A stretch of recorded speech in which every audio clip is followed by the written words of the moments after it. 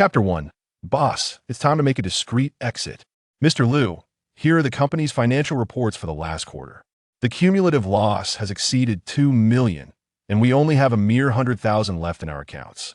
Why don't we launch a recharge event and prepare to make a run for it? Ming rubbed his temples, gazing at the logo of Whale Leap Games at the entrance, feeling utterly speechless. Make a run for it? Ming looked up, his eyes fixed on the financial director, Old Wang, with a bewildered expression. Old Wang, your thought process is quite radical. Truly a testament to your education at Talankio Academy. You possess a wealth of experience. But do you perhaps have a misunderstanding regarding the term legal entity?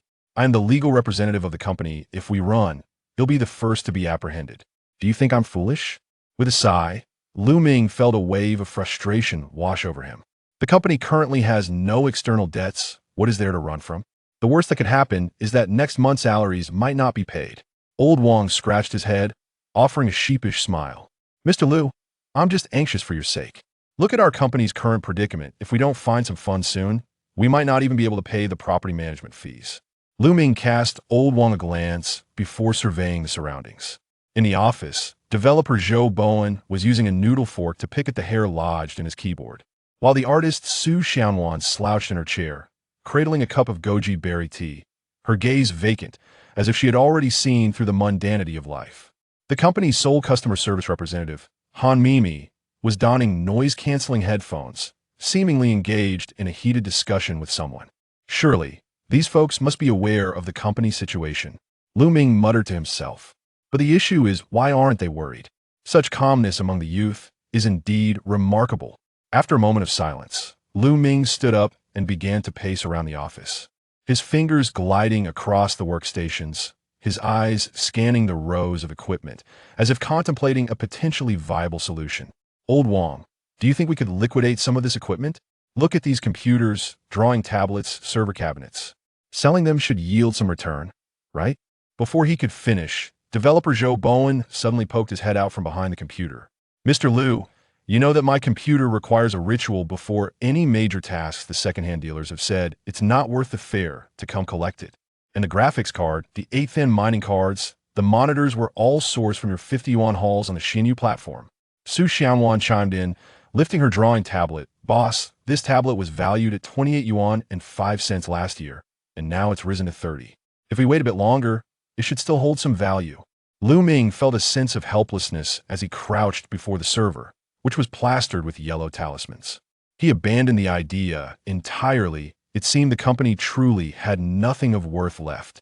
They were utterly destitute, unable to even sell anything for a decent price.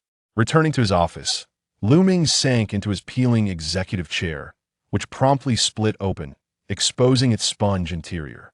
He opened his computer and began browsing through 2 previously developed single-player games by Whale Leap. The design aesthetics were commendable, the pricing reasonable, and there were even several innovative elements, with player reviews being fairly positive. Yet the greatest issue was their failure to generate profit. Their playability was abysmally low. For a game, this was an utter disaster. Observing the current state of Whale Leap, Ming felt a pang of discomfort, his gaze fixed vacantly outside the window, lost in thought. A week prior, he had been a beleaguered game planner, succumbing to exhaustion while debugging and unexpectedly transmigrating into this parallel world, inheriting this near-bankrupt game company. After a week of research, Ming had gained considerable insight into this world's gaming industry. The seemingly vibrant game market was, in reality, dominated by a few toxic gameplay mechanics. Initial recharge offers of 6 yuan for 7 days, login bonuses of 648 with double returns, and mindless tree chopping from the get-go.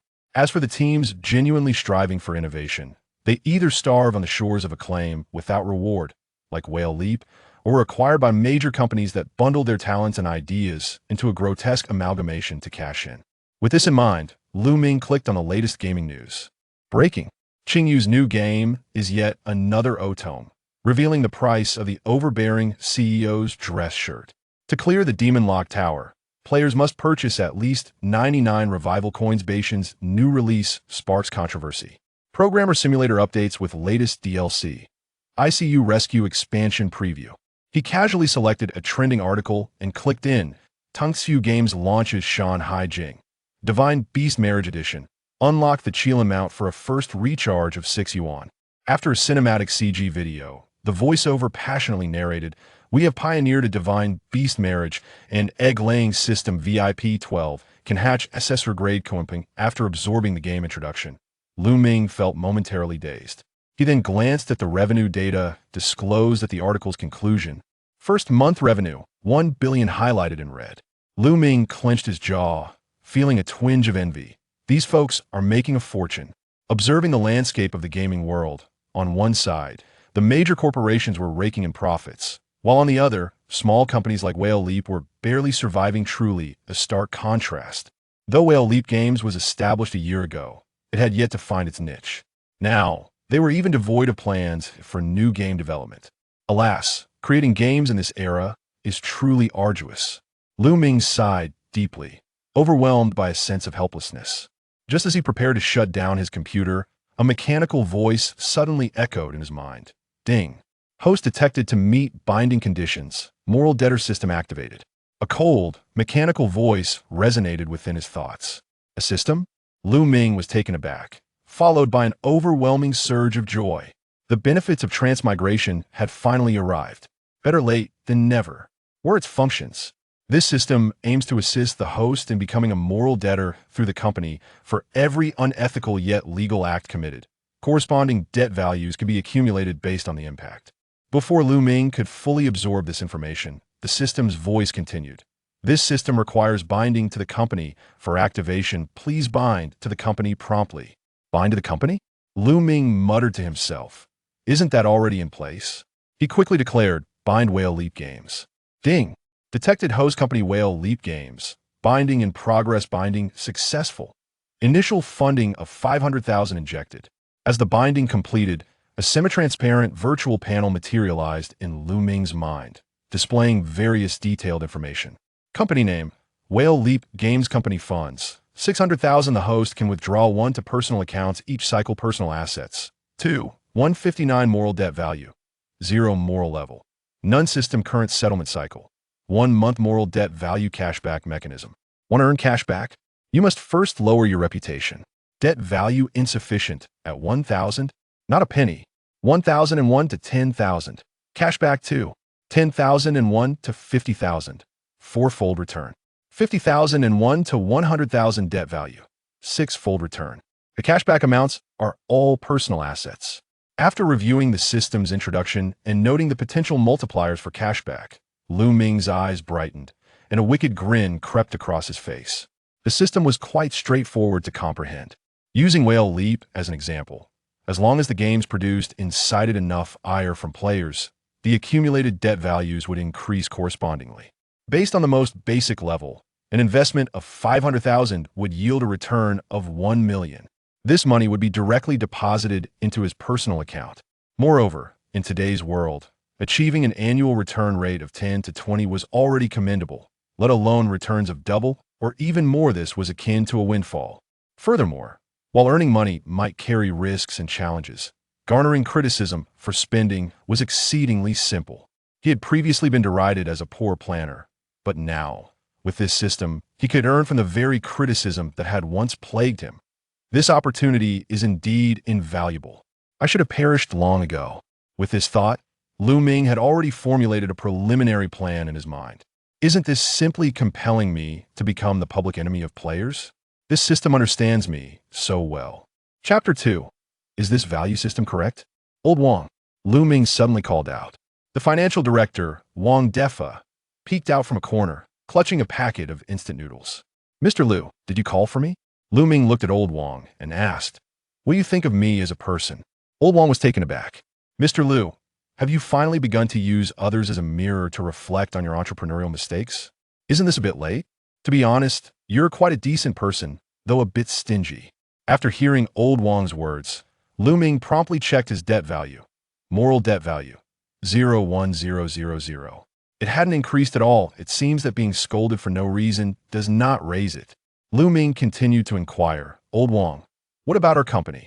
What do you think of it? A dream job where the pay is high, the work is light, and it's close to home. Lu Ming stared intently at Old Wang.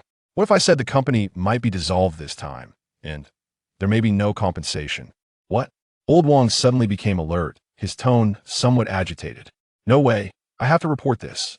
Boss, don't joke, you'll be facing arbitration. Lu Ming checked his debt value again, and it remained unchanged. After several experiments, he fully understood. In this world, there are no baseless insults. To increase his debt value, he would need to engage in unethical yet legal activities. Furthermore, if the company received positive reviews, there is even a risk of reducing the debt value. However, any investment within this debt value range could be recouped. With this in mind, Lu Ming's thoughts began to crystallize. After Old Wong left, Lu Ming once again gazed at the news regarding Tungsu Games on his computer screen, his eyes shimmering with fervor. This was one of the premier gaming companies in this world. This is the true industry benchmark. Lu Ming murmured to himself, admiring how well-crafted their games were, with even titles from over a decade ago still boasting a substantial player base. Moreover, players would play while complaining, and complain while playing. As for Tungsu and its owner, Mr. Ma, they were constantly under fire. Creating a game of such caliber was the long-term goal Lu Ming had envisioned. They were his idols. Immediately, Lu Ming found a picture of Mr. Ma to set as his computer wallpaper.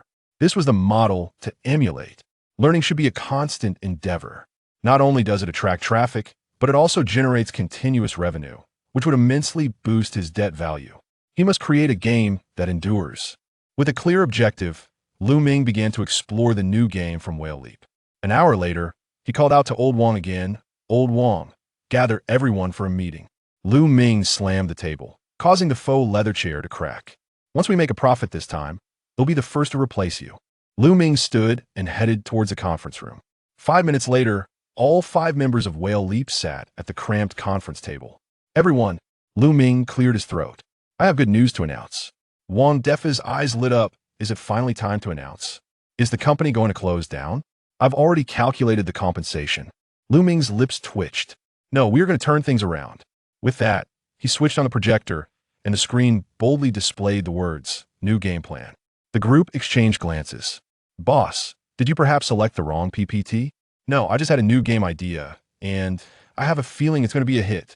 Upon hearing this, Su Xianwan set her goji berry tea aside and remarked dryly, Mr. Liu, you've said that before on 2 occasions. No, listen to me. This time is different. This time, we will create a mini-game where players assume the roles of various company owners, aiming to pull off clever maneuvers to embezzle funds and escape. This theme is bound to explode, and I've even thought of a name, Escape Simulator. The core gameplay revolves around competing to see who can abscond with the most money. All players will be ranked. It will be a competitive game. After hearing Lu Ming's words, Zhou Bowen, responsible for development, became somewhat uneasy. Mr. Liu, I've long said we need a professional game planner. We are a legitimate company. Even if times are tough, we must not engage in illegal activities.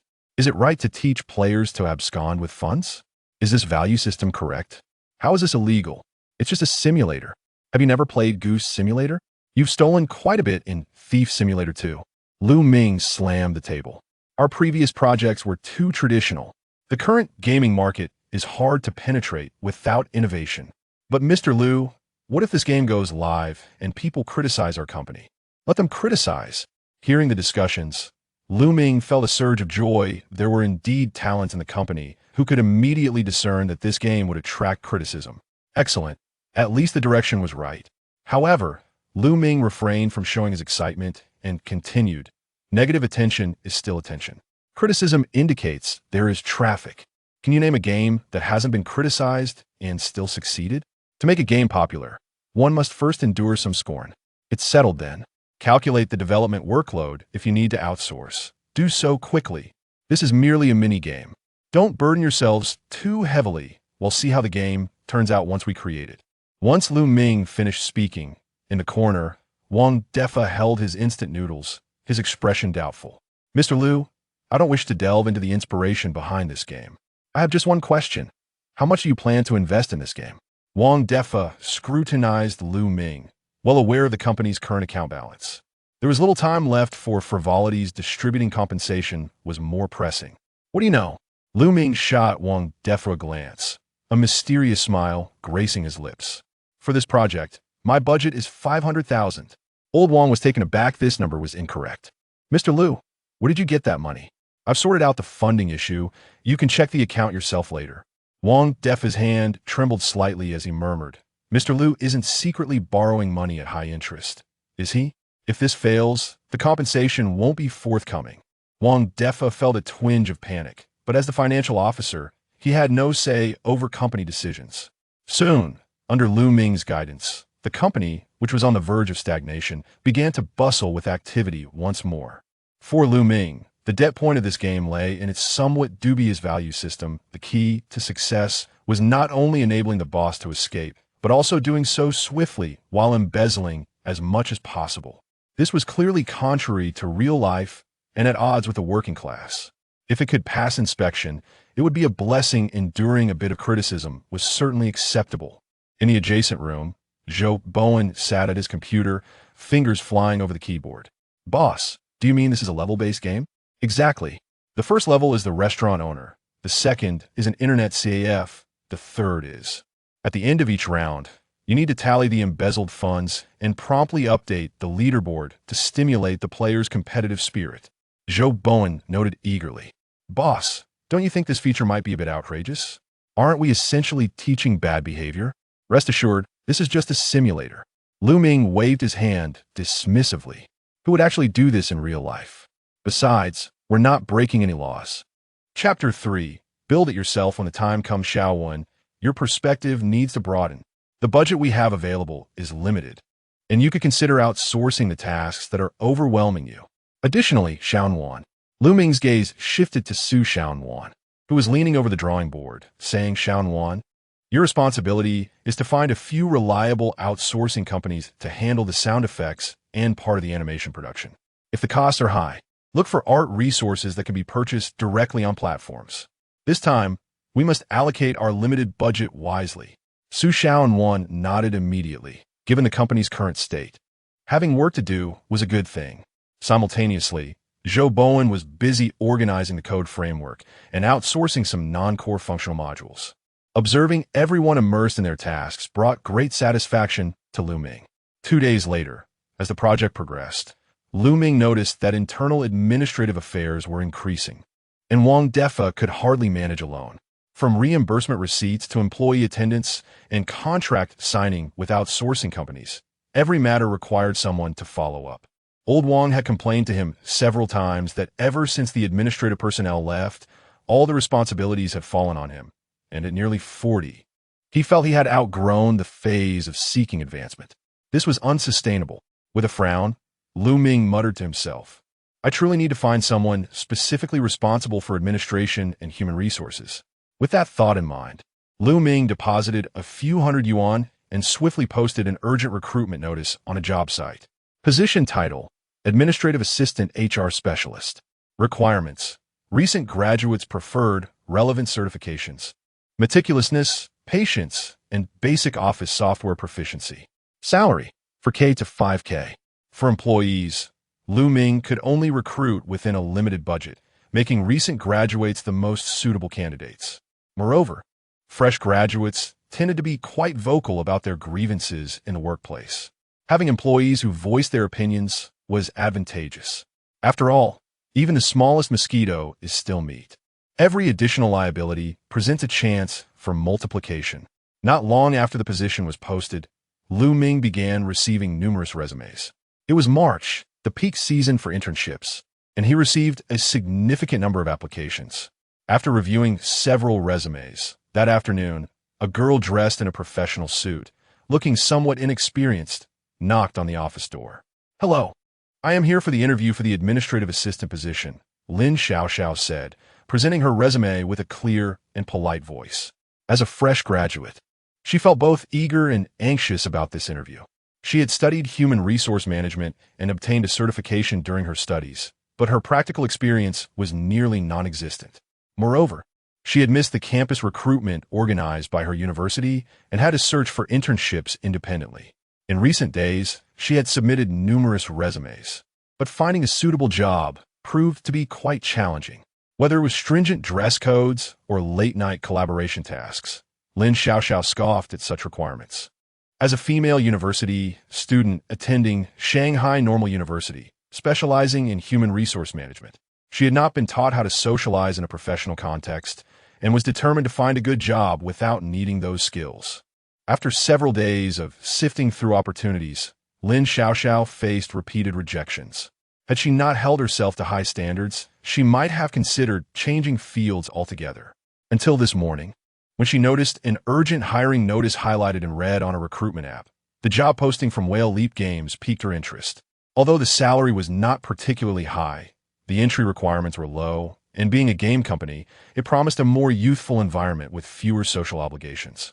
Despite its smaller size, Lin Xiaoxiao was unconcerned. Finding a job was difficult enough, and securing any position was her priority. After all, she needed an internship certificate. Upon entering Whale Leap Games, Lin Xiaoxiao noticed only a few individuals, most of whom were young, creating an atmosphere that perfectly matched her expectations, relaxed and casual, devoid of the cumbersome corporate protocols and pressure. As for the boss, upon entering the office, Lin Xiaoxiao was momentarily taken aback. The person before her, General Manager Liu, appeared much younger than she had anticipated, likely in his late 20s, with an air of fatigue and casual dishevelment. He bore no distinguishing qualities. Resembling a fresh graduate himself, seated across from her, Ming casually flipped through the resume, pausing to examine Lin Xiaoxiao's various certifications. "Oh, you have certifications? Quite impressive," he remarked. Seeing Ming's expression, Lin Xiaoxiao felt a slight relief and quickly added, "Yes, I obtained my certification during my studies and have a fundamental understanding of labor laws and human resource management. I hope to contribute to the company." Ming nodded and suddenly inquired, "What are your thoughts on overtime?" Lin Xiaoxiao hesitated for a moment before responding. According to the labor law, overtime should be compensated appropriately, and employees cannot be forced to work beyond their scheduled hours. Ming's eyes lit up, a smile gracing his lips. "Excellent. You understand the law. For employees at Whale Leap, this is crucial. After all, as our system dictates, all operations must be conducted within the bounds of legality, albeit with a touch of moral ambiguity. Having someone knowledgeable about labor law is quite beneficial." Subsequently, Ming asked several foundational questions, and after a series of discussions, he found Lin Xiaoxiao's responses satisfactory and made an immediate decision. Indeed, being a member of a professional network expedited the efficiency of the interview process. "So, do you have any questions?" he asked. "Actually, General Manager Liu, I would like to inquire if the company can provide internship certificates. Our institution requires a minimum of 3 months of internship." "No problem. Do you have any specific expectations for this internship position? I mean, will there be any impact on your internship report if you are categorized as an ordinary employee or part of the management team?" Lin Xiaoxiao momentarily faltered, unsure how to respond to Ming's question. "All right then, you shall assume the role of our human resources supervisor. Rest assured, our company values a flat management structure. To put it simply, in our organization, with 6 members, everyone is a supervisor. Do not feel awkward. You might even earn the title of outstanding graduate." Lin Xiaoxiao was taken aback, clearly not expecting to be promoted to a supervisory position immediately upon joining. Is this the management style of a small company? "Can I really do this? I lack experience," she queried, her voice tinged with uncertainty. "Don't worry. Experience is something accumulated over time," Ming replied with a half-smile. "Let me clarify. In our establishment, the labor law will be your guiding principle. Avoid asking me any trivial questions and focus on performing your duties well. As for the internship certificate," Ming smiled mysteriously, "you can rest assured. Our company is all about efficiency." As he spoke, Ming opened a document and began to make alterations with fervor, subsequently sending it directly to the printer. Internship certificate. Student Lin Xiaoxiao served as the human resource supervisor in our company from March to June, during which her performance was exemplary, and she independently accomplished the following tasks. 1. Formulated and implemented the Employee Benefits Optimization Plan, enhancing employee satisfaction by 200. 2.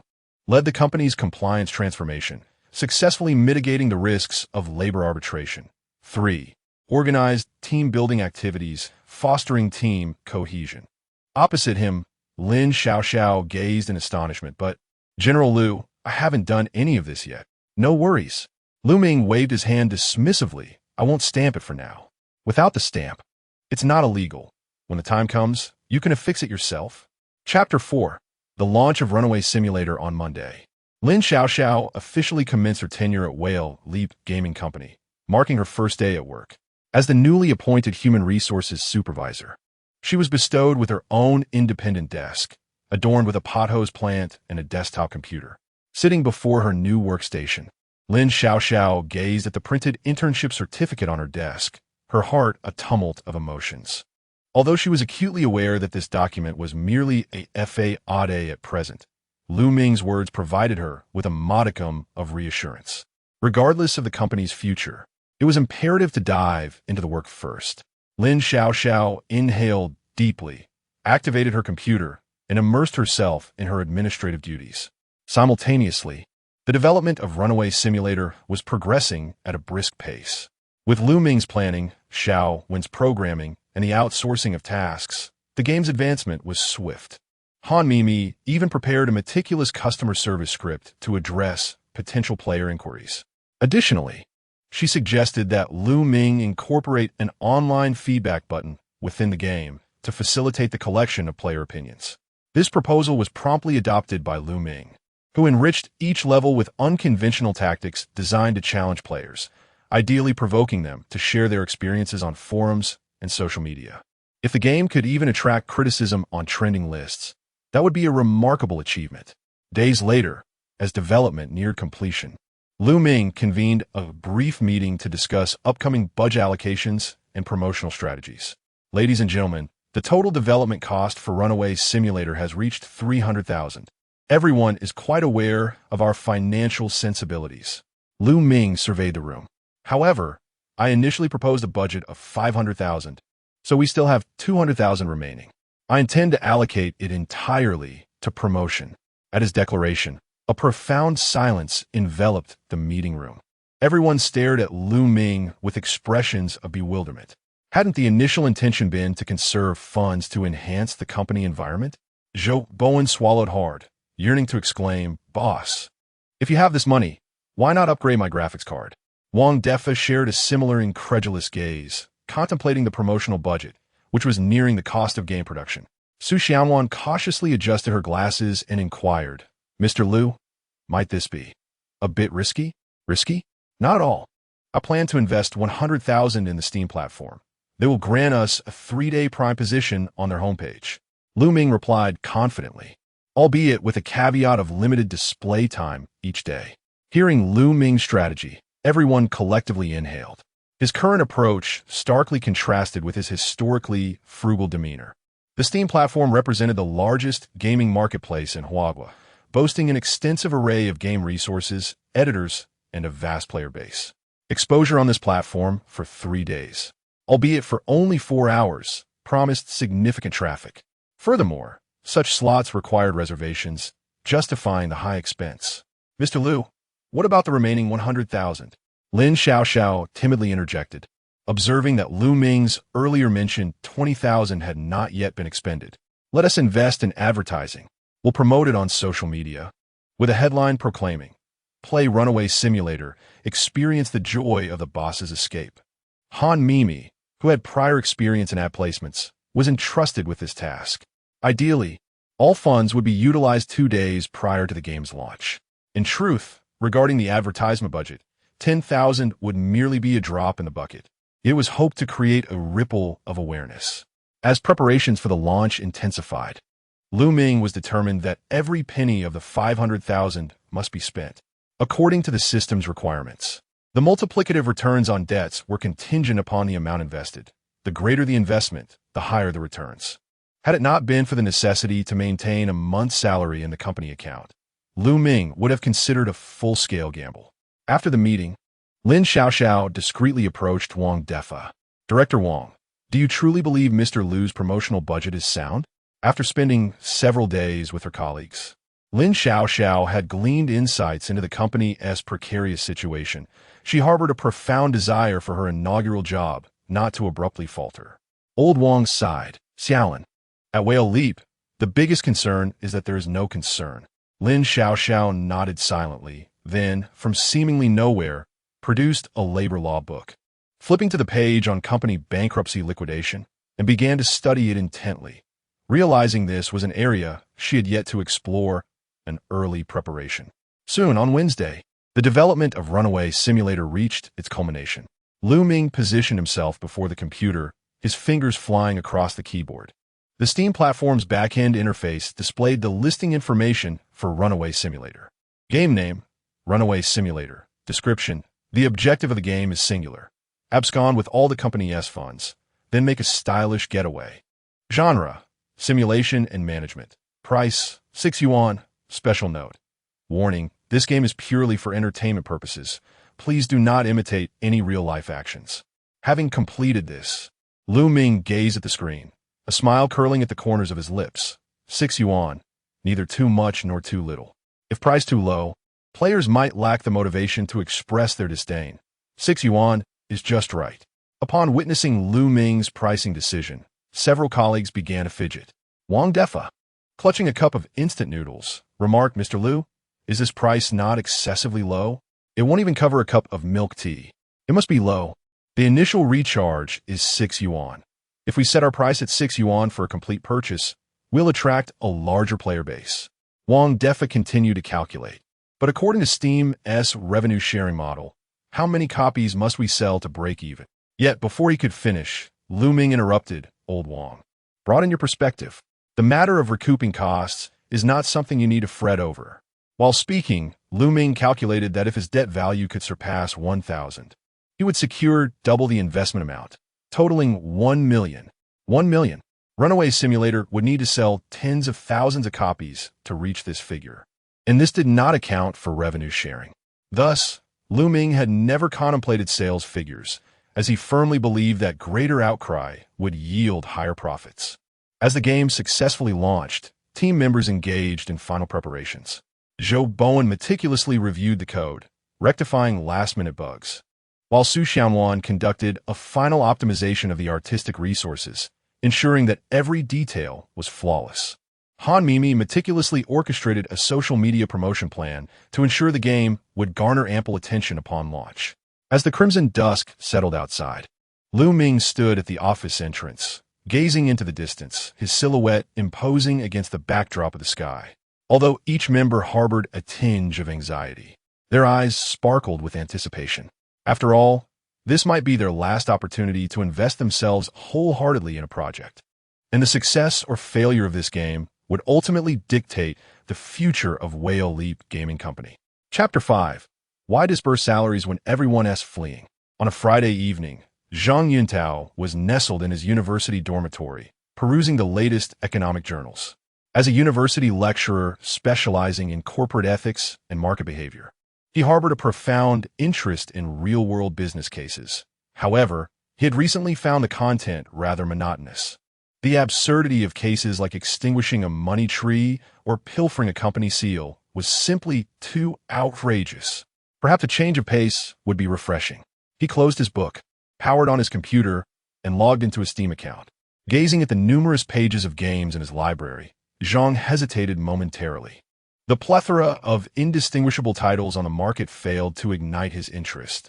He had purchased games he did not wish to play, and those he bypassed inevitably saw price reductions. Sighing, he casually clicked on the new game recommendations on Steam. Before long, an unusual game cover captured his attention. A man in a suit, sprinting with a bag in hand, pursued by a throng of furious employees and creditors. Boldly emblazoned on the cover were the words, Escape Simulator. What on earth is this? Zhang raised an eyebrow and clicked on the game's detail page. Imitating a boss fleeing from responsibilities? Intriguing. Upon noticing the modest price of just 6 yuan, he promptly clicked to purchase. Soon, the game downloaded, and Zhang eagerly entered the first level.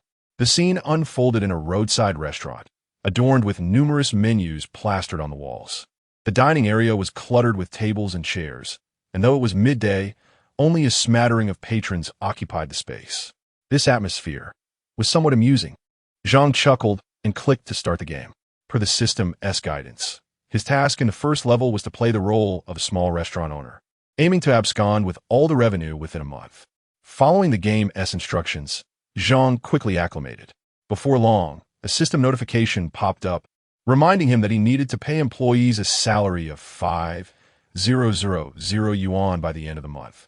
Zhang adjusted his gold-rimmed glasses, fixating on the dilapidated restaurant interface. When he opened the financial panel, he was astonished to find he could freely manipulate salary figures.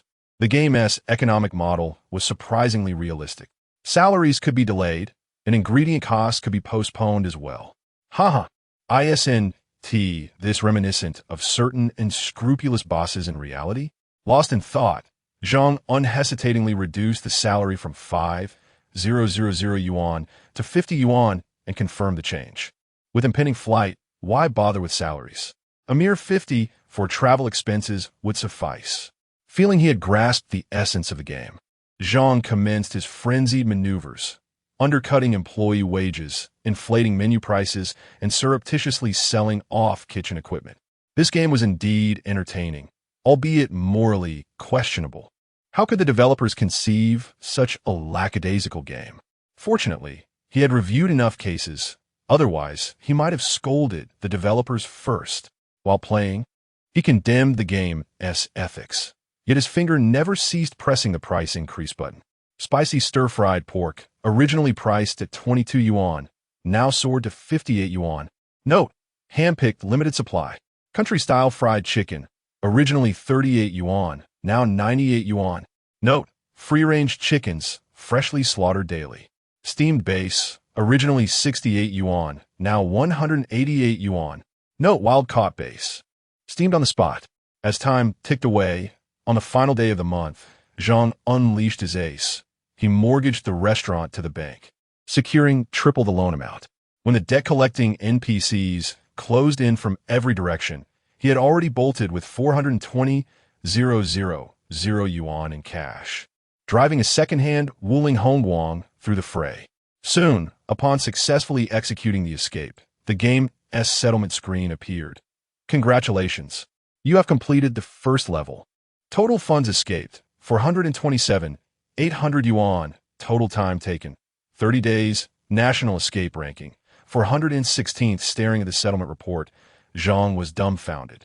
As a university lecturer specializing in market research, how could he only rank over 400th in the nation? This was utterly embarrassing. Suddenly, a fierce determination surged within him. What had those 400 individuals done? Following the leaderboard, Zhang quickly accessed the data for the top rank. National escape ranking. First, nickname, Half Summer S Pig. Total time taken, 14 days. Total funds escaped, 1,832,220 yuan. 14 days, over 1,800,000. How on earth did this individual achieve such a feat? I even sold my restaurant and still couldn't catch up. Besides pre-packaged meals, they couldn't possibly be using gutter oil, could they? Such unscrupulous acts must not be tolerated. Zhang was momentarily bewildered, yet a long-buried competitive spirit ignited within him. No, I must break into the top 100 in the next level. Feeling the vast disparity, Zhang shifted his focus directly to the second level. Upon clicking the next level button, the scene transitioned to a dilapidated internet CAF. Yellowing posters of shooting games adorned the walls, cigarette butts littered the floor, and several rows of outdated computer screens flickered incessantly. Filled with patrons, an internet CAF owner? This setting feels much more relatable. Zhang adjusted his glasses, intrigued as he observed the game interface. This venture appeared significantly larger. Zhang swiftly organized his thoughts. The familiar strategy unfolded. Cut employee wages, raise internet fees, and even introduce VIP rooms tailored to the local clientele. However, Zhang was astonished to discover that the internet CAF incurred an electricity bill of 8,000 yuan and an additional 4,000 yuan for internet costs each month. Such expenses were exorbitant. Furrowing his brow, Zhang promptly accessed the settings, downgrading the internet speed from high-speed fiber to intermittent dial-up.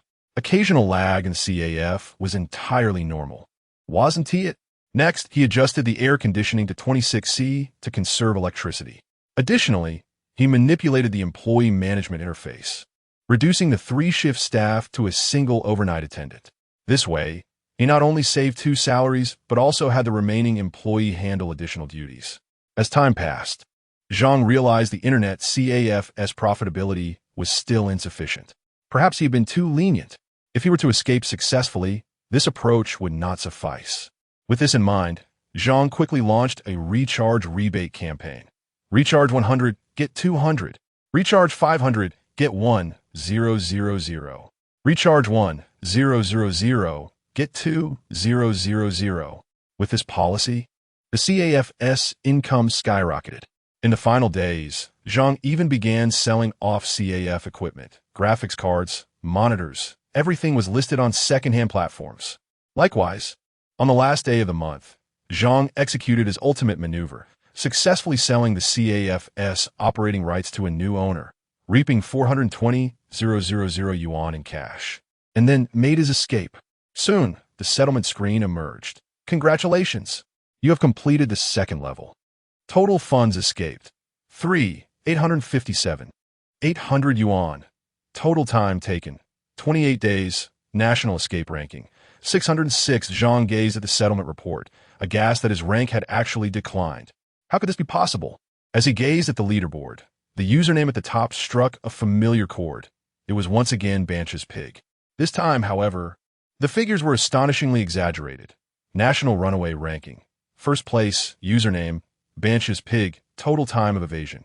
10 days, total funds dispersed. 11, 982, 500 yuan. 10 days. Over 10 million. Zhang Yuntao's pupils constricted sharply, his fingers frozen above the mouse, motionless for an extended period. How on earth did this individual accomplish such a feat? Could it be that this person possesses some practical experience? Who exactly is Banch's Pig? What kind of individual could such a person be in the realm of reality? Zhang Yuntao's mind raced, striving to comprehend the implications behind these figures. Having engaged in practical operations himself, he was filled with curiosity and an insatiable desire to unravel the methods employed by this enigmatic individual. Gritting his teeth, a glimmer of determination flickered in his eyes as he resolved to start anew. Chapter 6. A proposal for the Anti-Fraud Center to include this game. Uncertain of how much time had passed, Zhang Yuntao rubbed his tired eyes and glanced at the time in the lower right corner of his computer screen. It was 2 in the morning. He had persistently attempted the game escape simulator multiple times, yet his ranking remained stubbornly in the hundreds, never breaching the top 100. Could it be that I am genuinely too benevolent? He murmured to himself, his tone tinged with a sense of reluctance and bewilderment. Or perhaps the gameplay is even more chaotic than I had anticipated. After a sip of tea, he reflected on how long it had been since he had stayed up this late playing games. This game is truly a masterpiece that satirizes reality. Zhang Yuntao continued to ponder, not only allowing me to experience the life of a ruthless boss, but also unveiling the operational logic of numerous and scrupulous enterprises. This game should serve as a pedagogical tool in economics classes. With this thought, he suddenly conceived a novel purpose for the game. 2 days later, on a Monday morning, sunlight streamed through the classroom's blinds, casting a gentle glow upon the podium. Adjusting his golden-rimmed glasses, Zhang Yuntao lightly tapped on the multimedia console, causing the projection screen to descend, gradually revealing the topic for his lesson. The moral boundaries of market economy. Reflections from virtual to reality. The students below remained drowsy until Zhang Yuntao displayed a screenshot from a game. Class, today we shall embark on our discussion through a game I explored over the weekend called Escape Simulator. Upon seeing the game screenshot, a murmur of excitement rippled through the classroom. In the back row, one student nudged his slumbering classmate. Hey, you have to see this. Isn't this the game you were playing all weekend? You were cursing the developers all night. With disheveled hair, Zhu Hao rubbed his sleepy eyes and straightened up, recognizing the familiar interface on the projection. To his surprise, the teacher had also played the game. Meanwhile, Zhang Yuntao continued his explanation. Today, we will utilize this game as a case study to dissect the operational logic of the market economy. He switched to the next slide, his tone growing increasingly serious. Students, while Escape Simulator appears to be a purely recreational game, Its design encapsulates a plethora of economic principles.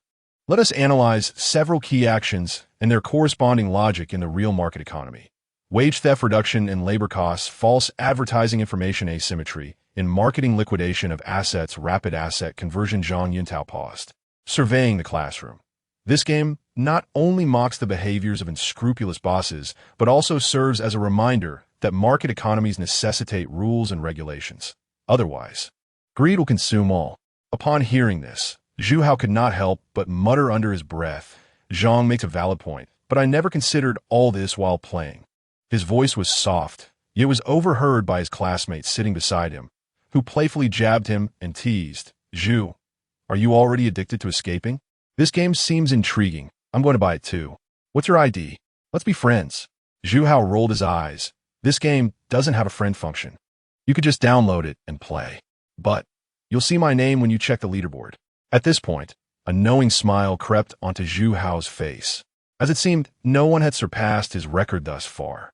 Meanwhile, at Whale Leap Gaming Company, Ming was grinning like a child as he monitored the back-end data. In just 2 days, the download count had reached 5 figures. Escape Simulator, with a total download count of 13,541. Although this figure does not classify as a blockbuster in the gaming industry, it was sufficient for Ming. At the very least, his 200,000 yuan marketing expense had not gone to waste. The most significant factor was that the game's comment section had already filled with scathing reviews. This game is utter garbage. It teaches players to become heartless bosses and corrupts workers. Is the developer's moral compass only a single page long? Creating a game that instructs players on how to exploit employees and customers, while falsely branding it as a simulator. It's abysmally difficult. I painstakingly cut wages, raised prices, and sold equipment, yet my ranking remains far behind. Is this game designed to deliberately frustrate players? It's a mirror reflecting the harsh realities of society. After playing, everyone seems like a corrupt boss to me. I find it quite fascinating with significant practical implications. I strongly suggest that the Anti-Fraud Center consider including this game in their reviews. Ming beamed at these comments, his heart swelling with joy. He immediately opened the system panel. Company name, Whale Leap Gaming Company. Company funds, 100,000 yuan. The host may withdraw 1 to personal account each cycle. Personal assets, 1, 765 yuan. Moral debt value, 10,021. Moral level, morally deficient. The moral debt value had just surpassed 10,000, indicating that the majority of players engaging with this game were indeed voicing their discontent. Ming was quite pleased, as this was his original intention. As long as this growth rate continued, he would achieve a 4-fold return on his investment during the settlement phase. 4 times 500,000 would yield 2 million. As for the game's revenue, Ming calculated that, given the current download figures, it would not recoup its costs. In the office, the atmosphere was somewhat gloomy. Lin Xiaoxiao sat at her desk, having perused the bankruptcy chapter repeatedly, confident that she could manage it independently. Developer Zhou Bowen wore a worried expression. "Mr. Liu, have you seen the comments section? Our game is being heavily criticized." I've seen. Ming struggled to contain his laughter. Zhou Bowen was momentarily taken aback, initially believing he had misheard. Considering the company's current situation and Ming's investment in the game, Zhou Bowen assumed the boss must be feeling overwhelmed. "Mr. Liu, are you under too much pressure? Perhaps you should take a break?" Wang Defa approached with a similarly concerned demeanor, feeling a heavy burden as the company's largest stakeholder. "Mr. Liu, should we issue an apology statement? The negative reviews are excessive." "Indeed, Mr. Liu, otherwise we risk losing players. The download rate is slowing, and in just 1 day, our advertising time on the Steam platform will expire, leaving us with no further opportunities." "Losses?" Ming shook his head. "Not at all. You are underestimating the players. They may complain, but those who are inclined to play will continue. Look at the comments section. The most vociferous critics have logged over 20 hours of gameplay. Moreover, with over 10,000 downloads. That is more than sufficient. Rest assured, everything is within my anticipated range." Listening to Ming's assurances, Zhou Bowen remained unconvinced. How could over 10,000 downloads be enough? However, he wondered, if this continued, would the company face a player boycott? Impossible. Players resist dull games. But our game is brimming with topics of discussion. Just look at the comments section. It's refreshing. Chapter 7. The game is on the platform, and the case is right beside us. Ming leaned back in his peeling boss chair, listening to his employees' anxious discussions, a smile nearly escaping his lips. He glanced at the system panel where the moral debt value was still soaring, his heart resonating with a triumphant drumbeat. Each negative review was merely adding bricks to the numbers in his account. However, Ming dared not display his elation too overtly.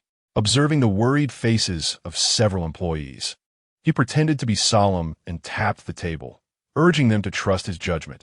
Even bad publicity is still publicity. Criticism generates traffic. Which celebrity hasn't faced a bit of scandal?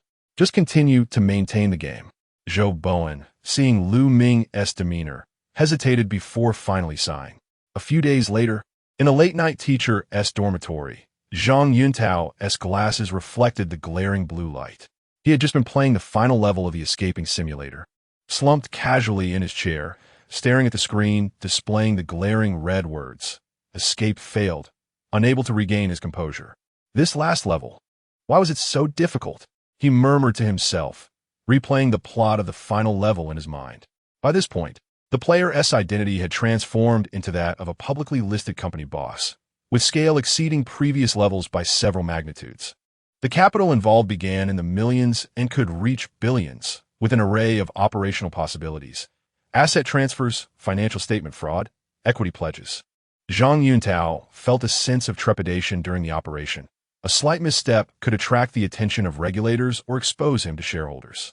Consequently, after numerous failed attempts to escape, he hadn't even managed to see the leaderboard during settlement. I need to find a guide. Zhang Yuntao opened the game forum and quickly began browsing. The comments beneath Escaping Simulator were flooded with scathing reviews and complaints. Trash game. Several levels are unplayable. The design is overly harsh. What a terrible game. It teaches people to be fraudsters. It's a societal scourge. Is this game intentionally disgusting? The last level is impossible to play. Once again, without values, one cannot create a good game. Overwhelmed by the tide of criticism, Zhang Yuntao felt a sense of helplessness. This isn't right. He thought, do these people even know how to play the game? They only see the surface-level unethical settings, oblivious to the deeper meanings intended to be conveyed. This is a maligned masterpiece. It's affordably priced and rich in significance. How can they criticize it so vehemently? With this in mind, Zhang Yuntao decided to post in defense of the game. He logged into the forum under his username, Wall Street Cockroach, and typed the title. What are we really criticizing when we condemn Escaping Simulator? Zhang Yuntao sought to clarify the misunderstood game, hoping to reveal its true value to a broader audience. As an economics teacher, I must assert that Escaping Simulator is not merely an entertainment game. It serves as a mirror reflecting the realities of society. From wage theft to false advertising and asset caching, each action precisely captures the behavioral patterns of certain unscrupulous enterprises in reality, particularly in the final level, when you become the boss of a listed company. Engaging in financial deception and insider trading to exploit the unsuspecting, it offers a poignant satire of the chaos in capital markets. This game has prompted me to rethink the moral boundaries of a market economy. It does not encourage players to emulate these behaviors, but rather uses exaggerated methods to remind us of the consequences that greed and deviation from norms may entail. The game is on the platform, but the examples are right beside us. If you play this game, will you not worry about the exaggerated advertisements of gyms you see on the street, wondering if they are merely professional closures? This game is profoundly educational and alarmingly realistic. I even dare say, this is not just a game, but a mirror reflecting the demons of our societal realities. We cannot condemn it for exposing the truth. You have not grasped what the developers genuinely aim to express. I hope everyone can look beyond the superficial escape mechanics and endeavor to comprehend the developer's original intentions. After writing the final word, Zhang Yuntao decisively clicked post. He hoped this article would provoke deeper contemplation among readers. If everyone could truly grasp the significance of this game, it would no longer be misunderstood, he muttered to himself. I hope this company can create even better games. No need to thank me. However, I seem to have forgotten to ask how to clear this final level. 2 days later, Ming was in a particularly good mood, anticipating the imminent receipt of 2 million in profits, which made him feel utterly at ease. Soon, he would improve the company's environment and then continue to gamble, turning 2 million into 4 and 4 into 8 million. What a delightful prospect. Humming a tune as he entered the office, Ming heard Joe Bowen's excited voice from the corner. President Liu, our game downloads have suddenly skyrocketed. Ming paused, hastily moving to the computer to check the back-end data. Indeed, the numbers on the screen made his eyes widen in disbelief. In just a few days, the downloads for Escaping Simulator had multiplied several-fold, surpassing 100,000 and continuing to rise. What is happening? Ming murmured, his expression incredulous. Just last week, it had been mercilessly criticized. How could it suddenly be thriving today? Are people coming to criticize us? Su Xiaowan also joined, looking bewildered. Could it be that a game streamer promoted us? Or perhaps the platform's recommendation feature finally bore fruit? Ming shook his head. Impossible. We have long surpassed the Steam platform's homepage recommendation period.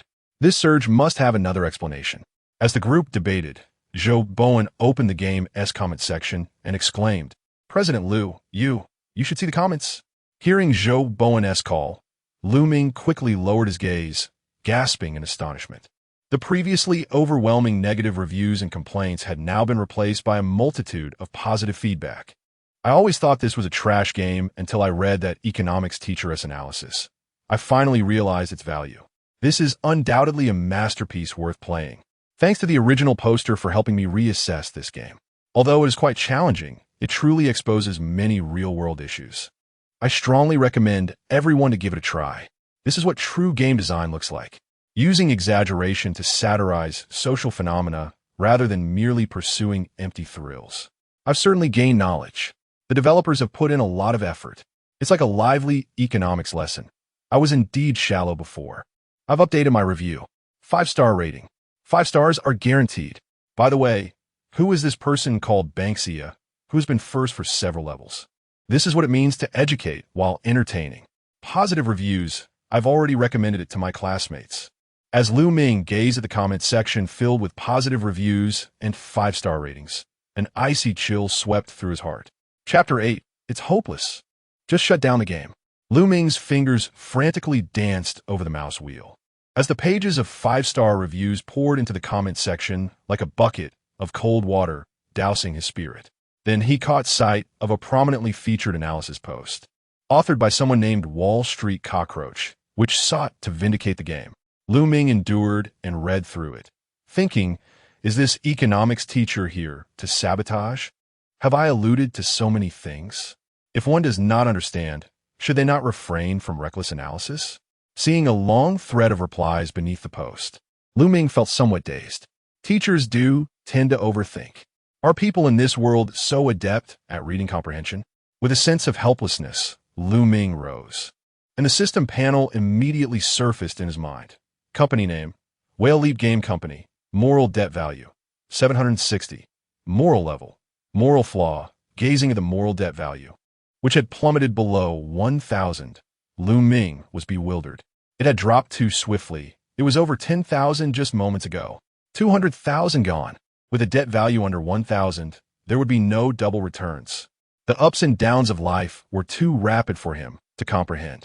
As Ming observed the declining debt value, his back teeth ground together in frustration. With over 10 days remaining until the end of the month, there was still time. There was still a chance for redemption. With this thought, Ming slammed his fist on the table, a flicker of determination flashing in his eyes. Bowen, immediately release a game announcement. We need to implement significant adjustments to the game. Remember what I said, and send it out right away. Understood, boss. Upon hearing Ming's voice, Joe Bowen's eyes sparkled with admiration, realizing that his boss was indeed a master strategist, surely plotting a grand scheme. He had underestimated the depth of his boss's vision. While the game was previously met with scorn, the boss remained composed. Now that the game seemed to be gaining traction, the boss was suddenly anxious. Ming, oblivious to Joe Bowen's complex expression, began dictating the announcement's content, Special notice regarding Runaway Simulator. We appreciate everyone's support for Runaway Simulator.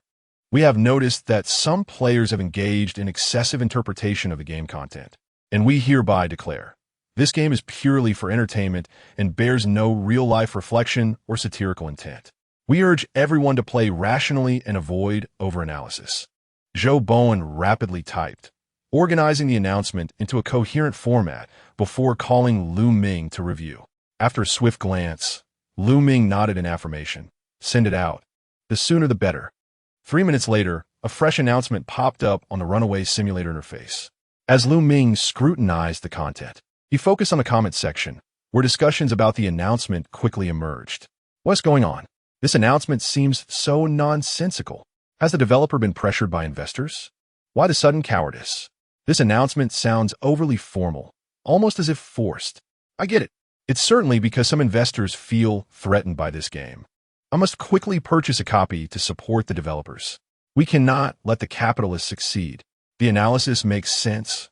Are they indeed feeling threatened? If so, blink twice. The influence of the comments soon led to players spontaneously organizing a campaign to protect Runaway Simulator. Brothers, charge forth. We cannot let such a wonderful game be buried. I just bought 10 copies to gift to friends. We must not allow this brilliant creation to be suppressed by capital. Brothers, let's flood the Steam platform with good reviews. We cannot let the developers feel disheartened. Anyway, the price is low. I don't usually play these types of games, but I cannot let capitalists win. I'll buy. See, this is reality reflecting in the game. The developers must be threatened. Brothers, buy like crazy. Don't let this heartfelt game be taken down. Having read the announcement multiple times, beneath those seemingly normal words, Lu Ming perceived a profound spirit of defiance. Brothers, I'll give away 100 copies of the game under this comment. I'll keep my word. Watching the back end refresh with new comments, Lu Ming felt his heart sink, his expression growing grim. What on earth is wrong with these people? Why won't they heed the warning? He had hoped that the updated announcement would dissuade players, but it had backfired spectacularly. Before long, influenced by the comments, players on the forum were rallying to protect Runaway Simulator.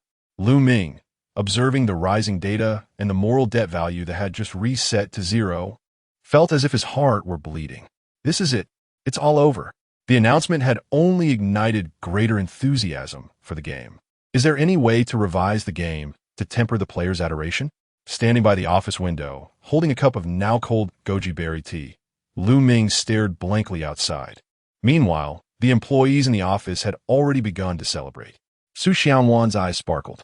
President Lu, your strategy of retreating to advance is truly brilliant. You are undoubtedly the most formidable marketer I have ever encountered. Zhou Wenbao nodded in agreement. President Lu, should we organize some sort of event? Perhaps distribute some benefits? Wang Defa, with excitement, rubbed his hands together, seriously reviewing the game's download data.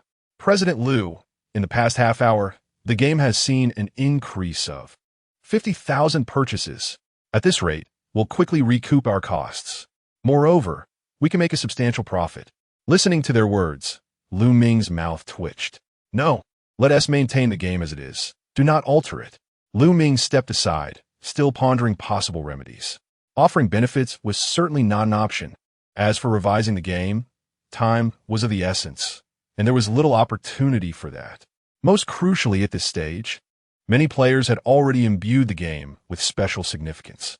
No matter how one explains, they would only interpret it through their own lens.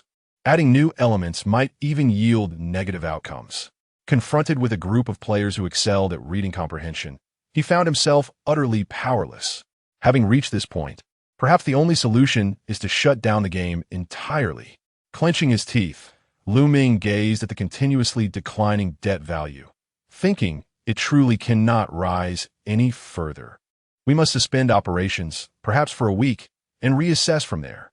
With this in mind, Lu Ming returned to the computer, contemplating how to explain the situation to his team. Suddenly, a golden pop-up appeared on the screen, a notification from the Steam platform's backend. Congratulations! Runaway Simulator has been awarded the title of Most Meaningful Game of the Month. We will provide you with a featured spot on the homepage for 15 days. Upon reading this notification, Ming felt a wave of despair wash over him. A homepage feature? For half a month, he murmured to himself, his complexion paling instantly. Is the Steam platform this efficient? Previously, he had to pay for a mere 3 days of promotion, and now they're granting him half a month. What significance could this game possibly hold? Save those promotional resources for games that truly need them. Ming felt a surge of panic. If I shut down now, it could jeopardize our relationship with the platform. After all, Steam is currently the largest gaming platform, and if they offer a feature spot, choosing to suspend operations would be tantamount to causing a rift. Wouldn't that be akin to flipping the table on the boss? What if they choose not to work with us in the future? After all, the platform also benefits from revenue shares. The greater the downloads, the more they earn from their cut. Moreover, Whale Leap's future games are slated for release on this platform. If this affects our subsequent plans, it would be utterly unacceptable. Ming let out a helpless sigh, resigning himself to the situation. Well, it is what it is. After all, it has come to this point. It cannot possibly deteriorate any further. Chapter 9. An interview with the old horse, resounding and enlightening. Outside the window, the city's neon lights flickered amidst the flow of traffic. A week later, the total downloads of Runaway Simulator had surpassed 600,000. Ming slumped in his chair, having completely given up the struggle. Over the past few days, he had contemplated numerous solutions, yet none had borne fruit. Players had already formed preconceived notions and were unwilling to trust the changes he had implemented. His debt value had remained stagnant at 0 for several days. Mr. Liu, you look rather unwell. Lin Xiaoxiao timidly approached him, clutching a folder. The first batch of revenue from the Steam platform has arrived. Please take a look. Ming gazed out at the densely packed skyline, took the folder, and flipped to the first page. Lin Xiaoxiao cautiously explained, Mr. Liu, this is the revenue breakdown from the Steam platform. The game is priced at 6 yuan, with a 30 platform fee, leaving us with 70 of the revenue. Therefore, our total sales of 600,000 units amount to 3.6 million yuan, with the platform taking 1.08 million, resulting in an actual income of 2.52 million. After deducting server maintenance costs, employee salaries, outsourcing fees, and other miscellaneous expenses, the company account balance stands at 2.02 million. Lin Xiaoxiao's tone was somewhat lighthearted, casually mentioning a profit of over 2 million. The company was profitable, and her internship position was finally secure. Ming looked at the figure, feeling a mix of emotions. Familiar 2 million. Over 2 million. How quickly that'd come. He could have easily earned 2 million through system cashback, or even more. Now, following the conversion ratio, he could only receive 20,000. The money was indeed there, but it had landed in the wrong place. How is this any different from adding insult to injury? Mr. Liu, are you feeling unwell? Lin Xiaoxiao observed Ming's fluctuating expression, feeling somewhat anxious. The company had finally turned a profit, yet he remained discontent. The game was a hit, yet he appeared perpetually troubled. Players were singing praises, yet he continued to sigh. The mindset of a successful individual was utterly beyond her comprehension. With that thought, Lin Xiaoxiao produced a procurement request form. Mr. Liu, these are some procurement needs from the colleagues. Ming took the form she handed him and casually flipped through it. It was filled with various requests: new office computers, graphics cards, drawing tablets, water dispensers, office chairs, and so on. The company was profitable, and everyone finally dared to submit procurement requests. Moreover, the equipment at Whale Jump truly needed an upgrade. Much like the squishy chair he was sitting on, what purpose did it serve anymore? Since the company's profit wouldn't directly benefit him, he might as well reinvest it back into the company. Furthermore, with the debt value now at 0, treating the employees well would have no adverse effects. With this in mind, Ming nodded. No problem, all these procurements are approved. Since the company is profitable, everyone should enjoy the fruits of our labor. Replace all these chairs with ergonomic ones, and in addition to the water dispensers, let us get a coffee machine too. Also, since everyone has worked hard during this period, let us have a dinner gathering one evening and distribute some bonuses. Upon hearing this, Lin Xiaoxiao's eyes lit up, and she excitedly dashed back to the office. Soon, The entire office was filled with laughter and joy, every face radiating anticipation and satisfaction. Listening to the cheerful sounds from the office, Ming gradually calmed his emotions. He no longer intended to engage with Runaway Simulator. The game was still featured on the recommendation page. If he were to meddle with it again, and it became popular, what then? Instead, he would take this time to thoroughly research the next game. Ming gazed at his computer, the familiar photo of the old horse gracing his wallpaper. As he looked at the old horse's smiling face, Ming felt a flicker of strength. If the old horse could accomplish such feats, why was it so difficult for him? He began to review the old horse's previous interview footage, realizing that players' complaints about pay-to-win mechanics indicated a deep emotional investment. In the video, Old Horse winked to the camera, saying that spending money was akin to courting. Insults were but expressions of affection. We provide emotional value. Even if players complain, they will continue to play. The more they spend, the stronger their emotional ties to the game. The Old Horse's interview was indeed enlightening. As Ming absorbed his wisdom, he suddenly identified the core reason for his failure. The player's investment in Runaway Simulator had been too minimal, just 6 yuan. In his eagerness to attract a large audience, he had set the threshold too low. Consequently, a game priced at 6 yuan had its playability questioned. What was there to complain about? Even if players ranted, their grievances were limited.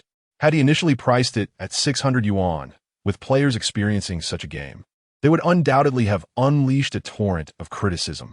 They would surely voice their discontent over the implications of reality, lamenting, "You took my money." With that realization, Ming's gaze softened as he looked at the computer screen. Truly, he was in awe of his idol. A single interview had led him to uncover the fundamental issue. Another crucial factor was that Runaway Simulator had been driven by his own perspective, failing to adequately consider what players desired. This led to misguided assumptions and ultimately skewed outcomes. Such an oversight was unacceptable. Ming, being someone who had traversed this path, was not entirely attuned to the preferences of this world. Since the problem lay in his failure to comprehend the player's needs, he resolved to rectify that.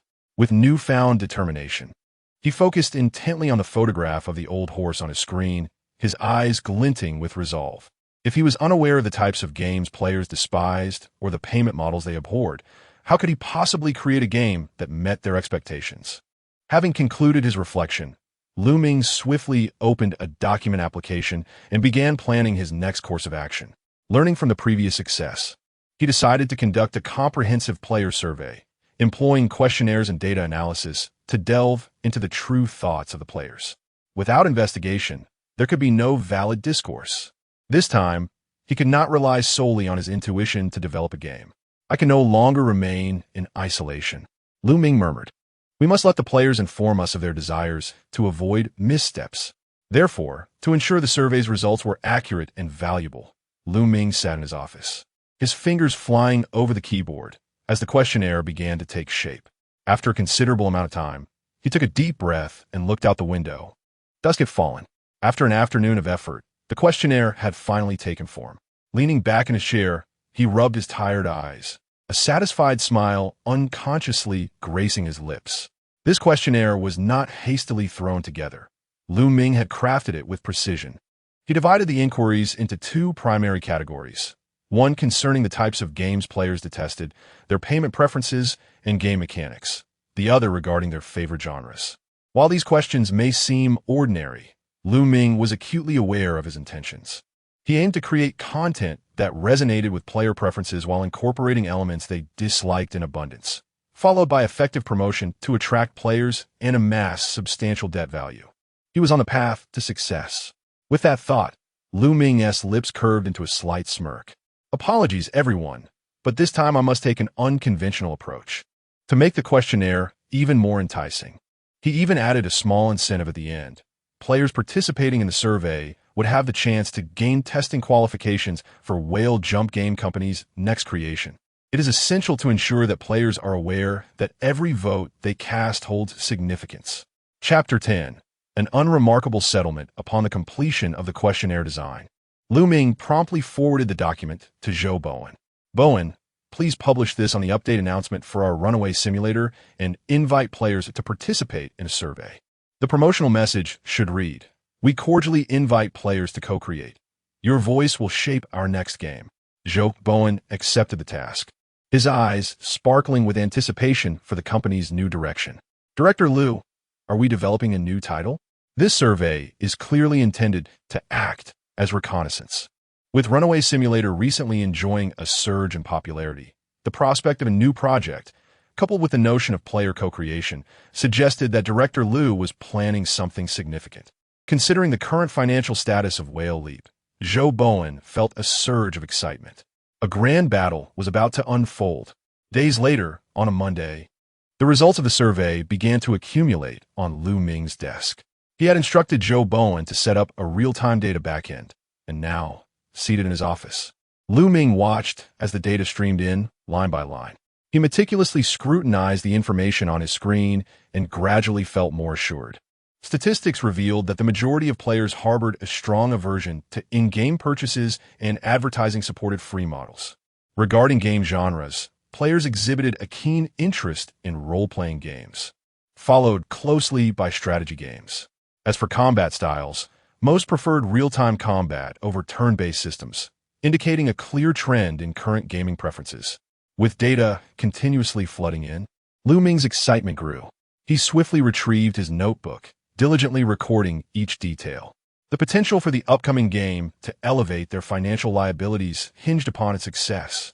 Once the statistics were finalized, Lu Ming took a deep breath and opened the system panel to initiate the end-of-month settlement. Today was the first of the month, yet Lu Ming felt no anxiety. After all, Runaway Simulator remained on the recommendation list. The financial liabilities had not significantly increased in recent days, lingering at 2- or 3-digit figures. It appeared that they would have to wait until Runaway Simulator completely exited the recommendation list. To this end, Lu Ming had already ceased the development and maintenance of new levels for Runaway Simulator, awaiting its natural decline. Unsurprisingly, Lu Ming began the settlement process. Ding! The current period has concluded. Settling now. Company name: Whale Leap Games. Company funds: 56 million yuan. The host can withdraw 1 for this period, amounting to 25,600 yuan. Personal assets: 28,159 yuan. Moral liability value: 121. Moral level: morally flawed. This period's moral liability value is 121 points. The cashback target was not met. Thus, no multiple cashback can be provided. Next settlement period: 1 month later. Gazing at the figures displayed on the system, Lu Ming felt a profound sense of bewilderment. What? The initial promising start had crumbled due to a casually posted article. A moral liability value of 121 meant he hadn't even grazed the threshold for cashback, and the personal withdrawal of over 20,000 yuan paled in comparison to the previous amounts exceeding 2 million. Life certainly should not involve opening champagne prematurely. Had he known, he would have opted for a different genre to develop. Rubbing his temples, Lu Ming muttered, his voice laced with regret. Who could have anticipated that a game devoid of moral principles would elicit empathy from players? Transitioning from a subpar developer to a conscientious one had diminished the criticism, causing the liability value to stagnate. There was no time to dwell on past successes. Identifying the next point of contention was of utmost importance. In 2 days, Runaway Simulator would exit the recommendation list, and online chatter had significantly diminished, with download numbers beginning to decline. It was time to prioritize the planning of new projects. With this thought, Lu Ming inhaled deeply and pushed open the conference room door. Minutes later, Joe Bowen, Su Xiaonuan, Wang Defa, and others were already seated. Several cups of freshly brewed goji berry tea adorning the table, filling the air with a subtle fragrance. Everyone, today we will discuss the planning of a new game. Lu Ming approached the whiteboard, grasping a marker, his gaze sweeping across each individual present. Joe Bowen's face lit up, and he immediately opened his notebook, ready to take notes. He had anticipated this moment. Ever since the survey was distributed, he had sensed that Director Liu would surely have new plans. This time, with over 1 million in funds, the scale of the game we develop will undoubtedly be larger. Lu Ming continued, While Runaway Simulator has brought us our first pot of gold, it has also revealed numerous issues. Moreover, as Runaway Simulator is merely a small game, it fails to showcase the capabilities of our game company. Therefore, for this new project, we must learn from our mistakes and thoroughly consider player needs and market trends from the outset. Everyone nodded in agreement, their eyes fixed on Lu Ming with a glimmer of anticipation. Lu Ming waved the marker in the air, cleared his throat, and continued, according to the survey results. Players have the highest preference for role-playing games, accounting for 65%. So let us determine that our new game will be an online RPG. Upon hearing this, the conference room erupted in murmurs of low approval. Joe Bowen was the first to nod, his pen swiftly inscribing the words online RPG in his notebook. A hint of excitement on his face. Director, this direction is reliable. RPGs are currently mainstream, boasting a large player base, and the online aspect can incorporate social elements, ensuring great potential. He had long harbored a desire for the company to undertake a more ambitious project since the success of Runaway Simulator. And now Lu Ming's direction finally aligned with his aspirations. Lin Xiao, sitting nearby, nodded vigorously. Though initially unfamiliar with gaming, she had diligently acquired knowledge after the company's fortunes improved. She gazed at Lu Ming, her tone brimming with hope. Director, will we be creating an open-world game? Didn't the survey indicate that players favor open-world experiences? Indeed, themes involving interstellar settings or traditional mythological tales are quite popular at present. As Lu Ming listened to the discussions among his employees, a subtle smile crept onto his lips. He was well aware of the players' fondness for open worlds. Yet his primary concern was the liability value, not player acclaim. Selecting role-playing games as the main development avenue was merely a tactic to captivate player interest. However, for the time being, he needed to reassure the team. So he nodded and spoke in a calm tone. The direction for role-playing has been set, but I have some thoughts on how to proceed. Next, I will discuss combat mechanics and the narrative backdrop. He turned to the whiteboard and wrote the words turn-based combat, followed by the title Cultivation World. As Lu Ming finished writing, an instant hush fell over the conference room. Joe Bowen's pen hovered in midair. Unfazed by the reactions of those present, Lu Ming continued, as for the combat mechanics, I have decided to implement a turn-based system for its simplicity and convenience. Regarding the narrative backdrop, we shall set it in a cultivation realm. Players will assume the role of a mortal, with the primary objective of gradually upgrading and battling their way to enlightenment. Chapter 11. Following the boss is the right choice. Lu Ming turned around, casting a glance at the crowd, his face adorned with a calm smile, as if oblivious to the eerie silence enveloping the room. He set down his marker, clapped his hands, and continued. The turn-based system is straightforward. We can develop it swiftly, and the cultivation backdrop is easy to manage. Players will assume the role of mortals, embarking on their journey to immortality from scratch. The main storyline will revolve around leveling up, alchemy, and monster battles. What do you think? As soon as his words settled, the conference room erupted into a cacophony of voices. Su Xianwan was the first to break the silence. Although she was a designer, she had conducted extensive research on games. CEO Lu, turn-based, cultivation, but our survey clearly indicated that players prefer real-time combat. Less than 20 favor turn-based systems. Isn't this counterproductive to player preferences? Su Xianwan evidently found the company's proposed development direction absurd, and even the cultivation theme left her somewhat exasperated. How could CEO Lu oppose the market's trends? Before she could elaborate, she added, cultivation was indeed popular. But that was a decade ago. The narrative of mortals gradually becoming immortal is rather cliché and likely to fail in captivating the younger audience. In the adjacent seat, Joe Bowen furrowed his brow, his tone imbued with skepticism. CEO Lu, I too find this somewhat peculiar. While online RPGs are indeed the way to go, who still enjoys turn-based gameplay apart from the older generation of players? Look at the current trends. Real-time combat is exhilarating and highly interactive. Why must we take the opposite route? Upon hearing Lu Ming's plan, Joe Bowen felt a wave of excitement dampened. Moments ago, he believed their thoughts aligned, but now it felt as though a bucket of cold water had been thrown over him, filling his mind with questions. It was perplexing. Lu Ming was not significantly older than him, so why could they not seem to think in tandem? Old Wang leisurely set down his teacup, adjusted his glasses, and spoke with a hint of hesitation. CEO Lu, may I speak candidly? I understand you might be considering our game development costs. While turn-based systems are less expensive to develop, the market has already shifted towards real-time combat. As for the cultivation backdrop, it's saturated with similar mobile games. It seems difficult for us to stand out. The employees' doubts surged like a tidal wave. Lu Ming stood before the whiteboard, arms crossed, still wearing that calm smile. The louder the dissent, the more it validated his perspective. His approach certainly contradicted market norms, but that was precisely his intention. I understand your confusion, but this is my strategy. A turn-based system conserves resources, and the cultivation theme has a solid foundation among the audience. Let's first construct the framework, and we can refine the details later. As for whether players will enjoy it, we will find out once it is created. Will we really find out? This phrase, so familiar, seemed to echo as Lu Ming's catchphrase. Below, several employees exchanged glances. Just then, Zhou Bowen's expression shifted. He frowned, intently studying Lu Ming's confident visage. And suddenly, memories of developing Runaway Simulator flashed through his mind. Before its launch, who could have predicted its astounding success?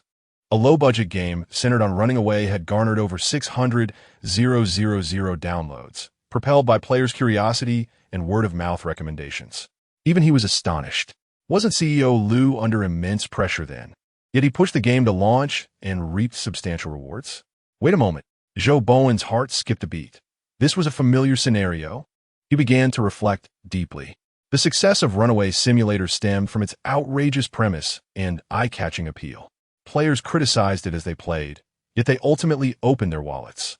Lu Ming's proposition of a turn-based system combined with a cultivation theme appeared to defy player expectations. Yet what if? What if CEO Lu perceived a fifth layer of insight that they couldn't see? At this thought, Zhou Bowen's heart raced. He discreetly glanced at Lu Ming, his eyes radiant, a smile tugging at the corners of his mouth. It was too familiar, too confident. That demeanor, observing Lu Ming's self-assured stance, Zhou Bowen felt a sense of unease. This man never played by the rules. Last time it was about running away. This time it was about cultivation. Could he be concocting another grand scheme? Players despising turn-based systems? He would insist on it. Players rebelling against cultivation tropes? He would insist on a mortal's counterattack. CEO Lu was not foolish. He must have his own rationale. The boss was undoubtedly strategizing on a grand scale. Yet perhaps his own understanding was too limited, his perspective too narrow to grasp it fully. The more he pondered, the more plausible it seemed, and his lips involuntarily twitched. Bowen, why are you silent? Su Xianwan nudged him, unable to contain herself. Weren't you the most opposed to turn-based systems before? Why are you suddenly mute? Zhou Bowen snapped back to reality, chuckling awkwardly as he scratched his head. I suddenly feel that CEO Lu's ideas might hold merit. He paused, his tone gaining conviction. Think about it. Was Runaway Simulator outrageous too? Yet it succeeded, didn't it? CEO Lu must have his own deeper intentions. Perhaps we simply lack the insight to understand. Learning is a never-ending journey. We must continue to learn from CEO Lu. Upon hearing this, Su Xianwan was taken aback. Bowen, what do you mean? Are you serious? You're suggesting that in the 21st century, there are still players who enjoy turn-based cultivation games? Zhou Bowen swallowed hard. He himself lacked certainty, but he forced himself to say, who knows? The gaming market often defies logic. If I could truly comprehend it, I wouldn't just be a developer. Let us follow CEO Lu. After all, the company has funds. CEO Lu must have an interest in financial success. Listening to Zhou Bowen's words, Lu Ming nearly burst into laughter. He was indeed interested in money, but not for the sake of game profits. Nevertheless, seeing Zhou Bowen's support, he silently commended him. This young man had potential. Since Zhou Bowen had acquiesced, Lu Ming chose not to confront or explain further, simply flowing with the moment. Let us estimate the development timeline for our game. I will handle the background. Su Xianwan still found it hard to comprehend, but seeing Zhou Bowen relent, she refrained from further objections. Leaning back in a chair, Zhou Bowen felt as though he were caught in a whirlwind of emotions. On one hand, he trusted Lu Ming, believing the boss had a backup plan. On the other hand, he worried about the project, genuinely unable to grasp it. If it failed, would their company face bankruptcy again? Why did it feel like the highs and lows at Jingtai came so swiftly? Zhou Bowen sighed, self-mockingly thinking, well, if CEO Lu truly stands atop the 5th layer, I shall applaud him from the 1st layer. Following the boss is certainly better than floundering in uncertainty. Chapter 12. Spending money, earning criticism.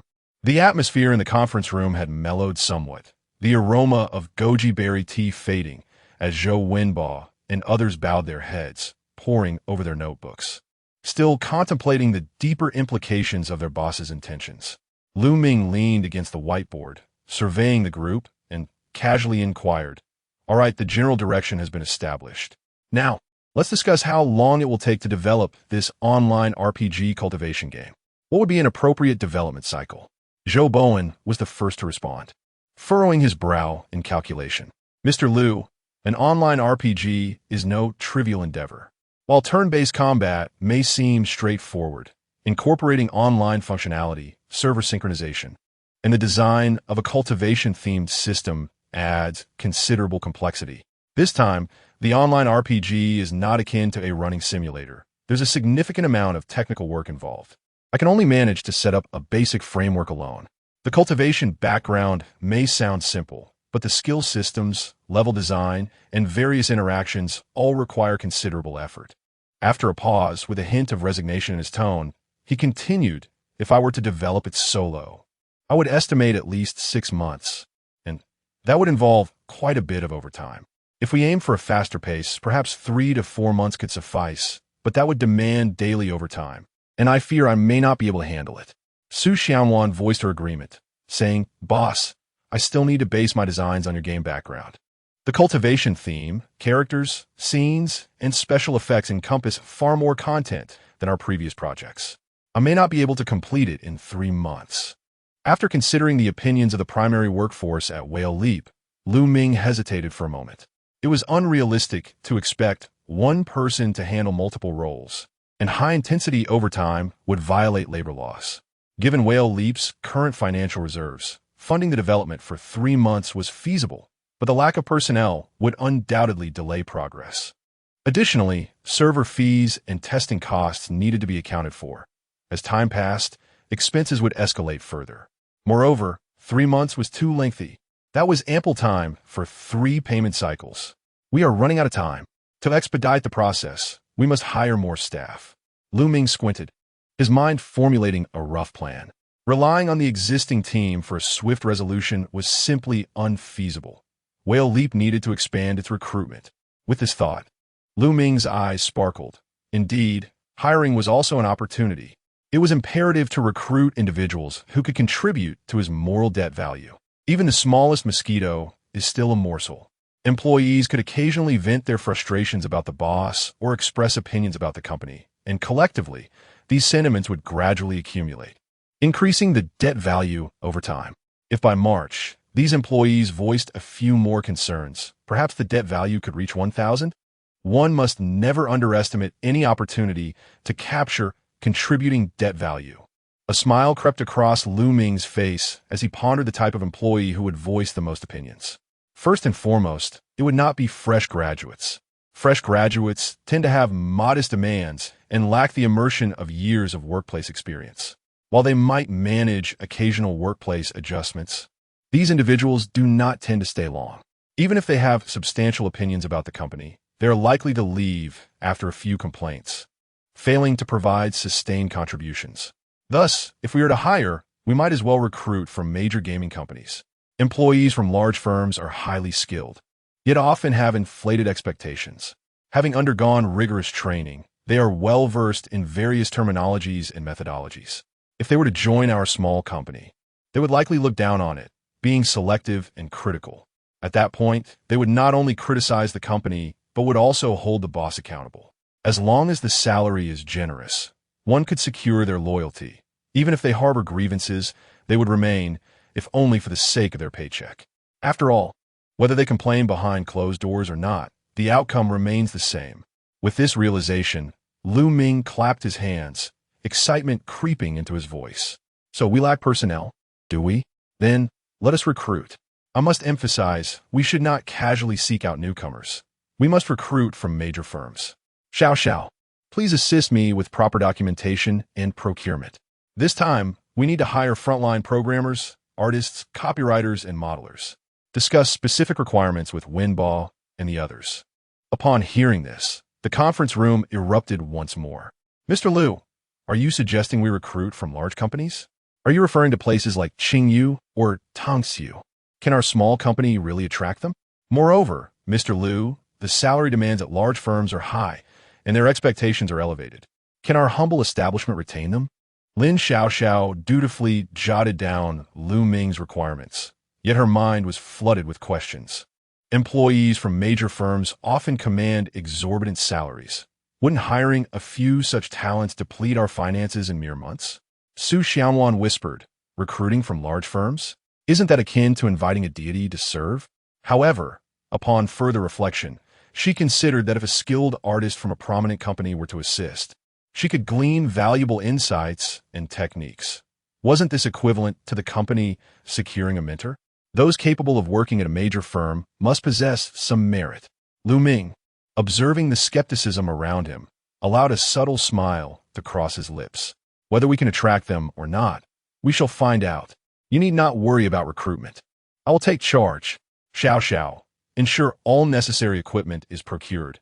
We cannot have new colleagues arriving only to find their computers are not ready. As the meeting adjourned, Lu Ming returned to his office, collapsing into the ergonomic chair, relishing the comfort of the new equipment. He sighed appreciatively and opened his computer. To attract talent from major firms, the salary must be competitive. Otherwise, who would come? He mused, fingers tapping on the desk as he quickly calculated the figures. 4 frontline developers akin to those at Tongxiu. A monthly salary would surely start at no less than 50,000, totaling 100,000 for 2. Artists capable of leading a project might demand 40,000 to 50,000, and adding a modeler could cost around 40,000. Copywriters and planners would collectively amount to another 20,000 to 30,000. Altogether, 5 individuals would cost. Lu Ming brought up the calculator, swiftly tallying the expenses, and the screen promptly displayed a figure of 220,000. A monthly expenditure of 200,000 amounts to 600,000 over 3 months. He reflected, furrowing his brow. After all, these are employees from major firms. They have no reason to switch jobs. Moreover, they enjoy year-end bonuses and project dividends, which further diminishes the likelihood of their departure. Realizing that 200,000 would be insufficient, Lu Ming slightly adjusted the budget upwards. As long as I offer a bit more, who wouldn't be tempted? He contemplated, fully committed to enduring some criticism. With this thought, a grin spread across his face as he envisioned the new recruits grumbling and complaining. Once the employees from major firms arrived and observed this modest office with its outdated computers, they would undoubtedly find fault, as internal turmoil ensued, resulting in a poor quality game and subsequent backlash from players. Wouldn't the moral debt value skyrocket? The more Lu Ming pondered, the more enticing the prospect became. He opened Excel and drafted a simple budget. 150,000 for 2 programmers, 60,000 for 1 artist, 50,000 for 1 modeler, and 40,000 for 1 copywriter. The total came to 300,000 per month. Satisfied with the final figure, he nodded in approval. It's settled then. Money will be spent, and criticism will be earned. Chapter 13. Striving for excellence. Lu Ming completed the budget and glanced around the office. With only 5 employees and an area exceeding 100 square meters, the company was relatively spacious. The equipment had been significantly updated during the last refurbishment, presenting a clean and organized appearance. However, when compared to those major corporations, it was undoubtedly lacking. Under such conditions, would the employees from larger firms not be taken aback? Lu Ming chuckled to himself, already envisioning the reactions of new recruits once they joined. As for where to recruit talent, Lu Ming squinted at the wallpaper on his computer screen. Those closest to idols would surely have more to learn and absorb. He slapped the table, paced around the room, and firmly established his target. Tungshan Gaming Company. Yes, if one is to learn, they should learn from the best, gain some experience, and simultaneously attract a few industry giants. Two birds with one stone. With this thought in mind, Ming opened his computer, navigated to Tungshan's official website, found the collaboration contact email, and swiftly typed out a message.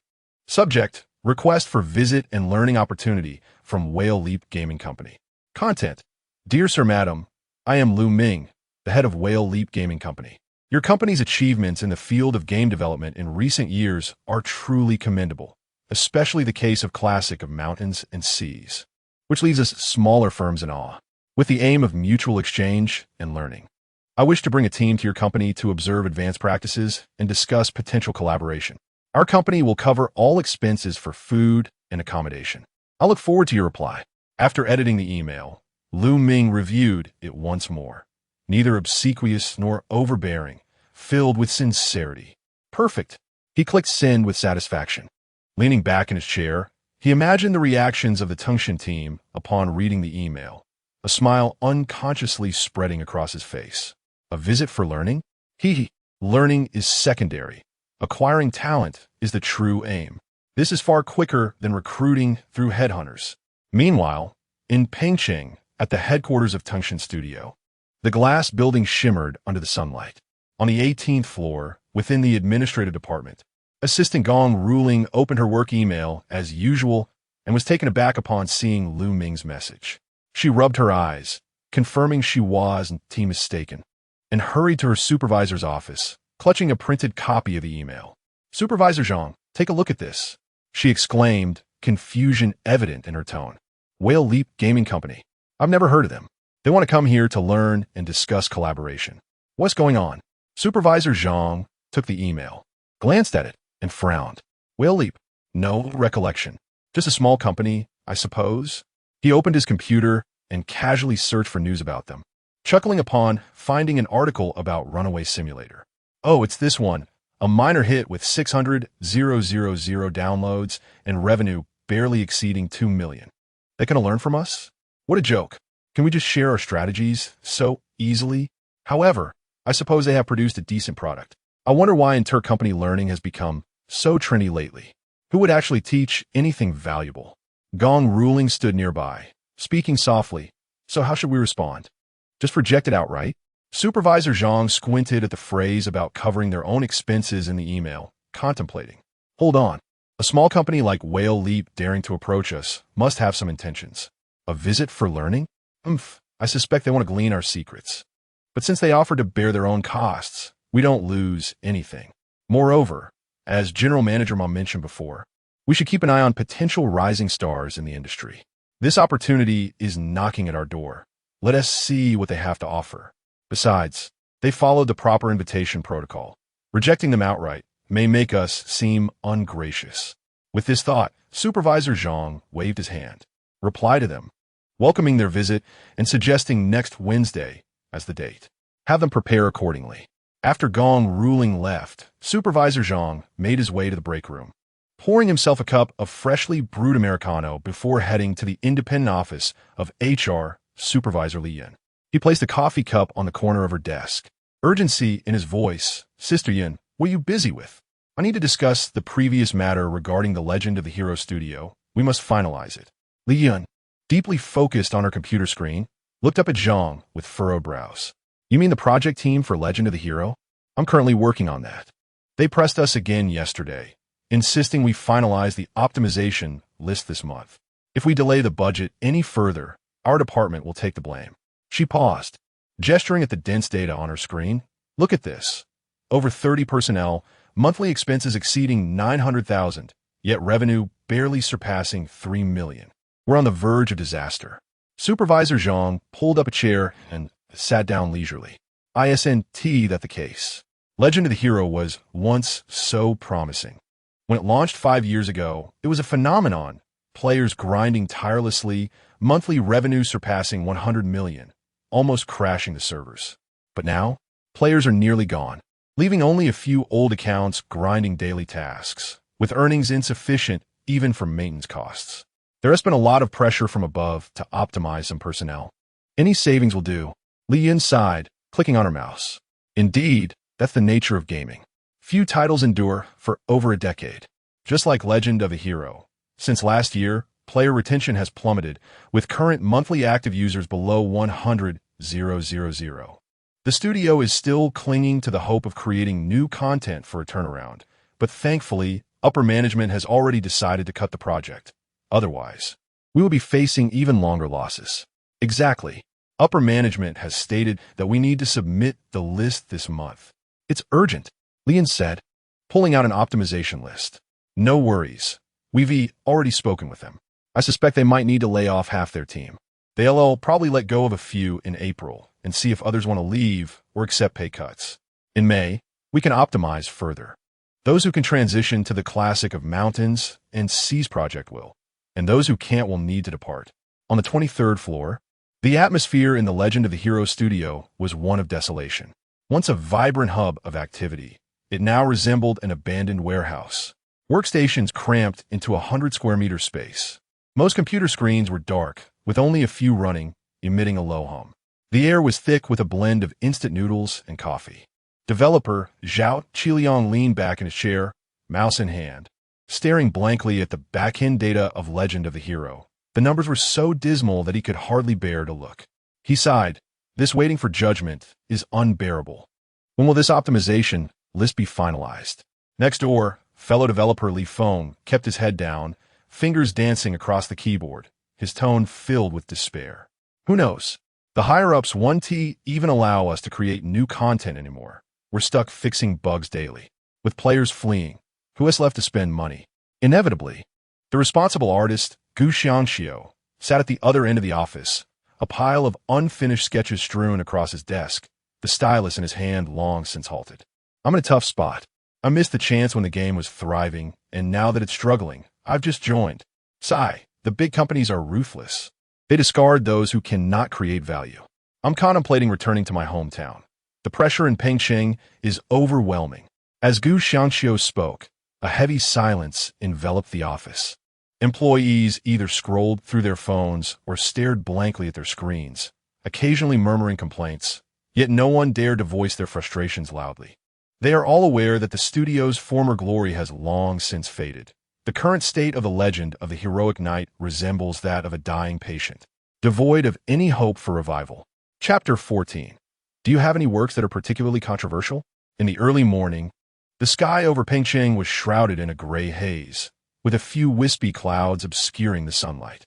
At the exit of the high-speed train station, Ming emerged, carrying a simple suitcase, accompanied by Lin Xiaoxiao and Zhou Bowen. The three of them appeared travel-worn, yet wore expressions of anticipation. We're visiting Tungxiu. How prestigious. This is one of the leading gaming companies in the country.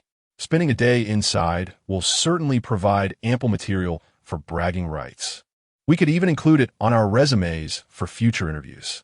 As they approached, Ming comforted them, noticing their apprehension, his tone imbued with confidence. He then turned to Lin Xiaoxiao. Xiaoxiao, didn't you mention that you have a classmate interning at Tungxiu? Follow my lead and see if you can gather some insider information. Lin Xiaoxiao, trailing behind with her phone in hand for navigation, replied softly, Okay, boss. I've already contacted her in advance. Also, boss, the Tungxiu headquarters is a 30-minute drive away. I'll call the car, and it should be here shortly. Zhou Bowen, burdened with an overstuffed backpack, murmured, Lu, are we really going to learn anything? Those folks at Tungxiu have their tricks well hidden. They won't just teach us anything. Will they? Ming waved his hand dismissively, cheerfully stating, whether we learn anything is secondary. Just observe their methods. It's all about communication. Besides, there are people inside Tungxiu. Ming cast a glance at Lin Xiaoxiao and then hopped into the newly arrived ride-sharing vehicle. Lin Xiaoxiao and Zhou Bowen exchanged a look before steeling themselves to follow suit. Half an hour later, the trio stood before the Tungxiu headquarters building. This imposing glass-walled structure boasted 40 stories, adorned with a massive Tungxiu game logo, exuding grandeur. Ming gazed up at the building with glimmering eyes, feeling a tinge of envy. This is the difference of a major corporation. I've heard they have several headquarters buildings. When will we at Jingyue be able to build our own? Lin Xiaoxiao glanced down at her phone and quietly reminded boss. The email mentioned that our contact is Officer Gong from the administrative department. We just need to register at the front desk.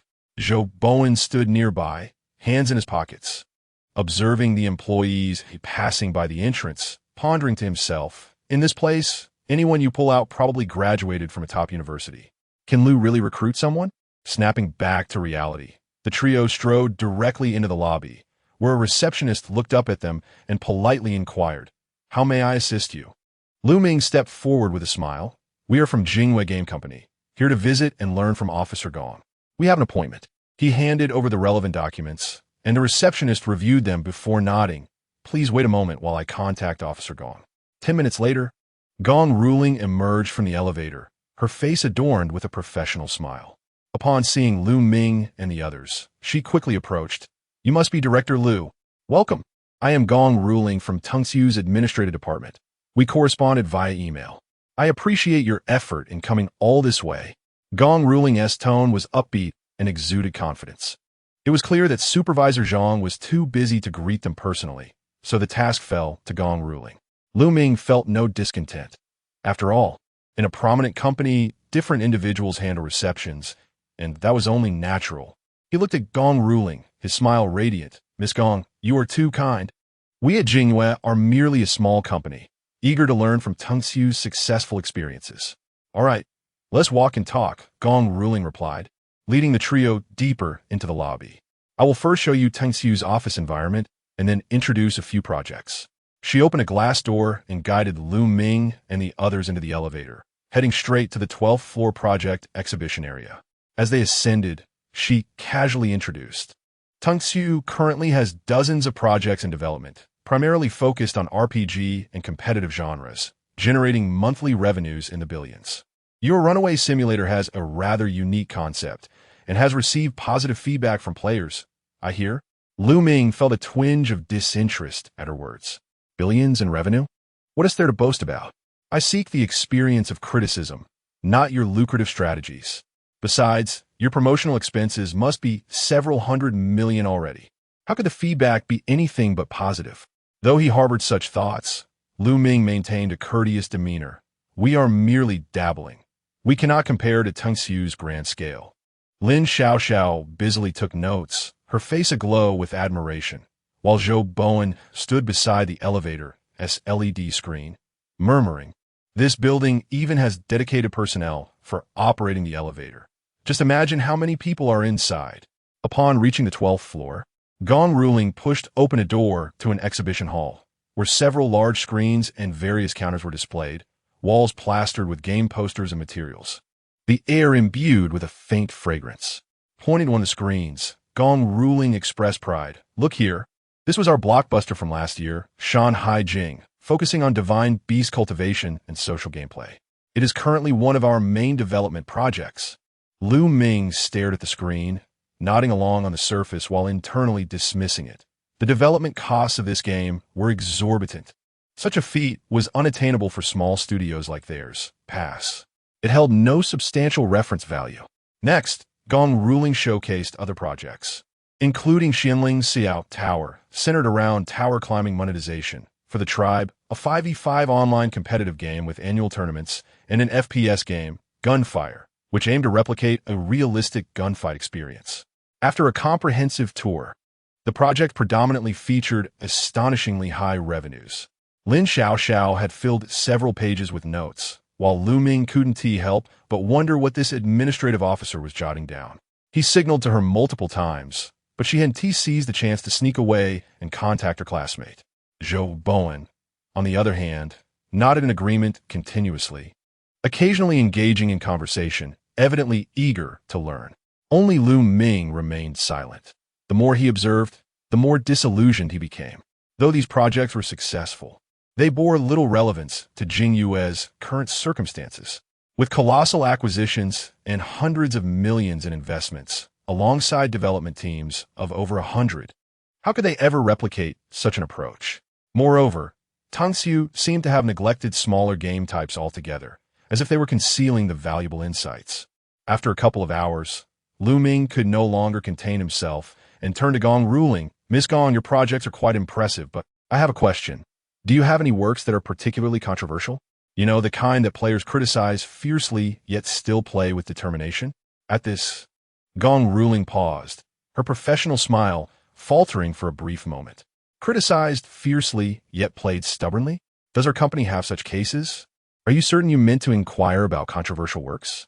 Gong Ruling forced a chuckle, still processing the query, and recalled that the company's training manual had not covered this aspect. Controversial games. Our focus at Tungsu is on quality, and player feedback is generally quite positive. Are you perhaps interested in how we handle negative feedback? It is quite normal for games to receive negative reviews. For instance, our current project, Shanghai Jing, faced criticism for its heavy monetization upon its launch. However, such complaints have diminished over time. What is the purpose of your inquiry? Listening to Gong Ruling's response, Ming smiled, secretly pondering that the reduction in complaints was perhaps inevitable, as those who could not afford to play had already withdrawn, while those remaining were genuinely inclined to invest. Ming continued, I'm merely asking out of curiosity. As a small company, we lack experience in addressing player complaints and negative feedback, and I have been concerned about managing this poorly. Could you share your insights with me? Chapter 15. Who returns home in wealth and honor in the realm of Gong Ruling? She remained reticent regarding Ming's requests, shrouding her words in ambiguity, failing to divulge the substantial information he truly yearned to hear. It wasn't until midday, during their meal at the cafeteria, that Lin Xiaoxiao seized a fortuitous moment to encounter a fellow intern, subsequently inquiring, as per Ming's instructions, about some of the insider details she wished to uncover. In the afternoon, as Gong Ruling planned to lead the group on another jaunt, Ming decisively interjected, Miss Gong, I have heard whispers of a particularly popular and lucrative project you once had, known as Legend of the Heroes. Might you enlighten us about it? Upon hearing Ming's inquiry, Gong Ruling narrowed her eyes, briefly appraising him. Given the previous fame of Legend of the Heroes, it was unsurprising that they had heard of it. Moreover, with the game now seemingly on the brink of obscurity, it was no longer a closely guarded secret. Contemplating this, Gong Ruling casually remarked, Legend of the Heroes is an old project. You can easily find information about it online now. The game has lost its luster and is widely criticized. There's not much left to discuss. Yet, Ming remained unmoved, standing resolutely as he recalled the details he had uncovered at noon, noting that it too belonged to the xinxia genre and had once enjoyed immense popularity. This was undoubtedly an exemplary subject for study. Clearing her throat, Gong Ruling attempted to steer the conversation back, recognizing that the project was waning in significance. Mr. Liu, Legend of the Heroes is ancient history. It's hardly worth our time. Perhaps we should focus on newer projects that players are particularly fond of, which also boast better data. Ming nodded in feigned agreement, though his attention was clearly elsewhere. Following Gong Ruling, he mentally strategized. Legend of the Heroes is a treasure. Even if Tungsu doesn't teach me, I shall excavate it myself. Surely I can unearth valuable insights. The failures of the past are the pathways to my success. Exchanging a knowing glance with Zhou Bowen, Ming whispered, Bowen, be sure to ask more questions later. See if you can draw out any insider information on Legend of the Heroes. Zhou Bowen hesitated for a moment before nodding in understanding. As Gong Ruling led Ming and the others through the exhibition hall and office areas of Tungsu, she urged, Bowen, Xiao, don't merely listen, engage your minds. Seizing a moment when Gong Ruling turned away, Ming quietly spoke to Zhou Bowen and Lin Xiao. Bowen, keep an eye on Miss Gong. We mustn't let her catch wind of our intentions. Ming lowered his voice, a subtle smile gracing his lips as he began to plot how to recruit talent. Zhao Qiliang, the development team leader, would undoubtedly possess an intricate knowledge of Legend of the Hero structure. Considering the project's imminent decline, acquiring someone from it would be considerably easier. Lin Xiao nodded, her fingers deftly navigating her phone, and soon she found a personal photograph of Zhao Qiliang. Boss, although he is the development team leader now, it seems he only ascended to this position in the last couple of years. The original head of Legend of the Heroes has long since moved on. That's of no consequence. If he were the game's founder, we might not be able to approach him anyway. Lin Xiao agreed, and, through an internal forum of her old classmates. Managed to locate Zhao Qiliang's social media account. Excitedly, she presented it to Lu Ming. Boss, here is his social account. He appears quite active. How should we reach out to him? Her tone bubbled with enthusiasm, clearly proud of her accomplishment. Lu Ming glanced at Zhao Qiliang's avatar, which was a cartoonish representation. Unremarkable at first glance. Upon viewing his profile, Lu Ming's interest peaked as he noted, graduated from the computer science department of Huaka University. Excellent work, Xiao Xiao. Let me show you how to approach him. With that, Lu Ming retrieved his own phone, opened the social media app, and swiftly altered his profile to state that he, too, was a graduate of the computer science department of Huaka University, adjusting the graduation year to a few years later than Zhao Qiliang's. A smirk played at the corners of Lu Ming's mouth as he thought. The alumni connection is a tried-and-true strategy. It's the perfect way to bridge the gap and secure that phone number. After updating his profile, he promptly sent a carefully crafted message. Hello, senior. I am a sophomore at Huaka University's computer science department. Our school is conducting an online interview activity and would love to feature some outstanding alumni. May I interview you about your post-graduation experiences? It wouldn't take up too much of your time. Once he dispatched the message, Lu Ming's smile widened with satisfaction. The message he had sent was carefully worded to be both genuine and infused with a youthful naivete, perfectly aligning with the persona of a sophomore. What adult could resist such an earnest request? Indeed, within 3 minutes, a notification chimed on his phone. Zhao Qiliang had replied, Huaka University? You're a sophomore? Ha! I hardly consider myself an outstanding student. Zhao Qiliang did not decline, clearly intrigued by the notion of an interview. Lu Ming, delighted, quickly responded, Senior, you are being too modest. I've heard you work at Tongxiu, which must mean you are quite impressive. Would you mind sharing some insights with us underclassmen? I promise it won't take too long. Insights may be a stretch. I was merely fortunate to join Tongxiu years ago, Zhao Qiliang replied. What project have you been involved with? As their conversation flowed, it became evident that they were growing increasingly familiar, during which Lu Ming managed to extract a wealth of valuable information. Zhao Qiliang shared a general overview of his role and his responsibilities regarding Legend of the Heroes, rationalizing that discussing it with a fellow student was not a matter of confidentiality. After all, it was an interview. After a lengthy exchange, Zhao Qiliang candidly recounted his current circumstances, lamenting, Junior, let me tell you, even large companies have their own struggles. Securing a position in a prominent firm does not equate to success. Look at Legend of the Heroes. I progressed from a regular employee to the development team leader. Yet when the game falters, we must part ways regardless. Lu Ming listened intently to Zhao Qiliang's heartfelt words, his eyes illuminating with inspiration. Senior, your journey is incredibly motivating. Ascending from an ordinary programmer to a development team leader, having worked on a project that once generated over 100 million. Who could argue against that? I find you truly remarkable, and I'm certain your story will inspire my fellow classmates. Moreover, Senior, your insights resonate deeply. While large firms appear glamorous, the pressure is immense. Even someone as accomplished as you still faces the fickle nature of project success. I believe in the adage, better to be a leader among chickens than a follower among phoenixes. Your experiences are bound to shine wherever they go. Zhao Qiliang paused for a moment before sending a voice message. Haha, your junior speaks quite aptly. However, you are not wrong. After spending an extended period in a major company, it can indeed feel rather stifling.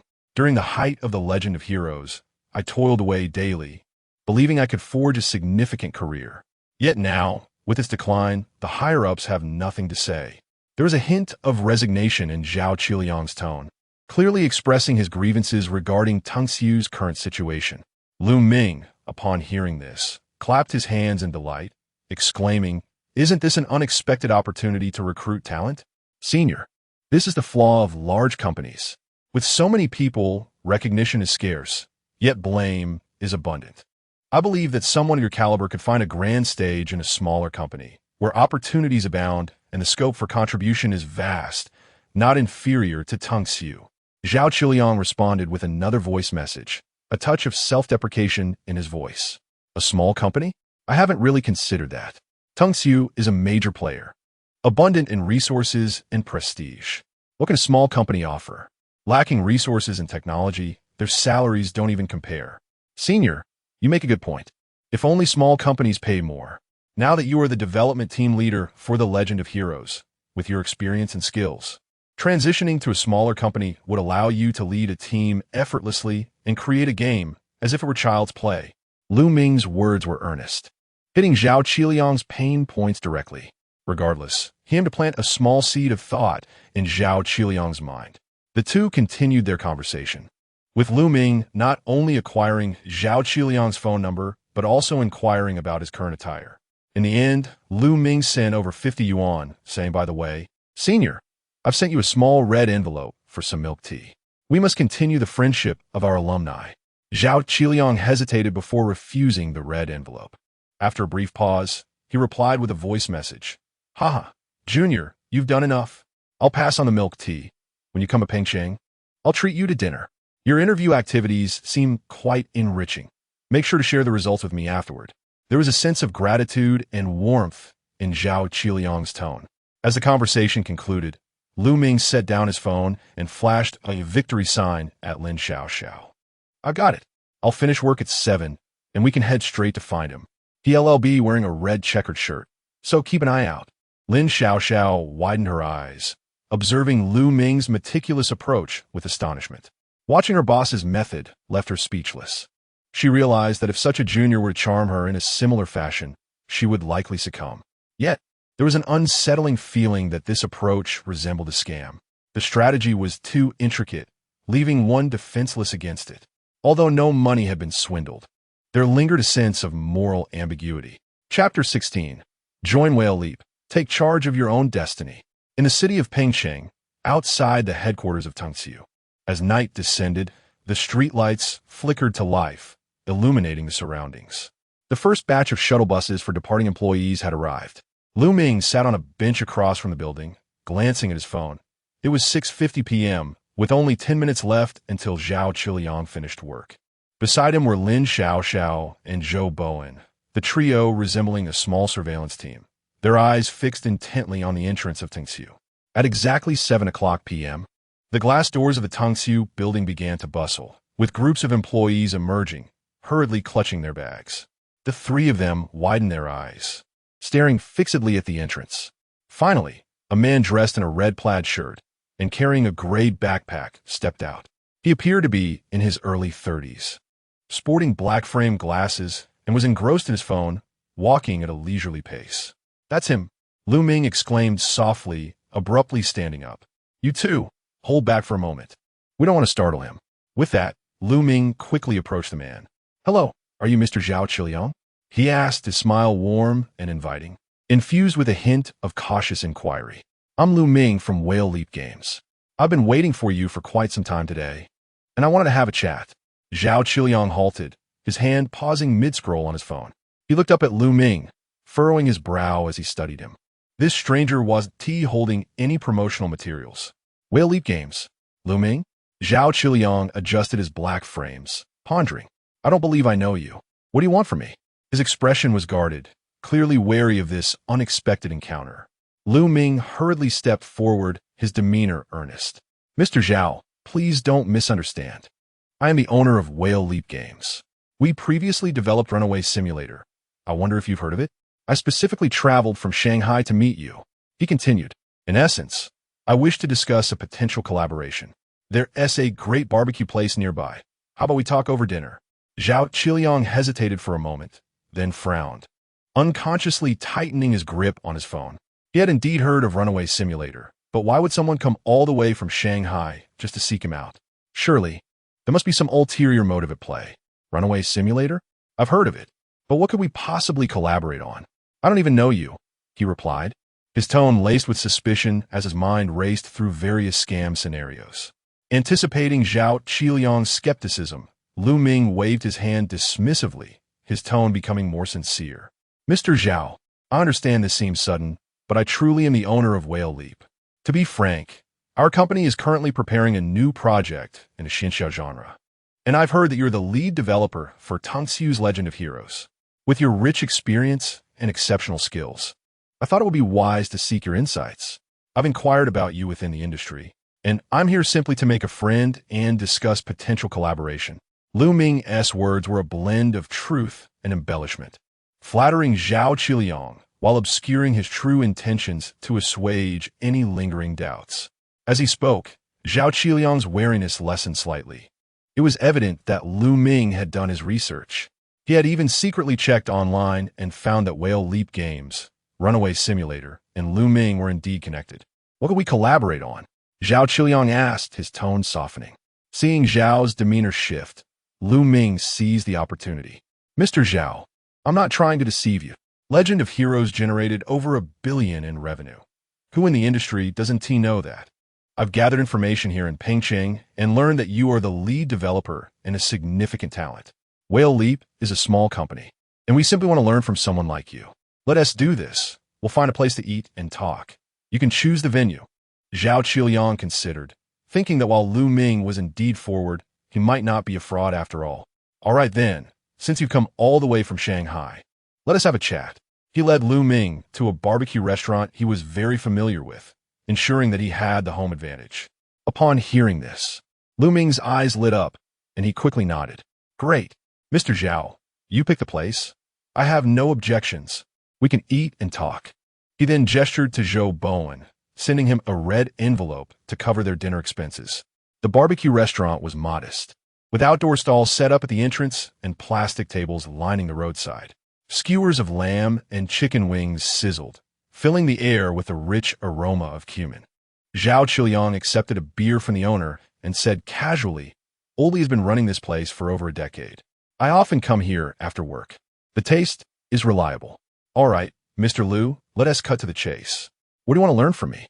I've had a long day and don't have time for small talk. Zhao Qiliang's demeanor had softened considerably, likely due to the familiarity of his surroundings. Ming took a freshly grilled lamb skewer, chewing thoughtfully before responding.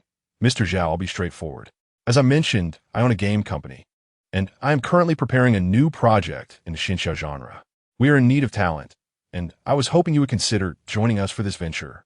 Ming's proposition was direct, his eyes sparkling with anticipation as he gauged Zhao Qiliang's reaction. Zhao Qiliang paused, his skewer suspended in midair, stunned. What? You want to recruit me? He scrutinized Ming, incredulous. You traveled all this way just to recruit me? How do you know I'm suitable? Zhao Qiliang appeared somewhat bewildered, yet he felt a sense of relief now that he understood Ming's true intentions. Ming's tone grew more earnest. Mr. Zhao, I came to Pengcheng to visit Tungxiu and gather some intel. Legend of Heroes generated over $1 billion. Everyone in the industry knows that. You are the lead developer and have experience with major projects. I made this trip to acknowledge your skills and explore the possibility of collaboration. Tungxiu is a big company, but we have ample sincerity. Join Whale Leap. It's better to be a leader in a small pond than a follower in a big one, where there's greater room for growth. Ming's words were both flattering and enticing. The phrase about preferring to be a leader in a small pond was familiar to Zhao Qiliang. However, he did not immediately respond. Here's the deal, Mr. Zhao. At Whale Leap, I'll offer you double your current salary if you help me develop this new project. If the project is profitable, you'll receive 10 to revenue. Ming paused, adding fuel to the fire. If you feel it's too lonely to come alone, feel free to bring your team. I assure you, the salary will be better than what you're making now. Zhao Qiliang was taken aback, his fingers gripping the beer bottle tightly. Double the salary? He currently earned 40,000 a month at Tungxiu, which would translate to over 80,000 monthly if he joined Whale Leap. That's 800,000 a year, not to mention the project share. That was indeed a significant sum. It was no wonder people said changing jobs was the quickest way to increase one's salary. Had this been before, Zhao Qiliang would have hesitated. After all, Tungxiu was a prestigious company, and while the pay might be lower, it had a good reputation. However, at this juncture, he was on the verge of being optimized out. He faced either a pay cut or a job transfer. In either case, he was struggling against the rising cost of living. Moreover, he was beginning to feel somewhat jaded at Tungxiu. The prospect of bringing his team along was also quite appealing, ensuring that others would have opportunities as well. As long as the pay was sufficient, working anywhere was the same. Who would turn down money? Zhao Qiliang raised his beer glass, pausing in contemplation before taking a long sip, his eyes reflecting a hint of inner conflict. Lu Ming's words felt like a lifeline, stirring his interest.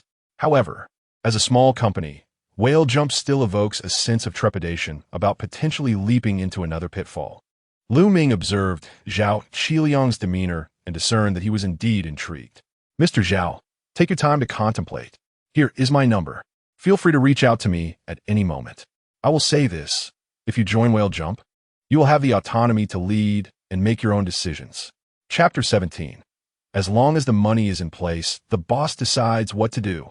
In a vibrant metropolis, within the office of Whale Leap Games, sunlight streamed through the glass, casting a warm glow upon the floor. A week had passed since their journey to Pengcheng.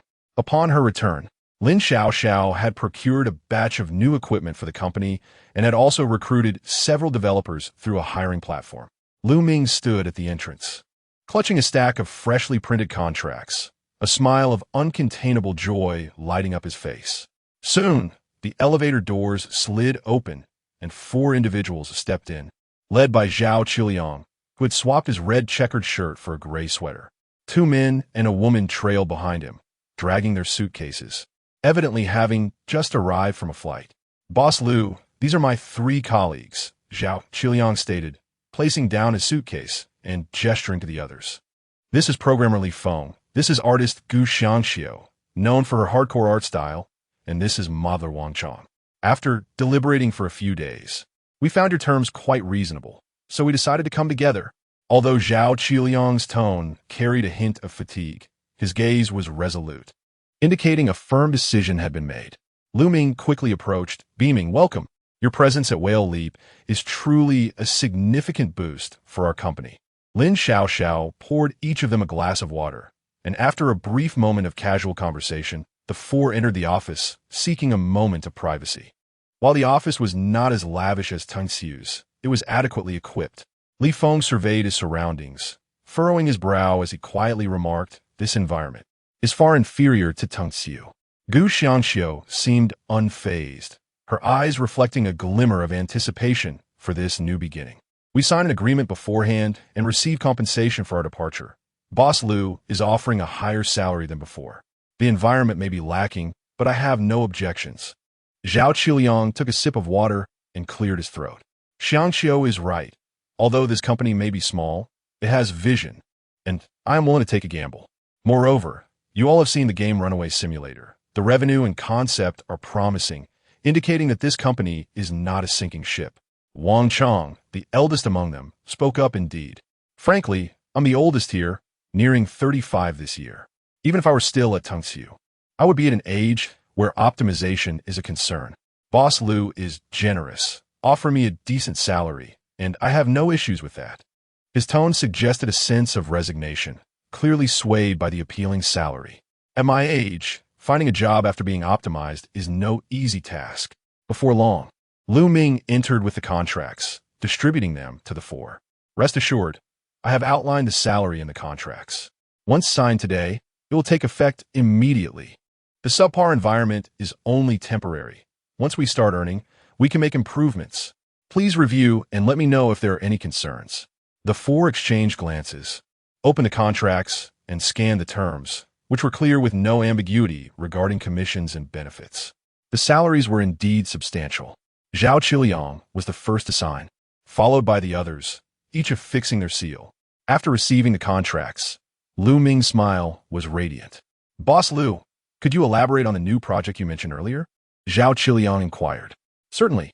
Let us convene a brief meeting. I will summon the rest of our team shortly so everyone can get acquainted, and then I will delve into the details of this new project." A few moments later, everyone gathered in the conference room. Lu Ming stood before the whiteboard, took a marker, and boldly inscribed the words Immortal Fantasy RPG. Turning to face them, he declared, "This is our new project, an online Immortal Fantasy RPG featuring turn-based combat, set against a backdrop of cultivation and survival." At this revelation, Zhao Qiliang and the others were momentarily taken aback. Freshly signed contracts in hand, They sat at the conference table, their expressions a mixture of confusion as they stared at the words turn-based on the whiteboard. Lu Ming, marker in hand, wore a confident smile.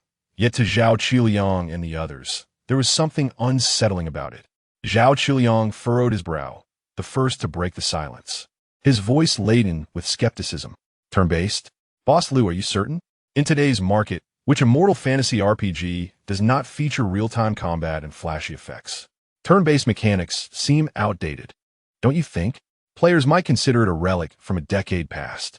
Hearing this familiar critique, Lu Ming set down the marker, his demeanor calm. Indeed, this turn-based approach may attract criticism, but it presents us with an opportunity. Consider the current market. Every immortal fantasy RPG is strikingly similar, with real-time combat and excessive effects. Players have become desensitized. By embracing a turn-based format, we can cater to nostalgic players and those who appreciate strategic gameplay. He glanced at Zhao Qiliang. You have experience with the tale of heroes and know the essence of immortal fantasy games is not merely in effects, but in immersion. Our cultivation and survival theme allows players to commence as mere mortals, gradually rising through wisdom and effort. Isn't that more engaging than the typical start with an SSR gimmick? As for turn-based mechanics, while simple, when integrated with online features and social strategies, it can still captivate players. Zhao Qiliang squinted at Lu Ming, struggling to comprehend. How did you, Boss Lu, manage to develop Runaway Simulator? The depth of these two games is clearly disparate. Boss Lu, you present a valid point. But will players truly embrace this? The turn-based format has been discarded by the market. Is this not an excessive gamble? Zhao Qiliang pressed. Trust me, this project may seem peculiar, but the market lacks such uniqueness. We at Whale Leap may be a small company, yet we have the agility to innovate. You are all exceptionally talented, and I entrust the technical aspects to you. Execute as you see fit, and I will oversee the planning. Lu Ming paused, then added, I have other matters to attend to. Since you've just arrived, feel free to rest for now. We will commence work formally tomorrow. With that, Lu Ming exited, leaving the room filled with a mix of expressions. The four stared at the whiteboard, their eyes filled with uncertainty, yet the contracts were signed and salaries doubled, leaving them with no retreat. Zhou Bowen approached from his workstation, grinning. Don't be misled by Boss Lu's unconventional project. He possesses a unique perspective on game development. Was Runaway Simulator also absurd? Yet it became a hit. Boss Lu's mind operates differently than ours. Following his lead could indeed yield great success for us. Zhao Qiliang frowned, glancing at Zhou Bowen. Unique perspective? This approach sounds more like gambling. The small companies I previously encountered did not operate this way. Li Feng interjected, what can we do? We've signed the contract. We must proceed, though I admit I feel a bit anxious. Gu Xianqiu added, anxiety or not, we still need to work. Salaries aren't earned for free. Wang Chong concluded, if we are here, we might as well make the best of it. Even if it doesn't pan out, we will still receive our salaries, so there is minimal loss. Despite the unease reflected in their eyes, the contracts in hand provided a sense of security. As long as the salaries were assured, even a failed venture would not be in vain. Chapter 18. Establishing a platform. You are yet unaware? In the small office. As the meeting concluded, Zhao Qiliang remained in a daze, fixated on the words Xinsha RPG and turn-based scrawled on the whiteboard, his eyes brimming with confusion. After Lu Ming exited, a moment of silence enveloped the room, punctuated only by Zhou Bowen's unique insights resonating in his ears. Furrowing his brow, Zhao Qiliang instinctively tapped his fingers on the table, an unsettling sense gnawing at him. Being new here, he was keenly aware that he did not wish for Whale Leap to veer off course. With this thought, he rose and quietly addressed Li Feng and the others. Continue your discussion. I will seek out General Manager Lu for further clarification. In the office, Lu Ming observed Zhao Qiliang's arrival. Qiliang, what seems to be the issue? Lu Ming paused, seemingly anticipating Zhao Qiliang's query. You understand technology, I grasp the market. Utilizing turn-based mechanics to attract nostalgic and strategic players is undoubtedly feasible. Zhao Qiliang looked at Lu Ming, remaining silent for a moment, still somewhat perplexed. General Manager Lu, your assertion sounds reasonable, yet I feel something is amiss. He hesitated, his expression resolute. Do you know why Tingxiu's games achieve immediate success upon launch? Is it due to extensive promotion, substantial scale, or exceptional design? Lu Ming replied, to which Zhao Qiliang shook his head, his expression unwavering. General Manager Lu, that is one of the factors, but the most crucial element is the platform. You are familiar with the Steam platform, I assume? Tingxiu has investment backing, and their games come with inherent traffic. Archie Xia Chuan thrived because of this, even before its launch. The pre-registration alone garnered an enormous user base. This exemplifies the platform's significance. With such a platform, Tingxiu not only enjoys substantial revenue shares, but also possesses a natural traffic advantage, which is a primary reason many other game developers cannot compete with them. Listening intently to Zhao Qiliang, Lu Ming's eyes brightened. No wonder you hail from a major company. Your insights are impressive. Are you suggesting that we should establish our own platform? Zhao Qiliang was taken aback. No. My point is that General Manager Lu must recognize the disparity between us and Tingxiu. They can operate as they do because they have platform support. When did I ever suggest we create a platform? Lu Ming stood, pacing the room, his tone infused with excitement. Tingxiu has the Steam platform. We can also build our own. Given Whale Leap's current modest scale, we could develop a lightweight platform to launch the Xinxia game and gradually attract other games. Once we gain traffic, players will naturally come. Qiliang, that is indeed a splendid idea. Observing Lu Ming's enthusiasm, Zhao Qiliang was momentarily speechless. General Manager Lu, are you implying that our company will embark on creating a platform? Isn't that a bit hasty? Establishing a platform is costly. Servers, promotion, maintenance. All of these entail expenses. Moreover, we do not even have a game yet. Lu Ming waved his hand dismissively. What do you mean there is no traffic? Qiliang, you are new here and may not know, but we previously conducted a survey on Runaway Simulator, granting many players access to the closed beta. When the time comes, we can directly channel the platform's entry to them. Furthermore, we can start small. Developing a lightweight client will not be expensive. Just a few $100,000 will suffice. Lu Ming's eyes sparkled, evidently pleased with the idea. Establishing a platform is far more lucrative than merely developing a game. Games are short-term transactions, whereas platforms represent long-term business. In the future, we can promote ads on our platform, indulge in outlandish designs, and if we face criticism, it will be directed at our platform. The temper of game developers can often be quite fiery. Additionally, how many players can a single game attract? Once players desire to play games, they will invariably have to utilize our platform. Individual capabilities are limited. When the time comes, any grievances will be directed toward our platform. This strategy is invincible. Zhao Qiliang observed Lu Ming, feeling increasingly uneasy as he sensed the proceedings veering into uncharted territory. Numerous game companies have declared intentions to develop platforms, yet to this day, Steam remains the most popular. Boss, while the notion of a lightweight platform appears feasible, the risks are considerable. If the game fails, won't the platform become redundant? Furthermore, I have reviewed the previous download figures for Runaway Simulator, which totaled just over 600,000. Assuming half of those players transition to our new game, that would only yield around 300,000 players, which is insufficient for both the platform and the game. Zhao Qiliang evidently possessed a broader perspective, demonstrating greater sensitivity to data and traffic. Lu Ming patted Zhao Qiliang's shoulder, his tone resolute. No worries. Trust me, the game will not fail, and you need not concern yourself with financial matters. I have alternative funding sources. You can rest assured.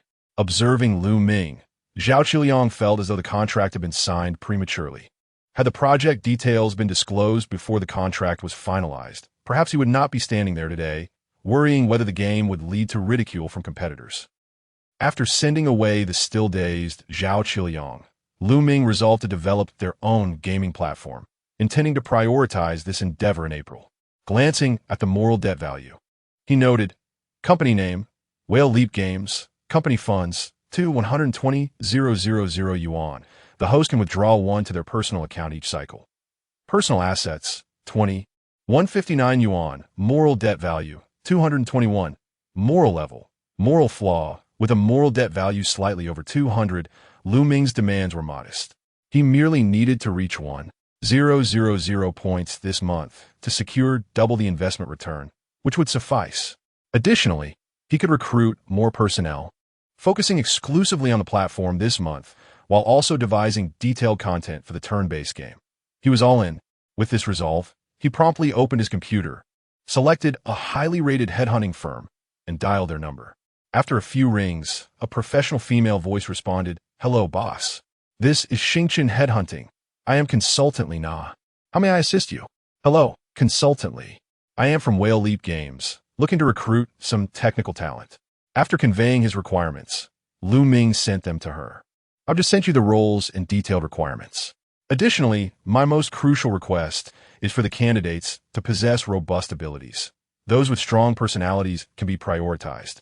Li Na hesitated, clearly taken aback by such an unusual request after years in the industry.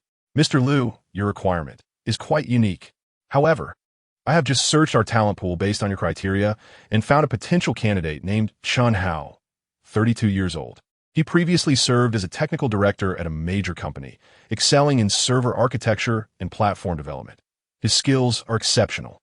However, he has a notoriously bad temper, having clashed with superiors, which ultimately led to his optimization. He is currently unemployed at home. Should I reach out to him? Are you certain you want someone like this?"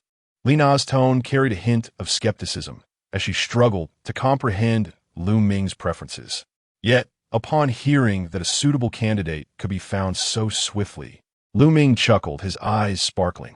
"This is precisely the kind of individual we need. Consultant Li, please expedite your efforts in contacting him.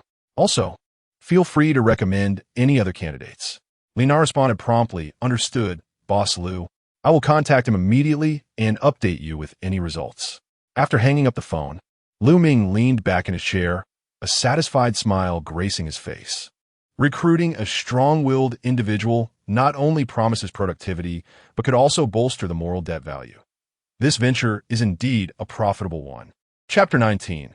I still hope you regain your former unruly self, Li Na, exhibiting remarkable efficiency, called the next morning. "Mr. Lu, it's done."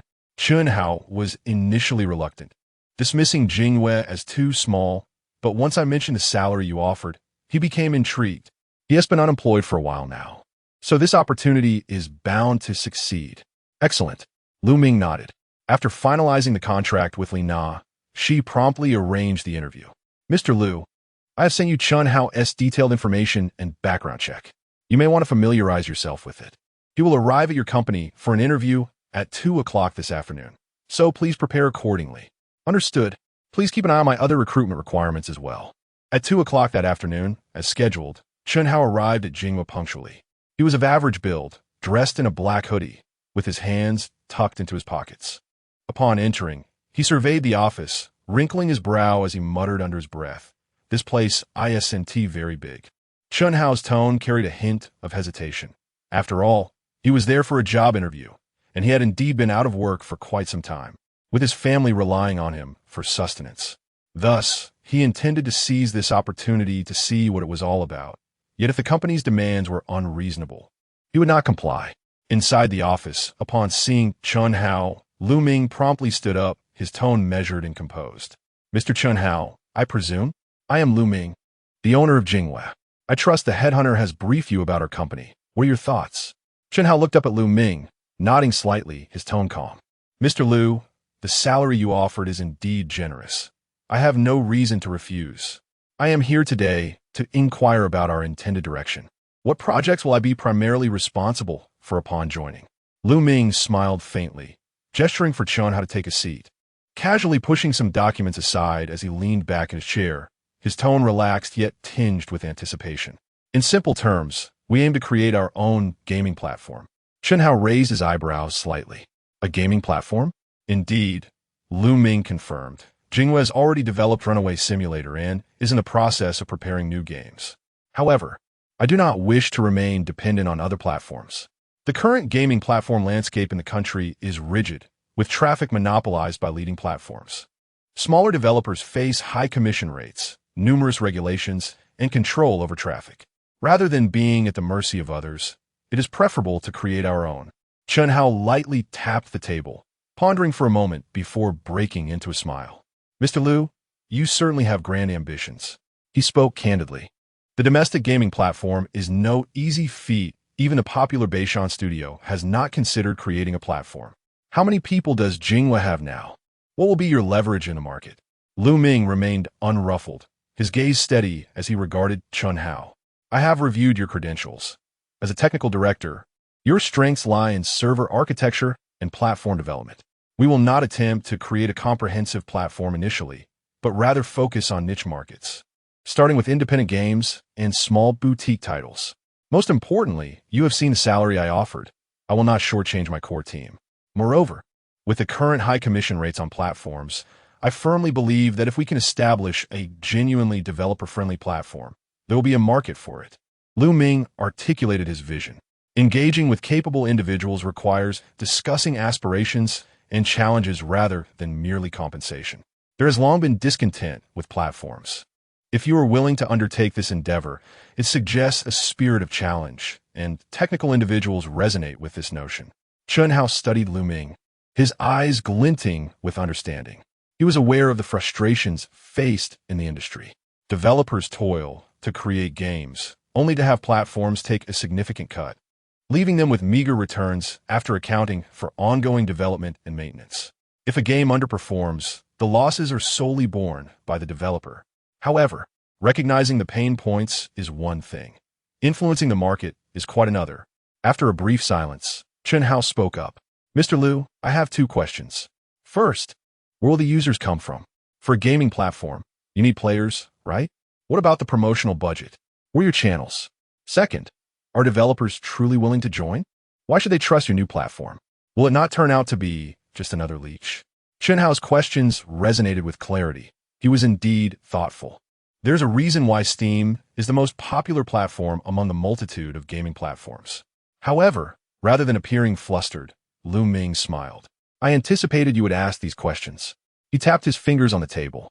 Regarding users, I plan to leverage the traffic pool from Runaway Simulator and utilize new game pre-registrations and incentive mechanisms to attract users, even if it requires financial investment. I am prepared to secure user numbers. As for developers, Lu Ming's eyes brightened, his voice low yet powerful. Have you ever encountered a platform with a commission rate below 1? Chun Hao's expression shifted slightly. You mean? Yes, our platform's commission will not exceed 1, and we might even allow outstanding independent game developers to list for free. Initially, we will only earn from advertising revenue, ensuring they generate profits and choose to stay. Chun Hao inhaled sharply, his fingers grazing the tabletop. Only 1? Moreover, the platform must provide traffic to the games, game entry points, and even editors. How was this not akin to giving away? He conceded that this idea was indeed audacious. Yet, it was also irresistibly enticing. If the platform's commission was sufficiently low, this project could genuinely succeed. However, how would the company achieve profitability? Is there truly such a thing as a free platform? Noticing Chun Hao's gaze, Lu Ming understood his concerns. He envisioned that creating a platform would rely on attracting both players and game developers. As long as they remained on the platform and occasionally vented their frustrations at him, he would naturally have the means to recoup his moral debts. However, he certainly could not disclose this to Chun Hao. Rest assured, I will include the 1 commission in the platform's announcement. As long as the platform exists, this rate will remain unchanged. Furthermore, regardless of how much profit your game generates, that 1 will never alter. Chun Hao scrutinized Lu Ming for several seconds before suddenly breaking into laughter. Very well, Mr. Liu. Since you have made up your mind, I shall give this a try and see if we can achieve something remarkable. Lu Ming smiled in return, extending his hand. Welcome to Jinghua. Chun Hao grasped his hand, grinning widely. Mr. Liu, just call me Mouse from now on. Observing Chun Hao before him, Lu Ming chuckled as well. Mouse, I still hope you can regain your former unruly self. Chapter 20. Killing for Immortality. 2 days later, Lu Ming, through Li Na, managed to recruit several technical talents. After paying the commission and concluding the interviews, Whale Leap officially entered the platform development preparatory phase. Lu Ming arrived at the office early, holding a cup of instant coffee. Standing in front of the whiteboard, inscribing the name of the platform he had pondered over the night before. Deep Blue Gaming Platform. Whale Leap yearned for the ocean. The ocean is indeed deep blue. Observing the name he had chosen, a faint smile graced Lu Ming's lips. Taking a sip of his coffee, Lu Ming called out to Lin Xiaoxiao outside the office. Xiaoxiao, gather everyone for a morning meeting. We need to assign some tasks. Before long, the meeting room was filled to capacity. Zhao Qiliang, accompanied by Li Feng, Gu Xiangxiu, and Wang Chong, occupied one side, while Chun Hao and a few newcomers leaned against the wall on the opposite side, quietly observing the others. Lin Xiaoxiao, Zhou Bowen, Su Xiangwan, and other seasoned employees crowded at the back, creating an atmosphere that was both lively and slightly tense. Standing before the whiteboard, Lu Ming clapped his hands, his tone grandiose. Everyone, our company is growing rapidly. We have concluded the recruitment phase. Today marks a significant day. We are officially launching 2 projects, pursuing dual tracks. With that, Lu Ming turned to Chun Hao. Haozi, you will be in charge of platform development for the Deep Blue Gaming Platform. Initially, I will allocate a budget of 1 million for you. You have full autonomy over the technical aspects. Proceed as you see fit. My only requirement is to establish the platform as soon as possible. As for the game editor, take your time. It can be optimized gradually. Chun Hao nodded. Time is not an issue. If the editor is not urgent, the platform can be completed swiftly. Chun Hao spoke the truth. Developing the platform was not the challenge. The real difficulty lay in recruitment and creating the game editor.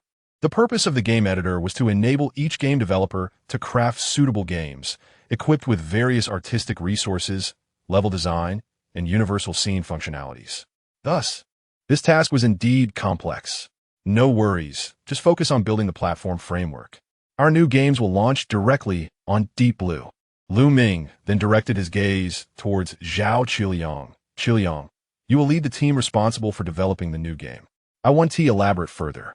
I will discuss the game framework with you shortly. Zhao Qiliang acquiesced quietly. President Lu, I'm still a bit uncertain about the turn-based RPG. But since you have made a decision, we shall proceed. Time is tight this month. I will begin assigning tasks today to aim for an early demonstration. Excellent. I have already considered the details. Xiao, ensure you provide comprehensive support for everyone. Understood, President Lu. In a meeting room, Zhou Bowen and Lin Xiaoxiao exchanged glances, both brimming with excitement.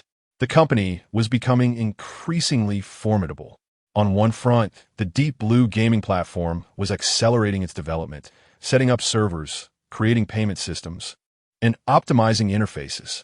On the other front, the new game was progressing simultaneously, with programmers and artists working in unison, striving for success. This rhythm was becoming more and more systematic. After Chun Hao departed, Lu Ming surveyed Zhao Qiliang's development team and then pulled up the meticulously prepared game planning PowerPoint. Taking a deep breath, he revealed a disconcerting smile before advancing to the next slide. On the projector screen appeared a bespectacled figure standing forlornly before a dilapidated mountain gate. The backdrop, a fog-laden celestial mountain. Above the figure floated several large characters, killing for immortality. Zhao Qiliang. Development team.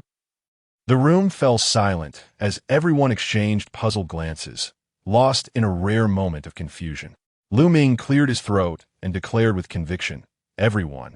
As the name suggests, Killing for Immortality is a game centered around the theme of immortality. However, unlike those subpar games on the market, our core gameplay revolves around a single concept, recharge. As he turned the slide, a dazzling line of golden text illuminated the screen. Breath charges, time costs, NPC begging.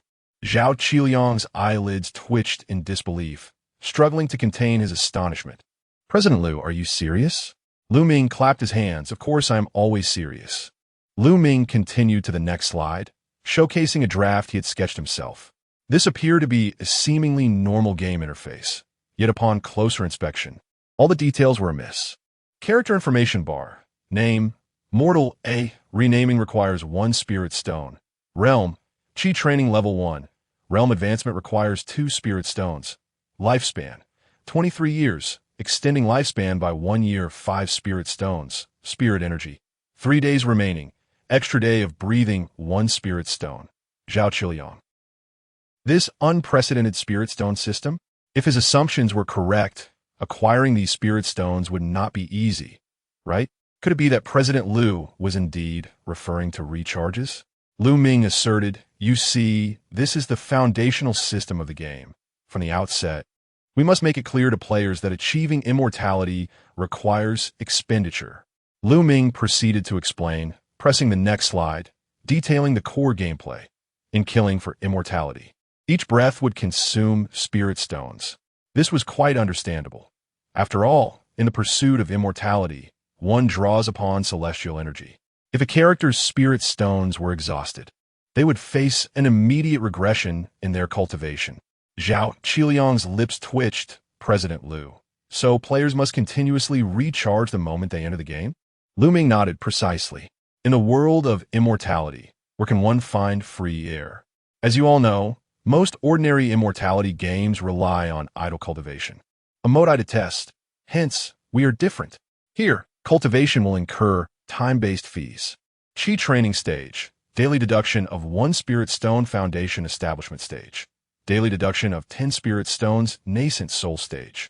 Daily deduction of 100 spirit stones true immortality involves not only battling the heavens, but also contending with oneself. Laws, partners, wealth, and land. None can be achieved without money. Upon hearing Lu Ming's words, Zhao Qiliang was at a loss for words. And you dare to call those idle cultivation games trash? With this game, will anyone actually play it? Even if someone does, how much backlash will it receive? Zhao Qiliang anxiously contemplated his professional future, even considering adopting a pseudonym in case he was recognized for developing this game. He had previously worried about being scorned by his peers. Now, he feared being targeted by players. What was going on in Boss Lu's mind? He should have conducted more research beforehand. Meanwhile, Lu Ming continued undeterred. Finally, once players enter a sect, NPCs will proactively solicit funds. For a more formidable sect, the entry requirement might be set at V50 to unlock qualification. I have already devised these dialogues for your reference. As the presentation progressed, the screen displayed Lu Ming's crafted dialogue references. Sect Senior. Junior Brother, I'm short on spirit stones for the sect's offerings. Could you lend me some? Sect Elder. I see great potential in you. I am willing to take you as my disciple, but tuition is 3,000 spirit stones up front. Sect Announcement. Player XX has been expelled from the sect for outstanding debts and is now a wandering cultivator. Let this serve as a warning to all fellow cultivators. Without spirit stones, you can forget about entering the sect. Once these words were spoken, the entire meeting room fell into a deep silence. Everyone pondered a singular question. Will anyone genuinely play this game? Zhao Qiliang could no longer contain himself. He took a deep breath, striving to compose himself, and followed Lu Ming for quite some time before finally mustering the courage to speak. Mr. Liu, do you not think this approach is rather dubious? Chapter 21. At least let players feel they can get something for free. Lu Ming was taken aback, displaying a look of bewilderment. Black, you're oversimplifying things, Qiliang. He replied calmly yet firmly. Just take a look at the myriad of games out there that charge for free items. That is true exploitation. Zhao Qiliang still held onto his own perspective. President Liu, during my time with Chuan, we were engaged in genuine immortal cultivation, flying swords, magical artifacts, spirit beasts. Players were willing to spend because they enjoyed the experience. Your killing for immortal cultivation is charging players for every breath they take, billed by the second. That not immortal cultivation. That life extortion. Players would be justified in cursing us at our doorstep. That's splendid. Lu Ming nearly let slip his innermost thoughts. The myriad of recharge modes he had devised was intended to elicit a few curses from the players. Besides, we too will incorporate flying swords, magical artifacts, and spirit beasts. And we shall do it even better. Lu Ming activated the PowerPoint presentation, showcasing his drafted concept art. A player in a flowing robe riding a resplendent golden flying sword, soaring through the skies with unparalleled grace. Yet, a closer inspection revealed an inscription on the sword's hilt. Free experience for 30 seconds. Automatic descent upon expiration. The development team was left speechless. We must allow players to experience true freedom in immortal cultivation. Ming exclaimed excitedly. In those immortal cultivation games, a flying sword can be purchased once and used for a lifetime, devoid of any sense of experience. But we are different. Our flying swords will be tiered. The better the sword, the more spirit stones deducted per minute. Zhao Qiliang's lips twitched in disbelief. President Liu, isn't this just another recharge scheme? It feels akin to our shared bicycles. Incorrect. Ming corrected him earnestly. Shared bicycles are a form of capital exploitation. We are engaged in immortal cultivation.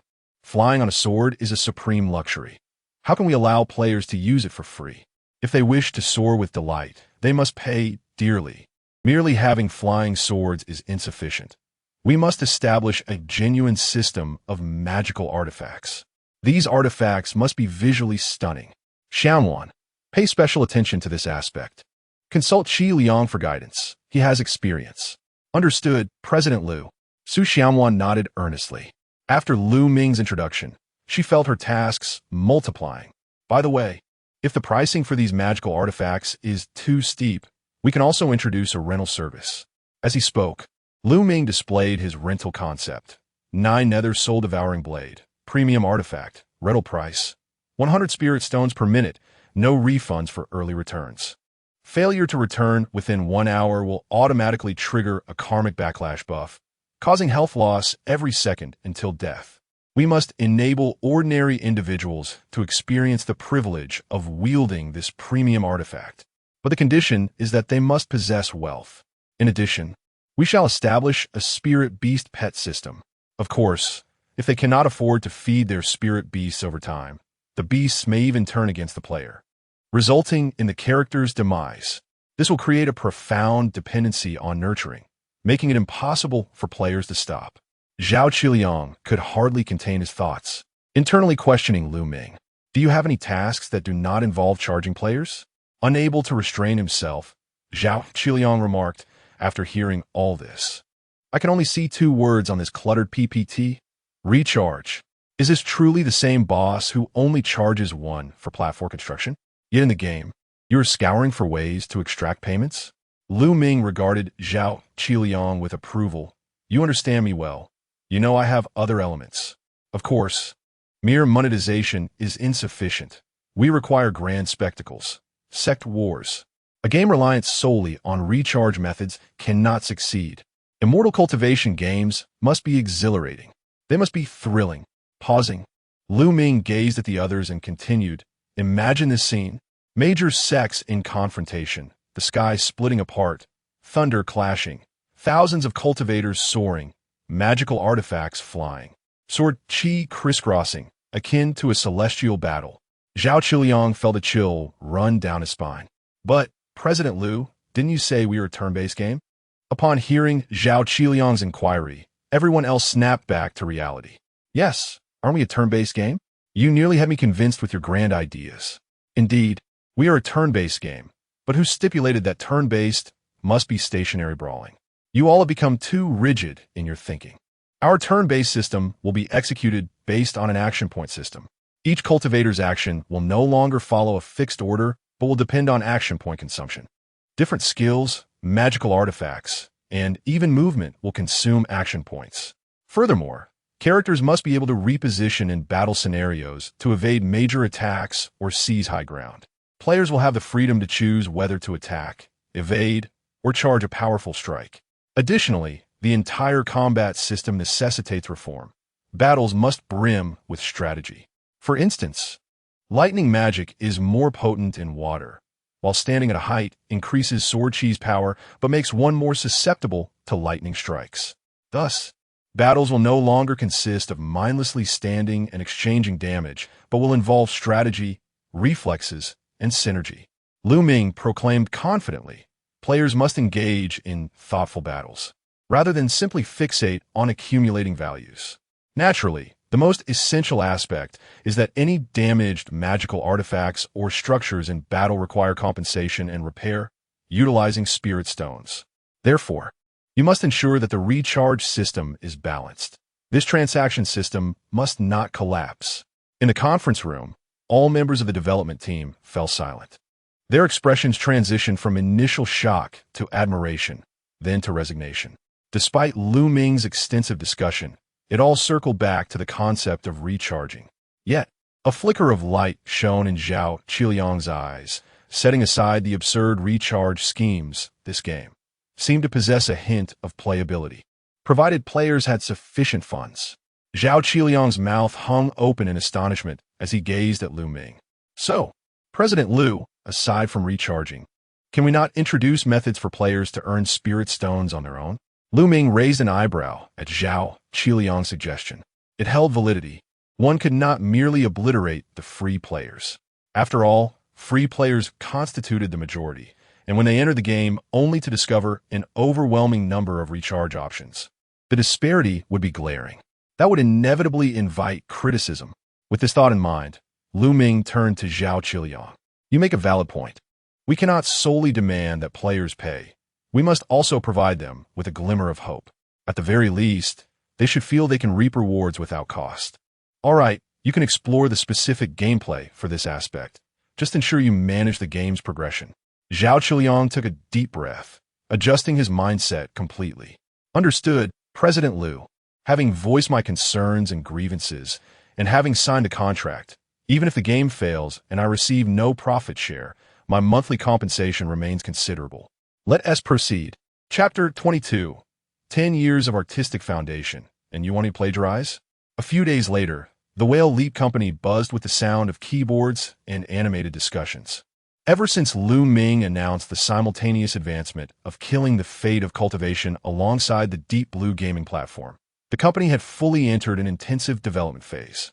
In the art department, Gu Xiangxiu and Su Xianwan sat side by side at their workstations, engrossed in the character displayed on their screens.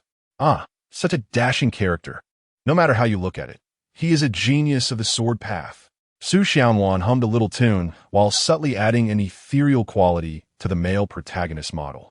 To create this aura, she had devoted considerable effort, meticulously adjusting the character's gaze and the folds of his clothing. Simply perfect. Satisfied, Su Xianwan admired the character on her screen and couldn't help but give herself a thumbs up. Beside her, Gu Xiangxiu nodded repeatedly. Xianwan, your understanding of this character is commendable. I believe everyone will choose this one.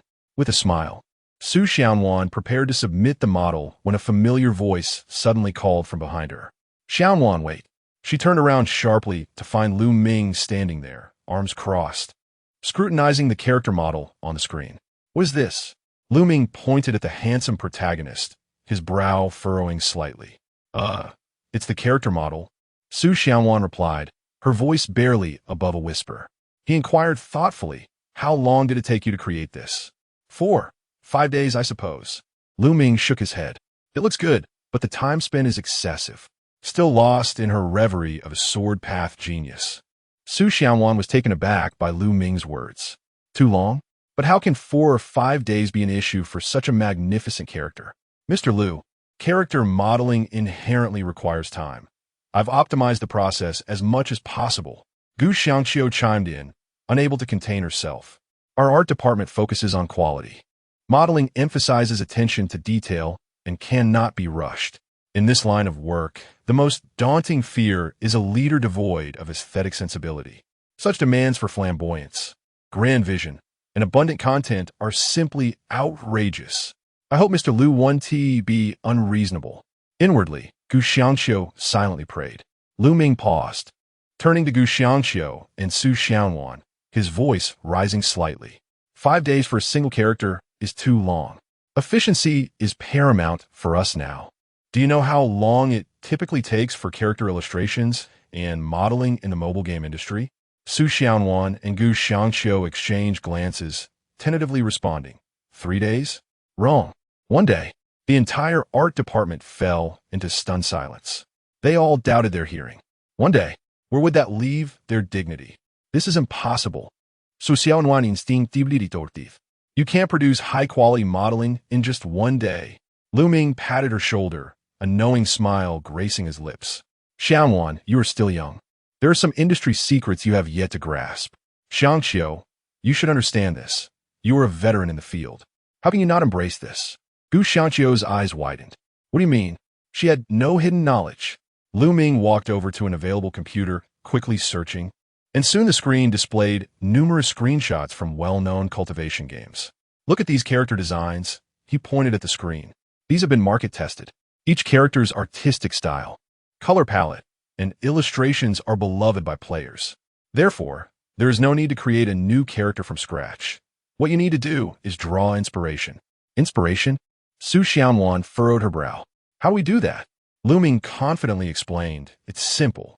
Adopt their style, make slight adjustments, such as the hairstyle, clothing, and colors. Change the background and sculpt a new face. Voila! A brand new character is born.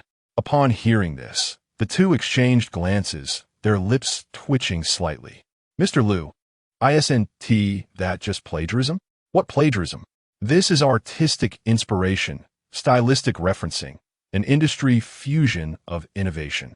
It's a meeting of minds. Lu Ming earnestly corrected them. You must learn to utilize the excellent materials available on the market, comprehend their artistic philosophies, and then create a version with slightly different aesthetics. This approach will not only save costs, but also enhance artistic efficiency. Do you understand? We are standardizing industry practices and optimizing production processes. The members of the art department fell into a collective silence. They understood, but their professional ethics would not allow it. No wonder Lu Ming believed Gu Xiangxiu should be aware. She indeed understood this aspect, but it had been a long time since she had operated this way. This lacked soul, she thought, feeling her dreams of creating independent games crumble into the notion of mere imitation and plagiarism. After 10 years of artistic foundation, had she reduced herself to a mere copyist? Gu Xiangxiu felt her heart shatter, and her gaze towards Lu Ming grew increasingly critical. Su Xianwan and Gu Xiangxiu wore complex expressions, as if caught in a moral struggle against reality. They were artists, designers, individuals with dreams. When they entered the gaming industry, they aspired to create unique and breathtaking artistic works, not to become mere imitators. But now, they stared at the familiar character designs on Lu Ming's screen, then glanced at his nonchalant expression, their hearts brimming with 1,000 unuttered objections. This is indeed significantly faster, Su Xianwan murmured softly. Yet reality proved more persuasive than dreams. They needed to live. They needed to eat. They needed to earn a salary. Besides, this was the boss's demand. And the current project was undeniably tight. If they took a few liberties with the designs and increased the proportion of originality slightly, it shouldn't pose a significant problem. After a moment, Gu Xiangxiu sighed deeply, her professional integrity ruthlessly shattered. Mr. Liu, you really understand the market too well, she said through gritted teeth. Su Xianwan, though internally resistant, felt her last shred of stubbornness crumble upon witnessing Gu Xiangxiu capitulate. After all, they were not the only ones in this company engaging in such practices. Then, I shall give it a try, Su Xianwan said softly, feeling as if she had opened a new door. Lu Ming nodded in satisfaction, pleased to witness their compromise. While plagiarism was undoubtedly unethical, the line between inspiration and design was often blurred. Moreover, he was asking them to outright copy. Isn't it common for designers to draw from templates? Optimizing and modifying based on original works was clearly a quicker approach. And even if hypothetically, they faced criticism from players for lacking originality in their designs, wouldn't that inadvertently fulfill Lu Ming's requirements? Chapter 23. One must not be too complacent. Well, since you all have consented, let us commence. Lu Ming deftly seized the mouse and opened several art resource repositories for cultivation-themed mobile games. Pointing a character on the screen, he proclaimed proudly, "Observe the hair of this character. Isn't it remarkably ethereal? And the color scheme of the attire. The intertwining red and black. Does it not evoke the essence of a sword-wielding demon sect?" He continued, "We shall alter the character's red clothing to blue, extend the hair a tad, swap the weapon, and then, Xianwan, you shall refine it further." He added, "If we proceed in this manner, a brand new character will undoubtedly be born. Moreover, for any resources that may be commercially utilized, you should directly contact the authors for purchase. Invest where necessary. One cannot simply rely on a few memberships to fulfill the design process." Su Xianwan and Gu Xiangxiu exchanged glances, feeling as though they were succumbing to a certain allure, even sensing that perhaps the process was indeed rather swift. Additionally, it appeared that President Liu had not transgressed any laws, and he had even encouraged them to proactively reach out to the original creators for resources. This was certainly a more refined approach than the blatant plagiarism they had encountered previously. However, there remained a lack of originality. Yet, Gu Xiangxiu felt a sense of relief, and Su Xianwan tentatively began to adjust the skin-swapping proposal Lu Ming had suggested. In merely half an hour, she was astonished to discover that the character had undergone a remarkable transformation. Moreover, it possessed no sense of dissonance whatsoever. Su Xianwan gazed at the screen, her heart a tumult of emotions. She realized that her designed character, after further optimization, conformed even more closely to the prevailing market aesthetics. Could this truly be the power of skin swapping? No wonder many manufacturers resorted to such practices. Gu Xiangxiu had already slipped into a familiar workflow. It was not merely the power of skin swapping, but rather the might of capital. Her earlier work experience was rekindled, having spent time in a large company, making her skills in this area far more adept. Thus, under Gu Xiangxiu's efficient guidance, the art department's skin-swapping designs surged, yielding new characters, novel artifacts, and fresh spirit beasts. Produced with the rapidity of an assembly line, players may never realize that the swordsmanship genius character they solemnly chose could very well be the fraternal twin of a demon lord from another game. Yet, this was inconsequential. What mattered was that killing fate cultivation was advancing at an astonishing pace. Lu Ming was exceedingly pleased with the art team's efficient skin-swapping results. Observing their gradual adaptation to this high-efficiency, creative workflow, he silently nodded in approval. This was the hallmark of competent artistry. Market demand first, efficiency paramount. However, a game encompasses more than just art. The progress of the programming and planning departments was equally vital. Therefore, Lu Ming promptly turned his attention to the game development team nearby. Standing behind Zhao Qiliang, he glanced at the screen, which was cluttered with dense lines of code and tables. Lu Ming approached and patted Zhou Bowen on the shoulder, inquiring, "Bowen, how is the progress?" Zhou Bowen rubbed his face and turned to Lu Ming. "President Liu, we're on it. We have integrated the various payment deduction methods you mentioned." Subsequently, Zhou Bowen pointed at the game's data sheet on the screen, beginning to report the latest developments. As he explained, he furtively observed Lu Ming's expression, and indeed, as the discussion progressed, Lu Ming's brow furrowed. "Bowen, these values require adjustment. Look, the success rate for overcoming tribulations is only 3. That is far too low." Zhou Bowen's heart sank at this, and, just as he prepared to explain, Lu Ming interjected, "Thus, we must establish a compensation mechanism. Should players fail in their tribulation, they may purchase a fate-altering talisman for a fee, each talisman raising their success rate by 5, with a maximum of 20 talismans." 20 talismans? President Liu, wouldn't that mean a 100% success rate? Indeed, if one has the wealth, why not guarantee a 100 chance? Zhou Bowen had an epiphany. He had indeed been overly cautious. As April breezed by like a gust of wind, it was already the end of the month.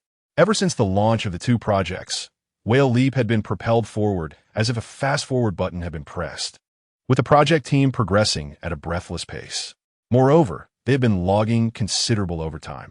Although Lin Xiaoxiao had been keeping track of everyone's extra hours, discontent regarding Lu Ming had begun to circulate throughout the company. Such intense development naturally came with exorbitant expenditures, server rentals, outsourced artistry, programming overtime fees, and post-production guarantees. Lu Ming approved budgets daily without batting an eye. In just a month, nearly 2 million had been depleted from the company's funds. Yet fortunately, the core gameplay of Killing Fate Cultivation was essentially finalized, awaiting subsequent testing and optimization. Standing by the floor-to-ceiling window of his office, Lu Ming glanced at his system panel, a satisfied smile gracing his face. The moral debt had increased. Company name, Whale Leap Game Company. Company funds, 380,000 yuan. The host may withdraw 1 to their personal account per cycle. Personal wealth, 18. 263 yuan. Moral debt, 983. Moral level. Moral flaw. Gazing at the debt figure exceeding 900, Lu Ming felt a long-lost thrill surging within him. During this period, he had certainly caused quite a stir. Moreover, he was now just a few points away from 1,000. With a bit more effort, he would soon surpass that mark. With this thought, Lu Ming promptly made his way to the art team. One must not be too complacent. The settlement was just 2 days away. He must seize the opportunity and act swiftly. The art department was the perfect choice. After all, Lu Ming was well aware that the entire company held the most significant grievances against him. At this moment, Gu Xianxiu and Su Xianwan of the art department were fixated on the new character on the screen, their eyes reflecting fatigue, yet also a sense of accomplishment. After a frenzied bout of skin swapping and optimization, they had finally refined several major game characters to their utmost potential. The white-robed hero, the red-clad sorceress, the genius swordmaster, each resonating with the mainstream market aesthetics and exuding maximum allure. However, just then, Lu Ming entered the room. The members of the art team felt a sudden tightening in their chests. And indeed, Lu Ming spoke, his tone laced with nonchalance. Your characters lack diversity. Su Xianwan. Gu Xianxiu. What do you mean by lacking diversity? Lu Ming responded as if it were self-evident. Look at this female character. She is undeniably beautiful. But what use is that? Players desire a continuous influx of novelty. Su Xianwan could not help but frown. We have already endeavored to align with market demands. Lu Ming nodded. Indeed, she is quite stunning, which is why we must instill a desire for possession while simultaneously fostering anticipation. He then pointed at the red-clad sorceress on the screen, speaking earnestly. For this character, you should incorporate a charm value in the modeling. Su Xianwan. A charm value? Lu Ming confidently nodded yes. The more revealing the attire, the higher the attack power. Thus, you must design several outfits for this character, allowing players to switch between them. Gu Xianxiu was taken aback. President Lu, what absurd design is this? Are you a madly modified planner? You should have mentioned such requirements earlier. We have already completed the artwork. Lu Ming chuckled. I've been rather busy lately, and I did not have the chance to mention it. We must respect the market. For the sake of user experience, necessary changes must be made. Su Xianwan's mouth twitched. Then, President Lu, shall I work overtime to make the changes today? Lu Ming nodded. No need for you to work overtime. Simply ensure that the project is delivered by tomorrow morning. Su Xianwan was at a loss for words. It seemed that overtime was inevitable. Although the company offered generous overtime pay, the incessant alterations to the experience were thoroughly displeasing. The art department had reached its breaking point. Chapter 24. The Joy of Capital. 2 days later, Lu Ming returned to the office, sitting comfortably in his chair as he opened the system panel with satisfaction. Moral debt value, 1263. The debt value had officially surpassed 1,000. Lu Ming felt a sense of relief. The design industry, indeed, bore the greatest grievances. Leaning back in his chair, he leisurely took a sip of coffee. What did 1,000 points of debt signify? It meant he was about to trigger the system's reward mechanism and receive a double return on his investment. Simply put, the money he had expended would be returned to him in multiples. This was a guaranteed profit. Moreover, it would all be deposited directly into his account. With this thought, Lu Ming's spirits soared, and he immediately commenced the settlement process. Ding! End of current cycle detected. Settling. Lu Ming skillfully accessed the system, his gaze calm. This time, he had not repeated the mistakes of the past. Throughout this entire cycle, he had been relentlessly sowing discord, reaping grievances faster than a scythe. Furthermore, he had done so within his own company. Lu Ming was not greedy. He had merely remained at the company all day. Lu Ming stared at the screen, filled with anticipation. Company name: Whale Leap Game Company. Company funds: 360,000 yuan. Moral level detected to be on a rise. Allowing the host to withdraw 2 to their personal account this cycle. Personal assets: 17. 211 yuan. Moral debt value: 1265. Moral level: human deterioration. Reward mechanism triggered for this cycle.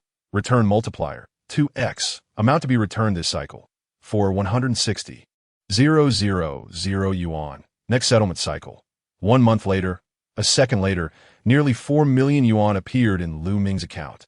Moreover, it was all deposited directly. A faint smile crept upon Lu Ming's lips, his face radiating satisfaction from the successful settlement. The last time he settled, he had been backstabbed by a player, and the moral debt value had not exceeded 1,000, wasting an entire month and leaving him quite disheartened. This time, he had learned his lesson and executed a series of clever maneuvers, keeping a close eye on his employees, and managed to elevate the debt value to over 1,000. He had known then that this time, success was assured. As expected, the funds had indeed arrived. It was just unfortunate for several departments within the company. Lu Ming couldn't help but smile broadly, his eyes gleaming with satisfaction as he gazed at the 4 million lying in his account, momentarily lost in thought. What a delightful predicament! How should he spend it? The answer was simple. It was imperative to retain it for further doubling. 4 million was insufficient for purchasing property in Shanghai. It must be invested back into the company's operations. Having determined his course of action, Lu Ming's mood soared, and he picked up his phone to message Lin Xiao, let everyone leave work early this afternoon. Let us have a group lunch to reward everyone for their hard work lately. Also, ask Old Wang to distribute a sudden bonus of 10,000 yuan to each person. After all, the employees have endured so much hardship. He must offer some consolation, lest they decide to resign. Being a boss was not an easy task. At noon, all members of Whale Leap Game Company were urgently summoned to an upscale restaurant. Everyone sat in the private room, looking bewildered. The art team and programming team exchanged confused glances. Wait, we've been exploited so harshly lately. Why the sudden gathering for a meal, right? Could be a last supper before execution? No way. It can't be that extravagant for a last meal. This is a restaurant with over 1,000 yuan per person. I'm getting a bit anxious. Should I secretly submit my resume again? What if the company is out of funds? Listening to the discussions, Old Wang felt a twinge of anxiety. He knew how much money was left in the company account. Indeed, the funds were running low. Additionally, recent investments had been substantial, and things were already tight. However, just before the meal, he had received notification to give each employee a bonus of 10,000 yuan. After that, the company account would be completely drained. This couldn't be severance pay, could it? With that thought, Old Wang fell silent, reluctant to voice his concerns. As the murmurs grew louder, Lu Ming strolled in with a relaxed demeanor, followed closely by Lin Xiao. Everyone has worked hard lately. Let's enjoy a meal and unwind. He took a seat at the head of the table and glanced around. Why isn't anyone eating? Is the food unappetizing? The crowd responded, who would dare? We're just afraid that after this meal, we might need to hit the job market. But Lu Ming's smile appeared genuinely sincere, completely unlike someone looking to make an escape. This only deepened the confusion among the employees. Lin Xiao cleared her throat and revealed her phone, declaring, CEO Lu mentioned that everyone has been working hard, and he has also decided to grant each of you a surprise bonus of 10,000 yuan. Silence. An eerie stillness enveloped the room. Then what? Money. I can't be dreaming, right? A surprise bonus sounds so foreign to me. CEO Lu, you've changed. You're no longer the capitalist pushing us to plagiarize and work overtime. Su Xianwan from the art team felt tears welling in her eyes. Lu, even though you've exploited us, you're truly far better than those unscrupulous bosses. If you'd done this earlier, we wouldn't have been refreshing our resumes every day. From confusion to shock, and finally to elation, the entire transformation occurred in a mere 30 seconds. The private room instantly morphed into a grand scene of jubilation. Observing the expressions of his staff, Lu Ming glanced at his rapidly decreasing moral debt value, breathing a sigh of relief. Thankfully, he had scheduled this monetary distribution for May, right after the settlement. He understood that giving money was indeed beneficial. But the key was that if he exerted himself just a little more this month, the 10,000 yuan he distributed would soon return to him as 20,000. This was the joy of capitalism. Exploiting their souls and then offering a morsel of charity could lead to a betrayal of human nature. That 10,000 yuan couldn't buy loyalty, but it could purchase a fleeting allegiance from a group of employees. Once they became accustomed to this cycle of exploitation, charity and re-exploitation, they would realize they could no longer detach themselves from the company. The scythe of capital was not merely for harvesting. It was also a protracted psychological warfare. The meal was thoroughly enjoyable. After indulging in food and drink, someone wiped their mouth and glanced at the time, frowning. It's only 1:30 in the afternoon. We still have some project components to finish, shouldn't we? Return to work? Another nearby chimed in, yes. Let us not forget tomorrow's version testing. Tasks are still incomplete. And given how frequently we've been adjusting values, who knows if new demands will arise? Perhaps we should hurry back. However, just as they prepared to rise and return to their tasks, Ming suddenly interjected, Didn't Ti say we're leaving work early today? Everyone can come back tomorrow. The work is endless. Once everyone exited with surprise and confusion, only Ming, Lin Xiao, and Old Wang remained in the private room. Old Wang had intentionally stayed behind. He wanted to mention that after the bonuses were distributed, the company account would be entirely depleted. Just as he was about to speak, a notification pinged. Ding! A message from the company account arrived. Old Wang opened his phone and, upon glancing at the company account, was immediately engulfed in darkness. Wait! He widened his eyes in astonishment. How did the company account suddenly increase by 4 million? CEO Liu, the company account, has increased by 4 million. Ming smiled gently and remarked, Oh, I have just transferred. Chapter 25. If everyone becomes an immortal, what significance does immortality hold? Old Wang's expression transformed in an instant, becoming more shocked than if he had witnessed the company's bankruptcy. Mr. Liu, did you deposit money into the company account? Indeed, the company account must be running low. I thought it prudent to replenish it. Ming replied nonchalantly, as if commenting on the pleasant weather. Old Wang felt as if he might shatter. Replenish? Do you think it's merely refueling? Why not fill it to the brim?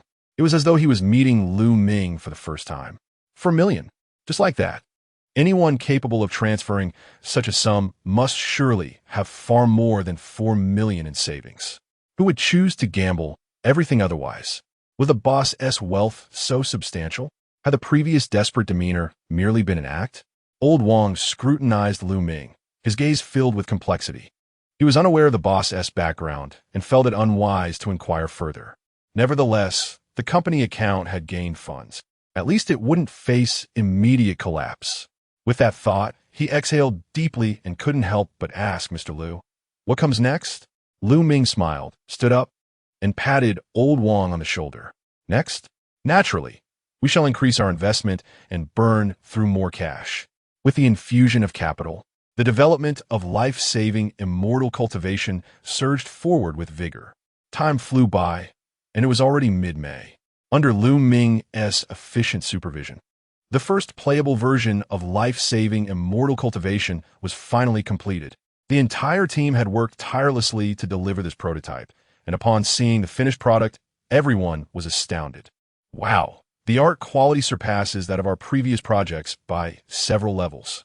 Of course, when one copies homework, the result is inevitably superior to the original.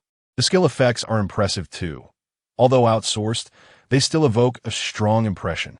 Most crucially, the gameplay is exceptionally ruthless, isn't it? The numerical values are preposterous. A normal person could hardly endure it. Normal person? Are we designing this for normal players? Our target audience is the spenders. The development team engaged in an in-depth discussion. They had already tested the game, concluding that it was essentially a recharge trap cloaked in the guise of an immortal cultivation game. Any player who enjoyed such games would find it impossible to escape unscathed. What is this nonsense about $6 or $7? That's merely the starting fee. Without at least $100 or $80, they could expect their spiritual energy to wither away. All right. Ming observed the gameplay and nodded in satisfaction. He pulled over a chair and sat down. Qi Liang, transfer $1,000 for me. I wish to experience it firsthand. Zhou Bowen and Lin Xiao exchanged bewildered glances. Su Xianwan could barely contain her sarcasm. Mr. Liu, isn't this behavior of giving yourself money a bit absurd? What do you know? Ming retorted confidently. How can a game developer not understand their own game? Only by experiencing it personally can one discern what requires adjustment. The group fell silent.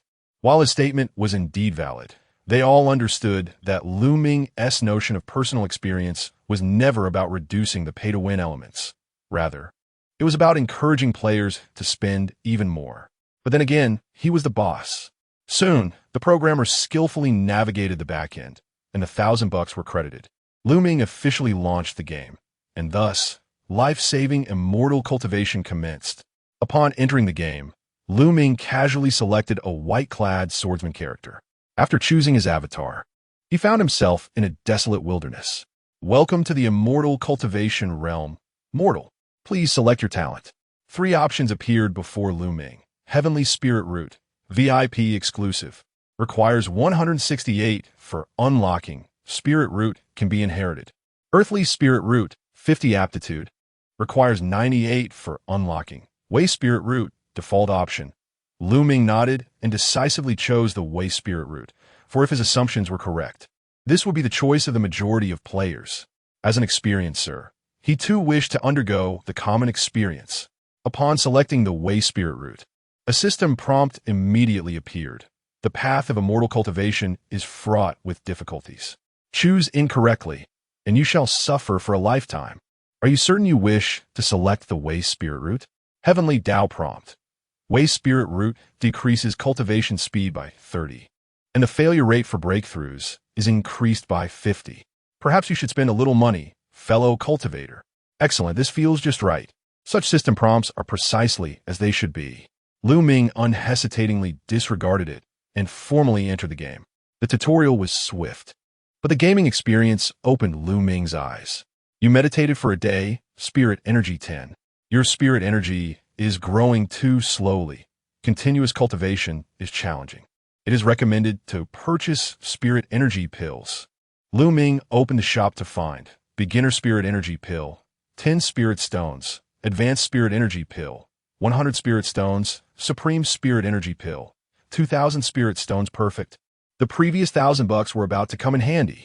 $1,000 equated to 10,000 Spirit Stones. Without hesitation, Lu Ming clicked on the shop and purchased a Supreme Spirit Energy Pill. Ding! Purchase successful. You consumed the Supreme Spirit Energy Pill. Spirit Energy 500. Cultivation speed increased by 100. Lu Ming checked his status bar. One pill had elevated his character by several levels. After all, no one would take such potent pills so early on. He decided to set aside the Spirit Energy issue for now and test the combat system. Eagerly, he dashed outside the novice village, ready to challenge his first monster, Wild Wolf, 2nd tier. Lu Ming's character, at the 8th level of Qi cultivation, should theoretically have no trouble challenging a Wild Wolf, right? After a while, he entered a turn-based combat interface. Lu Ming's character struck first, swinging his sword and hitting the Wild Wolf, dealing -30. The Wild Wolf retaliated with a claw, inflicting -50. Lu Ming. He attempted several strikes, discovering his damage output was pitiful while the Wild Wolf's attacks were quite brutal. After some contemplation, he reasoned it could be due to his novice equipment and lack of skills. Currently, his only attack method was a basic strike, which seemed reasonable given the circumstances. Rather than fleeing, Lu Ming opted to stand his ground. Moments later, his character's health bar plummeted, prompting the system to declare, "You have died. The immortal cultivation realm is merciless. You have lost 30 of your cultivation." The death screen flashed with a prompt, "Divine Weapon Package. Limited time, offer 98 yuan. Grants 5 superior immortal sword with a 30 attack bonus. Novice Resurrection card, 6 yuan. Death does not result in the loss of cultivation." Lu Ming promptly purchased the Divine Weapon Package, equipped the new gear, and found his damage had finally normalized. Then he spent another $6 on a Resurrection card. Just in case. Reasonable, very reasonable. Lu Ming rubbed his hands together in excitement, filled with delight. The approach was correct. This was the essence of the experience. After approximately an hour of play, Lu Ming took a deep breath. His account balance had dwindled from $1,000 to just over 300. A full $700 spent in a mere hour. Lu Ming remained silent for a moment before vigorously nodding, his tone filled with satisfaction. Excellent. The monetization points in this game are exceptionally well-crafted. Incredible, simply incredible. The thrill of spending money flows like water. making it utterly irresistible. This rhythm of expenditure would surely provoke complaints from everyone who tries it. Reasonable? Zhou Bowen, Su Xiaowan, and the others were left utterly astonished. Observing Lu Ming's satisfied expression, the development team felt a twinge of confusion. They had already formulated plans to adjust values and reduce the recharge interface. Even they had experienced it themselves and found the level of monetization somewhat excessive. Yet, Lu Ming seemed genuinely pleased. Zhou Bowen murmured softly, "President Lu, surely you can't believe that players will appreciate this?" "Indeed they will," Lu Ming asserted emphatically. "Consider this. The theme of cultivation is inherently one that only a select few can master. If everyone becomes an immortal, what significance would immortality hold?" The group exchanged glances, feeling that while his argument held some validity, an unsettling sense lingered in the air. Chapter 26. Seeking Celebrity Endorsements. After experiencing the game, Lu Ming rubbed his hands together, noting that dinner was half prepared, and now all that remained was for the players to take their seats. Sitting in the conference room, he gazed at the members of the development and design teams, a cryptic smile playing at the corners of his mouth. He had personally tested the game, and it was fraught with flaws. Once launched, criticism would undoubtedly follow. The game was well developed. Now, the discussion turned to how to make players aware of its existence. Zhao Qi nodded. "Mr. Lu, do you mean we're officially commencing the promotional campaign?" "Precisely.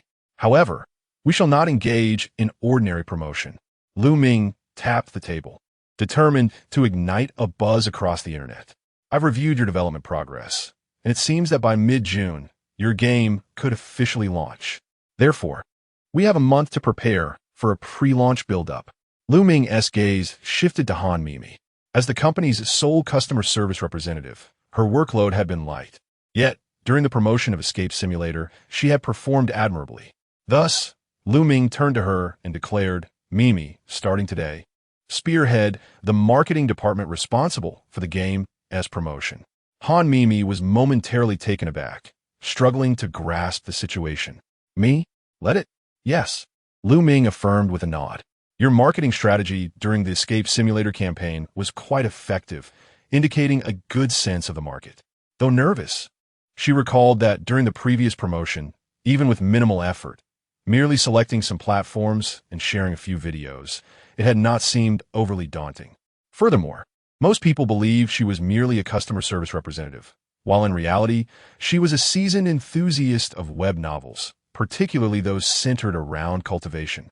She was determined to execute this task diligently. "Mr. Lu, do you have specific requirements for this promotional campaign?" "The requirements are quite simple," Lu Ming replied, a slight smile gracing his lips. "In May, I want the name killing for immortality to be on the radar of all cultivation game aficionados. We must identify the right target audience and avoid indiscriminate advertising. Where should we focus our promotions?" Han Mimi inquired.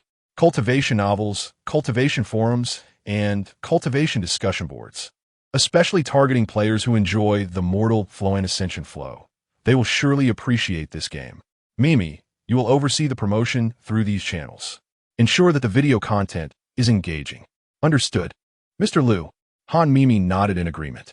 "The second aspect involves a limited release." Lu Ming continued.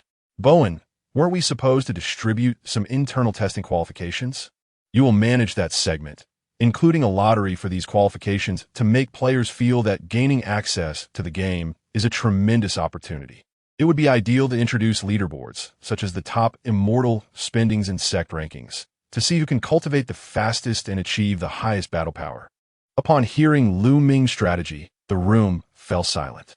They had anticipated that Mr. Lu was merely an ordinary game executive. Yet they were astounded to discover he was a top-tier marketing genius. "Mr. Lu, did you graduate with a major in marketing?" Lin Xiaoxiao could not help but ask. "Not at all," he replied. "Then how do you know so much? Isn't it obvious?" Lu Ming chuckled. "I've been on the receiving end of such tactics countless times." "So, you've derived these strategies from your own experiences?" Once the two aspects of the promotional campaign were organized, Lu Ming pondered further. The company's account currently held 4 million. If they merely executed the aforementioned promotions, it would surely fall short. However, with only half a month left in May. How could they maximize their impact in the shortest time possible? Ming furrowed his brow, glancing at his phone, when an idea struck him. What if we sought a celebrity to endorse us? Celebrity endorsement? The conference room fell into a momentary hush. Then, Lin Xiaoxiao hesitated. Mr. Liu, hiring a celebrity could be quite costly, right? Do we have a budget for it? Budget? Ming raised an eyebrow. You shouldn't always think about saving money. With a light-hearted tone, he continued, what I'm contemplating is not whether we have enough, but rather how we can spend it more quickly and effectively. What an audacious statement. Han Mimi could not help but ask, Mr. Liu, are you suggesting we find a high-profile celebrity for the endorsement? Indeed. However, if we merely opt for an ordinary celebrity, the impact may be minimal. Han Mimi pondered. There are so many games with celebrity endorsements nowadays. Players have become desensitized. We can't afford top-tier celebrities, which would fail to achieve our desired effect. Exactly. Ming smiled. We need to find a controversial celebrity, one whose endorsement itself generates debate. Upon hearing this, everyone present grasped Ming's vision. An ordinary celebrity endorsement might elicit a casual reaction. But if a polarizing figure were involved, the response would be entirely different. Players would exclaim, what? This game has him as an endorser? The officials have lost their minds. Casual observers would wonder, what kind of game is this? I must check it out. Fans would defend the celebrity. Everyone, don't attack him. He is truly trying his best. While detractors would scoff, haha, this game is doomed. They chose this kind of person for endorsement. Consequently, whether they were fans or critics, discussions would erupt, igniting a frenzy across the internet surrounding killing for immortality. Moreover, a controversial celebrity would undoubtedly possess polarizing elements. Ming was unconcerned with the extent of the controversy. Having learned from his experience with strange heroes, he understood that achieving long-term success was a gradual process. He could not expect to create a game that would thrive indefinitely overnight. His immediate goal was to capture players' attention and embrace the ensuing mockery. This was paramount. They were not seeking a stable endorsement. They desired sufficient buzz. When the topic gained traction, the heat would follow, and the game would flourish. Even if some deemed their chosen spokesperson unreliable and criticized the game as a cash grab, that would still generate traffic. What if 1 or 2 out of 100 players decided to try their game? That would be a win. After Ming's explanation, Han Mimi contemplated for a moment before nodding. Indeed, that is how the internet operates now. The more fiercely people criticize, the higher the discussion level, which ironically attracts more players. Ming regarded her with satisfaction. Mimi, you are truly the perfect fit for this marketing department. He then scanned the room. Now, does anyone have recommendations for a currently controversial celebrity? Chapter 27. The Path of 3000. Rapid success in the way in the conference room. An air of excitement enveloped everyone. This was indeed a rare opportunity. Collaborating with a celebrity was a novel experience for them. A few members of the marketing department exchanged glances and immediately began to propose their favorite blacklisted stars. Lin Xiaoxiao was the first to raise her hand. Mr. Liu, I believe we should consider that trainee. He has recently garnered widespread ridicule for his abysmal acting skills. He starred in a fantasy drama, exhibiting nothing but a blank stare and a monotonous expression with horrendous special effects. Shortly after the show aired, he announced his endorsement of a fantasy mobile game, drawing severe backlash. Yet his popularity remained significant. Fans, while criticizing him, still flocked to play the game. Ming pondered for a moment. He is indeed a decent choice, though he is rather young, and his fees are excessively high. Zhao Qiliang then spoke up. I recommend the actress Fei Fei. She faced tremendous backlash for her absurd remarks and was criticized for being all hype without substance. She has also participated in several controversial events. However, I must admit, she is exceptionally beautiful and would serve well as a mere figurehead. Ming furrowed his brows slightly. We are seeking blacklisted celebrities, not those with dubious moral backgrounds. There is a distinction to be made here. The remaining discussions in the conference room turned into a wishful thinking session, with numerous celebrities being considered and subsequently dismissed. Ming scrolled through Weibo, searching for stars that met his criteria. Suddenly, his eyes lit up. Hey, what do you think about this person? He inquired. Who? Everyone turned to look at him in unison. Lu Ming's lips curled into a slight smile. The middle-aged film emperor from Xiangdao, Zhang Hui. You all know him. He was quite popular in his youth, but has since seen his career decline due to various reasons, appearing in countless dreadful films that led netizens to question if he was merely acting for money. He was even spotted rushing between 4 commercial performances in a single day, criticized for not valuing his reputation and betraying the trust of many fans. Most notably, he recently starred in a fantasy film that grossed only a few million, resulting in a significant loss. It's likely that no one will dare to hire him for a while. He possesses notoriety, controversy, and is a topic of discussion. Most importantly, his current marketability is low, so we can certainly negotiate a favorable price. As Lu Ming spoke, the others began to contemplate. An ex-film emperor, a middle-aged man, and a reasonable price? This was indeed a viable option. Seeing everyone in agreement, Lu Ming smiled, settled. You all immediately contact his team and see if we can secure a deal quickly. After the meeting, the marketing department sprang into action, swiftly reaching out to Zhang Hui's agent. Initially, there was some hesitation. After all, despite his tarnished reputation, he was still a former film emperor, and endorsing a game could be seen as a step down. However, when a marketing department offered a fee of $2 million for just one day of shooting, the agent was immediately intrigued. Just one day? Yes, just one day. Come to Modu for filming, with all expenses covered, including first-class round-trip travel. So easy? Indeed, and we will arrange a professional team to ensure high-quality production. The agent, upon calculating the offer, realized that $2 million for a day's work, inclusive of all expenses, was an extraordinary opportunity. Moreover, with Zhang Hui facing financial difficulties after a recent film flopped, this endorsement fee was a timely boon. Thus, within just one day, the contract was finalized. Soon after, 2 days later, Zhang Hui arrived at Modu Airport via a first-class morning flight at 10 o'clock. The marketing department had arranged a luxurious vehicle to escort him directly to the filming studio. Once a prominent figure from Xiangdao, now in his 50s with graying hair and the marks of time etched on his face, Zhang Hui still exuded a rugged charm. Wearing sunglasses, he assessed Lu Ming and extended his hand. Mr. Lu, I didn't expect such efficiency from you.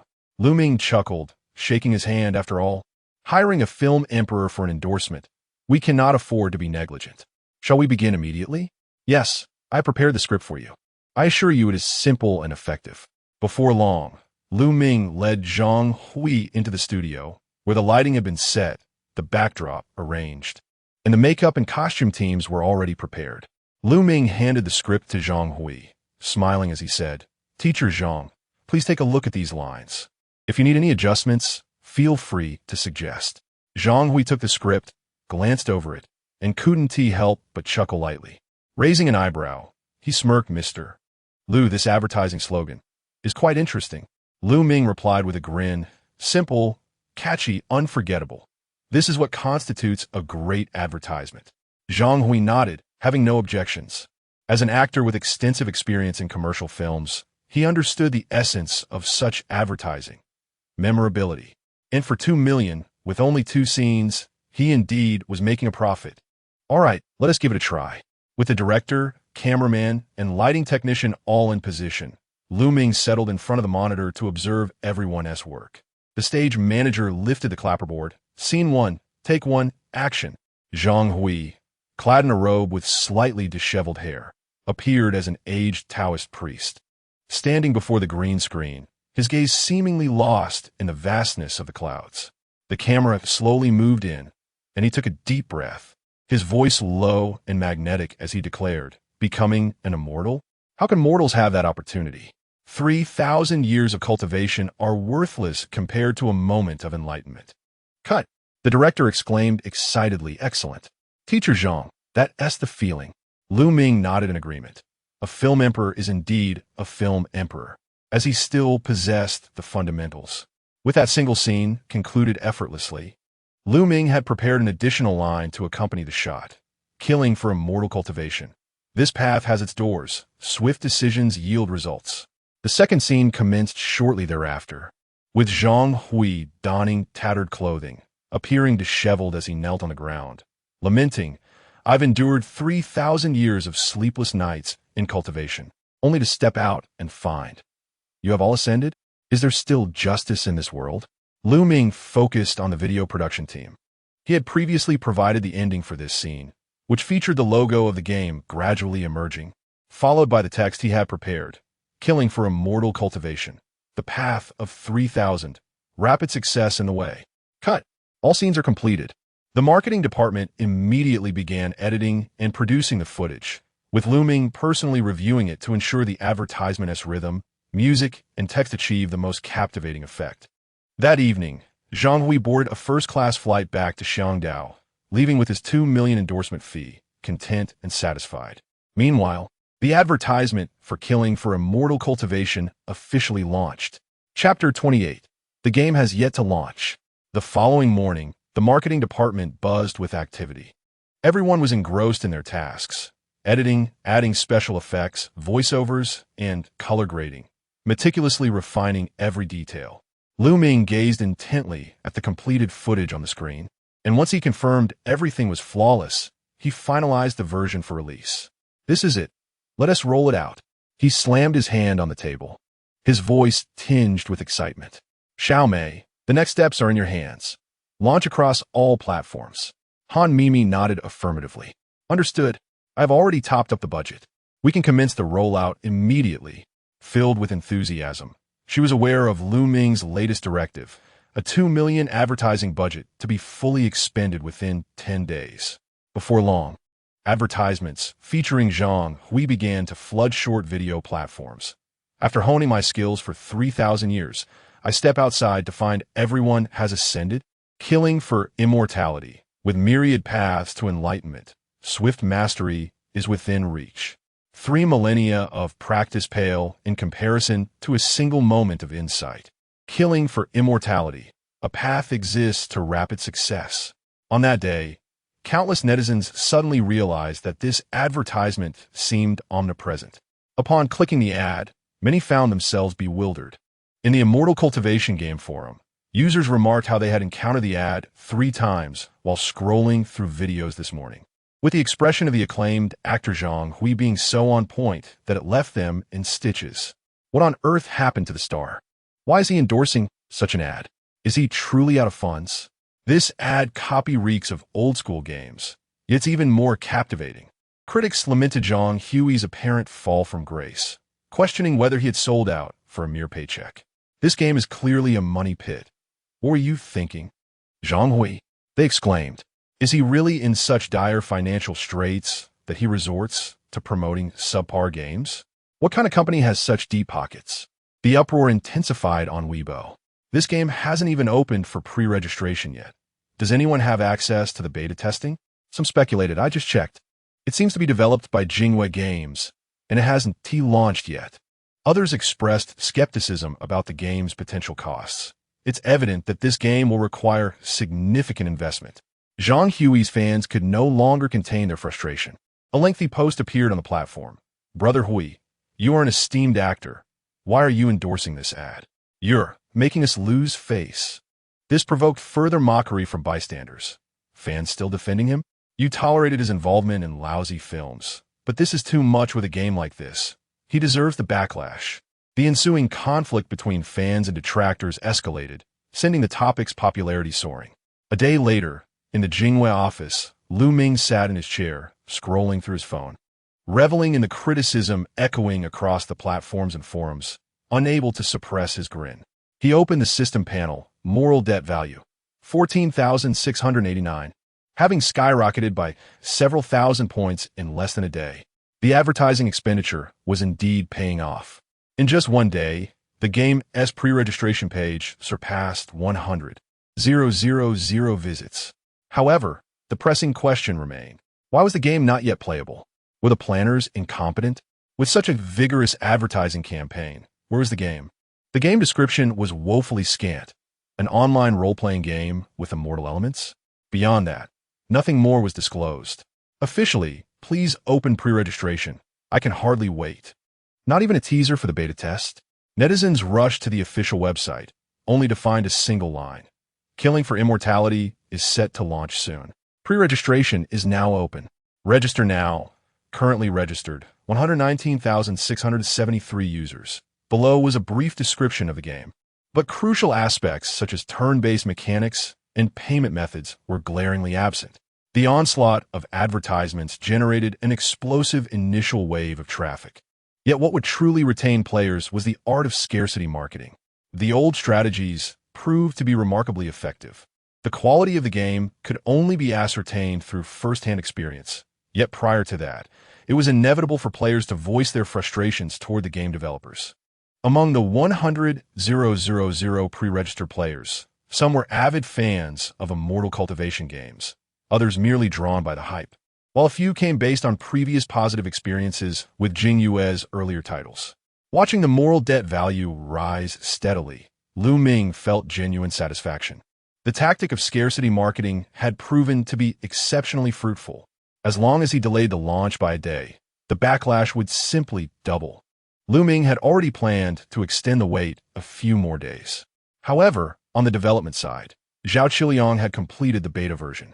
He had further optimized the game, and this time, 5 characters were available for testing, each with unique storylines. However, Ming lacked the time to delve into the new version. Based on his previous experiences, he was confident in the current build. Moreover, player enthusiasm was at an all-time high. Prolonging the launch would have negative repercussions for the company's future. Yet, Ming remained composed. Scratching his head, he glanced at the eager Zhao Qiliang and Chun Hao, who had been waiting for a considerable time. The Deep Blue platform had smoothly launched killing for immortality without any issues.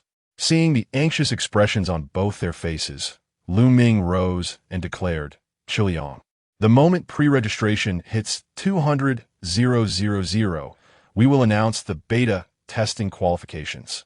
"Understood, Mr. Liu." Zhao Qiliang promptly arranged it. 2 days later, the total pre-registration surpassed 200,000. At 3 in the afternoon, an announcement appeared on the game interface. "Dear players, thank you for your patience.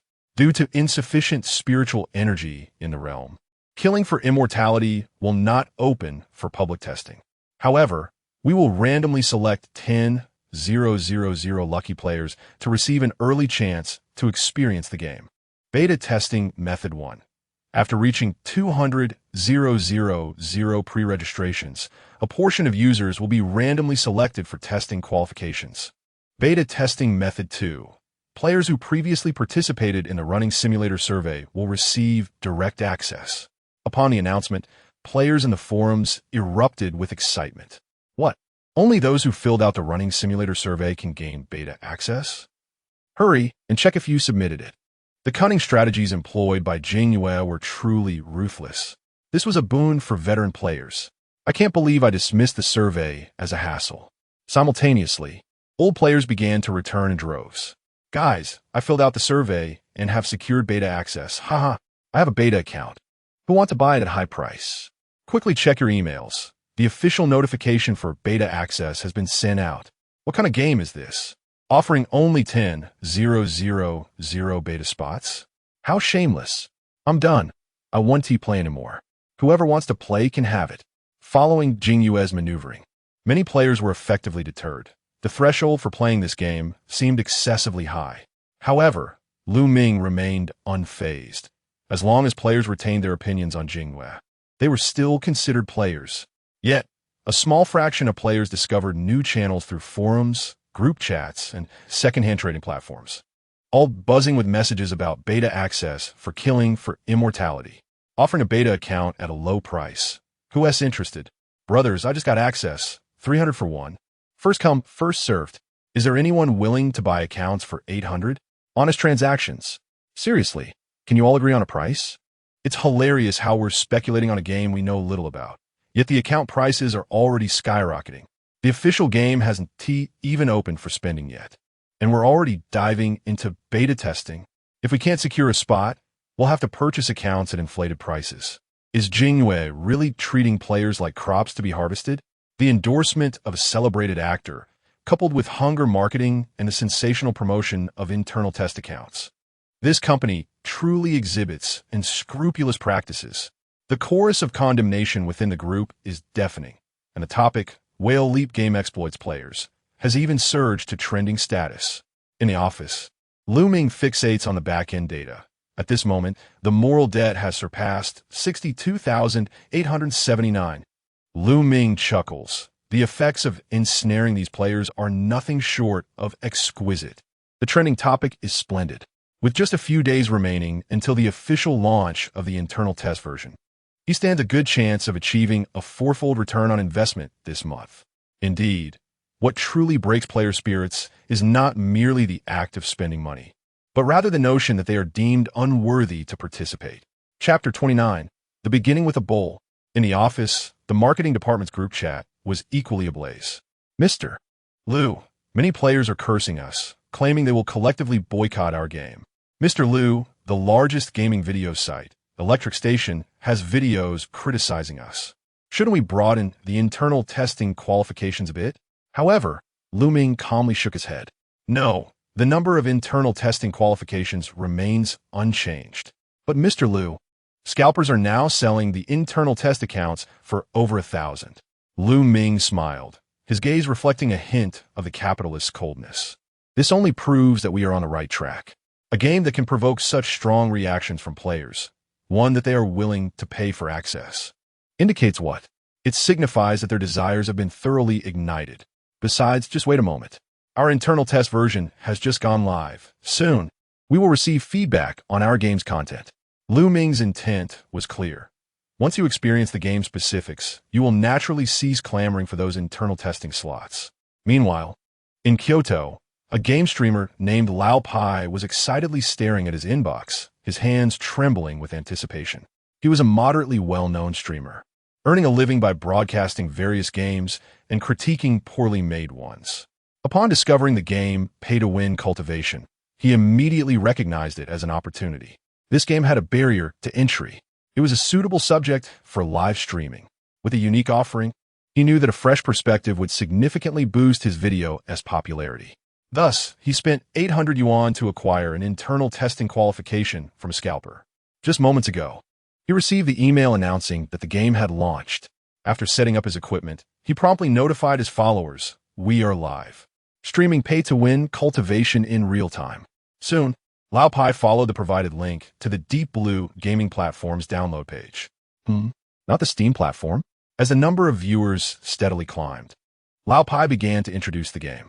"Brothers, I just started streaming. I'm downloading the game now. It seems the game company has created its own platform. Quite interesting." A few minutes later, the platform finished downloading. The Deep Blue interface was very simplistic. Upon entering, he noted that only one game, Pay-to-Win Cultivation, was available. Lavishly frowned and muttered, "What kind of pathetic platform is this? Just one game?" After registering his account and entering the internal test invitation code, he clicked to download Pay-to-Win Cultivation. The installation package was small, finishing in 5 minutes. Soon, the game's launch button illuminated, prompting Lavishly to swiftly change his live stream title to First Play of Pay-to-Win Cultivation. Where's the black-hearted scheme endorsed by Zhang Hui? With the viewer count nearing 10,000, he adjusted his camera and smiled. "Brothers, today I'll show you this heavily advertised pay-to-win cultivation and see if my internal test account is worth it." The game commenced, with a black background and golden text. An ancient and weathered atmosphere enveloped him, thunder reverberating faintly in the background, resembling the sound of cosmic laws at play. Lavishly raised an eyebrow, casually commenting, "The art style is quite good, more refined than I expected." The live chat began to buzz with excitement. "This game has something special. The UI feels immersive. I hope it's not just a pay-to-win scam in disguise." Exactly. The opening is promising.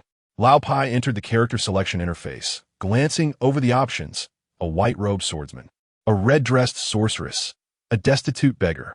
Upon seeing the beggar option, he immediately exclaimed, "What is up with this beggar? Such a shabby appearance." The live chat erupted with comments. "Choose the beggar. Start cultivation from scratch. Lavishly is perfect for the beggar role.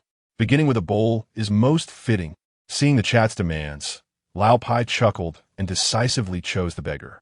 Next, he opened the character creation interface and was astonished to find a facial customization system with rich details. Skin tone, features, hairstyle, and even eye color could be adjusted. Wow, this game is quite extravagant. a cultivation game with facial customization. He casually tinkered with the settings, creating a rugged, unkempt character and named him Old Tan Shan Kai. The chat erupted with laughter. This name? Very imposing. Shan Kai. I have seen through it all. After confirming the character, the game officially began. As the loading completed, the screen faded to black before illuminating with a line of blood-red text.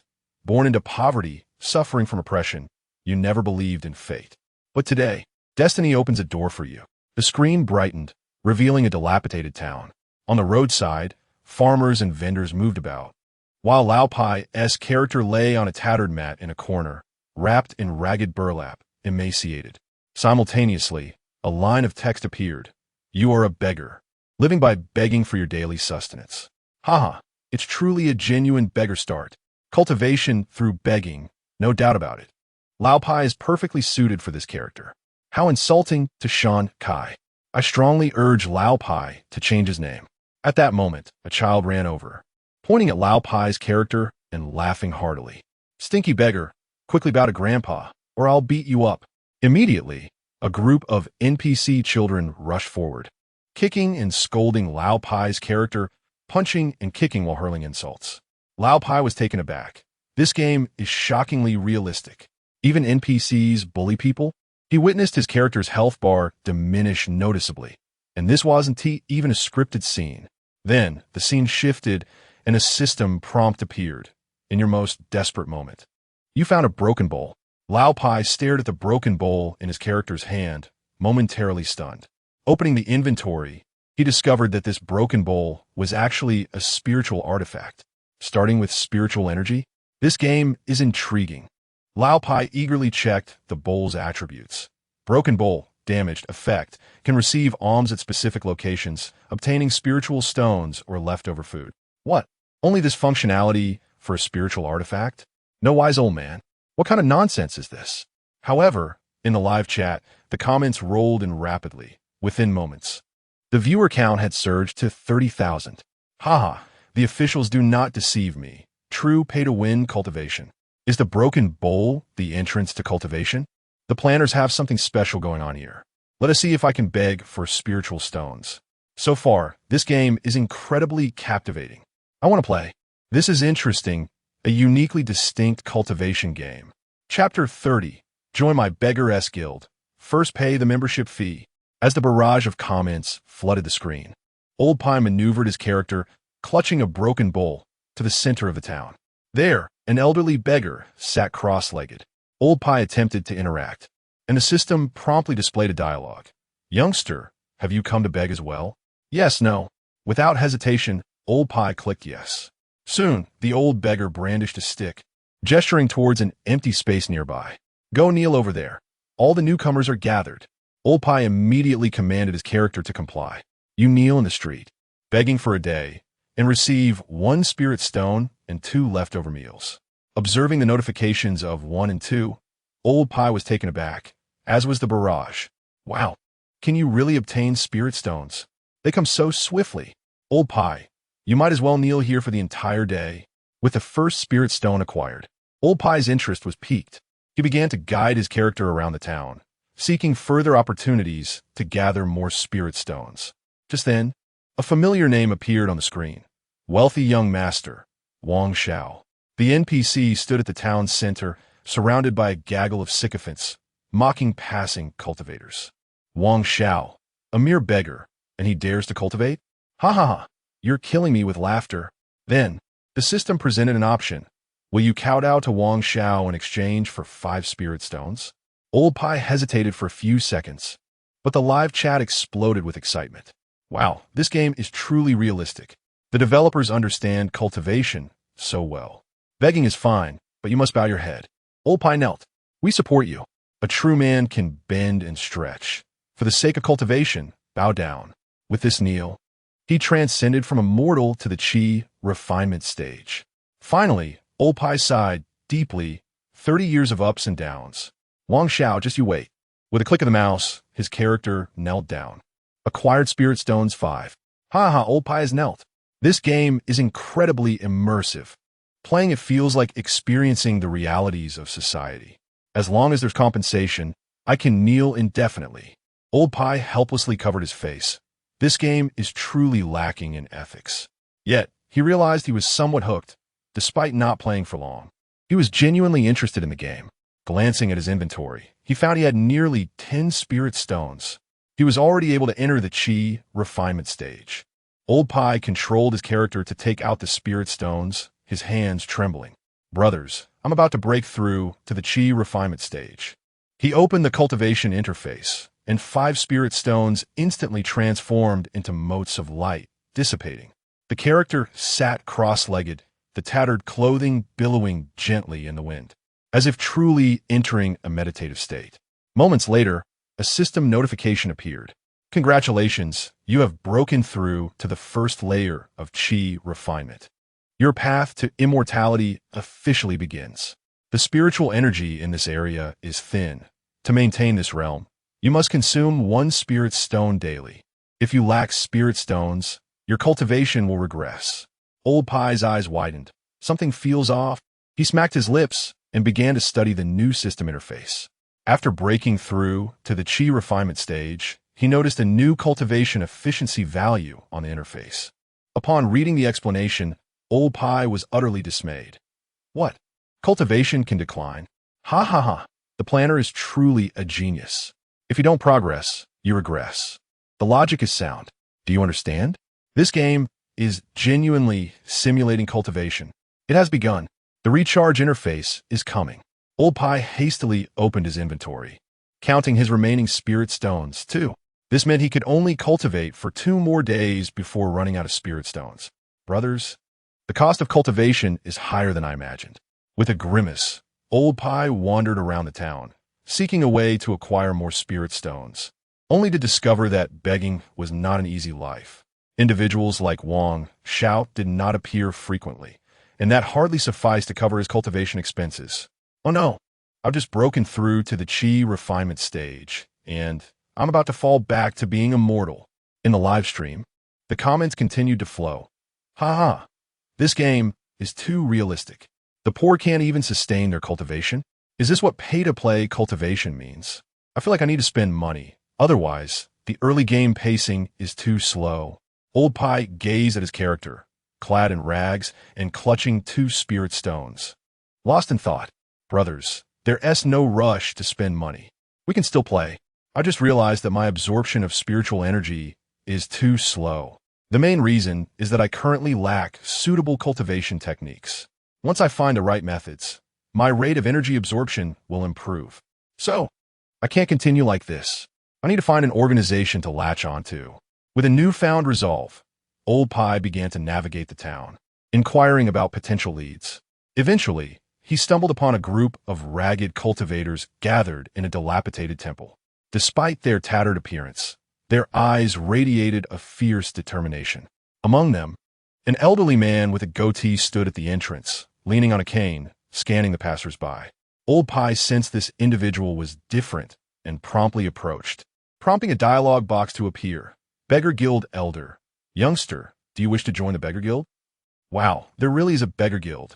Old Pie felt a surge of excitement, convinced he had found the right path. If he joined the guild, he would undoubtedly gain access to suitable cultivation techniques. Thus, Old Pie decisively clicked yes. The response came immediately. Beggar Guild Elder. To join my Beggar Guild, you must first pay 50 spirit stones as an entrance fee. Old Pie was left dumbfounded. What the heck? Is your Beggar Guild just a protection racket? And it's such a high price? The live chat erupted in laughter. The planner truly understands. The Beggar Guild in the real world is also organized. This is reasonable. You thought being a beggar didn't require a membership fee? Naive. It's entirely logical. My daughter has to pay class fees for school. Old Pie rubbed his eyes, staring at the message 3 times, realizing he was not misreading. There were no other conditions, no examination of aptitude or potential, merely a requirement to pay 50 spirit stones to join the Beggar Guild. But the issue was that this was the money he had painstakingly gathered over half a month of begging. Old Pie couldn't help but feel frustrated. Why should I? Aren't you the Beggar Guild? Why do you still demand spirit stones? He attempted to refuse, hoping to sneak in, but the system's notification dashed his hopes entirely. Insufficient spirit stones, less than 50. Entry to the guild denied. This is unbearable. Brothers, I can't even join the beggar guild. This game is too ruthless. Ha! The poor don't even have the right to be beggars. It suggested Old Pie stop struggling and just spend some money. Taking a deep breath, Old Pie's lips twitched slightly. No, I, Old Pie, am known for my perseverance. I can't survive without spending money. Thus, Old Pie directed his character to turn and walk away from the gathering. Chapter 31. This is the treatment one should expect in cultivation. Subsequently, Lao Pie embarked on his familiar journey of begging and working. Naturally, he had to join the beggars' gang. Where else could a beggar go? Thus, in the following days, Lao Pie began bowing to various NPCs, soliciting alms, and even seeking odd jobs in the city. Bowing to young Master Wong yielded 5 spirit stones, once daily. Begging at the city gate netted 1 spirit stone. Helping a rice shop with deliveries granted 2 spirit stones, and working as a waiter at a restaurant earned him 3 spirit stones. Although his daily earnings were modest, Lao Pie diligently accumulated a considerable sum over time. Ha ha, Lao Pie, your gaming experience is absurdly realistic. Isn't this just a simulation of the working class? This game expects players to perform manual labor.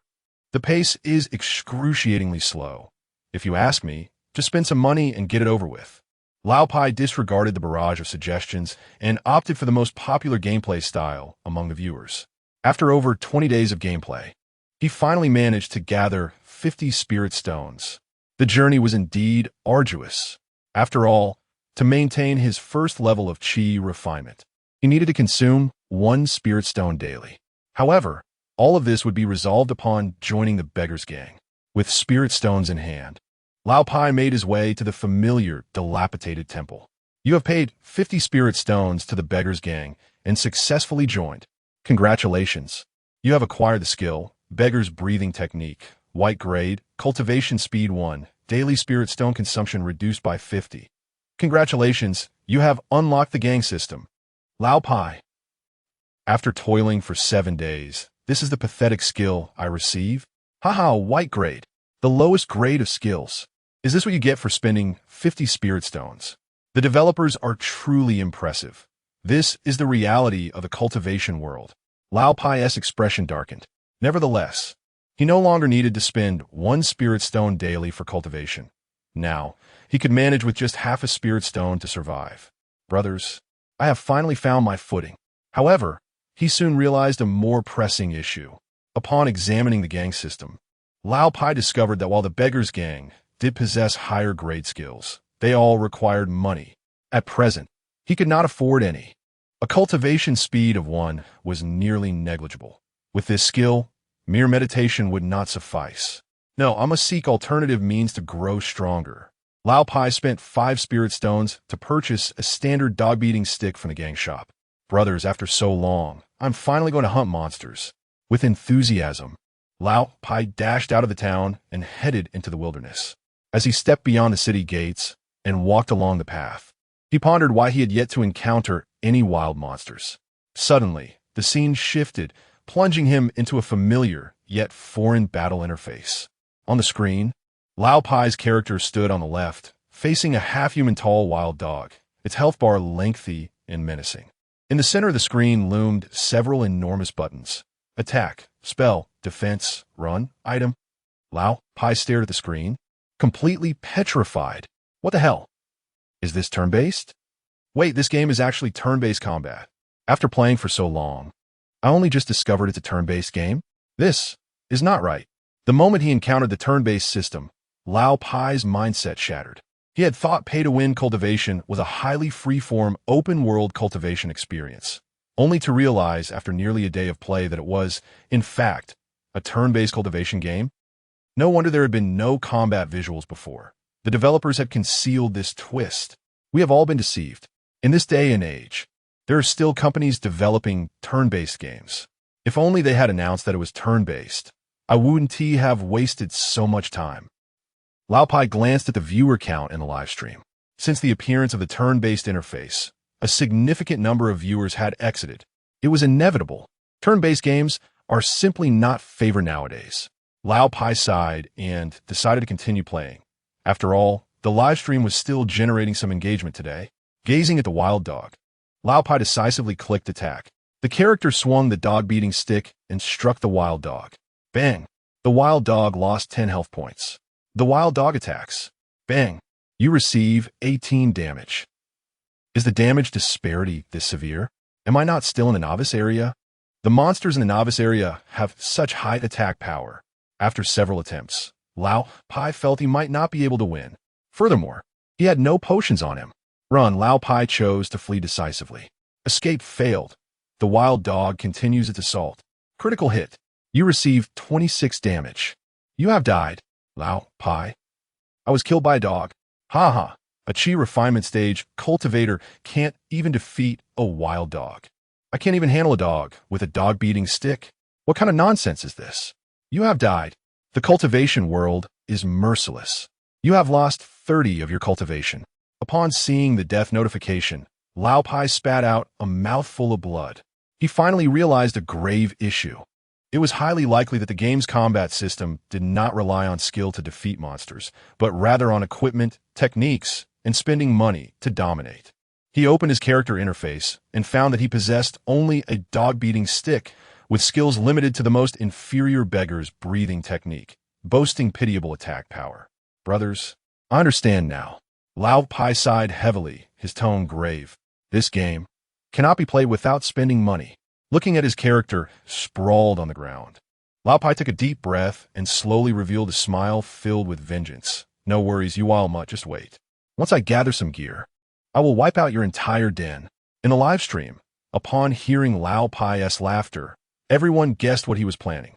Here it comes. Lao Pai is setting his revenge flag. Dog, what have I done to provoke you? The familiar recharge interface is about to appear. Lao Pai narrowed his eyes. Achieving success on his own was impossible. Sometimes, one needs a little external assistance. No wonder this game previously advertised that there are myriad paths to greatness. Lao Pai now comprehended the meaning behind that slogan. After respawning, Lao Pai took a deep breath, his mouse moving swiftly as he unhesitatingly clicked on the recharge interface.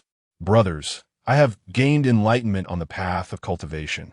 He focused on the spirit stone purchase options on the screen. 6 yuan, 60 spirit stones. 30 yuan, 300 spirit stones, with an additional 30. 98 yuan, 980 spirit stones, with an additional 120. 648 yuan, 6,480 spirit stones, with an additional 1,500. Here it comes, the familiar recharge interface. Lao Pai, don't hesitate. Let us go for the 648 directly. The hard truth of the cultivation world. With spirit stones, everything is possible. Lao Pai chuckled coldly, his mouse decisively clicking on the 198 yuan package, but just as he was about to make the payment, he caught sight of a note in the lower right corner indicating that during the internal testing phase, the first recharge would yield double the amount. What the hell? Double for the first recharge? Lao Pai's eyes widened suddenly. This was a mechanism to be exploited. Lao Pai decisively exchanged for the benefit of 6 for 180 yuan, which, combined with the additional 500 yuan, transformed into a staggering 960 spirit stones. Brothers, who could possibly resist such an offer? On the path of cultivation, what truly matters is not talent, nor perseverance, but the promptness to invest. Ding. Payment successful. Ding. Congratulations to the player on their initial recharge, receiving spirit stones. 960. Ding. You have unlocked VIP 5 privileges, enabling you to purchase additional progression items in the store. This is the treatment one deserves in the realm of cultivation. Upon hearing the system's notification, Lao Pai took a deep breath, his eyes igniting with fervent determination. Excellent. Now it is time to buy. Chapter 32. I have withdrawn. Gazing at the thousands of spirit stones amassed within his possession, Lao Pai felt a surge of confidence. He hurried to the town's cultivators market and entered the weapons shop, where he discovered an array of advanced weaponry available for purchase. Black iron longsword, 200 spirit stones, attack 20, grants basic swordsmanship. Bronze staff, 500 spirit stones attack 30. Enables the use of basic spells. Dark Iron Battle Blade, 1000 spirit stones attack 50. Includes armor-piercing effects. My brothers, he mused, in the pursuit of immortality, one must wield the finest equipment. With a determined grit, Lao Pai decisively acquired the Dark Iron Battle Blade. Next, he ventured to the adjacent technique pavilion, selecting a foundational technique. Earth Grade Tai Su Classic, 2000 spirit stones cultivation speed, 100, daily spirit stone consumption, -5. Afterward, he proceeded to the apothecary, purchasing an assortment of restorative potions before narrowing his eyes and procuring several fundamental strengthening pills. Fundamental strengthening pill, 800 spirit stones, each for those below the foundation establishment stage. It can directly elevate one's minor realm. Excessive use may result in failure. With exhilaration coursing through him, Lao Pai opened his inventory and swallowed the pills whole. Ding! You have advanced to the 3rd layer of Qi refinement. Ding! You have advanced to the 7th layer of Qi refinement. Lao Pai's character stood still, radiant with golden light, as he leveled up continuously. What sorcery is this? From the 1st layer of Qi refinement to the 7th in one go. What nonsense is this? It is not cultivation, but rather spending money that is the true path to immortality. Have you forgotten your original intentions, Lao Pai? What about the time you bowed down for a mere 5 spirit stones? As Lao Pai beheld his newly transformed status, his heart swelled with joy. Realm, 7th layer of Qi refinement attack, 50, Dark Iron Battle Blade, cultivation technique, Earth Grade Tai Su Classic daily spirit stone consumption. 2 stones, haha. Now, this is the genuine thrill of immortality. With his new equipment, new technique, and newfound prowess, Lao Pai strode out of the town with an air of dominance. This time, he set his sights on a pack of wild dogs in the wilderness, his eyes brimming with disdain. You mutts, prepare to be cleaved in twain. And thus, the tale of vengeance commenced. The dogs? What have we done wrong? In this authentic simulation of cultivation, the impoverished rely on effort, while the affluent simply overtake. A smirk danced upon Lao Pai's lips as he clicked the mouse, re-entering battle mode. Ding! You have entered the wild dog den. Once this very place had been his nightmare, where his character of Qi refinement 1st layer was slain by a wild dog, left in utter disarray. But now, he was no longer the same. You mutts, I am coming. In the turn-based combat interface, Lao Pai took the initiative, raising his hand and striking with a blade. Critical hit. Dealt 324 damage to the wild dog. The dog fell lifelessly, unable to even whimper. You have slain the wild dog, earning 3 dog skins, experience 200. Ha ha! This is the essence of cultivation. Thereafter, Lao Pai embarked on a frenzied sweep of the area, grinding monsters for 20 minutes, his experience skyrocketing. Ding! You have advanced to the 9th layer of Qi refinement. Ding! You consumed a foundation establishment pill, advancing to the 1st layer of foundation establishment. On the screen, Lao Pai's character suddenly levitated, a golden light descending from above, his aura surging dramatically. Congratulations, player! You have entered the foundation establishment stage. Having prepared for this, Lao Pai was filled with enthusiasm. The speed of his upgrades was unfathomably swift due to his investments. He then glanced at his refreshed interface, and a system notification promptly appeared. Upon entering the foundation establishment stage, cultivation consumption significantly increases. Daily spirit stone consumption adjusted to 10 stones. Lao Pai quickly opened his inventory, discovering that his previous hoard of spirit stones had dwindled significantly due to his recent expenditures. What the heck? It costs 10 spirit stones per day in the foundation establishment stage. Back when I was in Qi refinement, it was merely 1 stone a day, and now it's a 10-fold increase. Ha ha ha! Lao Pai, your funds are dwindling. The path of cultivation, initially requiring minimal investment, now resembled a bottomless pit. The developers were astute. This was akin to a real estate loan in a fantasy setting. A wave of panic washed over Lao Pai as he navigated his character into a new town, one unlocked only for those in the foundation establishment stage, where the shops revealed an abundance of new content.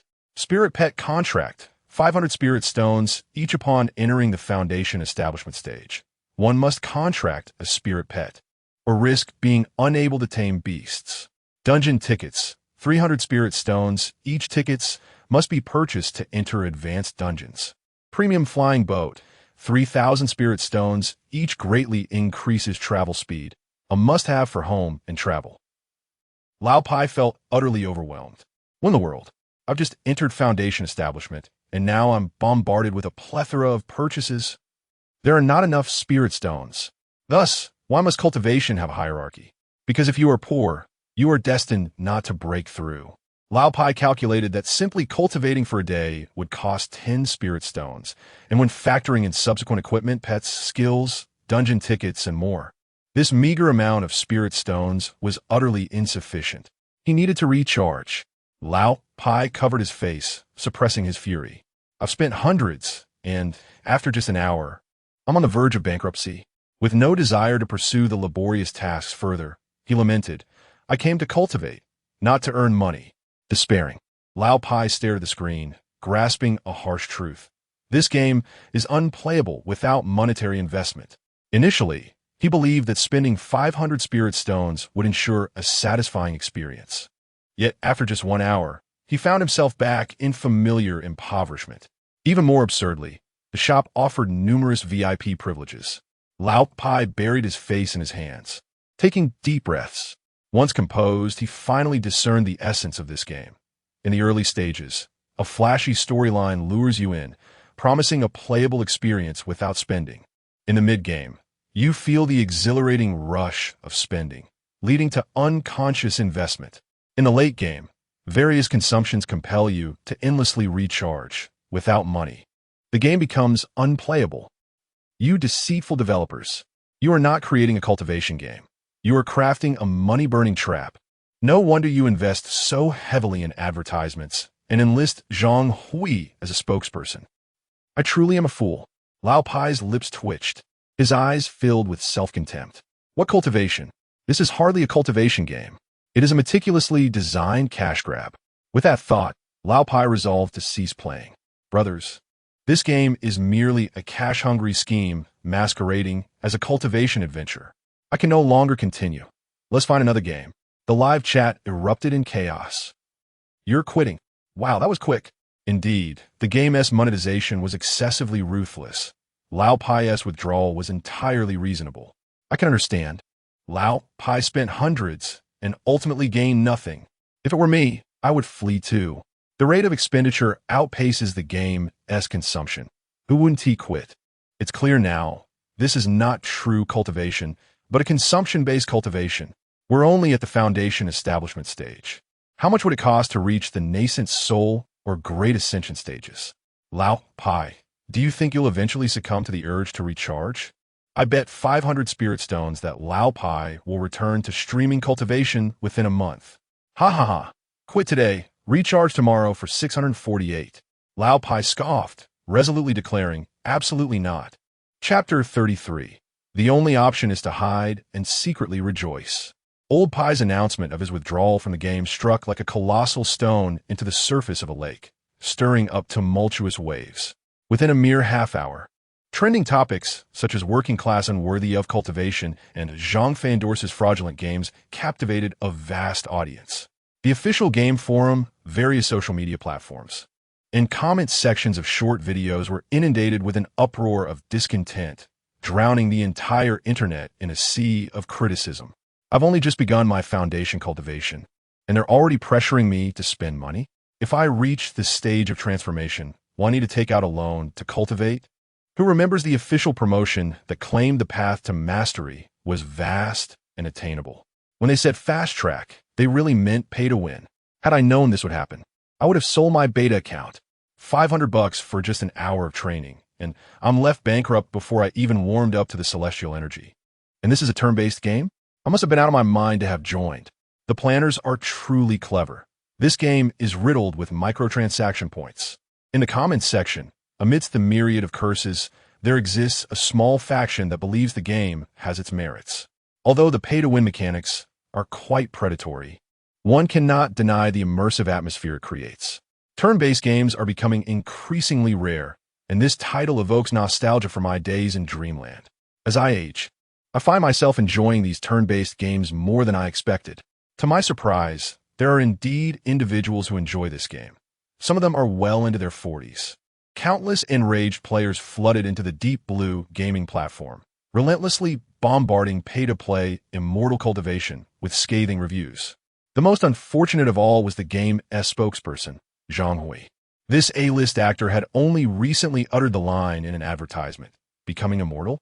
How could a mere mortal ever have a chance?" Now, it seems the game has proven him right.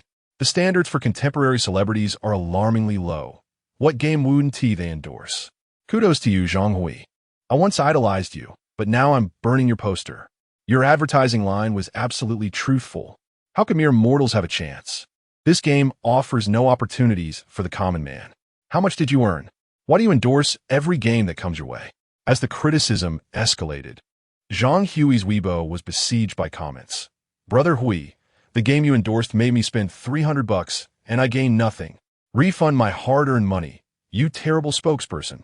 In Hong Kong, Zhang Hui lounged on the couch of his lavish apartment, phone in hand, staring at the avalanche of negative news with a look of utter frustration. All he did was accept a mobile game endorsement, and within a day, he was trending for all the wrong reasons. This game truly attracts criticism, and it hasn't even entered the public beta yet. However, if given the chance again, Zhang Hui would still choose to endorse it, for it was a $2 million deal.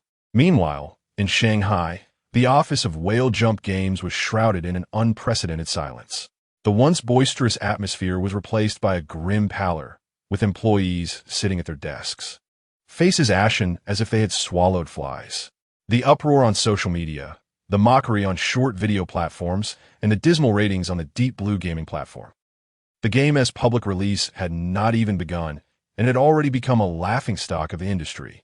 Han Mimi from the marketing department slumped over her desk, her face a picture of despair. She had truly given her all. Her advertising budget was meticulously spent, the promotional rhythm was flawlessly timed, and the user growth statistics were incredibly promising. Yet, once players entered the game, all they did was complain. She had initially been brimming with confidence, believing the game could attract a loyal following with its cultivation ambience and nostalgic marketing, steadily establishing a long-term operation. But she never anticipated that, even in the beta phase, players would lambast the game mercilessly. Trash game, pressuring players to spend in the beta phase? Truly a pay-to-win experience. Hanmei's morale crumbled. The money spent on advertising had already been exhausted, and the current situation dictated that the more she invested, the more backlash she received. She had even consulted CEO Liu about pausing the ads to alleviate the public outcry. Yet, his response was to continue unabated. In fact, CEO Liu insisted on promoting the game on the Steam platform. She was utterly baffled, unable to comprehend CEO Liu's strategy. Meanwhile, the atmosphere in the development department was even more foreboding. Zhao Qiliang, the principal figure in game development, sat silently at his workstation. This game was his first project since leaving Tungxiu, and he had poured a great deal of thought into it. Although most of the design direction was orchestrated by CEO Liu, he had contributed many of his own ideas in the finer details. However, under the shadow of the pay-to-win stigma, players seemed oblivious to everything else. He exchanged glances with Zhou Bowen, both recognizing the shared sense of helplessness in one another's eyes. The entire internet was in uproar, with the brunt of the ire directed at their development team. Brother Liang, should we consider adjusting the game's values? Zhao Qiliang sighed. No, CEO Liu has been adamant about this aspect. We cannot alter it. Besides, we simply don't have the time. Fortunately, I opted for a new development name. Otherwise, I will be facing direct criticism. Hearing this, Zhou Bowen became uneasy. Did he use his real name? On the other hand, Chun Hao, responsible for the construction of the Deep Blue gaming platform, remained unfazed. For him, a game facing backlash upon launch was a commonplace occurrence, and he even felt a sense of satisfaction. Many players were treating the Deep Blue gaming platform as the main battleground for public opinion. Although only one game was available on the platform, it was currently generating substantial traffic, and the platform continued to operate smoothly without any signs of collapse. Clearly, it had withstood the test. As everyone else fell into despair, anger, and hopelessness, within the whale jump office, one individual trembled with excitement. That individual was Lu Ming. At this moment, a faint smile graced Lu Ming's lips as his gaze fixated on the system panel in his mind. Ethical debt value. 48753. The debt value was on the verge of surpassing 50,000.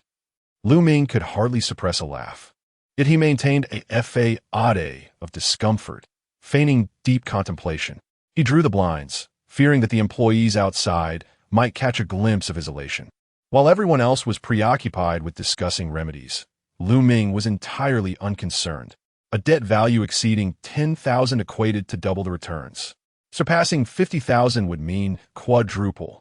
This was Lu Ming's first venture into such heights. Moreover, he was just a hair's breadth away. This month, Lu Ming had invested 4 million. If it quadrupled, that would amount to 16 million. Lu Ming licked his lips, his eyes brimming with excitement and anticipation. Chapter 34. A meal forced is not savory. The atmosphere in the Whale Leap Games office remained heavy, with everyone wearing a frown as they stared at the plethora of negative reviews on their screens. It felt as though they were aboard a sinking ship, teetering on the brink of bankruptcy. Why did the company seem to face such turmoil every month? Couldn't Team Mr. Lu leave a bit more money in the company's account? Where did this all-in mentality come from? Old Wang kept his gaze fixed on the tightly shut door of Lu Ming's office, sensing that the air pressure within must be exceedingly low at that moment. Inside the office, Lu Ming took a deep breath, striving to conceal his own delight. Observing the somber atmosphere outside, he realized that if he did not take action soon, his team might truly crumble. Thus, he stepped out, feigning calmness, cleared his throat, and clapped his hands to draw everyone's attention. Everyone, let's not dwell on our troubles. The crowd lifted their heads, their expressions a mix of confusion and skepticism. At such a dire time, what could the boss possibly say? Under the weight of their gazes, Lu Ming began, I understand the current situation is dire. Our game has faced severe backlash, and our ratings have plummeted. However, have you considered this? At the very least, our game is the talk of the internet. How many games have squandered millions on promotion only to make a negligible splash? Yet here we are, with just a few million in marketing, and we hit the trending list. The room fell silent, caught off guard by Lu's unique perspective. While there was some logic to his words, a sense of discomfort lingered.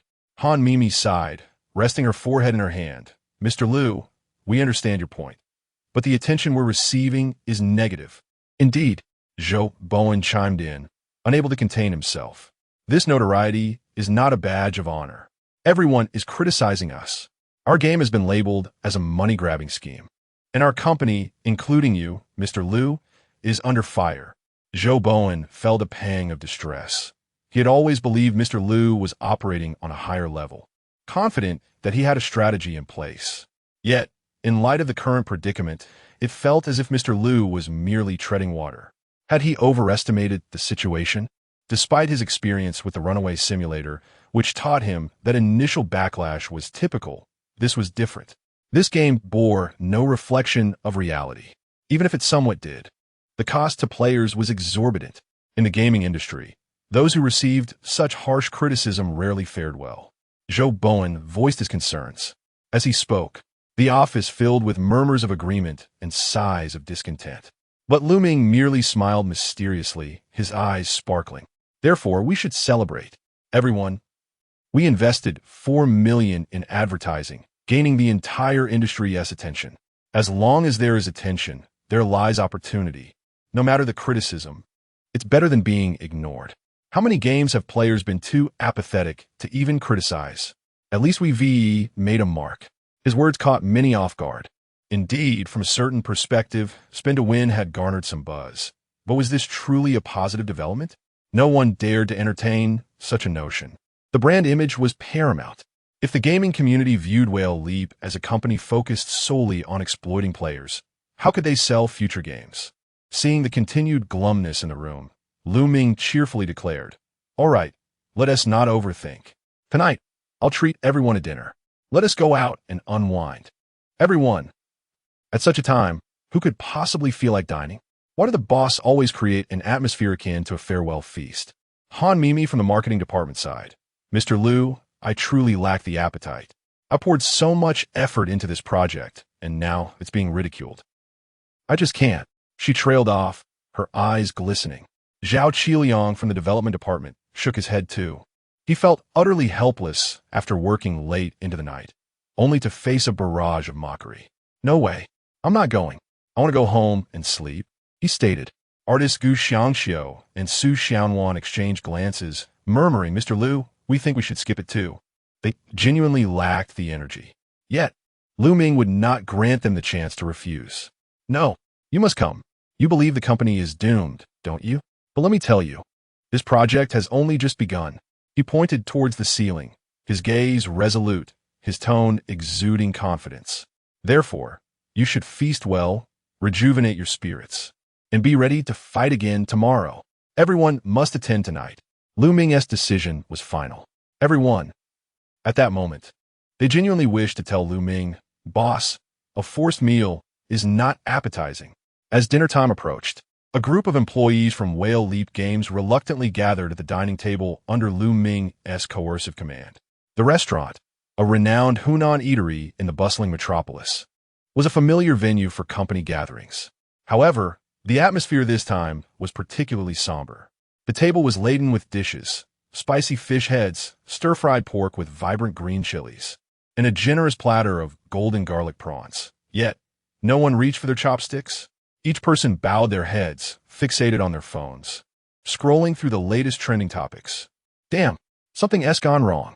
The voice belonged to Li Feng from the development department, who exclaimed in shock as he noticed a colleague's scathing remarks. Li Feng shot his head up, eyes wide with disbelief. Have you seen this post from Cheng Lei, a senior executive at Tengsu Games? He just tweeted. Everyone turned their attention to him. Curiosity piqued. Li Feng took a deep breath and began to read the tweet aloud. Some small companies only hire our discarded personnel. Focusing on making games instead of figuring out how to cheat players is the right path. As he finished reading, a heavy silence enveloped the table. Zhao Qiliang's expression darkened instantly. He recognized Cheng Lei. The immensely popular game classic of Mountains and Seas was a product of his project team. Was this a jab at us?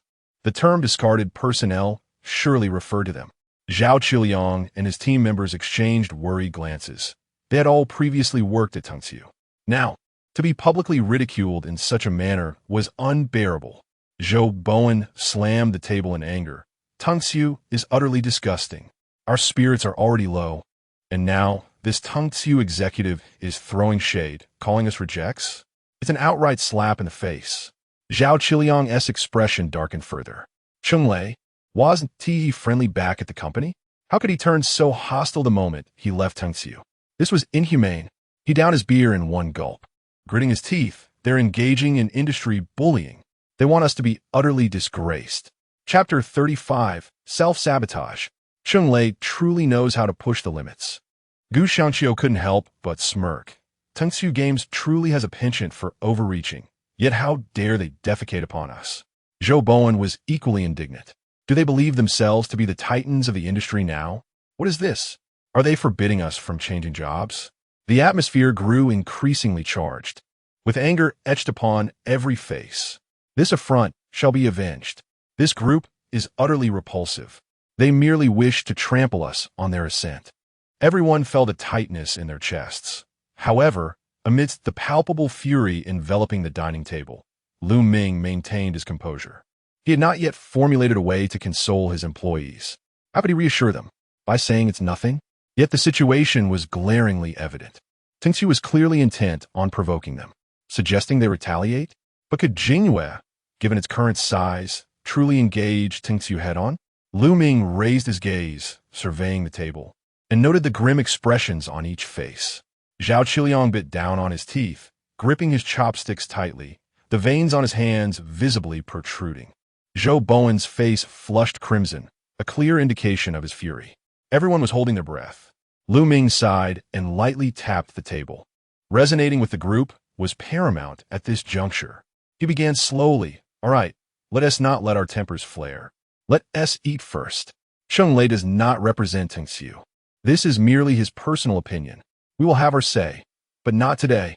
Lu Ming fell silent for a moment, but ultimately smiled and shrugged. If we're talking about anger, I assure you, I am more incensed than you all. Upon hearing Lu Ming's words, the table fell momentarily silent, and the previously fiery atmosphere shifted subtly. Zhao Qiliang could not help but blurt out, "Director Lu, why are you angry? You were named." Lu Ming, with a resigned gesture, replied, "But therein lies the issue. I am the boss. This company was founded with your efforts. Now, with Tingxiu's blatant insults, they're not just disparaging you, but also trampling on me. When employees of the industry leader descend to mock us, and we have no means to retaliate, how can I not be furious?"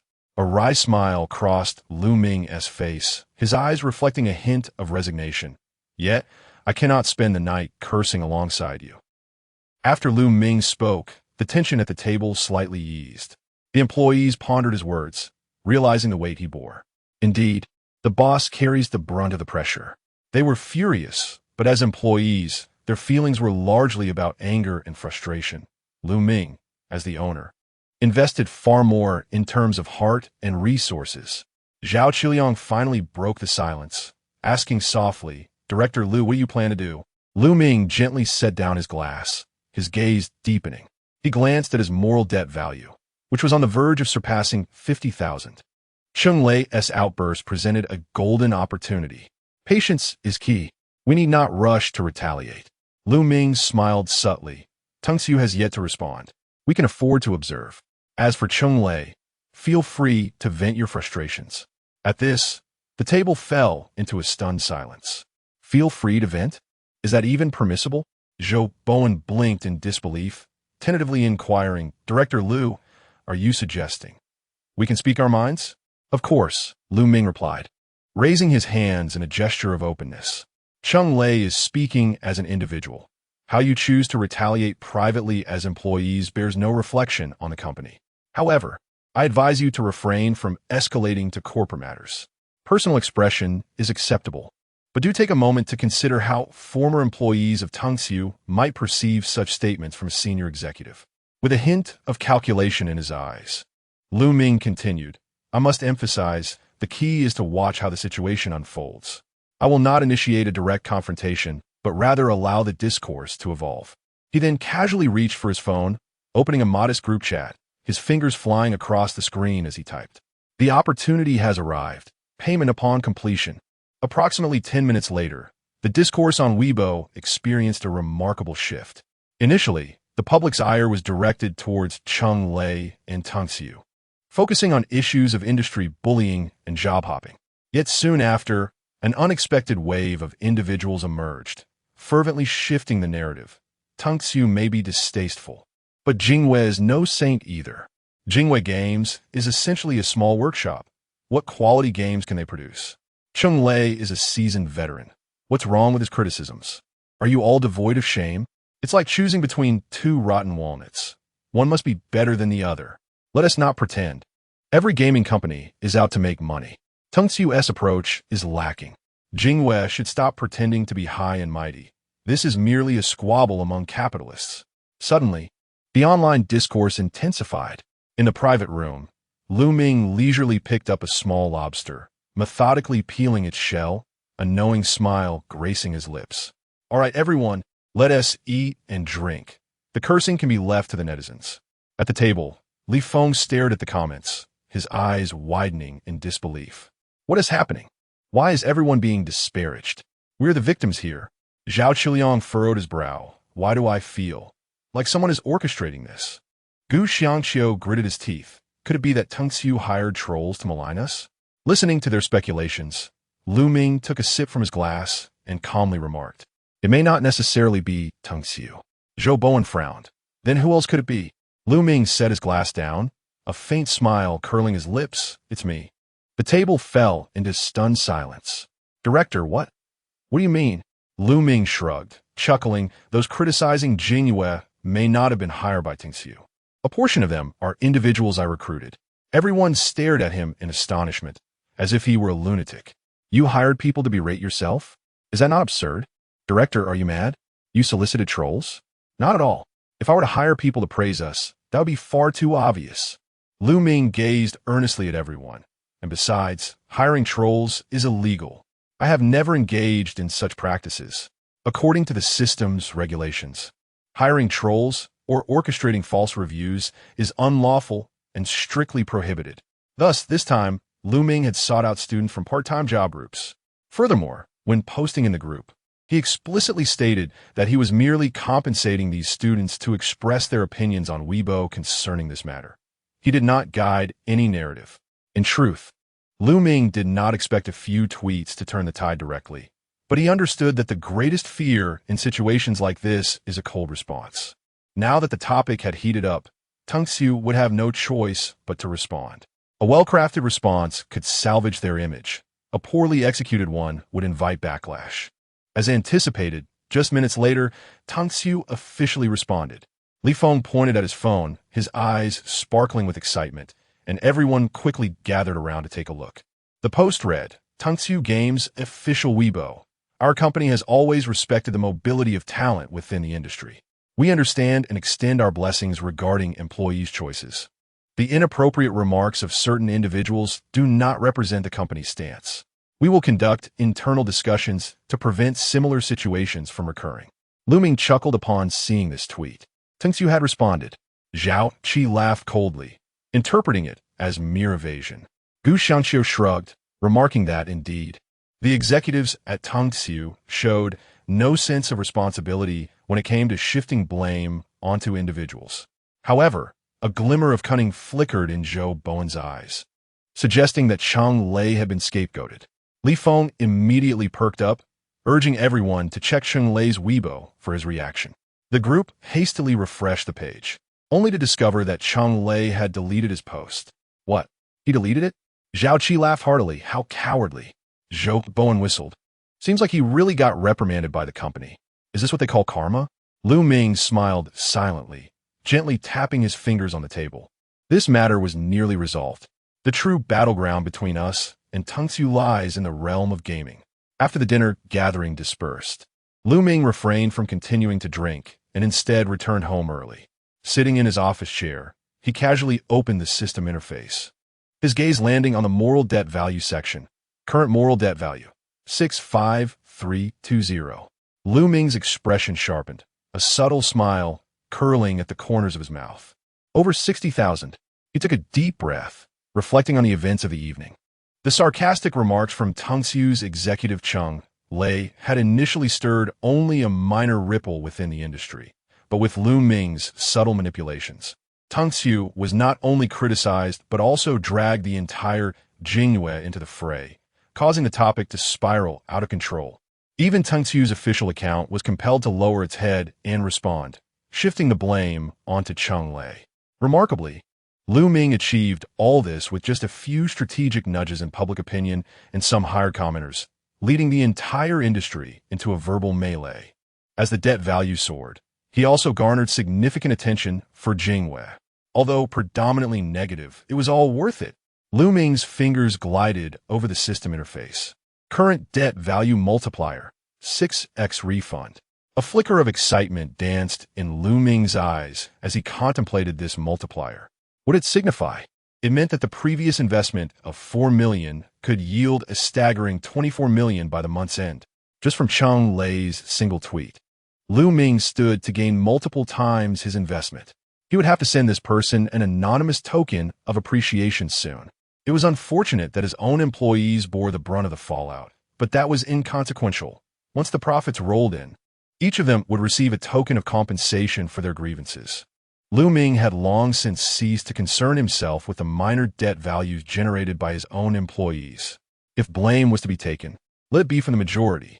The university student part-time group was indeed an invaluable asset. Ming contemplated the system interface, deliberating the contributions of the university student part-time group in this public relations battle.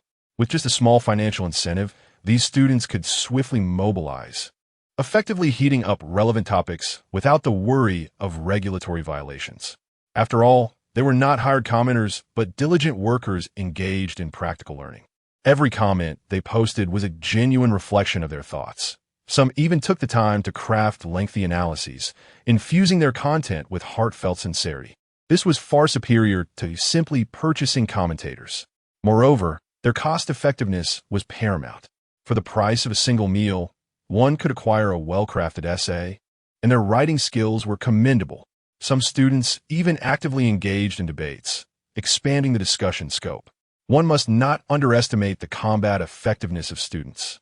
After deep contemplation, Ming resolved to make good use of these part-time groups in the future. At that moment, he casually opened WeChat, locating the university student part-time group, and swiftly typed a message. "Great job, everyone. The task was accomplished splendidly. A wave of red envelopes is coming your way." Shortly after, he sent a 200 yuan lucky draw red envelope for everyone to snatch. "Boss is generous. Thank you, boss. Now I have money for milk tea.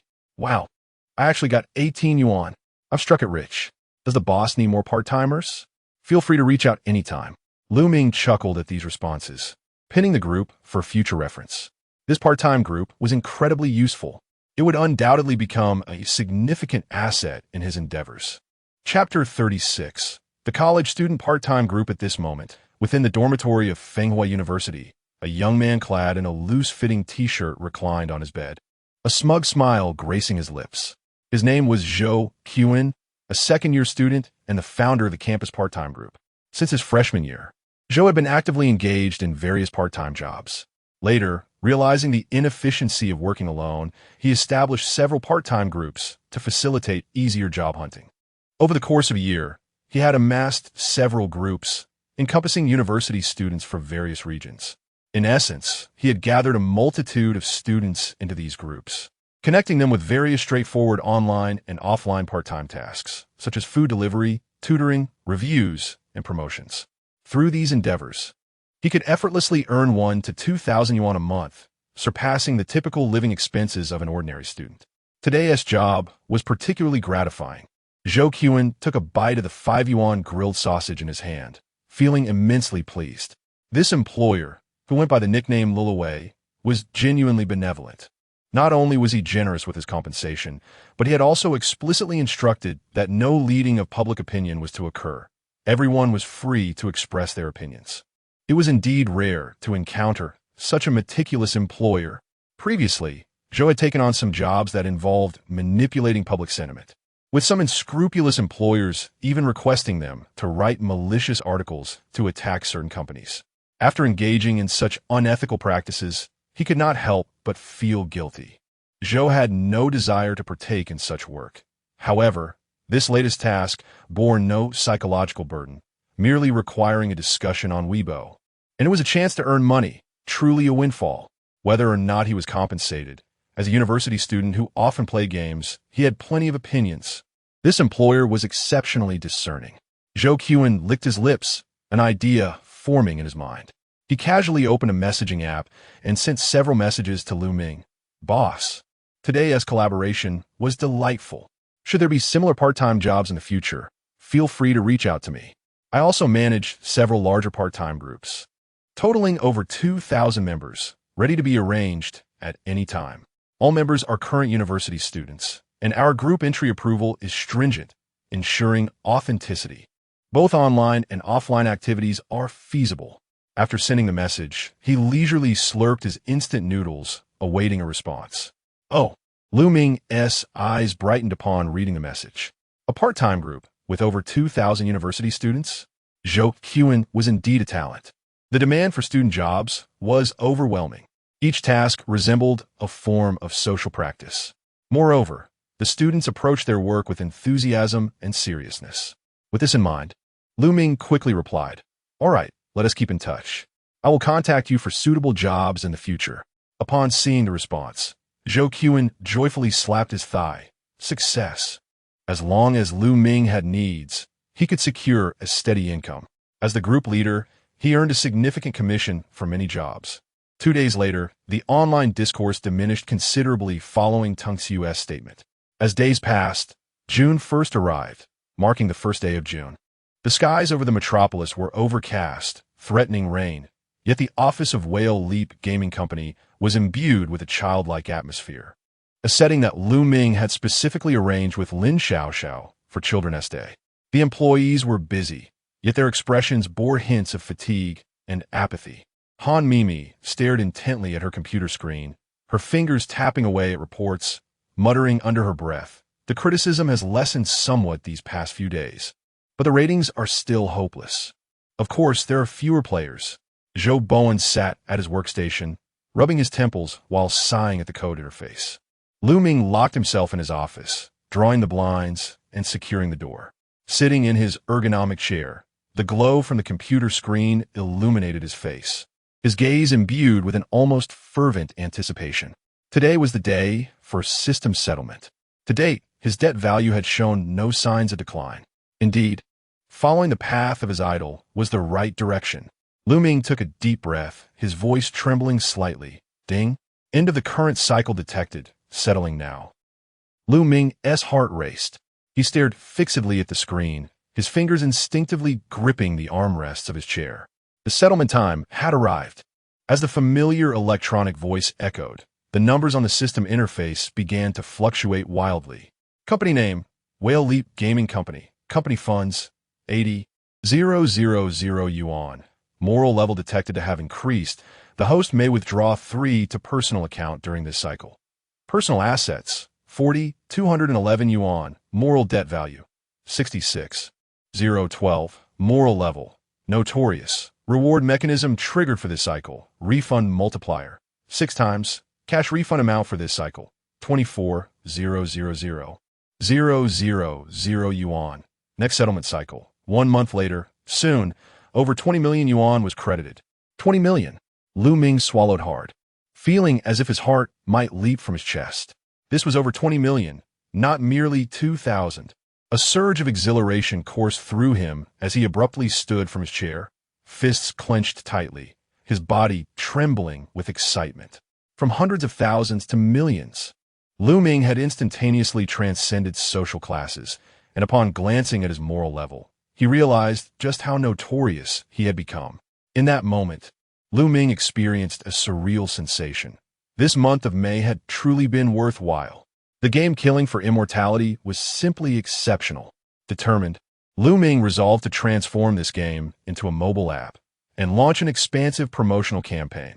He opened his mobile banking app, gazing at the stark 8-digit balance. Counting once more, this money was real. Ha ha ha ha.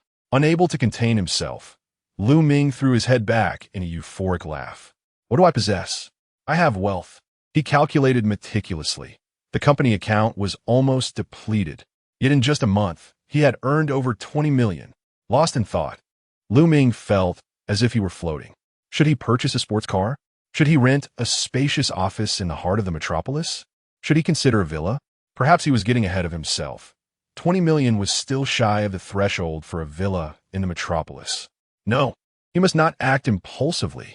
Taking a deep breath, Lu Ming endeavored to suppress his overwhelming joy, striving for composure.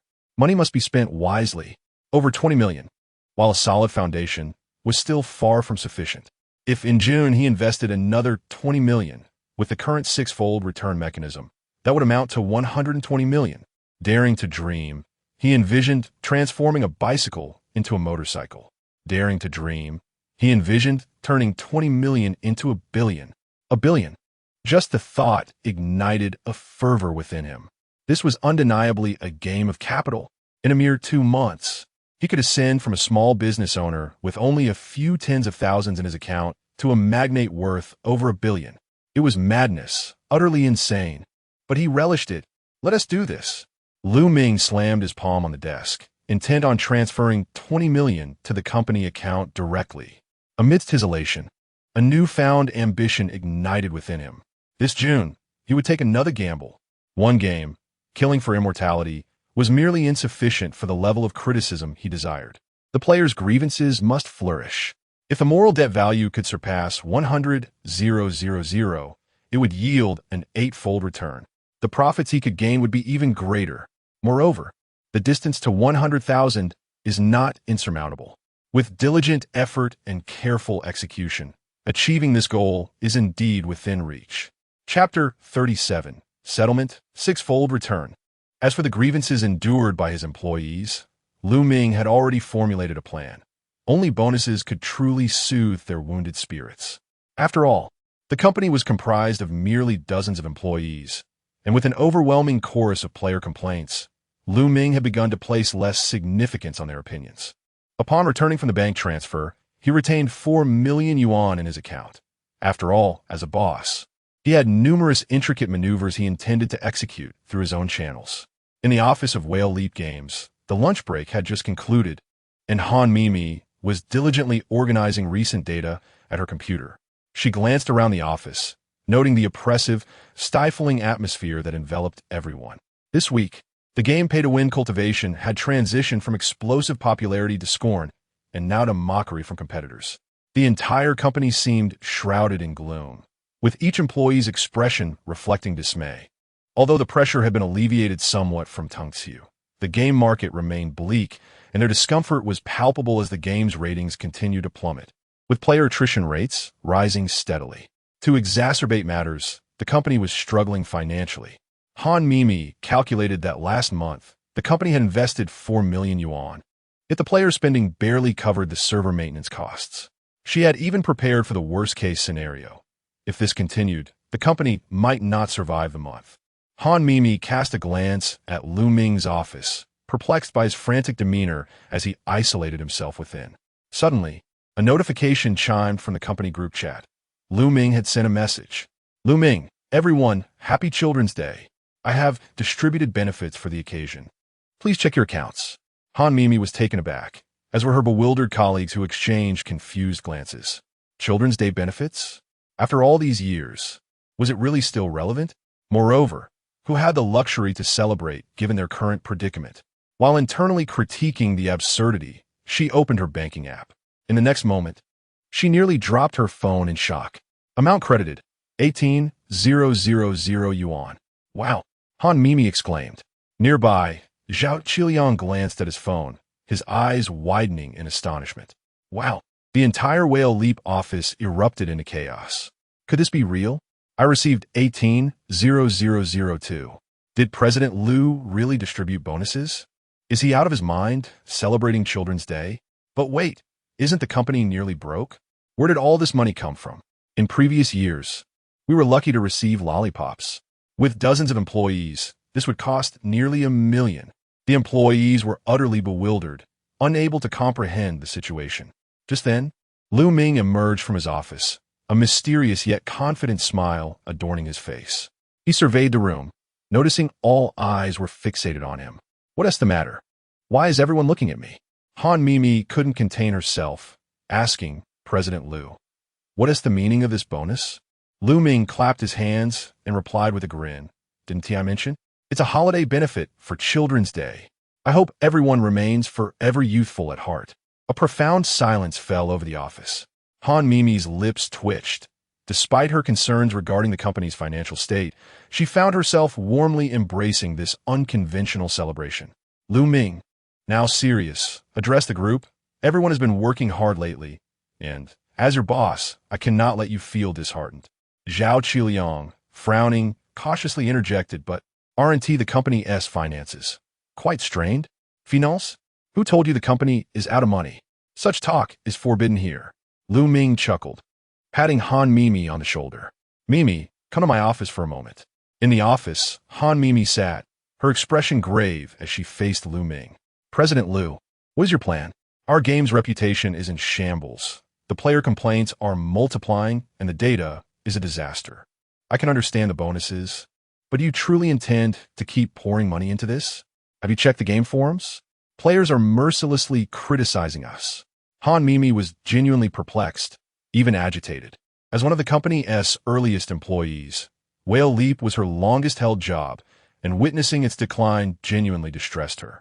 Yet, after hearing Lu Ming's intention to invest further in advertising, she was utterly flabbergasted. We're on the brink, and you want to spend money on promotion? Isn't that akin to throwing money into the abyss? However, Lu Ming's demeanor was remarkably composed. He spoke slowly. Mimi, listen to me. Players criticize us? Let them shout louder.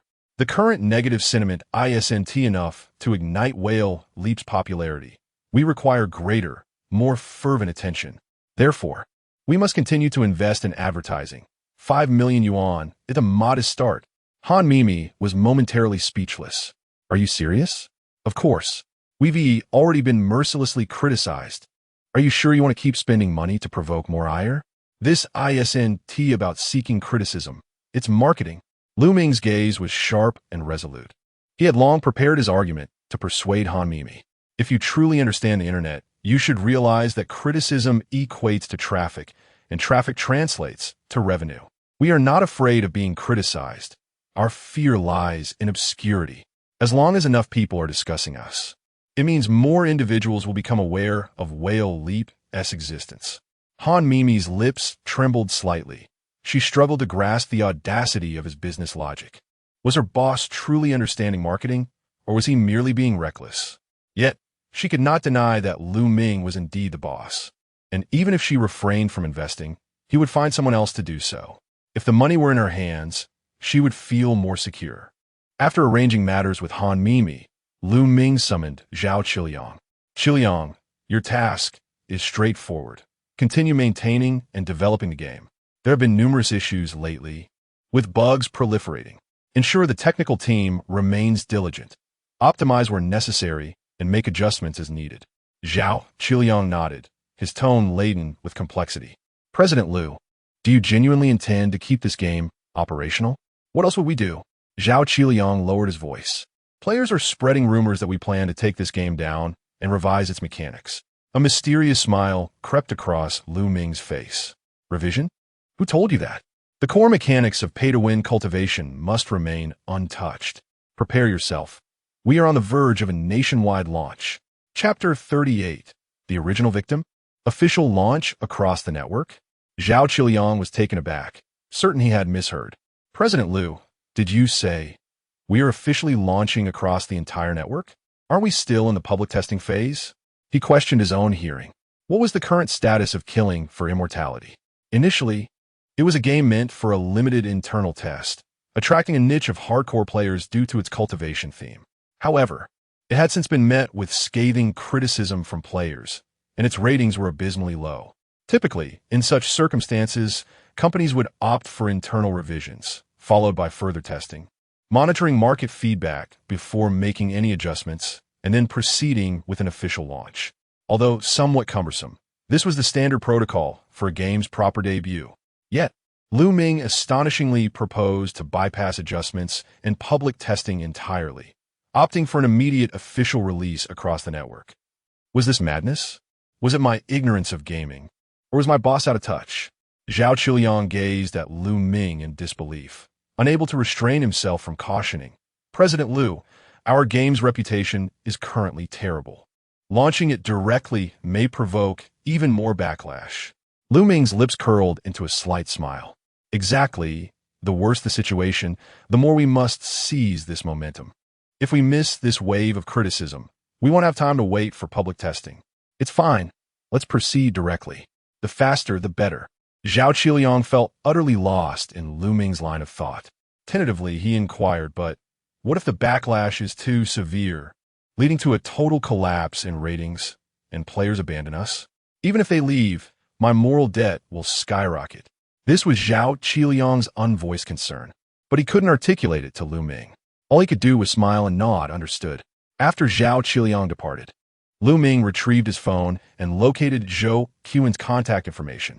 With Killing for Immortality on the verge of its official launch, he needed to set the stage to meet his psychological goals. All-One, are you there? Boss, is there a new task?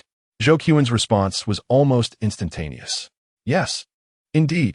Killing for Immortality is about to launch across the network. Arrange for everyone to provide an objective evaluation of this game.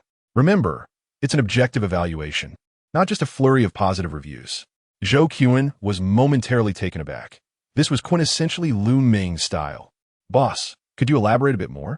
Quite simply, once the game is live, have interested individuals play it.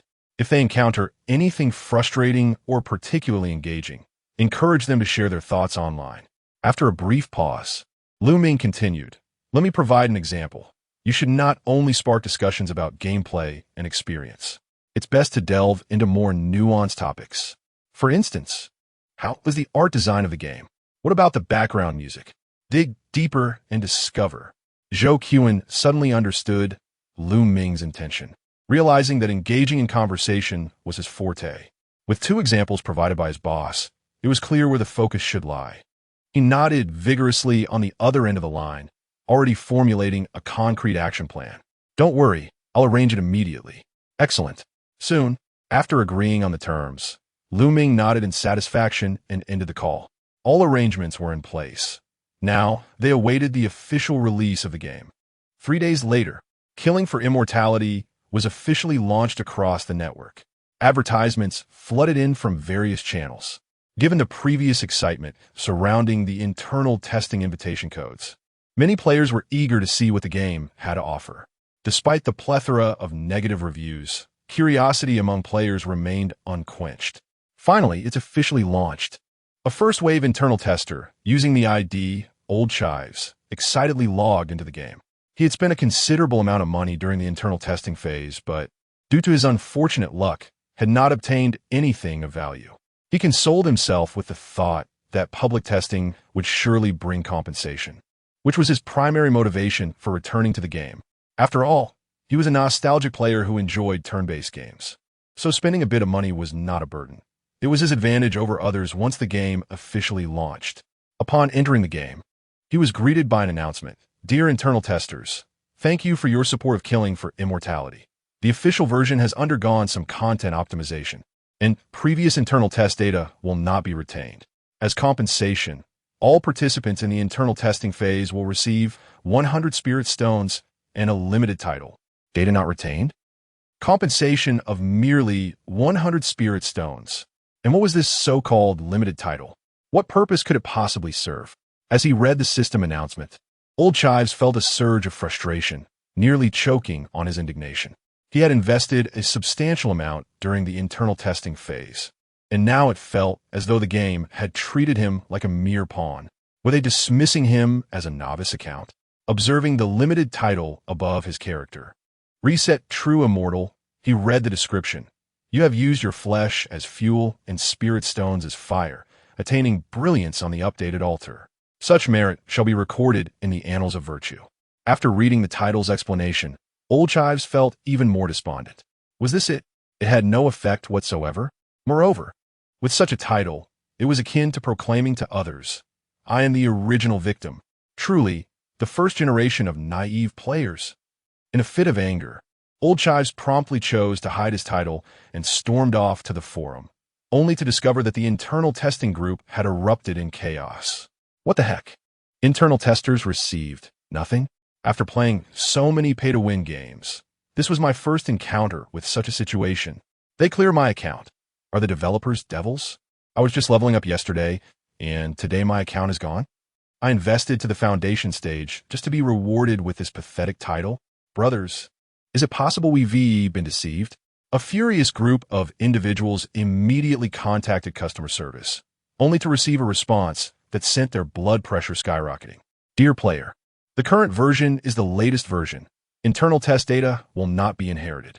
Thank you for your understanding. Thank you for your understanding, my foot. The group swiftly turned to Weibo to vent their frustrations.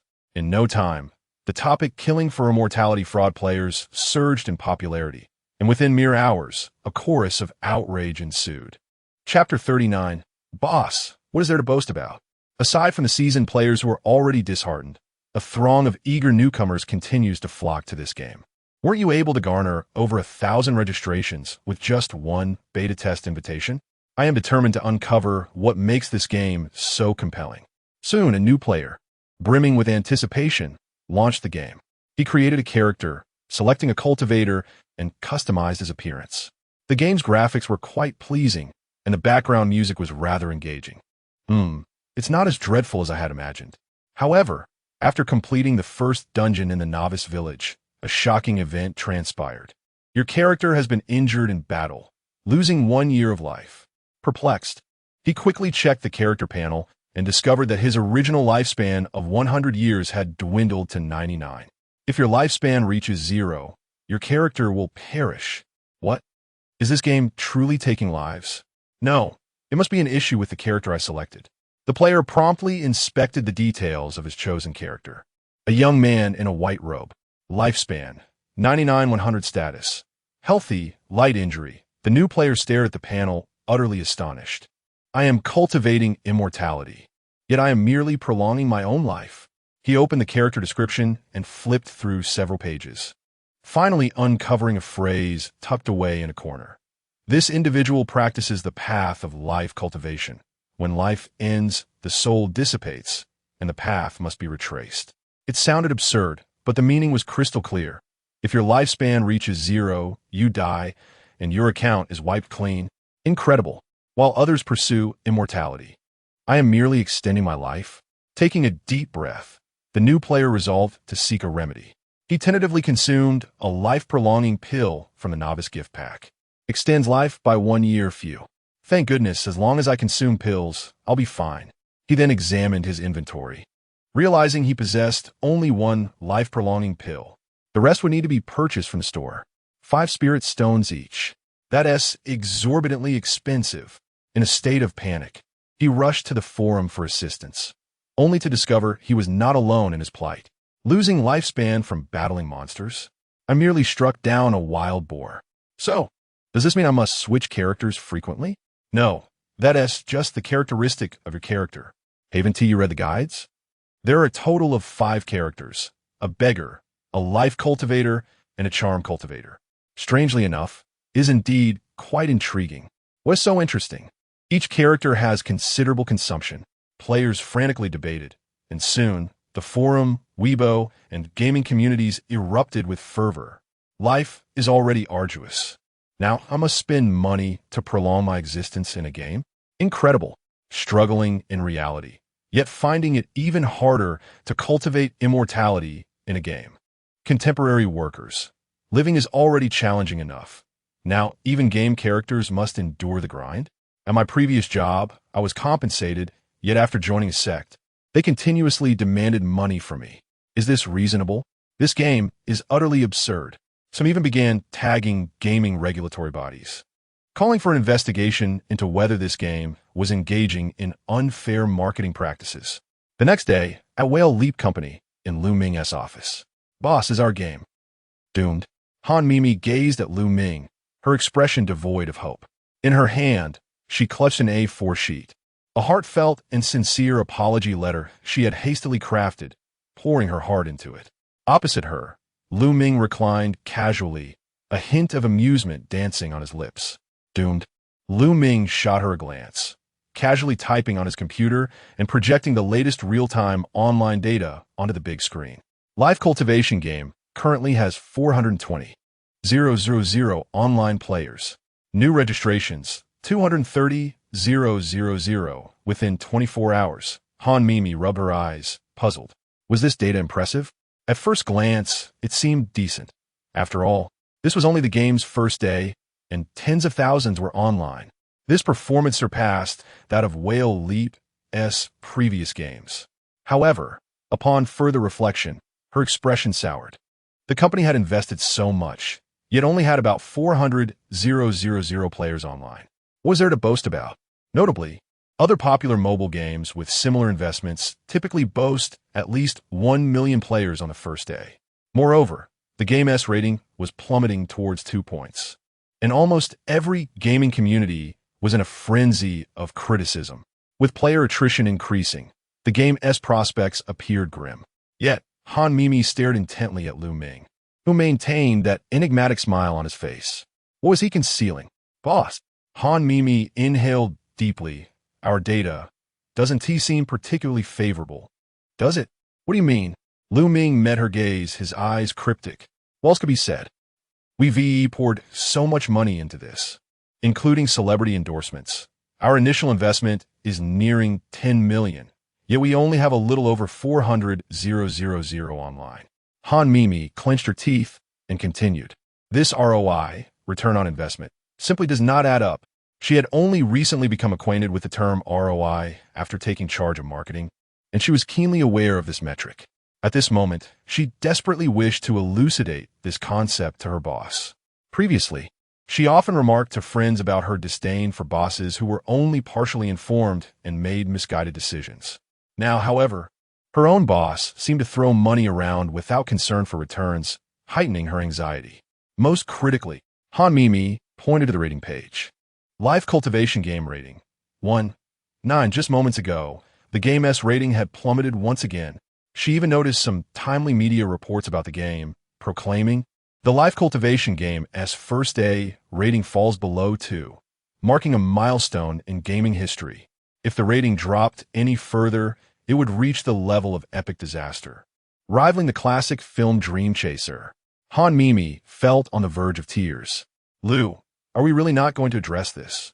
Ming remained unfazed, continuing to type and projecting another piece of data.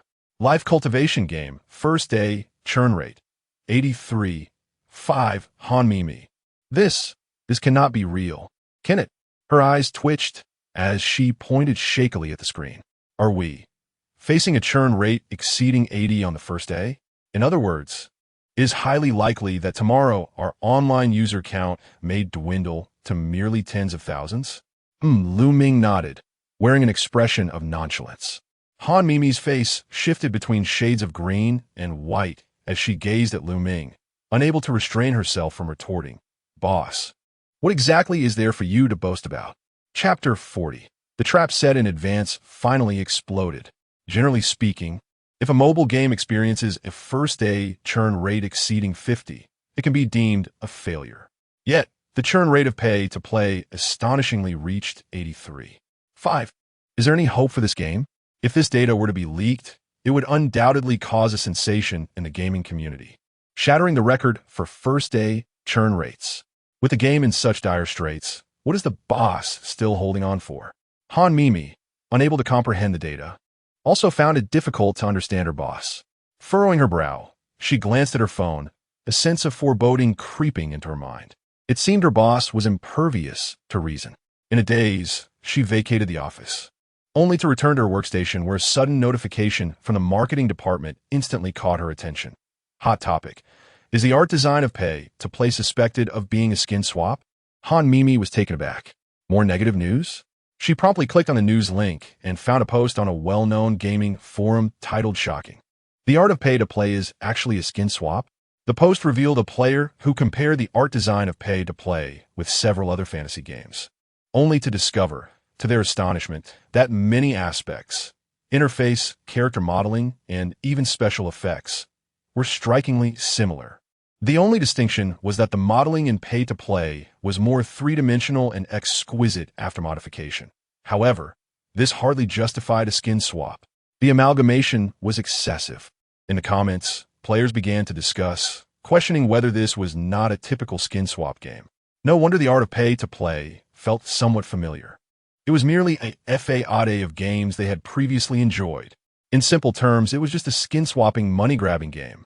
To their dismay, not only was the game exploitative, but they also couldn't be bothered to create original artwork. It became clear why they hesitated to release extensive materials prior to launch. They feared being exposed for their skin swapping. Strictly speaking, these materials were all available on commercial platforms, and pay-to-play likely purchased the character models, thus not technically constituting plagiarism. At most, it wasn't original. At that moment, an enthusiastic player delved into the art materials used in pay-to-play and discovered that while they were not outright plagiarized, all of them originated from a commercial material platform available for purchase by game companies. In other words, Jinghua hardly invested any money in creating art. They simply acquired some generic materials, made minor optimizations, and launched. Was this a game produced by a major studio? This was merely a homage to classics, right? Don't speak irresponsibly. They have optimized it, making the modeling more refined. Optimize your nonsense. The monetization experience is even more exploitative than before. Some veteran players even juxtapose screenshots from pay-to-play with those from other fantasy games, creating comparison images that revealed over 60 similarity. Was this not a skin swap? What was the difference between this and copying homework from a classmate? This was even lazier than some major studios skin-swapping mobile games. In no time, a flurry of ridicule, mockery, and memes emerged. Truly, pay-to-play where game characters require money and the developers want to even invest effort in modeling. Purchased models, the most exploitative monetization, the most outrageous gameplay, the most absurd game of the year. Thank you, Jingwei Games, for teaching me what it means to be utterly shameless. The relentless stream of negative reviews caused the rating of pay-to-play to dip even further.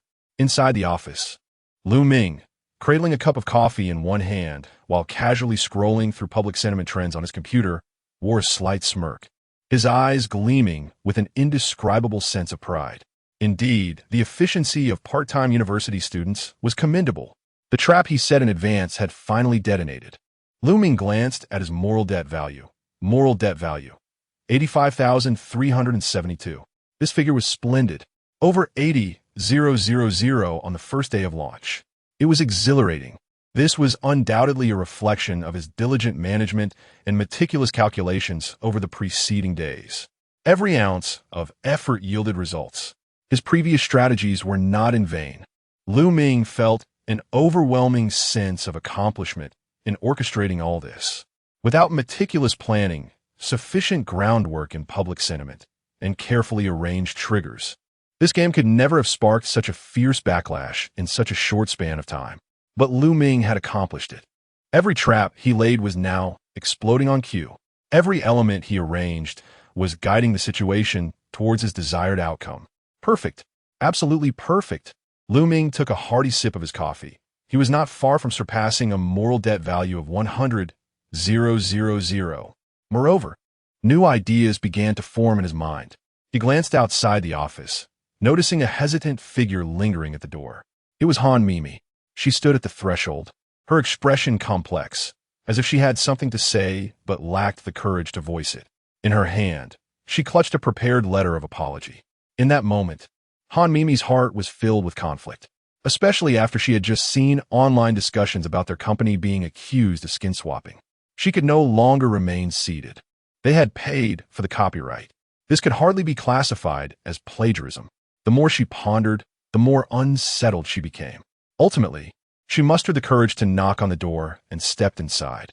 Boss, regarding the skin swapping issue, should we quickly consider some public relations strategies? Otherwise, I could contact the PR team to see if we can generate some positive sentiment to counteract this. At her words, Ming finally diverted his gaze from the computer screen to look at Han Mimi, a meaningful smile gracing his lips. What positive sentiment does Jingwei have left? Ming stood up from his chair and regarded Han Mimi. Mimi, you arrived just in time. Just in time? Did the boss finally realize the need for public relations?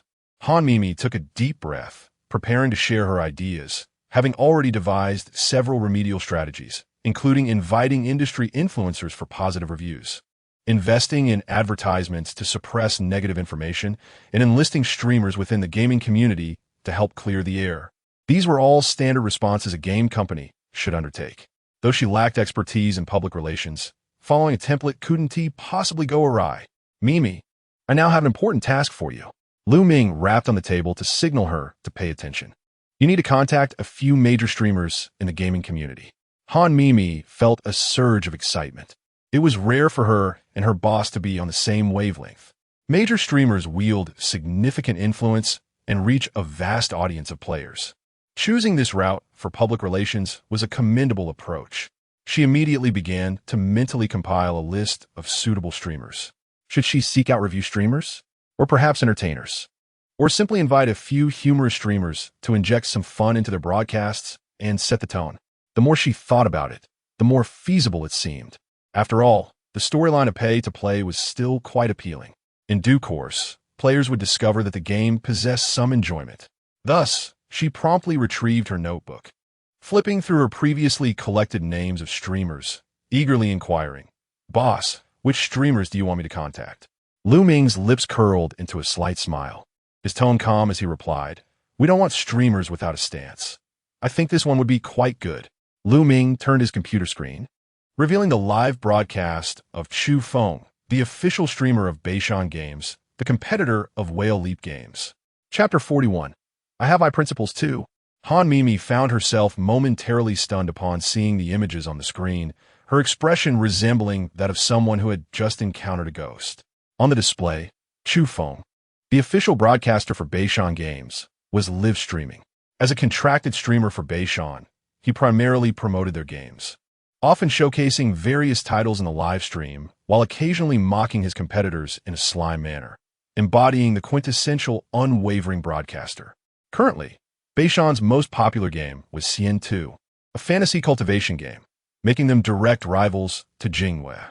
But now her boss had instructed her to reach out to this individual, which felt akin to delivering a bomb directly into the enemy's supply line. Boss, are you serious? Han Mimi's heart raced. You wanted to contact Chu Feng and have him promote our game? She could hardly believe her ears. Would a broadcaster who supports a competitor even consider accepting a deal from Jingwei? It seemed utterly absurd. Moreover, regardless of whether he agreed, this method of approach was tantamount to treachery in the past. Across from her, Ming calmly nodded. Yes, find him. He is quite suitable. I have observed his broadcasting style. He skillfully balances praise and criticism. He is the perfect fit. Han Mimi was at a loss for words, feeling as if her boss had truly lost his mind. She opened her mouth to protest, but hesitated upon seeing Ming's confident demeanor. Could he have calculated something? Was there truly so much calculation in this world? Thus, it was settled. You must contact him promptly. Ensure he plays our game live tonight. But what if he declines? I will approve the budget. Even if he breaches the contract, we will cover the costs. Just boldly propose your terms. Ming's tone was resolute. This matter had to be resolved tonight. Han Mimi thought to herself, this is so characteristic of Jingwei, using the most straightforward approach and throwing money around to have a competitor's broadcaster promote their game. She couldn't fathom why Ming could be so composed in executing such plans. Standing at her desk, a bold thought crossed her mind. Could it be that her boss had received a task to spend 100 million within a stipulated time to inherit even greater wealth? Shaking her head, Han Mimi dismissed her wild imaginings. She understood she had no choice. The order had been given, and she had to comply. Still, could this really work? Meanwhile, Chu Feng sat in his streaming room, staring blankly at Han Mimi's quoted offer on his phone. 500,000.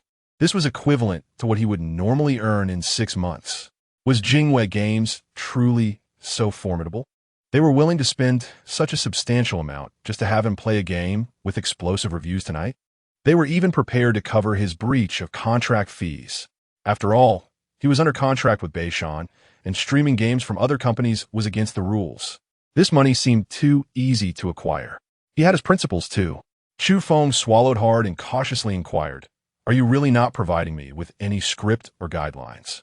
You want me to improvise? Han Mimi replied instantly, no need. The boss said to maintain your style as long as the show is explosive. Chu Feng, can I mock and criticize this game? He posed the question somewhat apprehensively. After all, it would hardly be a reasonable collaboration to take their money and then insult them. However, having seen the current reviews of Killing the Immortal, he knew that being forced to praise it would not yield easy earnings. Nevertheless, the allure of 500,000 was genuinely tempting. The dilemma, could he, as a Beishan broadcaster, really accept a deal with Jingwei? If Beishan found out, what would happen to his future collaborations? His rationality urged him to decline, but the money urged him to proceed. 500,000.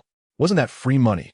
Of course he could, as long as he was responsible for the broadcast effectiveness. It was feasible.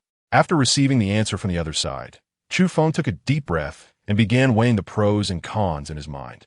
He had already inquired about their requirements, and they had none. This made things much easier. He could explain it well to Beishan. However, what was Jingwei truly after? What kind of bizarre company were they? Chu Feng had no time to ponder further. The contract had already been sent over. Clenching his fists, he gritted his teeth and decided. 500,000. I'm in. Han Mimi. Wow. This person is even easier to negotiate with than I anticipated. This budget is less than half of what the boss allocated. At that moment, Ming leaned back in his chair, a slight smile gracing his lips upon receiving Han Mimi's confirmation. Watching the rising moral debt, he sipped his coffee gently, murmuring to himself, Chu Feng, please don't let me down. That evening at 8 p.m., Chu Feng's live stream commenced punctually. As the official broadcaster for Beishan Games, he primarily played CN2. So as soon as he started streaming, a wave of familiar viewers flooded in. Brother Chu, are you going to challenge the Demon Lock Tower today? Hurry, hurry. Are you going to team up with some viewers for a dungeon run today? Brother Chu, how about upgrading your weapon today? The audience was fervently engaged in discussion. But the next moment, they sensed something amiss. On Chu Fang's streaming screen appeared a game interface they had never seen before. Killing the Immortal, a title from Jingwei Games. What? Brother Chu, why did you switch games? Wait, Killing the Immortal? Isn't that the game everyone has been bashing online recently? No way, Brother Chu, did you sell out? If you praise this game, I'm unsubscribing immediately. Chu Feng cleared his throat, suppressing the embarrassment that bubbled inside him. He forced a smile and said, Brothers, today we've got something new. I know I usually play Sim 2, but today let us switch it up and explore the allure of another game. Feeling the barrage of comments, Chu Feng's face flushed. Earning this 500,000 was indeed no easy feat. He couldn't help but grumble internally. Stop talking nonsense. I genuinely got paid this time, but it's definitely not to wash my reputation. Fortunately, he had already inquired about the other party's requirements beforehand, and there were no restrictions. He simply needed to ensure the show was entertaining. Thus, streaming was still streaming, and he had to deliver the performance. Who knows?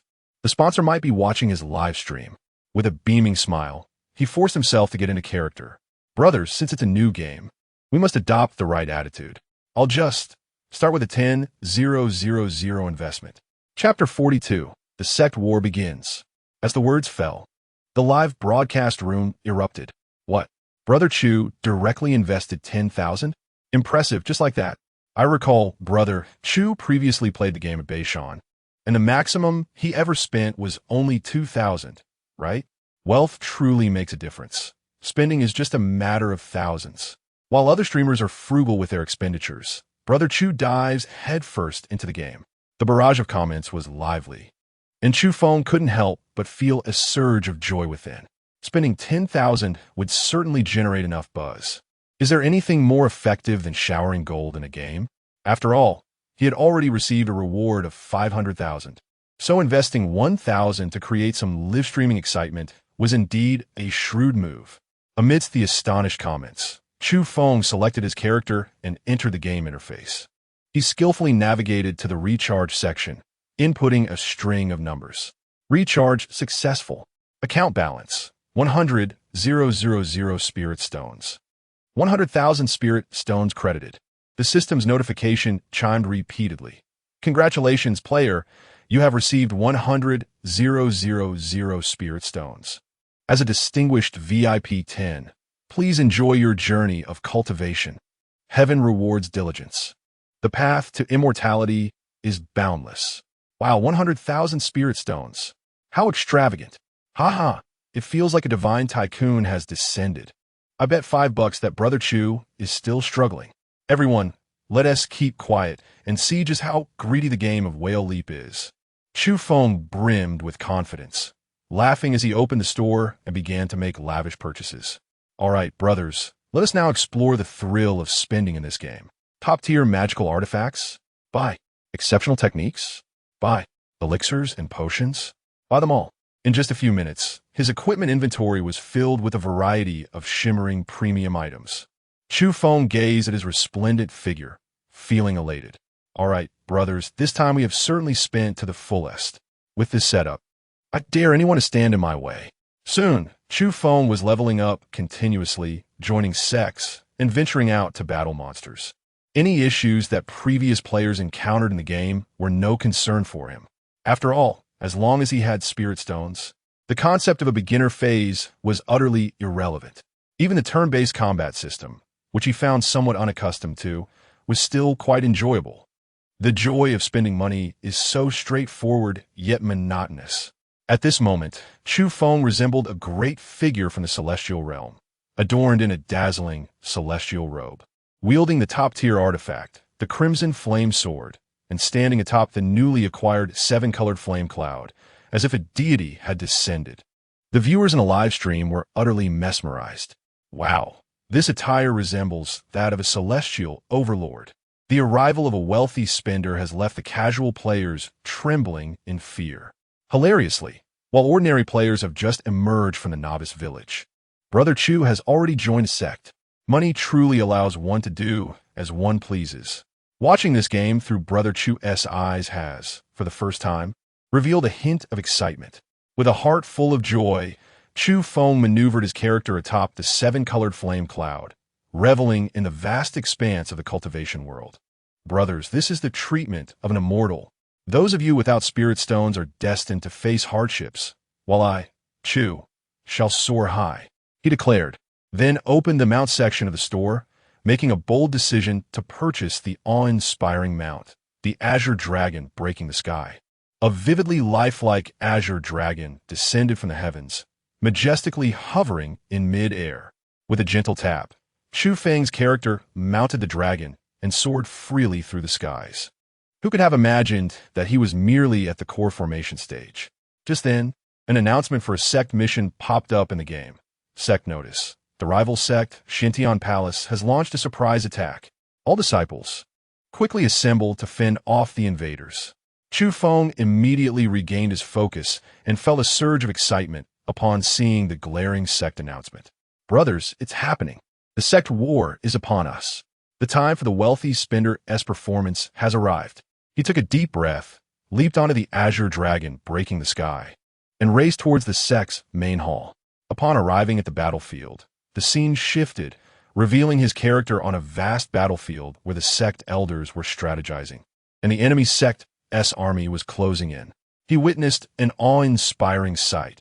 In the sky, players from Xintian Palace rode atop various top-tier mounts, clad in dazzling magical artifacts and wielding exceptional celestial weapons, leading a formidable army of spirit beasts, charging forth with ferocity. Moreover, there were also wealthy spenders on the opposing side, their sect leader standing atop a chaos golden pung and wielding the supreme extermination sword, exuded a terrifying aura simply by being present. Meanwhile, on his side, NPC Senior shouted, "Fellow disciples, today's battle is fraught with uncertainty. For the honor of our sect, we vow to fight to the death." Wow, this is quite exhilarating. Chu Feng eagerly rubbed his hands together, ready to unleash a massacre. The battle commenced. The disciples of the enemy sect surged forth like a tidal wave, and Chu Feng, wielding the Crimson Flame Sword, was the first to charge in. Instantly, the turn-based interface unfolded, but Chu Feng found himself lacking sufficient action points to strike first. He was unfamiliar with his opponents. It didn't matter. He would crush them in no time. Before long, the enemy made their move first. In the next moment, countless flaming meteors rained down from the sky, each carrying a dreadful aura of destruction, striking fiercely at Chu Feng's formation. -15,000. Chu Feng immediately lost a significant portion of his health. The enemy's damage was that high, and it was area damage too. Wait a moment.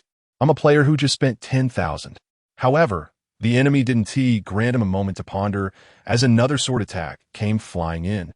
-6,000. You have died. Battle failed. 500 spirit stones required to resurrect. Chu Feng stared blankly at the resurrection notification. Only 2 rounds had passed, and he was already dead? He vowed to allocate more action points in the future. I just entered the battlefield and died?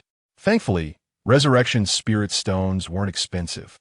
So Chu Feng decisively opted for revival. He hadn't even made a real attack yet. Soon, it was finally Chu Feng's turn. He licked his lips, brandished the shimmering crimson flame sword, and unleashed his strongest skill, 9 heavens flowing flame slash.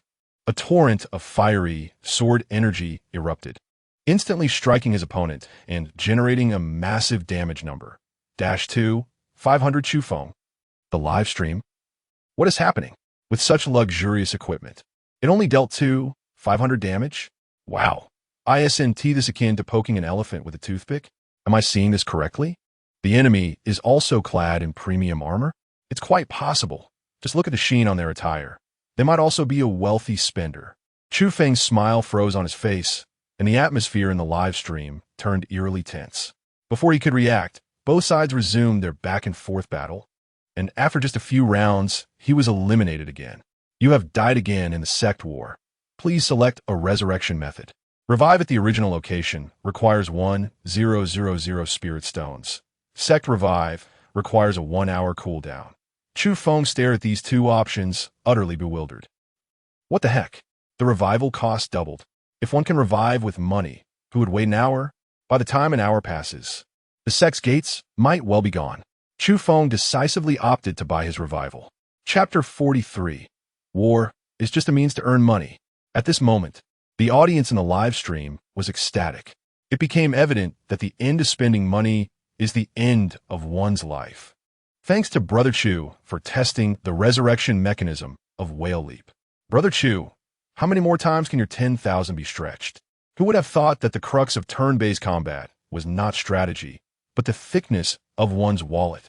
Don't hesitate, keep spending. We are thoroughly entertained.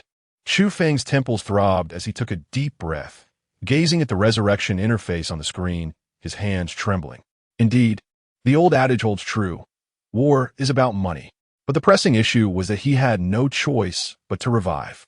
As a disciple of the sect, failing to participate in the sect's battle would result in a deduction of contribution points. And if those points reached 0, he would be expelled from the sect. All his previous expenditures would have been in vain. At that moment, the system kindly provided him with a prompt. Supreme Resurrection Package. Price 10,000 Spirit Stones. Includes Resurrection Orders 10, exclusive protective amulet 1 brothers. This game is even more exploitative than Tungtsiu. At least Tungtsiu informed me where I would need to spend money. This game's charges are entirely unpredictable. This isn't merely playing a game. It feels like paying a protection fee. But what choice does Chu Feng have? He could only purchase. He gritted his teeth and frantically bought resurrection items from the store. The sect battle was imminent. How could they hesitate? After reviving once more, Chu Feng felt somewhat speechless. He spoke into the microphone, his voice laced with helplessness. Brothers, this game is truly more exploitative than Tungtsiu. The battle continued. Although the turn-based rules slowed the pace of combat, Chu Feng had grasped the pattern. You attack, I counterattack. Both sides were essentially cash warriors, and the outcome was a mere contest of who had deeper pockets and who could endure longer. The battle situation had nearly reached a stalemate. Fortunately, the number of revivals was limited. Those who could not bear the expenses naturally chose to die, or else the combat would become unbearably drawn out.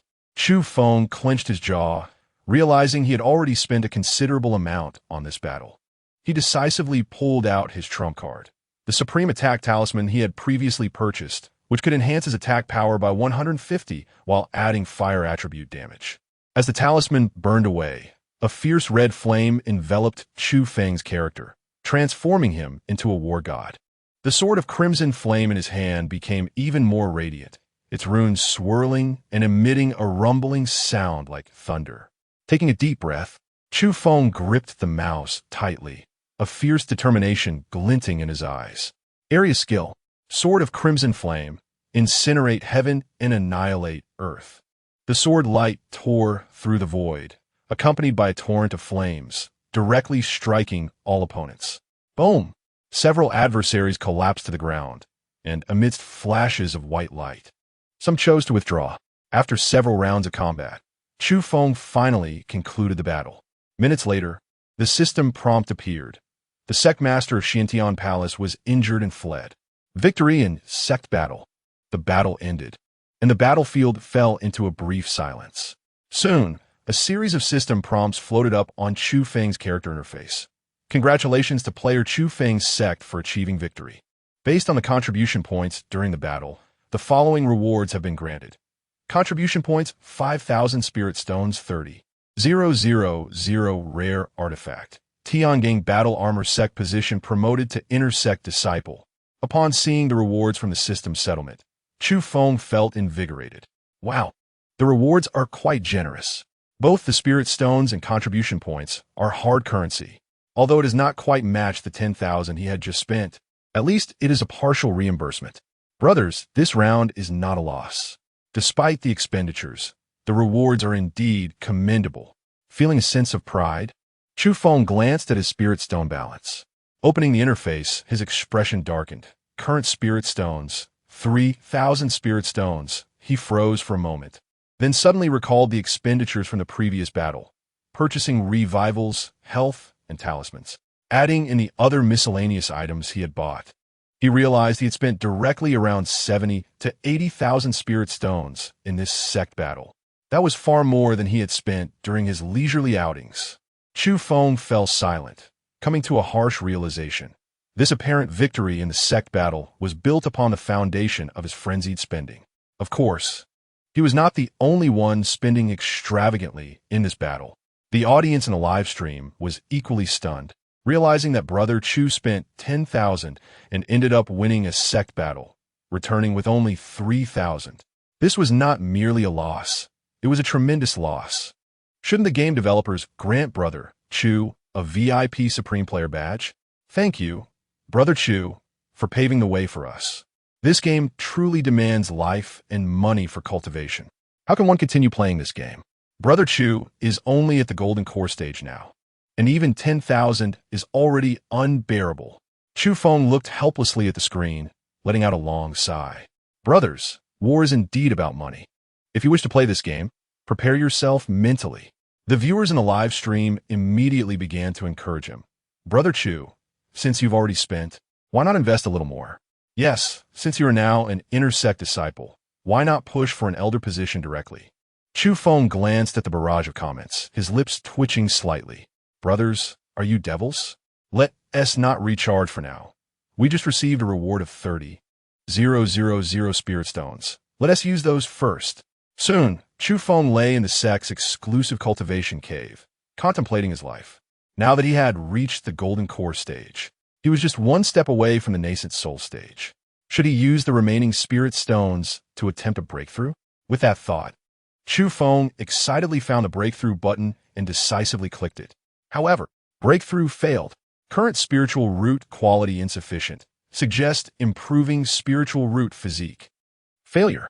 Chu Feng's face darkened as he examined the details. It turned out that a breakthrough from Golden Core to Nascent Soul had certain requirements for physique. No matter, experiencing a failure in a breakthrough is quite normal. Chu Feng opened the store, directly seeking Spiritual Root Enhancement Pill. The game developers are quite considerate, as they even directly recommended a solution on the homepage. Upon clicking the details, he was immediately frozen in shock. Premium Cleansing Pill, price 5,000 Spirit Stones. Can enhance spiritual root quality by 10. Heavenly Cleansing Pill, price 10,000 Spirit Stones. Can enhance spiritual root quality by 30. Celestial Cleansing Pill, price 15,000 Spirit Stones. Can enhance spiritual root quality by 50. What is this? Are they selling luxury goods or liver protection pills? Chu Feng hesitated for a moment. Although the Celestial Cleansing Pill offered the greatest enhancement, its price was exorbitant. He decided to buy a Heavenly Cleansing Pill, 10,000 Spirit Stones, for a steady 30 increase. Purchase successful. Your spiritual root quality has been enhanced. Brothers, it's done. The spiritual root has been optimized. Next, let us attempt the breakthrough once more. Chu Feng excitedly clicked the breakthrough button again, and his character entered a state of closed-door cultivation. However, soon, as the vital energy circulated around him, the system announced, breakthrough failed. Your current cultivation environment is unsuitable. Breakthrough probability only 12. Suggest proceeding in a location abundant in spiritual energy for the breakthrough. Chu Feng, live stream audience. Wait, what does that mean? I can't break through wherever I want? Chapter 44. Does your conscience not hurt? After a moment of complaint, Chu Feng hastily opened the details, discovering that the success rate of breaking through to the Yuanying stage was indeed related to the cultivation environment. The higher the quality of the environment, the greater the success rate. After all, it is often said that the environment shapes the individual. Currently, his cave was merely an ordinary one, with a meager 12 success rate for the breakthrough. It was time for a change of scenery. A person must adapt to thrive. Glancing at his remaining balance, Chu Feng gritted his teeth and decisively spent 10,000 spirit stones to select a Tian Gang spiritual land, raising his success rate to 47. After all, his balance was dwindling. Saving money was imperative. All right, brothers, this time it's bound to succeed. Let's try again. With renewed confidence, Chu Feng clicked the breakthrough button once more, and his character swiftly entered a state of closed-door cultivation. Moments later, the system chimed. Breakthrough failed due to consecutive failures. Your mental demons have manifested, decreasing your success rate. Faced with this notification, Chu Feng was left utterly speechless. Could you not convey all your demands at once? The game designers seemed akin to masters of romance, allowing him to fail before coaxing him into spending more money, only to present a new payment point afterward. Were they treating him like a fool? Chu Feng opened the store and spent his last 10,000 spirit stones on a pill to mend his mental demons. This was all he had left. His heart bled, and the viewers in the live stream began to feel sympathy for him. How outrageous! The game designers were indeed the unscrupulous capitalists of the cultivation world. Have you noticed? The game designers are reminiscent of P2P loan schemes in reality. What the hell? 30,000 spirit stones. All gone. How long did that take? Just a few hours, and I've lost thousands. Purchase successful. Good. This time it must work, right? He clicked the breakthrough button again, and his character began to cultivate, surrounded by a frenzy of spiritual energy, as thunderclouds gathered and lightning crackled. But soon, the result appeared. Breakthrough failed. The attempt was unsuccessful. Your cultivation regressed. The will of heaven is unpredictable. Please try again. Chu Feng. Viewers? Jinghua, does your conscience not ache? Chu Feng's mindset shattered. 30,000 spirit stones, gone just like that? He hadn't even managed to break through to yuaning. Silence enveloped him, and the live stream audience fell into quietude. After a couple of seconds, the barrage of comments erupted. I feel for my brother. The end of spending money leads to an inability to spend. This game is even more realistic than reality. Even the pay-to-win players find themselves short on cash. Phew, what now? Your money is gone. The game designers seemed intent on driving the top spenders away. If breaking through to yuaning was this difficult, wouldn't facing the heavenly tribulation require a loan? Chu Feng stared at his dwindling spirit stones, utterly defeated. 30,000 spirit stones. What a concept. I could have ordered 100 meals in reality with that. Yet, I couldn't even break through to yuaning. Taking a deep breath, he felt completely deflated. Now he understood why many pay-to-win players in games eventually become numb. It wasn't that they couldn't afford to spend. Rather, they could no longer find a motivation to recharge. Brothers, cultivating immortality is truly not the path for mortals. I feel compelled to write a thank you letter to Jinghua's designers. Thank you for successfully dissuading me. Thank you, Jinghua.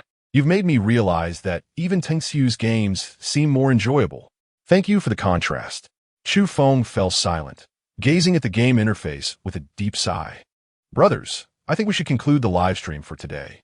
His voice carried a hint of fatigue. After all, it was nearly 1 in the morning, and he had spent considerable time on the previous sect battles and various game explorations. He had honored his commitment to Jinghua for long enough. Continuing would only be unkind to his wallet. As soon as he finished speaking, the live stream audience erupted in discontent. Chu don't. You haven't even reached yuaning yet. Is this it for the pay-to-win god? You can't even ascend a single level? Let's grind a bit more. Perhaps the system will reward you. Chu, try spending a little more.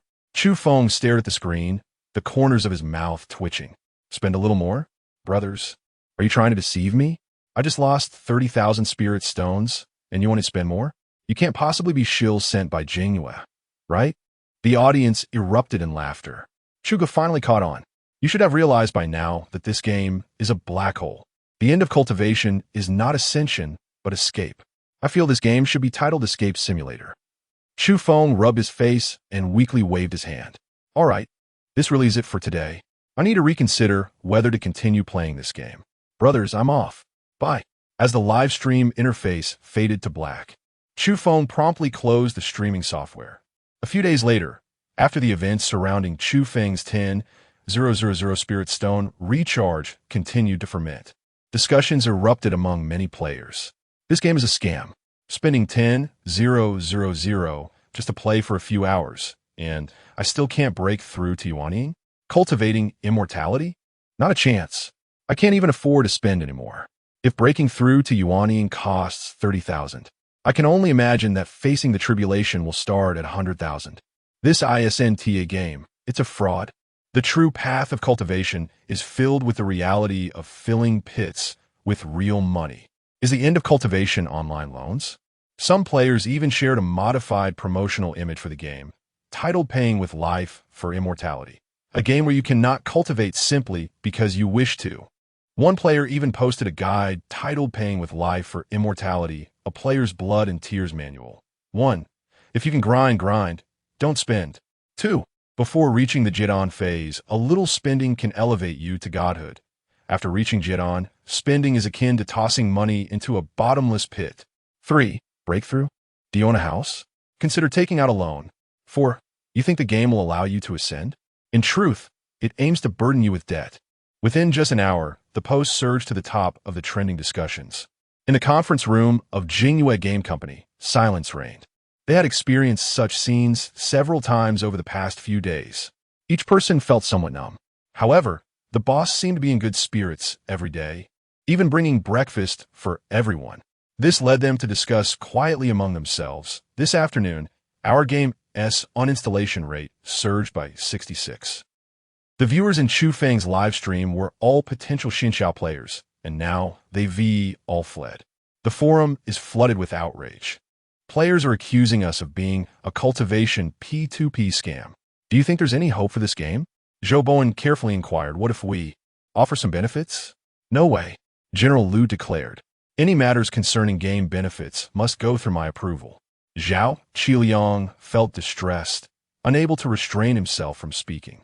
Having worked in the gaming industry for so many years, he had never seen a scene like this.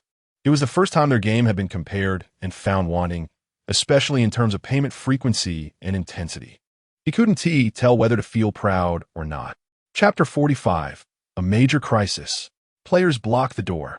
Within the confines of the office, a palpable sense of despair permeated the air as a group of individuals exuded an aura of negativity. Time seemed to stretch endlessly until, suddenly, a cacophony erupted outside the company's entrance. Release the planners. We demand an explanation. A fervent crowd of players had organized themselves to blockade the entrance of Whale Leap, brandishing banners with fervor. This game is utterly fraudulent. I invested nearly 20,000 only to fail at the nascent soul level. One player bellowed. We must summon the planner today. Can we even continue playing this game? Where's the planner? We need clarification on whether this game is truly a P2P cultivation experience. Another shouted, if you wish to deceive us, why target nostalgic players like us? What will you do to refund my hard-earned money? At the entrance, several security guards were at their wits' end trying to maintain order. Clearly, they were unaccustomed to such a scenario. However, as they overheard the players' grievances, they too realized for the first time that their regular patrols had overlooked a company masquerading as a gaming entity while secretly engaging in deceitful practices. Such villainy was intolerable. In a moment of uncertainty, the guards began to waver in their resolve. Everyone, please remain calm. Someone will come out to address your concerns. Yet, the players paid no heed. Some had pulled out their phones to live stream the protest. Fellow cultivators, we are live at the Whale Leap Game Company's blockade. We are here to demand justice. Inside the conference room, the commotion from outside caused a ripple of panic among the employees. This was their first encounter with such a situation in their tenure in the gaming industry. When had the company's address been leaked? Han Mimi from the marketing department felt a surge of anxiety as she stealthily peered towards the entrance. Outside, a growing assembly of players had gathered, some even bringing chairs, indicative of their readiness for a prolonged standoff. The intensity of their anger seemed to crystallize in the air. Release the planner. We demand an explanation. Han Mimi was flustered. She was responsible for marketing, and she feared these individuals might turn their ire towards her. Thankfully, their target was the planner, widely known to be a singular entity, the boss. Shaking her head, she pondered the potential consequences of the boss emerging to face the crowd. A massive banner was hoisted high among the players, boldly proclaiming, Whale Leap Games cultivation fraud, failed cultivation, burdened with debt.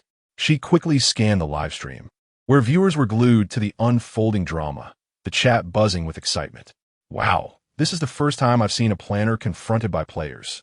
This cultivation game has turned into a sensational news story. I must say, this is remarkable. Fellow cultivators, we are truly at our breaking point. The security guard stationed at the entrance stood frozen, their expressions a mix of disbelief and concern. Could you please exercise a bit of restraint? Yet, the players remained unyielding. If we cannot cultivate successfully and are left in debt, we will not leave until the planner appears. In the conference room, the atmosphere grew increasingly tense as everyone listened to the shouts from outside, their faces betraying their alarm. What if they truly attempt to storm in? They all have live streams. If this makes the news, our company could suffer irreparable damage. The implications were staggering. How could they continue to develop games in the future? Several members of the marketing department began frantically brainstorming PR strategies, but the reality was grim. There was no way to absolve the situation. Players had printed screenshots of their transactions. The only course of action was to involve the boss.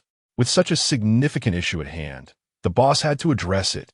All eyes turned to the office of Lu Ming. Zhao Qiliang took the initiative, knocking on the door and finding Lu Ming. "Boss, what should we do?" "The players. They've come to us." Inside the office, Lu Ming sat calmly in his chair, his gaze fixed on a virtual screen floating in his mind, fingers lightly tapping on the desk. A slight tremor betrayed his composure as he noted the glaring numbers on the system interface. Moral debt value, 100,356. The moral debt had surged, finally surpassing the critical threshold of 100,000. Upon hearing Zhao Qiliang's call, Lu Ming inhaled deeply and surveyed the system interface with a collected demeanor. Do not panic. The player's arrival signifies their willingness to engage in dialogue. This is a rite of passage for many gaming companies. We must remain calm. Lu Ming exuded a remarkable steadiness, recalling how Tungxiu had navigated similar challenges. Whale Leap was now in the same boat. What did this signify? It indicated that the approach he had adopted, inspired by Tungxiu, was indeed valid. Learning through experience was invaluable. However, the reality of players blocking the entrance was undeniably embarrassing. With this thought, Lu Ming furrowed his brow and resolutely rose from his seat. Since they demand an explanation, I shall personally speak with them. Let's invite everyone in and select a few player representatives for a proper discussion. Minutes later, the doors of Whale Leap swung open, and a throng of players surged inside, their energy palpable. Lin Xiaoxiao nervously distributed water and arranged seating, intimidated by the imposing figures of the players. Soon, the players elected 3 representatives who were escorted into the Whale Leap conference room. The trio had discreetly altered their in-game names prior to their arrival. One had fled after a failed foundation establishment. Another was a notorious critic decrying cultivation as a capitalist ruse, and the last was a wealthy player who had experienced multiple failures yet remained undeterred. Seated at the conference table, they glared at Lu Ming with indignation. "So you are the planner? They say you are the boss of Whale Leap. We've come to the right person. Did you design and develop this game?" Lu Ming nodded, maintaining a cordial demeanor. "Please go ahead. First, we've spent so much money. Why can't we even break through to the nascent soul level?" Lu Ming replied with composure. "The breakthrough to the nascent soul level is governed by probability. Failure is merely part of the game's design. You also have the option to purchase auxiliary items to enhance your success rates. All rules are transparent." At this, the wealthy player, Xiao Ming, erupted in frustration. "But the problem is, we spent money on items and still failed." Lu Ming remained earnest. "Items can only increase the probability of success. They do not guarantee it. The path of cultivation is inherently fraught with challenges.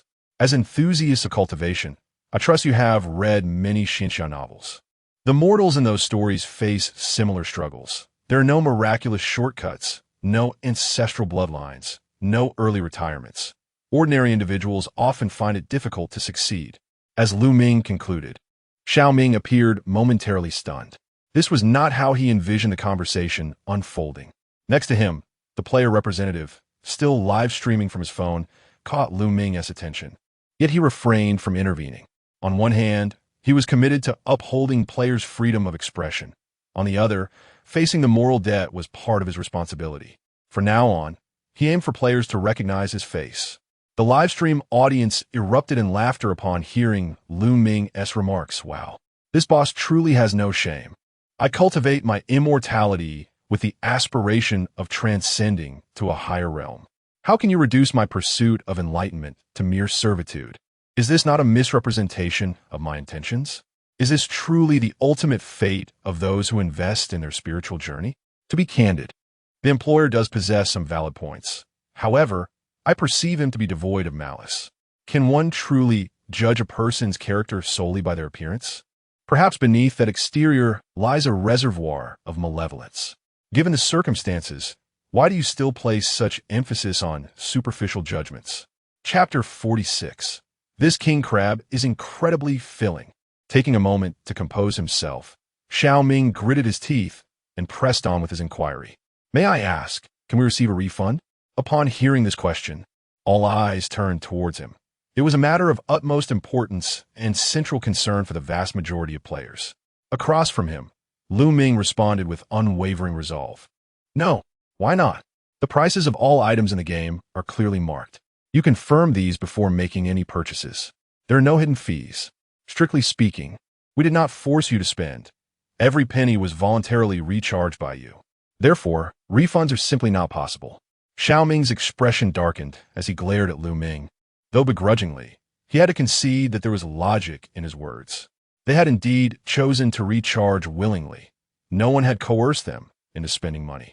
The consequence of not spending would merely be an inability to progress in the game. They could always opt out entirely. For a moment, the three player representatives found themselves at a loss for a rebuttal. The atmosphere in the room grew tense. The representatives, seething with frustration, felt utterly powerless. Ming gently tapped the table and smiled. However, I do understand everyone's feelings. Thus, I'm willing to offer some compensation. The eyes of the three brightened, excitement surging within them. Their collective blockade had proven effective. Finally, there was a resolution for the multitude present. How will you compensate us? Ming cleared his throat and replied leisurely, I can treat you to a meal. Silence enveloped the room. We traveled all this way just for a meal? The audience in the live stream nearly erupted in laughter. Wow, this appeasement tactic from Whale Leap is truly remarkable. These big shots have poured in so much money, and all they get in return is a meal? After splurging 10,000, they finally get a meal from Whale Leap. The player representatives wore expressions darker than ink. So, are you implying that the money we spent ultimately amounts to just a meal? Ming nodded, then shook his head. It's not quite that simple. He continued, you are all loyal players of Whale Leap, willing to financially support our game. Although we cannot provide refunds, this does not mean we do not value you. Therefore, we have decided to arrange a VIP treatment for you as a token of our gratitude. Accommodation, meals, entertainment, and return tickets, all expenses covered. Ming frowned, still feeling dissatisfied. The direction of this situation seemed awry. But what we truly desire is a refund for the game. Ming's smile faded slightly, and his tone turned resolute. Refunds are impossible. As I previously stated, there are no fraudulent practices in this game. We will not, and cannot, make exceptions for any player. Otherwise, the gaming industry would be unsustainable. Ming clenched his teeth. Can the game's probabilities be adjusted slightly to be more favorable? Absolutely not, Ming replied, shaking his head. The essence of cultivation lies in the challenge of breakthroughs.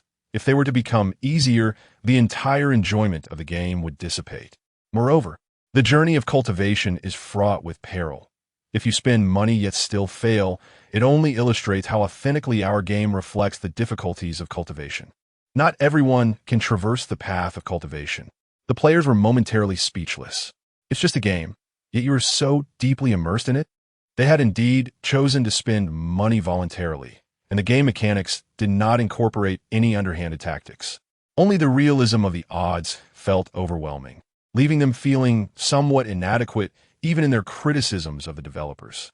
Negotiations continued for several more minutes, yet Ming's stance remained steadfast. The comments in the live stream became increasingly chaotic. The developers are deceivers. What a stretch. This game company is truly something. They've managed to both extract money and make players justify their acceptance of it. Hats off to them. When do we eat? Is it too late for me to go now? The three representatives exchanged glances and slowly exited the office to discuss matters with the crowd outside. Ming sighed deeply. Looking at everyone helplessly, what should we do?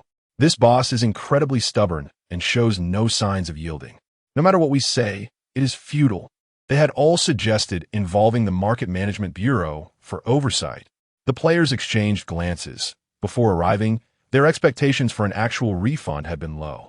After all, no company would willingly open such a door. They merely wanted the gaming company to acknowledge their stance. But now that the figures were unchanged, they felt utterly powerless. At worst, we could just stop playing. Having come to this realization, everyone resigned themselves. What else could they do? They had come all this way. They could not return on empty stomachs. Indeed, since a refund seems hopeless, we might as well enjoy a good meal. The audience in the live stream also concurred.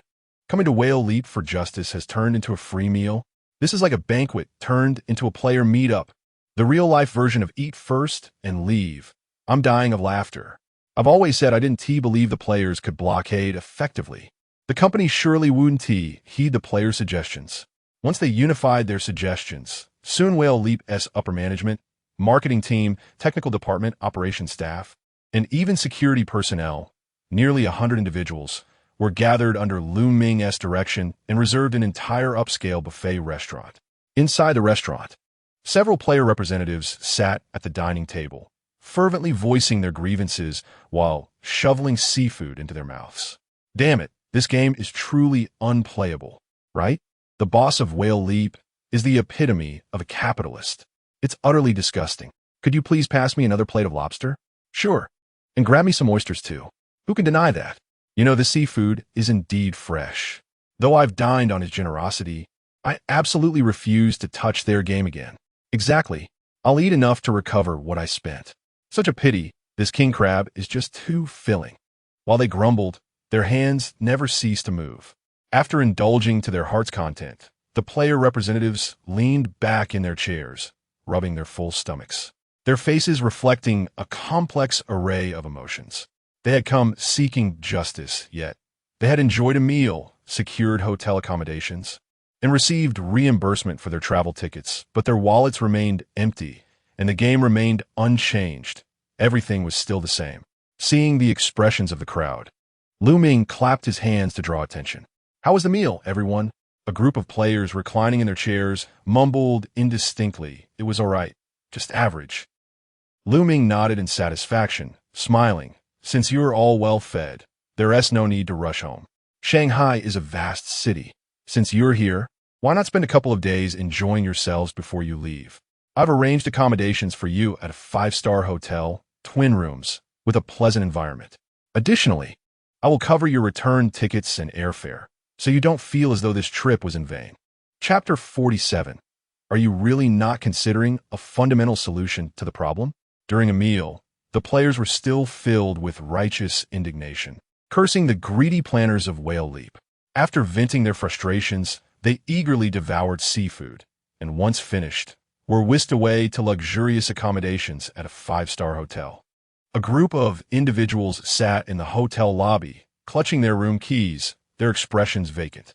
What exactly were they here for? Finally, Ming could no longer contain his curiosity and inquired, "So, what compensation did we actually receive?" A nearby player pondered before responding. Free lodging and meals? A complimentary trip? A 2-day tour of the Magic City? It seems we didn't come in vain after all. For a moment, silence enveloped the room. They suddenly confronted a chilling realization. Although the game remained unchanged and their money unreimbursed, their emotional turmoil seemed to have diminished significantly. Was this the sugar-coated bullet of capitalism, corrupting their minds? How terrifying! 2 days later, one by one, the players boarded their vehicles homeward, their hearts laden with grievances and their suitcases filled with local specialties. Just before their departure, Ming cast a complex glance at Ming. Ming, observing the departing crowd, could not help but express his gratitude. Thank you all for your support. Please remember to visit the Magic City again. After sending off the players, all employees gathered in the conference room, the atmosphere exceptionally solemn. They focused their unwavering gazes on Ming. The lesson from this incident had been profound. Fortunately, this group of players was relatively easy to handle. Had they encountered more obstinate individuals, the situation would not have been so easily resolved. This player uprising made everyone acutely aware of a crucial fact. If the game was excessively exploitative, there would indeed be repercussions. They had narrowly escaped this time, thanks to the owner's exceptional social skills, transforming an uprising into a luxurious travel package. But what if the players were to reject such attempts next time and arrive with lawyers or journalists instead? At this thought, everyone collectively inhaled sharply. Moments later, Zhao Qiliang from the game development department stood up, his tone gravely earnest. Mr. Liu, we have come to a profound understanding of the severity of the issue. Moving forward, we must diligently create a quality game to prevent a repeat of this situation. Upon hearing this, everyone nodded in agreement. Yes, future planning must be approached with caution to avert player outrage. Our metrics must be more reasonable, ensuring players do not feel compelled to continuously invest. Indeed, gameplay must also be more humane. We can no longer focus solely on monetization. Furthermore, our customer service must adopt a more patient approach to soothe player emotions, preventing them from being driven to confront the company. All wore sincere expressions, resembling a group of remorseful game developers. They had genuinely been frightened, although they had purchased insurance. They did not expect it would be of any real use. Had it not been for Mr. Liu's adept handling, the situation could have escalated beyond mere complimentary travel for the players. Listening to the employees' declarations, Ming nodded slightly, a smile of satisfaction gracing his face. Excellent. It seems this incident has fostered growth among us all. The employees responded in unison. Indeed, Ming's tone shifted, growing serious. I fully concur with your sentiments. We cannot allow players to confront us again. The employees wholeheartedly agreed, believing that with persistent effort in improving the content, such incidents would be a thing of the past. After a moment of contemplation, Ming slowly articulated, "Thus, we must relocate to a larger office with enhanced security measures." A profound silence fell over the room. Indeed, while Whale Leap had successfully appeased the players this time, Ming had recognized the critical need to address the security issues at their workplace. What if one day they faced even more fervent fans? That could not simply be resolved over a meal. While he could absorb criticism and accumulate debts, his personal safety was paramount. If dissenters multiplied, what would happen to his safety? What if someone were to resort to violence? Therefore, relocating to a larger office with improved security was of utmost importance. After all, the current moral debt had already exceeded 100,000. As long as there were no extraordinary circumstances, an eightfold return was assured. Conveniently, he still had many expenses left unspent this month, making it an opportune allocation.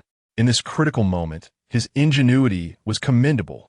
Across the room, Zhao Qiliang's lips twitched. How had Mr. Liu misconstrued his intentions again? Mr. Liu, that is not what I meant. My intention was. I understand. Your perspective is quite valid. We indeed need to relocate and continue developing the game. Ming asserted confidently. Our previous office choice was indiscriminate, and the inadequate security system allowed players to easily confront us. This has severely disrupted our daily operations. As the owner, I must reflect. Everyone's safety is paramount. And with our growing workforce, creating a conducive working environment is essential. If we transition to a more upscale office building with tighter security, even the angriest players would be unable to intrude. Hearing Ming's rationale, Zhou Bowen appeared astonished. Boss, shouldn't our primary focus be on enhancing the game to dissuade players from confronting us? Ming raised an eyebrow. What you mention is merely a fraction of the priority. Even with an excellent game, fan confrontations remain unacceptable. You've seen how fervent fans in the entertainment industry can be, stalking, chasing, and making harassing phone calls. You are not unfamiliar with these scenarios. Do you all agree? The employees? No one had anticipated that while they had been reflecting on the flaws in game planning, Ming would pivot to discussing relocation. Comparing the fervor of entertainment industry fans to gamers is hardly equivalent. Our gamers are the most innocent.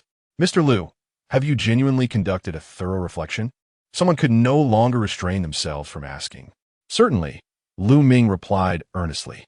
I have assessed that fundamentally, our game is sound. The only issue lies in the players' emotional regulation. Yet, I do not blame the players. Thus, we must change locations to enhance security and prevent them from impacting our regular operations. Lu Ming understood the employees' concerns, yet he was acutely aware of the broader gaming market. Creating a game with both a stellar reputation and profitability is exceedingly challenging, given the diverse preferences among individuals. Pleasing everyone is nearly impossible. The effort required to develop a high-quality game is substantial and may even result in dissatisfaction. However, Whale Leap is different. As long as he is at the helm, Whale Leap does not need to adhere to the conventional standards of excellence. No matter how good a game is, can it surpass the backlash from negative reviews? Lu Ming was clear on which method is simpler and offers greater profit margins, especially since he had directly reaped benefits from the system. Negative reviews are the true driving force. Upon hearing Lu Ming's words, the entire staff found themselves momentarily speechless. Thus, under the astonished gazes of all employees, Lu Ming decisively declared, Xiao, starting tomorrow, seek out new office spaces. The requirement, at least a double security system, and the security personnel must be relatively young. The guards at our previous office averaged over 50 years in age and were utterly ineffective at deterring players. It must be extravagant. In the conference room, Lu Ming's tone was resolute, his gaze piercing, and his intonation left no room for doubt. Lin Xiao trembled slightly as she clutched her notebook, mustering her courage to inquire. Mr. Lu, what is your budget? First, you must inquire, but the area cannot be less than 500 square meters. Lu Ming declared with a decisive slap on the table. All employees, 500 square meters is several times the size we currently occupy. The company only has a few dozen employees. Are you truly not considering addressing the issue from its roots, boss? Xiao, I entrust this matter to you. Finalize it as soon as possible. We shall relocate next month. Lu Ming gestured grandly, marking the official commencement of the relocation plan for Whale Leap Company. Chapter 48. Negative reviews speak volumes. After Lu Ming departed, all employees gathered in the office, collectively immersed in contemplation. Bowen, do you believe our boss is genuinely reflecting on the situation? He claims to be introspective, yet ultimately, he seems preoccupied with preventing player backlash against the company, showing no concern for the game's design flaws. We merely offer suggestions. The final decisions rest with him. Nevertheless, I must admit, President Lu is indeed formidable. He has skillfully navigated this incident. In other words, if we are to be berated by players in the future, at least it will be within a 5-star office building, which doesn't seem too bad, does it? The employees of Whale Leap appeared to gradually accept Lu Ming's logical reasoning. Although online criticism of Whale Leap's games persisted, internally, the employees began to form a starkly different consensus. Don't you think President Lu is quite humane? Take this incident, for example. He could have easily remained silent. Yet he not only chose to confront the issue head-on, but also invited players to dinner, arranged accommodations, reimbursed travel expenses, and even organized a tour of the city. Although he didn't refund any money, how many game companies would go to such lengths? Indeed, how many domestic gaming companies would treat players to a buffet? I believe, in a certain sense, President Lu is a very responsible boss. Yet, the game remains unchanged, right? So, President Lu is a capitalist with principles? Sighing, one employee remarked. People outside are berating the boss, but I know he is a good person. When did you turn sides in an instant, the internal morale of Whale Leap subtly improved. 2 days later, Lin Xiao, following Lu Ming's directions, fervently gathered information on office buildings in the city's core areas. Ultimately, she selected 3 options that met Lu Ming's requirements and presented the compiled materials to him. President Lu, here are several suitable office locations we've chosen. Lu Ming took the documents, glanced at them, and stated, Option 1, Business District, Grade A office space. Area, 500 square meters. Annual rent, 2 million. Advantages, above subway station, convenient commuting, large commercial area, complete supporting facilities, strict security, dual access control, and exclusive elevators. Disadvantages, Lower floors, average view, many sales companies nearby. Option 2, financial center, super grade A office space. Area, 600 square meters. Annual rent, 2 million. Advantages, located in the heart of the city's CBD. Excellent geographical position, penthouse floor-to-ceiling windows with panoramic city views, top-notch property management.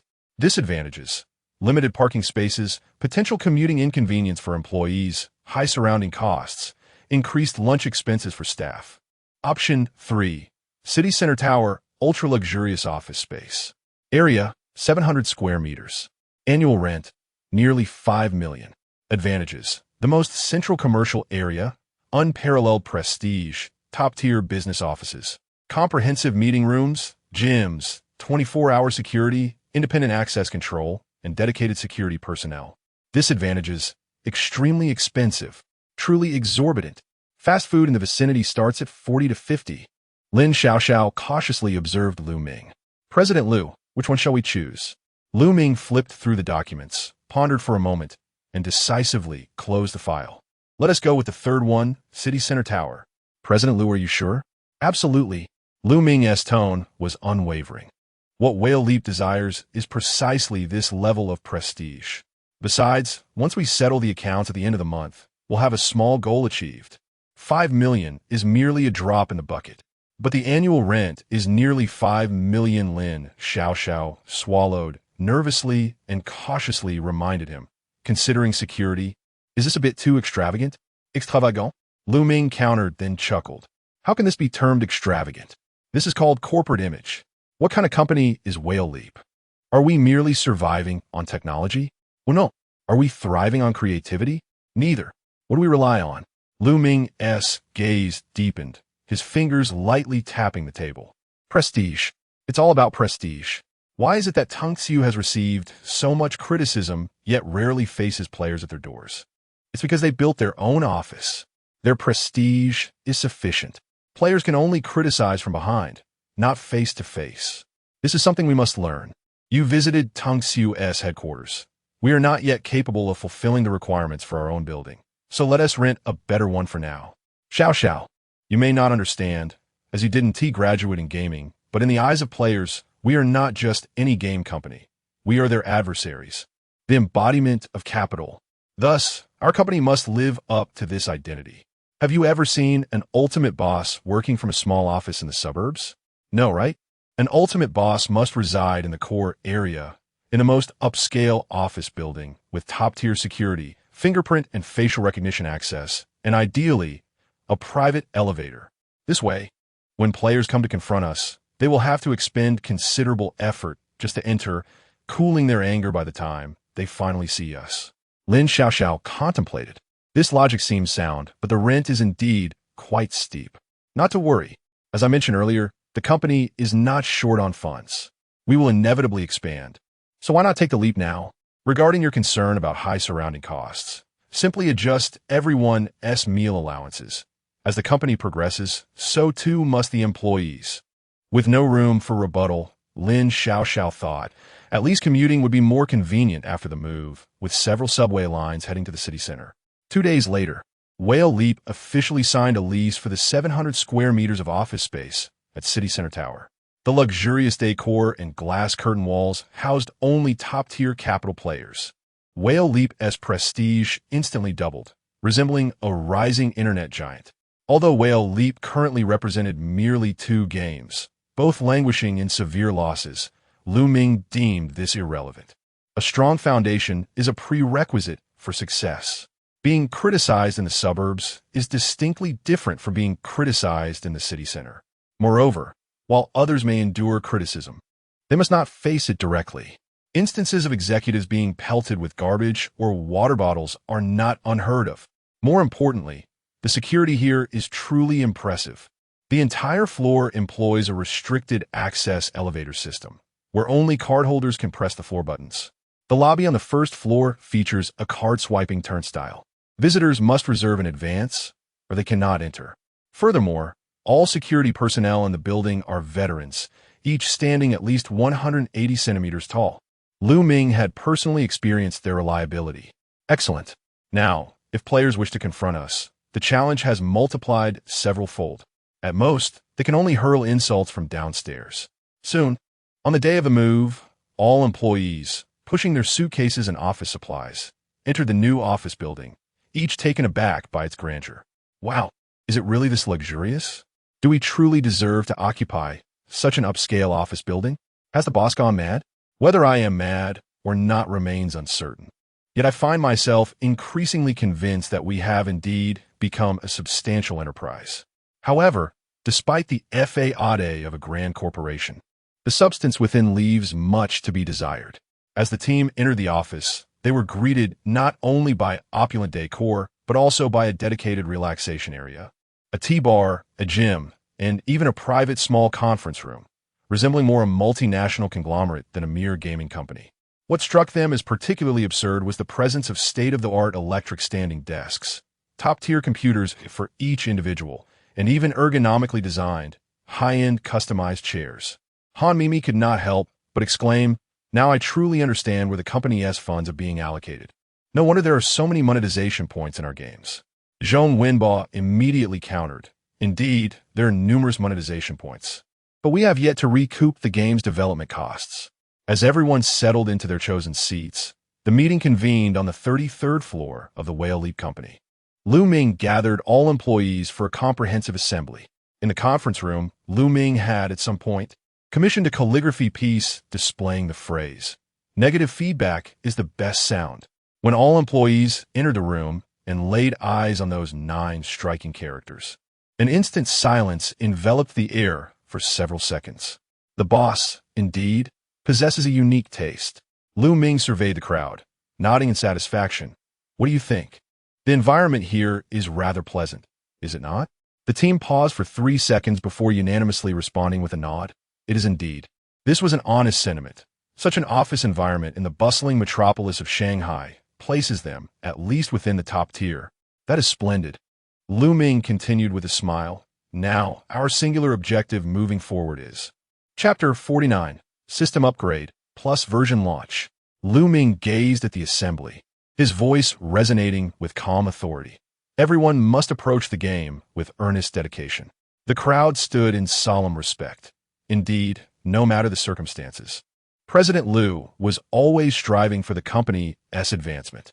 They had previously expressed their thoughts, and clearly, the boss had taken them to heart.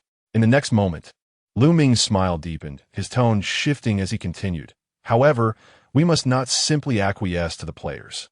A hush fell over the room, all employees holding their breath, attentively poised to listen. As game developers, we must uphold our own principles. Lu Ming's voice was steady, yet his gaze radiated unwavering conviction. "We are creators, not mere wish-granters. If we modify the game at every player's behest, what would that render our product? Would it not transform into a collaborative creation?" Though many players outside were vocally critical, Lu Ming urged everyone to remember, player feedback is merely that, feedback, not commands. We can listen to their voices, but we must not allow ourselves to be swayed by them. Our mission is to steer the game as trajectory, not to be held captive by the players. The assembly exchanged glances, pondering whether President Liu was suggesting they should disregard advice and forge their own path.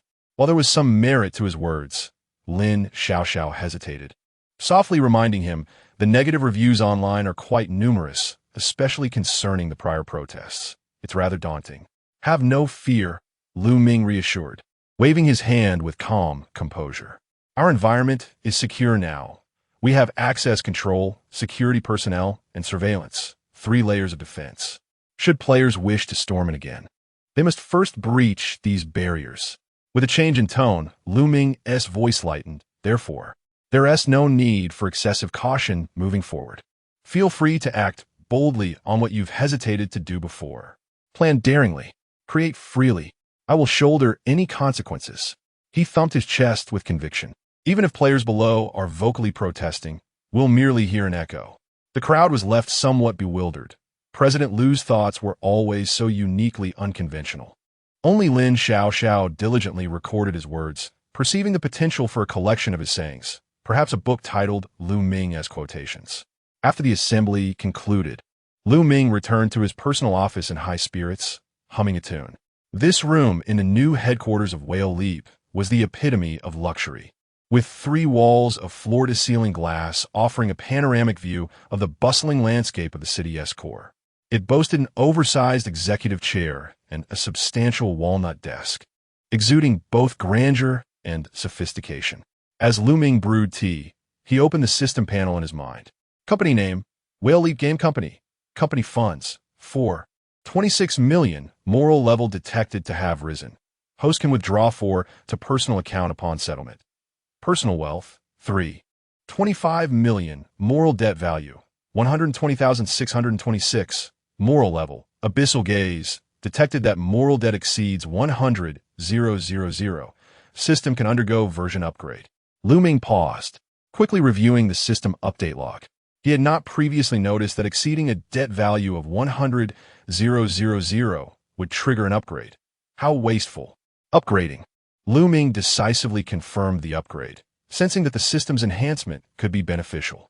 System upgrade in progress. System upgrade successful. Congratulations, host. The moral debt system plus version has been unlocked. A flash of golden light signaled the transition to a new, streamlined interface, with a log of updates appearing at the bottom.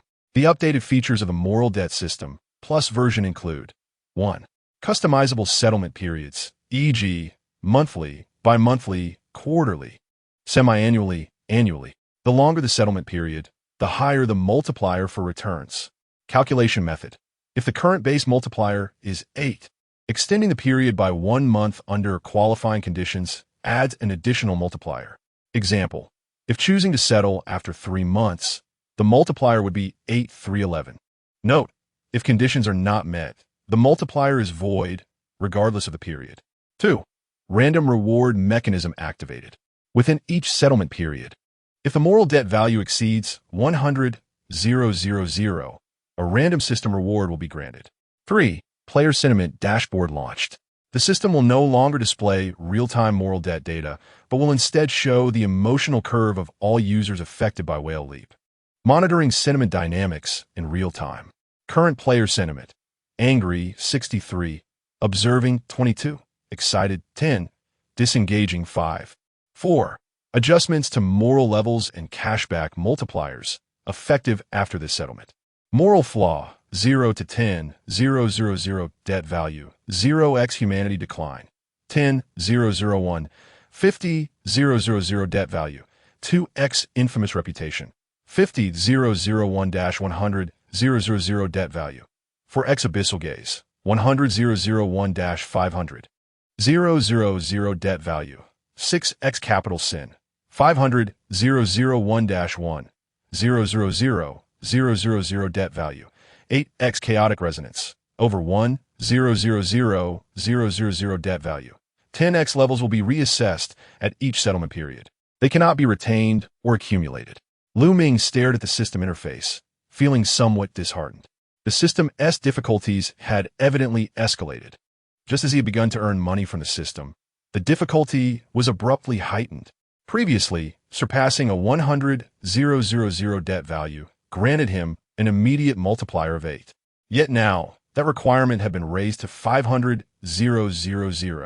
Furthermore, real-time data would no longer be displayed, leaving Lu Ming, accustomed to meticulous control, feeling quite ill at ease. With a frustrated sigh, he pondered whether the system could revert to its prior version. Had he known, he would have opted against the upgrade. Rapid iterations were not necessarily advantageous. Did this mean he could no longer monitor how well he was being criticized?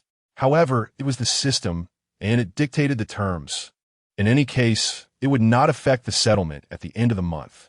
Lu Ming set his teacup down with a thud, exhaling slowly as he leaned back in his executive chair. Despite the changes to the panel, the system upgrade was not entirely detrimental. The ability to customize settlement periods was a significant advantage. Extending it by 3 months would yield a 3-fold multiplier. If he could hold off until the end of the year for settlement, might he not see a remarkable return? Lu Ming contemplated, envisioning the potential if he had 10 games akin to life-defying immortal cultivation, where the debt values could easily surpass 1 million, followed by a choice for a 10-month settlement. Would that not yield a 20-fold return? The possibilities for maneuvering were evidently expansive. Rubbing his hands together, Ming felt rejuvenated. Admittedly, the system upgrade had initially been disheartening, but upon further reflection, it seemed tailor-made for him. Once he received the funds at the end of the month and delayed the settlement, his worth could achieve several modest goals. As he pondered the next steps, his eyes gleamed with fervor. Just as his thoughts reached a crescendo, the system suddenly emitted a notification sound. Beep. Detected that the host's moral debt value for this cycle has exceeded 100,000. Random reward has been generated. Would you like to claim it immediately? Ming's eyes lit up. Here it comes, my reward for breaking through 100,000. He promptly clicked the claim button. In the next moment, a flash of brilliance illuminated his mind. Extracting, congratulations, host. You have obtained a reward. Marketing random controversy generator, one-time use. Activation cost, 30,000 moral debt points effect. Automatically implants a highly contentious design element within the game, inciting a media storm and generating extensive exposure. Note, activation time is uncertain, with a 50 probability for both positive and negative public opinion. Ming, upon seeing this reward, narrowed his pupils. This item, he stroked his chin, his expression complex. It is indeed a valuable asset capable of creating a significant impact, yet he glanced at the calendar. It was only the middle of the month, with approximately 2 weeks remaining until the next settlement. Furthermore, utilizing it would require a staggering 30,000 debt points, which felt exorbitant and somewhat imprudent. Should he expend another 30,000, his moral debt would plummet below 90,000. If he failed to recover in time, he risked losing levels, resulting in a considerable loss. Moreover, the crux of the matter lies in the randomness of this tool. Its activation remains uncertain. While it promises to stir controversy, the direction remains entirely uncontrollable. There is even a 50 chance of positive feedback, which implies that there exists a likelihood of being harshly criticized. How unfortunate! This item ought to be reserved for a decisive moment or when one possesses ample debt points. Ming was acutely aware that this was not the time for reckless endeavors. He had previously experienced the bitter consequences of prematurely celebrating victories. Currently, the negative public sentiment surrounding pay-to-win cultivation had already reached a critical point. His next course of action should not be one of recklessness. Instead, he must stabilize the existing situation, accumulate more debt points, and prepare for the impending settlement at the month's end. With that, Ming exited the system interface, momentarily deciding against utilizing this item. Prudence was paramount. While one could act boldly, it must not be done thoughtlessly. Chapter 50. A sharp tool is a sharp tool wherever it is placed.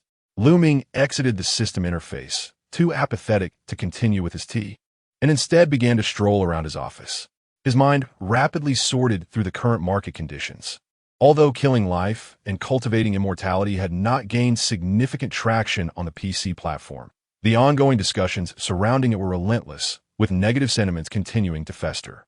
This development completely aligned with Ming's psychological expectations. He could be considered to have a representative work. However, a significant issue loomed ahead. The audience for the computer platform remained inherently limited, constrained by the requirements of the devices. With this thought, Ming squinted and murmured, "It is time to expand to a second battlefield." After pondering for a moment, he suddenly clapped his hands. Mobile games. We must develop a mobile version. Ming decisively recalled the operations of Tungsu, which had excelled in recent years at transitioning well-performing games to mobile platforms. They had mastered the art of either porting successful PC games to mobile or adapting mobile games for PCs. A singular approach suffices for success, and Tungsu had too. Ming's eyes sparkled with enthusiasm as he nodded repeatedly. Perhaps players still held expectations for the mobile version of Killing Life and Cultivating Immortality. This could also present an opportunity to accumulate a wave of debt value. Even if players did not favor it, their expenditure would still be justified. Furthermore, a sharp tool is effective no matter where it is placed. The mobile version of Killing Life and Cultivating Immortality should surely thrive on the mobile platform, boosting his debt value. After all, Jingwei still had a budget. Without hesitation, he resolved to act. 5 minutes later, Zhao Qiliang, head of the technical department, entered the room. "Mr. Liu, you called for me?" Upon seeing Zhao Qiliang, Lu Ming wasted no time and directly stated, "I intend to develop a mobile version of Killing Life and Cultivating Immortality and launch it on the mobile platform as soon as possible." Zhao Qiliang was taken aback. So soon? The backlash from the PC version hasn't even been addressed yet. Must the company move at such a rapid pace? Yes, for mobile games. Keep the original team intact.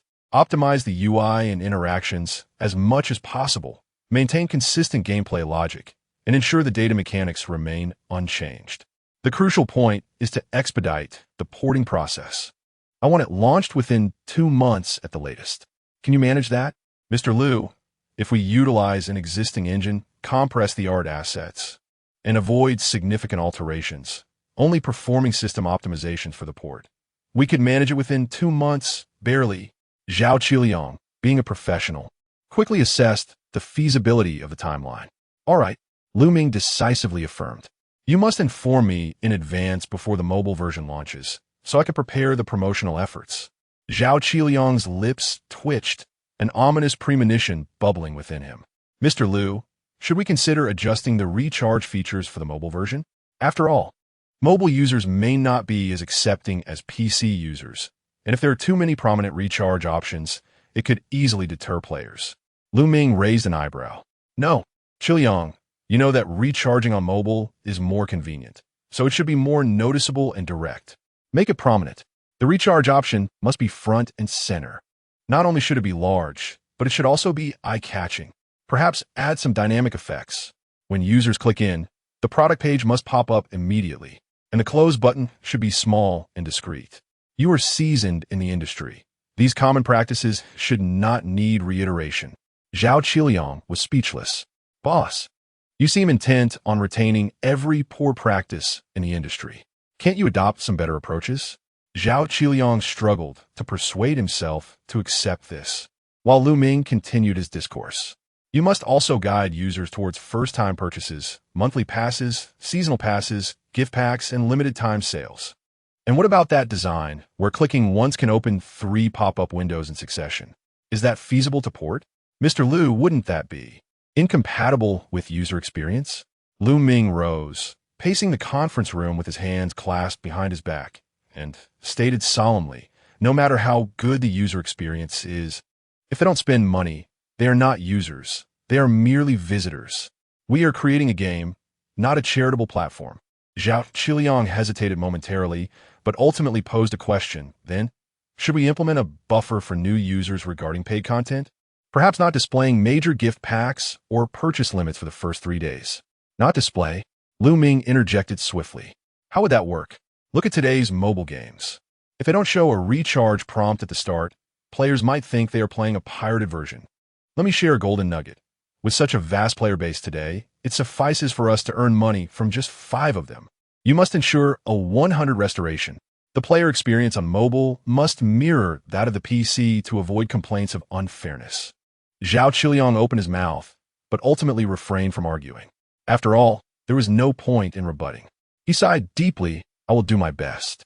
Not just your best, but your utmost dedication. Lu Ming clapped him on the shoulder, reminding him, let us not forget our company culture at Jingwei. Negative feedback is the best feedback. Zhao Qiliang's face turned ashen. Mr. Liu, I genuinely fear that when our mobile version launches, users will berate us just as they do now. Yet Lu Ming smiled brightly. Rest assured, by that time, you will have already received a promotion and a raise. With that, Lu Ming turned to Zhao Qiliang, who he had invested significantly in recruiting as a technical talent, and spoke earnestly. Qiliang, do you recall why you were optimized at Tingxiu? Zhao Qiliang was momentarily taken aback, unable to grasp the implication. Lu Ming continued, you come from a technical background. You emphasize standards, logic, and experience, which is commendable. However, you must understand that we are not creating a non-profit game. We are in the business of commercial gaming. Your excessive focus on user experience can stifle your creativity. As the saying goes, you lose by being overly concerned about your image and not showcasing your desire for profit. Zhao Qiliang's lips twitched. uncertain whether to interpret this as a compliment or a reprimand. You constantly worry about whether a feature will impact user experience or if pop-ups will annoy players. While you may find them bothersome, prioritize getting users to spend money first. You understand the rationale, don't you? Ming stated earnestly. Zhao Qiliang hesitated, ultimately nodding. Feel free to unleash your creativity, and don't be afraid. If anything goes awry, I will cover for you. Meanwhile, 1,000 miles away in Qiantang City, in a luxurious villa in the Qiaoxi district, Zhu Hao sat in his second-floor study, bored, playing Runaway Simulator. After all, it was summer break, and he had little to occupy his time. Initially, he intended to familiarize himself with the business at his family company, but on his first day, he was kicked out after just half an hour by his father, the chairman.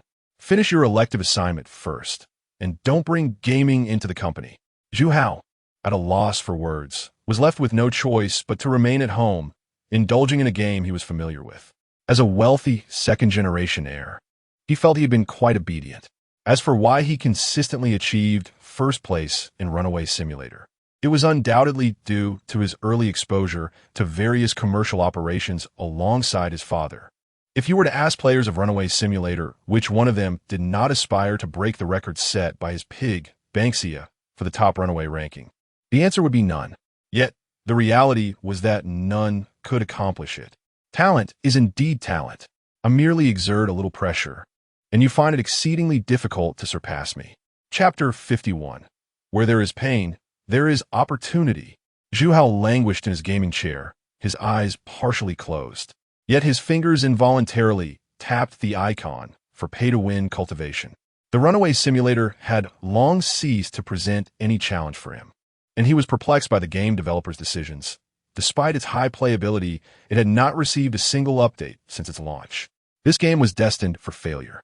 Soon, the loading screen of pay-to-win cultivation appeared, unveiling a familiar yet foreign art style before his eyes. Zhu Hao exhaled deeply. He had finally reached the golden core stage. He gazed at the dazzling golden equipment on his character panel, yet found little enthusiasm in his heart. After spending more than 10,000 yuan, this was all he had managed to acquire. The pace was excruciatingly slow. Zhu Hao muttered to himself, a hint of dissatisfaction etched on his face.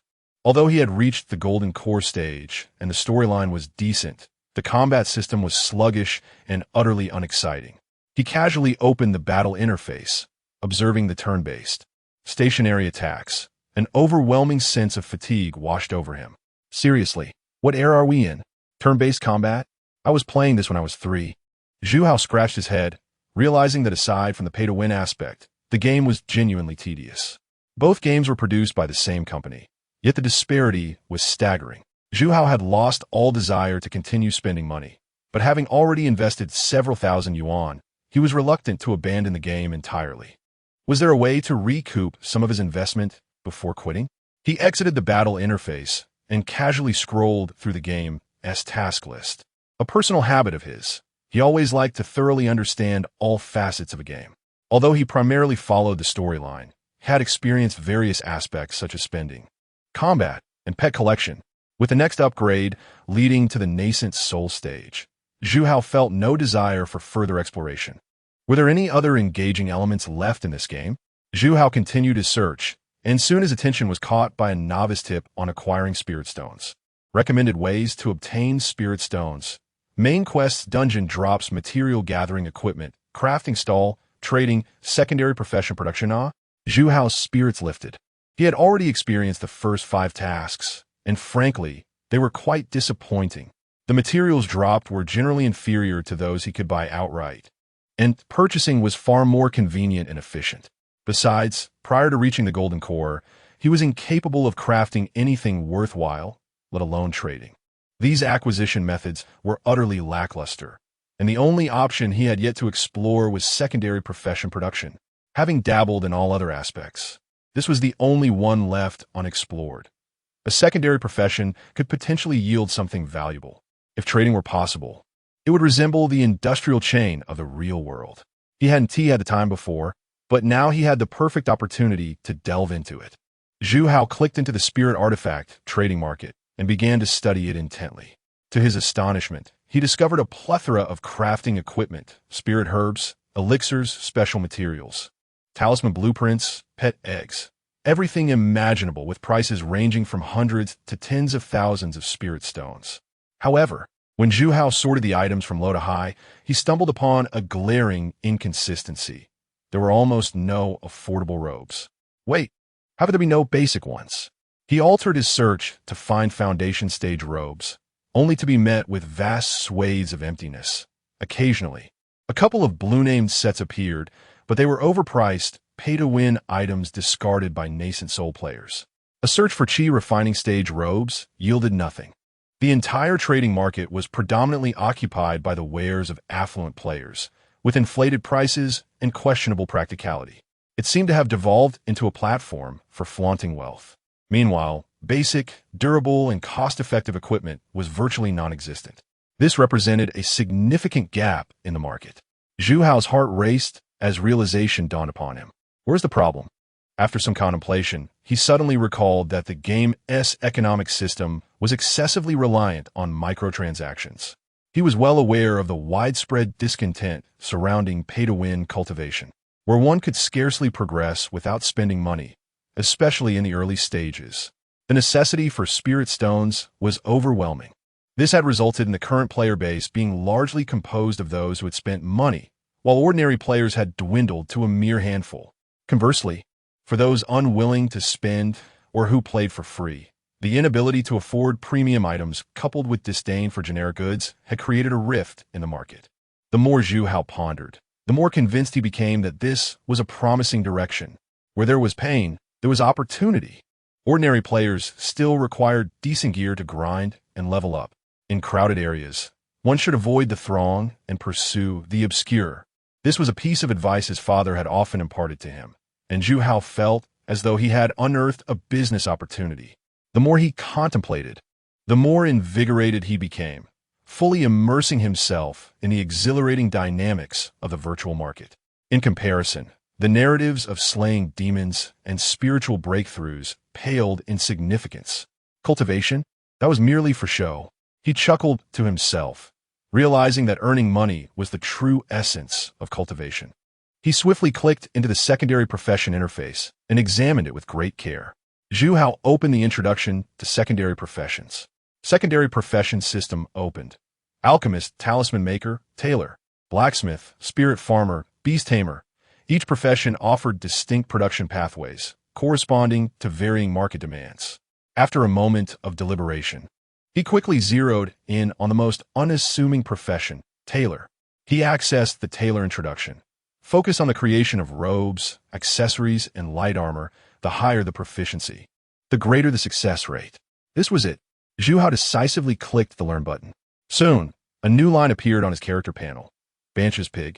Secondary profession, tailor, beginner. The tailor's crafting page opened immediately. He eagerly flipped through the beginner sewing recipes. Crimson flame robe, applicable stage, late chi refining, materials required. Crimson flame cloth X2, spirit silk button X1. Wind silk thread X3, swift wind light robe, applicable stage, mid foundation, materials required. Swift wind cloth X2, spirit silkworm silk X2. Wind silk thread X5, secret pattern soft armor, applicable stage, mid foundation, materials required. Illusion pattern leather X1. Mystical Iron Chain X1, Spirit Silk Button X2 after examining the materials. Zhu Hao understood why few paid attention to these secondary professions. For a novice secondary profession, gathering these materials was virtually impossible. Foundation stage materials could only be dropped by golden core monsters. Wasn't that absurd? High-level players hardly had the leisure to engage in such endeavors as Zhu Hao. However, I can farm those materials. Zhu Hao nodded. Being at the golden core stage, tackling a foundation stage map would be as easy as mowing grass. With that thought, he promptly equipped a set of high mobility gear and charged into the map Cloud Ridge Valley. This was a foundation stage map with average drop rates, yet the variety of drops was commendable. Previously, he had overlooked such items as he had wielded exceptional equipment, making grinding in this map feel like a walk in the park. Why would he have bothered to care about the items dropping? Storing such items in his bag would simply waste space. But now, with a new professional plan in mind, everything had changed. These are all unnoticed spirit stones, scattered upon the ground. Chapter 52. The Half-Summer Tailoring Studio. After a vigorous 2-hour session of gathering materials, Zhu Hao had amassed a plethora of items. Crimson Flame Fabric X12, Spirit Silk Buttons X8, Wind Chiffon Thread X14, Gale Cloth X9, Illusionary Patterned Leather X3, Black Iron Chain X1. Rare. Gazing at these materials, Zhu Hao's eyes sparkled with excitement as he immediately commenced the sewing process. Ding! You have successfully crafted Crimson Flame Robe. Good. Ding! You have successfully crafted Crimson Flame Robe. Poor. Ding! You have failed. Ding! You have successfully crafted Gale Light Robe. Poor. After a flurry of activity, Zhu Hao had successfully created several finished products. The production cost of these items was relatively low, and with practice, his success rate had improved significantly. The finished gear could be listed for sale directly on the market. Having organized the equipment, Zhu Hao promptly placed several successful robes on the trading square, pricing them uniformly at 60 spirit stones. This price was exceedingly reasonable. After all, Zhu Hao had previously experienced the Qi refinement stage and understood the allure of such pricing. If the price were too high, players would be deterred from purchasing. Yet 60 spirit stones struck the perfect balance, targeting the wallets of ordinary players. Even if one had to beg for a few days, they could easily gather enough. With this equipment, traversing the novice map would become significantly easier.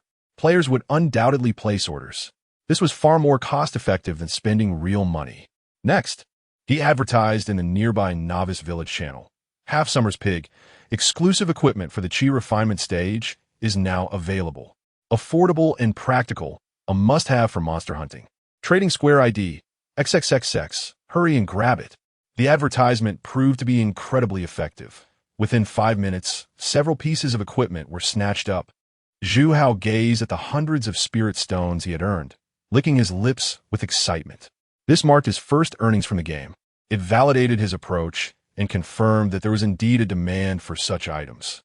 This method was genuinely viable. Wasn't this far superior to the turn-based monster hunting?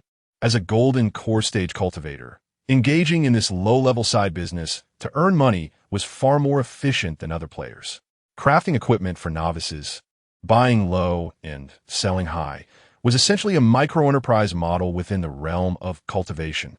Moreover, the beauty of it all was that the production of a tailor did not involve combat mechanics, resulting in a low failure rate, making it ideal for mass production and cost-effective operations.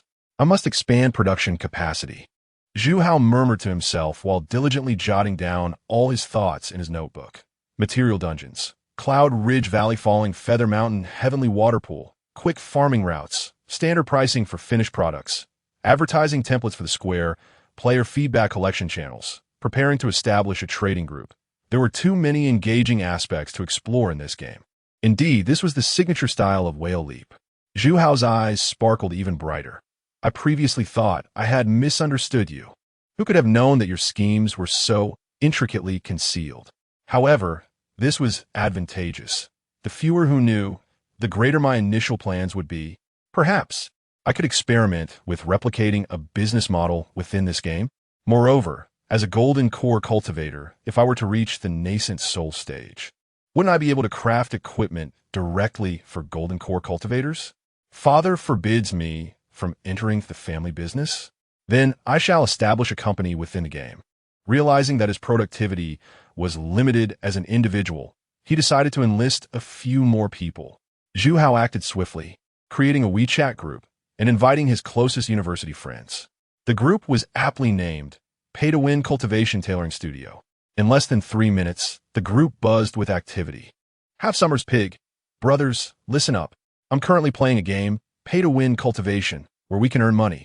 Earn spirit stones. I've tried it, and it's feasible. Slippers with concerns. I know that game. It's a total trap. Besides, this isn't reality. What's the use of spirit stones? Half-Summer's Pig. They can be spent, traded, and utilized for various purposes. But first, let me finish explaining. Zhu Hao swiftly shared a screenshot in the group, showcasing the interface where his spirit stones had been deposited after selling equipment. Account balance, 560 spirit stones, Half-Summer's Pig. This is the result from selling a few robes. All gone in 5 minutes. Half Summer's Pig. I've discovered a business opportunity. Most players in the game are in the chi refinement and foundation establishment stages, lacking decent equipment. They must spend money to buy it, or the drop rates for monsters are dismally low. Half Summer's Pig, but as a golden core cultivator, I can directly tackle high-level dungeons for materials, then use my tailoring skills to craft novice gear and sell in the market for guaranteed profits. Chick me. Now that sound intriguing. Slippers with concerns. So what do you want us to do? Half Summer's Pig. I'll gather materials, and you all will craft the clothing. We'll have clear divisions of labor and produce in bulk. Afterward, we'll split the profits evenly. Zhu Hao engaged in discussion with the group for a while, sharing detailed specifics. Since they were all dorm mates, their communication was seamless, and within half an hour, a 4-member team began to take shape. Zhu Hao quickly packaged the bulk materials from his warehouse into smaller portions, transferring them to his friends through the in-game friend trading function. You all practice first, making a few Crimson Flame robes and Gale Light robes. Don't worry about quality. Let's focus on quantity first. Zhu Hao directed them with confidence. We aren't targeting the high-end market yet. We need to saturate the market. Ordinary players don't require top-tier equipment. They just need something wearable with suitable attributes at a fair price. His friends manually crafted the items while expressing their amazement. To be honest, crafting equipment in this game was quite fascinating. The sewing system outshone other professions in terms of cost-effectiveness, right? Zhu Hao proclaimed proudly. Did you notice? If you fail at sewing, the worst outcome is a waste of materials, yet a successful attempt can yield dozens of spirit stones, resulting in a substantial profit.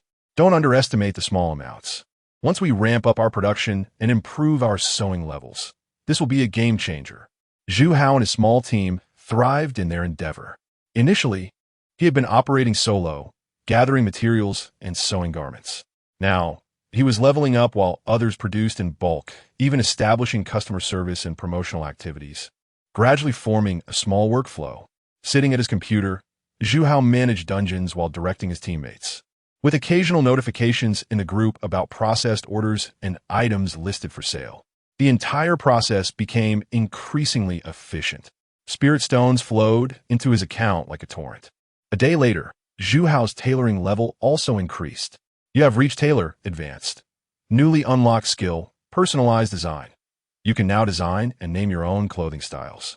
This is impressive. Zhu Hao's eyes gleamed as he opened the custom design page.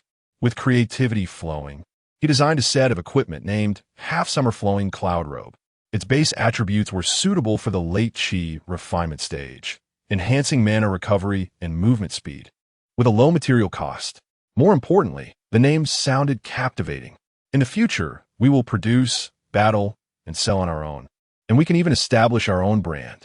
After completing the design, he promptly crafted 2 pieces, listing them on the market to test the waters. Each priced at 398 spirit stones. Ding! You have listed the item Half Summer Flowing Cloud Robe.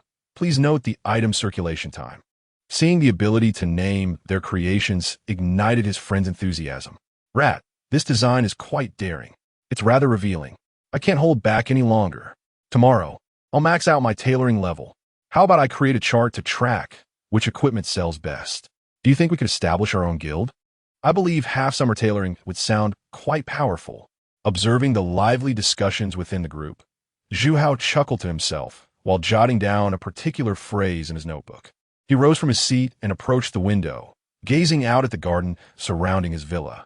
A profound sense of accomplishment welled up within him. In the tangible realm, he was merely a university student. However, in this virtual realm of cultivation, he had already become a proprietor, a brand founder, and a master of the industrial chain. Moreover, this was merely the beginning. Chapter 53. I am already at the sewing machine. In a pink-themed bedroom in Kyoto, under the soft glow of lights, Luo Li was wearing headphones, completely absorbed in controlling her character on the computer screen.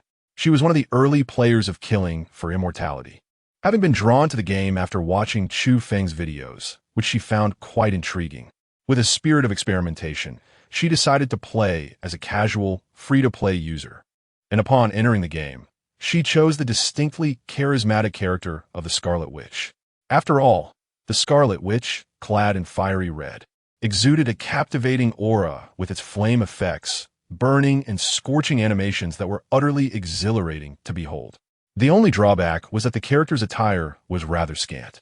As is widely known, the Scarlet Witch possesses a passive ability, enthralling resonance, which enhances her attack power based on the degree of exposed skin, potentially increasing it by up to 20.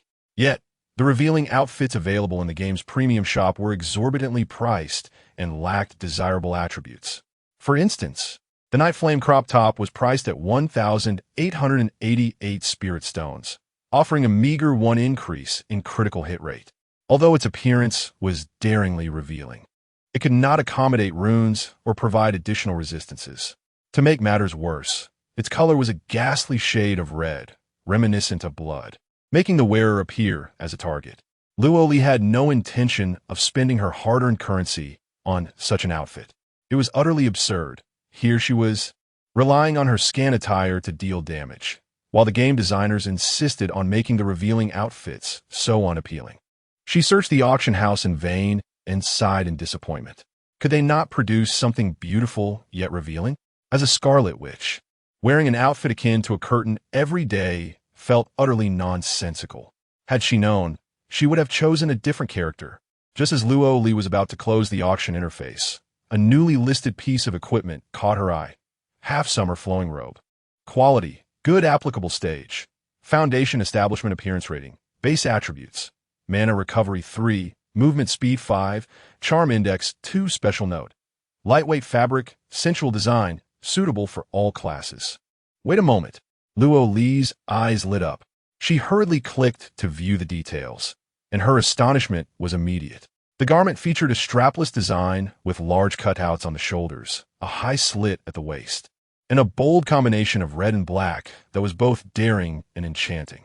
Most importantly, it was surrounded by a circling effect of flames. She had never seen such an outfit before, and the price was incredibly affordable. Less than 400 spirit stones? Only a fool would pass on this. Without hesitation, she purchased one. Soon, with the new attire equipped, Luoli admired her character's appearance on the screen, nodding in satisfaction. Now, this was what a Scarlet Witch should look like. Gorgeous, fierce, and eye-catching, and crucially, it was even more revealing than the previous outfit from the shop. Moreover, it provided a 2 damage bonus. Her attack power was now maximized. She eagerly invited her friends to tackle dungeons together. Before long, her gaming companions noticed the transformation in Luoli. Luoli, why are you hitting so much harder today? Your skill damage is noticeably higher. Did you change your skills? No, I changed my clothes. During the attack round, she unleashed an exceptionally high damage output. As the half-summer flowing robe, while not boasting high attributes, perfectly triggered the exposure limit, resulting in critical damage. Wow, I need to get one too. Is it beautiful? It's 10 times better than the shop's outfits. And it's only 400 spirit stones. After finishing the dungeon, the 3 of them immediately exited to search the auction house for the robe. However, after an extensive search, they were dismayed to discover there was no trace of the half-summer flowing robe anywhere. What? It was sold out. Luoli quickly clicked on the seller's information. Seller ID. Half-summer's pig, recent listings, fiery passion garment, half-summer flowing robe, gale light robe. Her eyes sparkled as she murmured, this tailor seems to understand our Scarlet Witch character. Meanwhile, Zichu Hao, the seller, was taken aback as he stared at the sales data in the back end, stunned for a moment. Didn't I just list these recently? He was surprised to see that all the half-summer flowing robes had sold out. Did I design something this popular? This response is astonishing. Moreover, looking at the buyers' profiles, it appeared they were all Scarlet Witches. Zichu Hao's commercial instincts ignited instantly. This class was perfect for fashion marketing. Given the game's mechanics that favored minimal clothing for greater power, he decided to specialize in creating high-exposure gear. He immediately pulled up the design interface and began planning the next product in the Scarlet series. He envisioned a complete set: tops, skirts, boots, capes, and even headpieces. To design these outfits, Zichu Hao opened short video apps, immersing himself in various edgy style videos to draw inspiration from a plethora of design styles. He had countless ideas. However, a challenge arose. Premium materials were scarce. Currently, at the Golden Core stage, He could only farm materials suitable for that level, which were inefficient. Although his tailoring skill had reached an advanced level, some rare materials were unattainable. He needed to advance to the nascent soul stage and farm nascent soul dungeons to acquire these materials. All right then, for the sake of art, no. For the sake of my business, Zhu Hao opened the recharge interface and spent another sum, boosting his level to the nascent soul stage. Although it cost him a pretty penny, it was a necessary investment. Rubbing his hands together with fervor, he plunged into the new map. His friends were asleep. Tonight, he would grind materials, sew clothing, and test new designs. 5 hours later, at 2 in the morning, Zhu Hao stood up from the crafting table, grinning like a madman as he gazed at the newly completed outfit, a set custom-made for the Scarlet Witch fiery passion skirt. It boasted an extremely high exposure rating, reaching the system's limit, and came with the skill effect Flame Walker, leaving flaming afterimages while moving. Price, starting at 568 spirit stones. This price was equally reasonable, and this was merely one piece of the ensemble. Purchasing the entire set would cost well over 1,000 spirit stones. However, Zhu Hao thought to himself, I don't care about the price. What matters is that players will proactively purchase it. Selling in volume doesn't necessarily yield less profit than high-end sales. The next morning, Luoli logged in and immediately checked the auction house, and to her surprise, she discovered new stock. The seller was none other than Half-Summer's Pig. Had this person released new items? Fiery passion skirt, good quality, limited to 5 pieces. Luoli glanced briefly at the equipment and instantly purchased it, then decisively left a message. Luoli, big boss, who are you? Can we be friends? I want to buy the whole set. Half-Summer's Pig. You're a Scarlet Witch? Don't worry, I'm already at the sewing machine. Luoli, that's wonderful. You're the only man I respect in this game. Please notify me first when you have stock. Zhu Hao quickly accepted Luoli's friend request.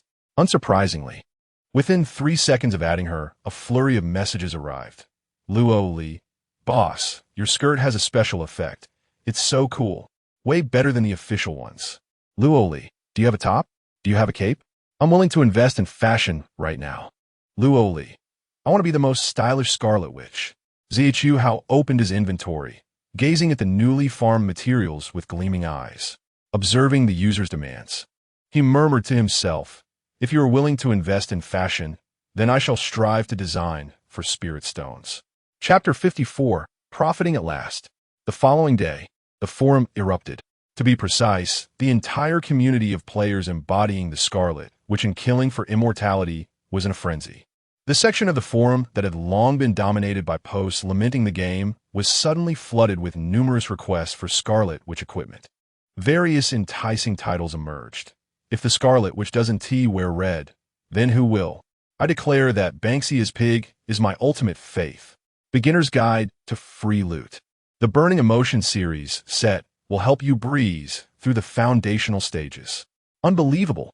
This game can be played like this, responding to the player's demands.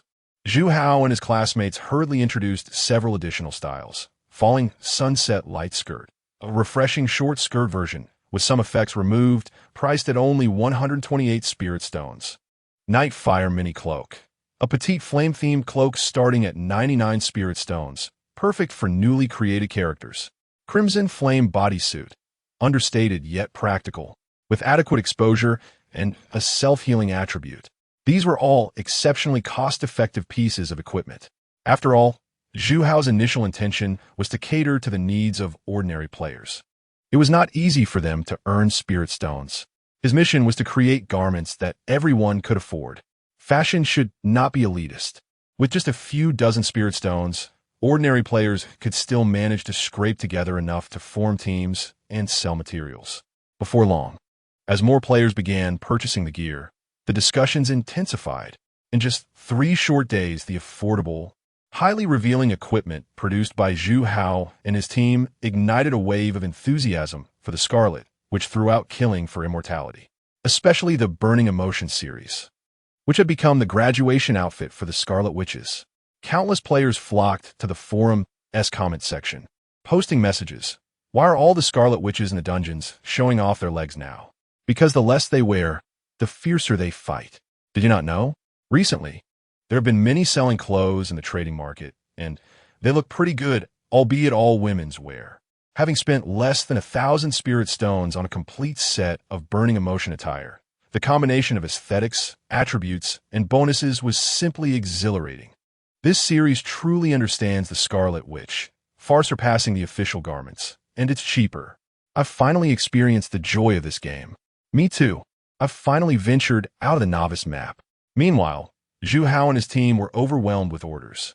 Howsy, I've been inundated with orders. I put up 30 falling sunset light skirts last night, and by this morning, there was only one left. I listed 50 Nightfire cloaks, and they're all gone. Stop arguing. I currently have over 100 friend requests, all from those wanting to pre-order clothes. Goodness. This ISNTA studio, it's a clothing factory. The group was buzzing with excitement. Yet, Zhu Hao remained quietly seated at his computer, gazing at the balance of spirit stones in the back end, pondering for 3 seconds in silence. Suddenly, he slammed his hand on the table. Brothers, we have struck gold.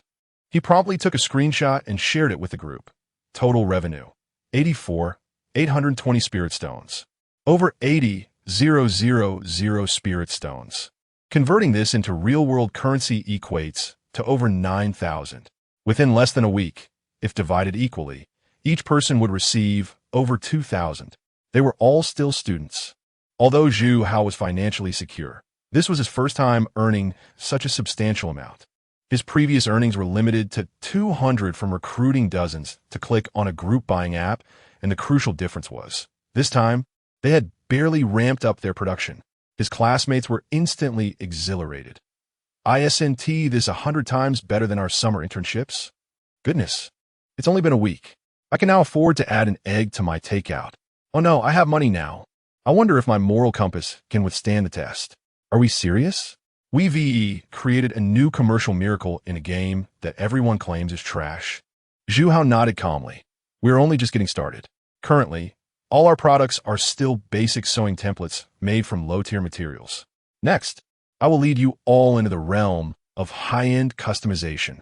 Meanwhile, on the forum, players embodying the Scarlet Witch continued to fervently spread the word of Banksia's clothing miracles.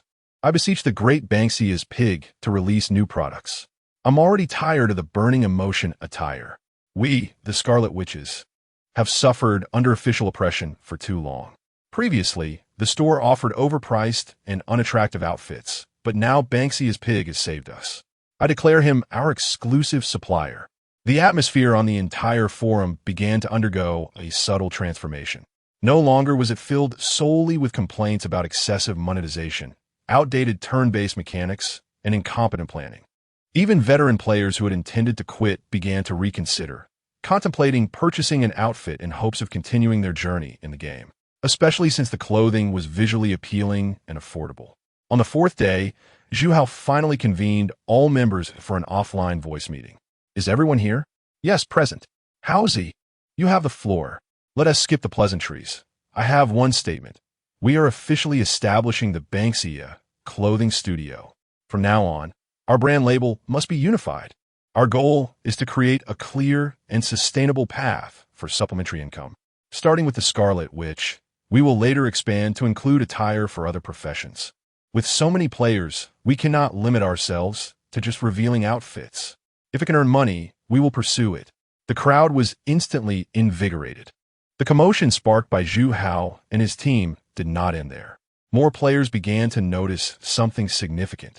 The neglected auxiliary professions they had previously overlooked seemed to hold considerable potential.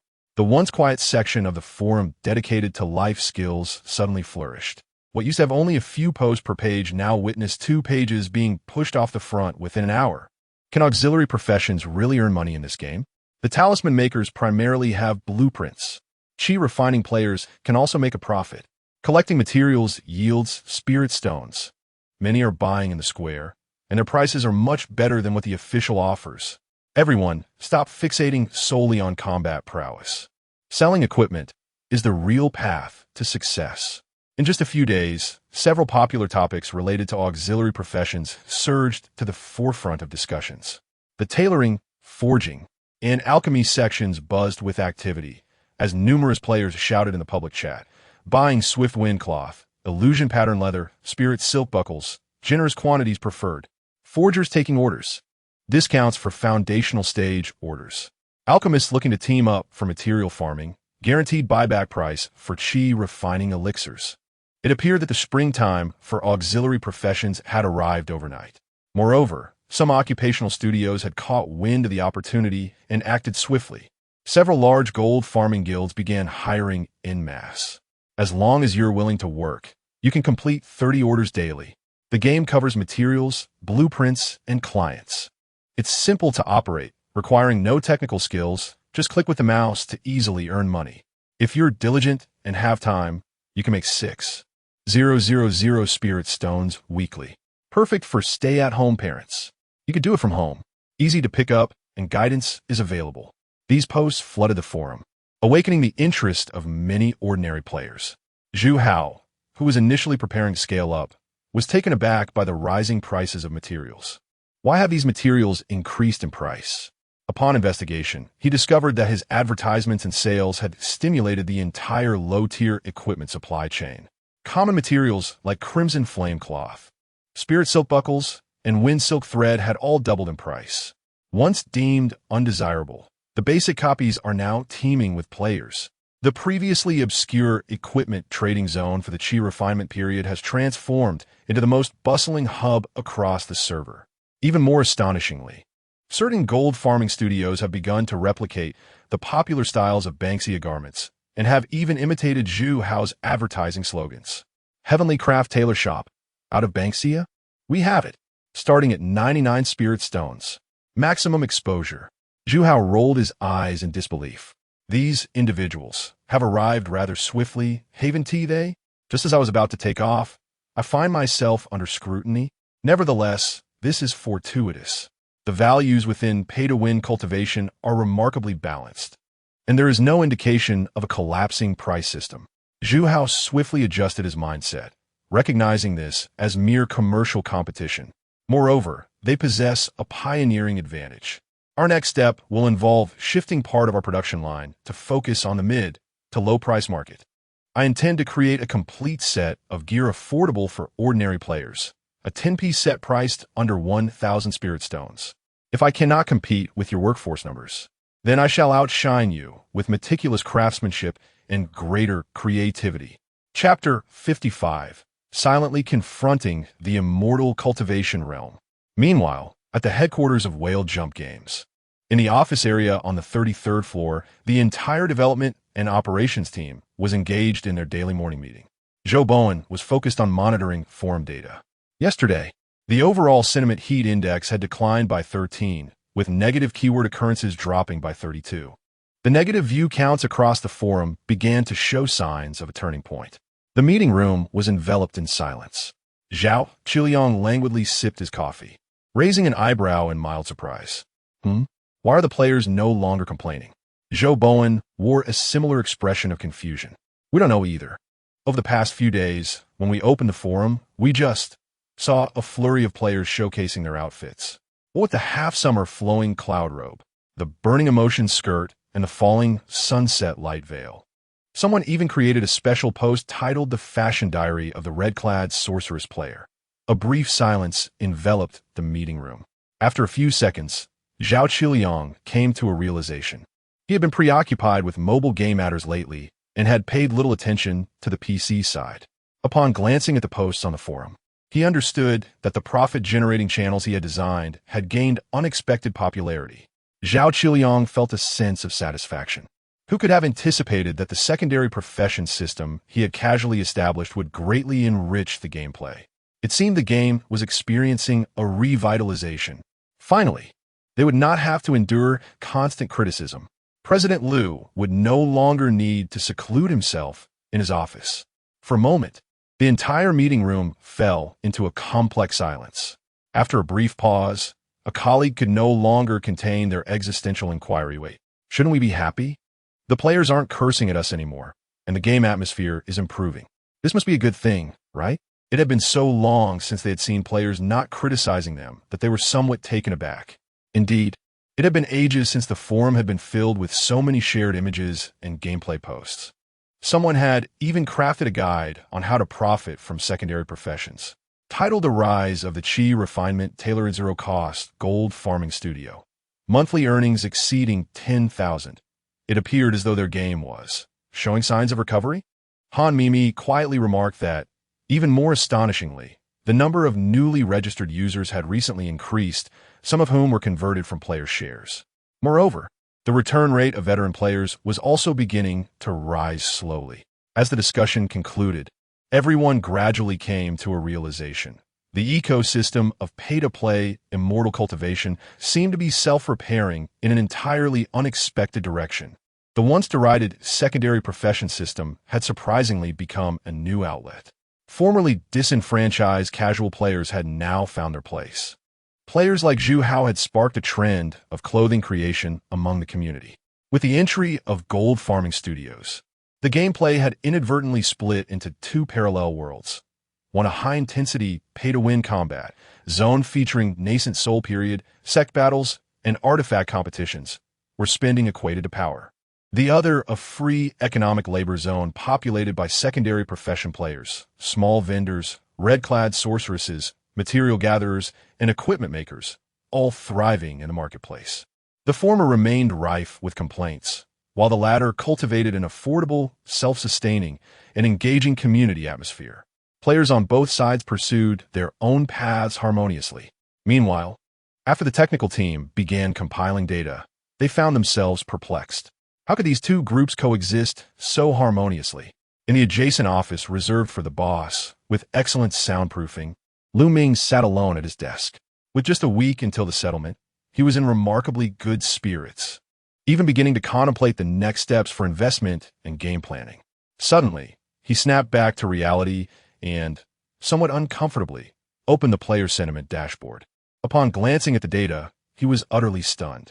Player sentiment analysis: angry, 39, observing, 8, enthusiastic, 32, comfortable, 17, leaving. For Lu Ming's expression froze. He quickly refreshed the interface and re-entered the data for confirmation. The results remained unchanged. Enthusiastic at 32, comfortable at 17. Was this truly my immortal cultivation game? Lu Ming could no longer remain composed. Just last week, this interface had displayed angry, 68, observing, 22. That had signified flourishing prospects, a promising business blueprint. Yet, after just a few days of neglect, the numbers had completely reversed. It was akin to him reaching out with a sickle to harvest chives only to discover they had transformed into leeks. How could this be right? Something must have gone awry. The sentiment dashboard couldn't be mistaken. How had the previously observing players suddenly begun to engage with the game? The increasing number of enthusiastic players indicated that. Some of these players, amidst their complaints, had started to genuinely enjoy the game. Lu Ming abruptly stood from his chair, thoughts racing as he hurried towards the exit. If something was amiss, the development department must have experienced some developments. He endeavored to maintain a calm tone, yet his mind was in turmoil. Upon reaching the entrance of the development department, he gently pushed open the door. The atmosphere inside was lively, with members of the tech and marketing teams gathered around a computer, the screen filled with forum screenshots and data analyses. Han Mei Mei stood near B, animatedly exclaiming, "Look, this post about the Chi Refinement Tailor's rise has even trended on hot searches." And someone made a video on profiting from secondary professions that has garnered over 10,000 views. Lu Ming stood at the door, quietly listening, striving to maintain an expressionless facade. He cleared his throat and approached, attempting to sound calm. "Chilian, everyone, please hold on a moment. I have some inquiries regarding the current state of the game." Zhao Qiliang adjusted his glasses, glancing around at everyone with a hint of excitement as he responded, "President Liu, you're aware? The user activity curve for pay-to-play immortal cultivation is on the mend. Although we have not been able to retain all the pay-to-win players, the lifestyle player base is experiencing a slight explosive growth, especially among female users and students." Lu Ming's lips twitched in disbelief. Indeed, the number of users had surged. How? How had so many more people begun to play? "Boss, our secondary profession system has been a resounding success." Success. Zhao Qiliang blinked in surprise. "Oh right, Boss, you've always wanted the game to gain popularity, right?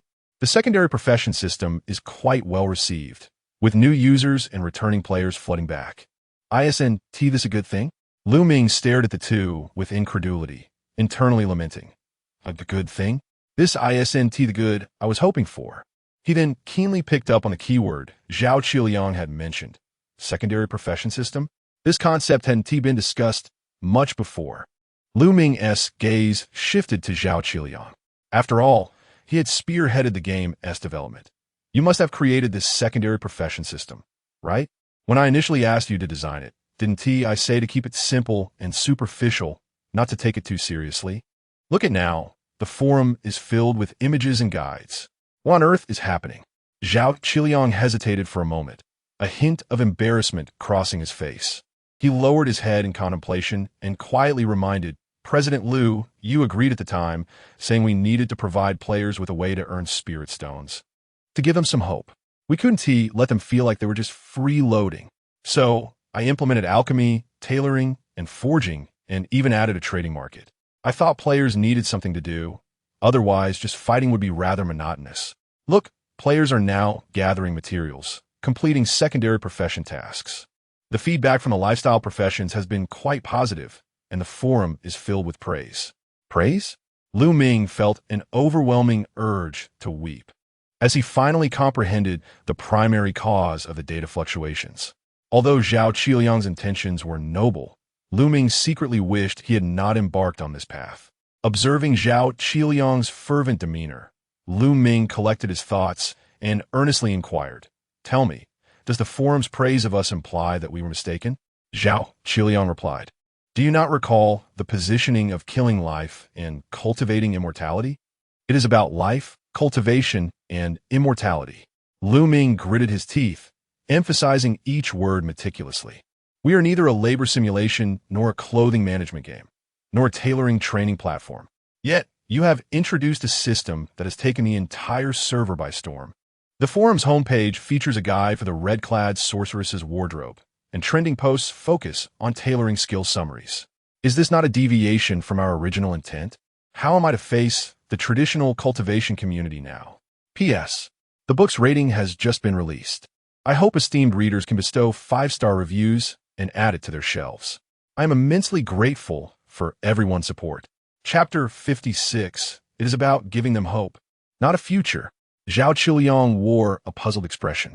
How could this lead to a speechless confrontation? Wasn't it quite normal? Our core gameplay remains unchanged. Players are still recharging. It does not affect anything at all. Fearing that Ming had not grasped the situation, he quickly interjected, Boss. But the players seem to enjoy it. There are even thank you posts. They are not quitting the game.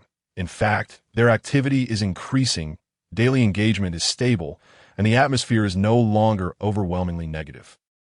Isn't that good? I have a feeling that soon we will achieve profitability. Moreover, boss, these are tasks you assigned before. You misunderstood me, Qiliang. Ming was nearly frantic. Did you think I wanted you to optimize the player experience? What I intended was for you to give them hope, not a future. Qiliang, are you too concerned about the players? Zhao Qiliang. Why was the boss saying such things? As a game developer, isn't it his fundamental duty to consider the players? No. Zhao Qiliang felt his thoughts faltering. Isn't this the appropriate attitude for game development? To make the secondary professions more engaging, to enrich the gameplay, to foster a healthier ecosystem. Boss, do you think I have failed in this regard? Noticing Zhao Qiliang's tone had become somewhat despondent, Ming hastened to console him. After all, he had recruited this employee himself. There was no need to burden him further. No, not all, Ming said earnestly, patting his shoulder with a sigh. I don't blame you. I just think you have too much conscience. Look at me. I am quite pure. Zhao Qiliang opened his mouth, intending to say something, yet he found himself at a loss for words. He was uncertain what aspect Ming's purity referred to. Ming sighed again, adopting a look of exasperation. Qiliang, I just want to ask you one thing. When you designed the mobile game Recharge interface last time, did I not instruct you to make it prominent? Did you still consider minimizing it? Did you consider whether it obstructed the UI? Did you think it might annoy the users? Yes. See. Look at yourself. Lu Ming leaned back in his seat, contemplating deeply. This situation was untenable. Player retention was not the result I desired. Thank you posts were appearing on the forums? Could it be more absurd? How should the direction of this game be redirected? Furrowing his brow, Lu Ming pondered for a long time. The current immunity of the players had risen. Ordinary adjustments would surely not deter them. Rubbing his temples, he felt the situation had escalated beyond control. The once overlooked secondary profession system had now become one of the most beloved aspects of pay-to-play cultivation. Tailors, blacksmiths, alchemists, talisman makers. These were once considered superfluous professions in the game, yet they had now become central to the gameplay. Players were not only refraining from criticism, but were actively discussing how to optimize the game's economic system and how to create better synergies between secondary and primary professions. The game had completely veered off course. Even more astonishingly, players had taken to the forums to express gratitude for this game design, with some analyzing the secondary profession system of pay-to-play cultivation, praising it as more professional than many pure secondary profession simulation games. Was this reasonable? Lu Ming gazed at these posts, his emotions a complex tapestry beyond words. Could the secondary profession be eliminated outright? Lu Ming looked at Zhao Qiliang, his tone leaving no room for debate.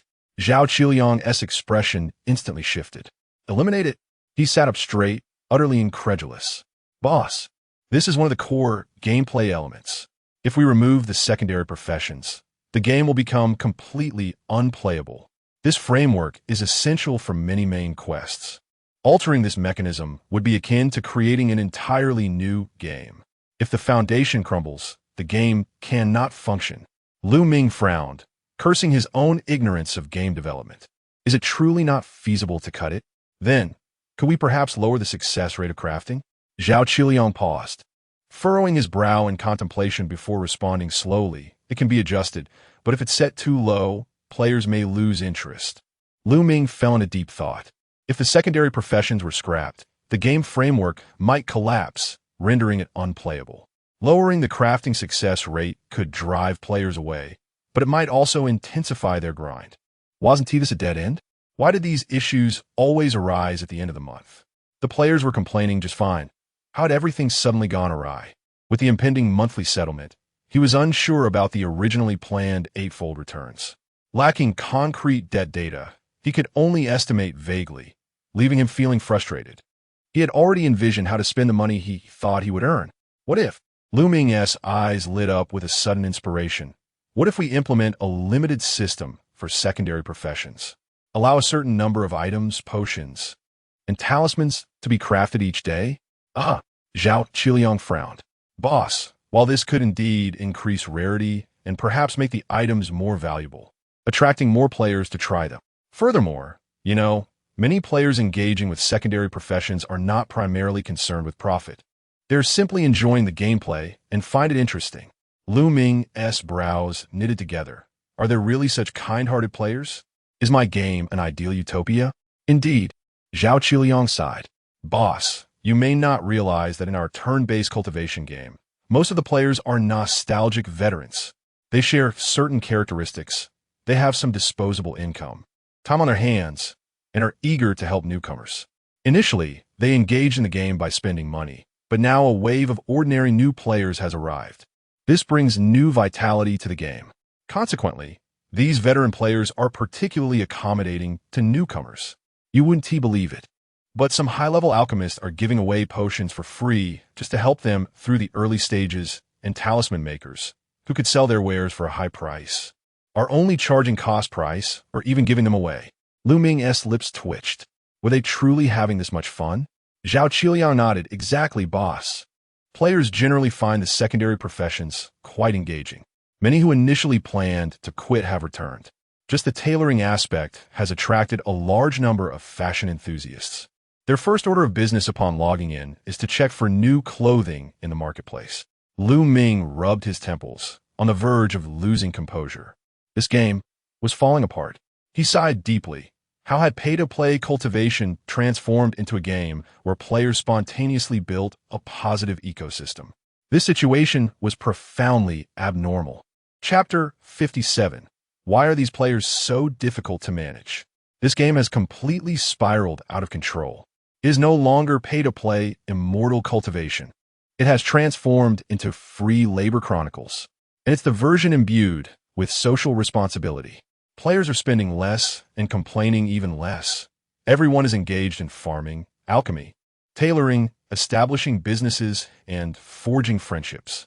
It feels as if I am providing a retirement community for immortal cultivators. Ming once again scrutinized the emotional gauge displayed on the system panel, his tone resolute. This game cannot continue in this manner. In the next moment, Ming made a decision. Adjust the rules. It is imperative to impose additional burdens on the players. Zhao Qiliang, summoned by Ming, lifted his head. Ming waved his hand and spoke softly. I have made up my mind. From now on, secondary professions must be accompanied by an additional consumption mechanism. For instance, alchemy will require the expenditure of fatigue points. Without resting, one cannot concoct potions. The tools for crafting equipment will now have durability. Excessive use will lead to their breakdown. When they break, they must be replaced, which will incur costs. Zhao Qiliang. Boss, please calm down. Calm down? Ming gazed at Zhao Qiliang. Do you see what kind of posts are flooding the forums daily? Tailoring money-making tips. How to earn your first spirit stone through alchemy. Beginner's guide to low-cost equipment crafting. Tell me, is this still a game? This is an online entrepreneurial incubation platform. This group of players has turned into factory owners, teaching apprentices, and engaging in domestic sales. I am not creating a game. I am fostering harmonious community construction. Zhao Qiliang. All right, I will comply. Zhao Qiliang felt somewhat helpless. The boss's ideas were always out of sync with his own, and he had grown accustomed to it. Soon, under Ming's urging, every member of the development department worked overtime, and the unified adjustments to the game were finally implemented. Before long, pay-to-play Immortal Cultivation welcomed a minor update. Update contents. 1. Alchemy, tailoring, and crafting operations now have fatigue limits. The daily base energy cap is 300 points, and after use, players must rest or consume special pills to recover. 2. All crafting tools have been introduced with a durability system. Excessive usage will lead to obsolescence, requiring regular replacement. 3. A repair shop mechanism has been added to the market, allowing players to sell repair tools and conduct equipment repairs. After the update, everyone at Whale Jump opened the game forum, prepared to monitor player dynamics in real time. The forum administrator was ready with the delete key, and the operations team had crafted their scapegoat narratives. However, not long after, new posts began to appear on the forum. The secondary profession update for pay-to-play Immortal Cultivation is here. New repair system makes it feel like a life simulation. Hey, I've exhausted my fatigue points for today. I'm heading to a new area for a stroll. Is this encouraging me to maintain a reasonable routine? The newly introduced repair shop system is incredibly fun. I am now a tailor, blacksmith, and tool repairer. 3 professions in one. The artisan workshop has officially launched night shifts. We are an immortal cultivation factory, honest to all ages. Observing the posts on the forum, Ming was so enraged that he felt speechless. He clicked on popular threads, seeing players flaunt their reasonable schedules, share healthy cultivation insights, and showcase user-friendly adjustments.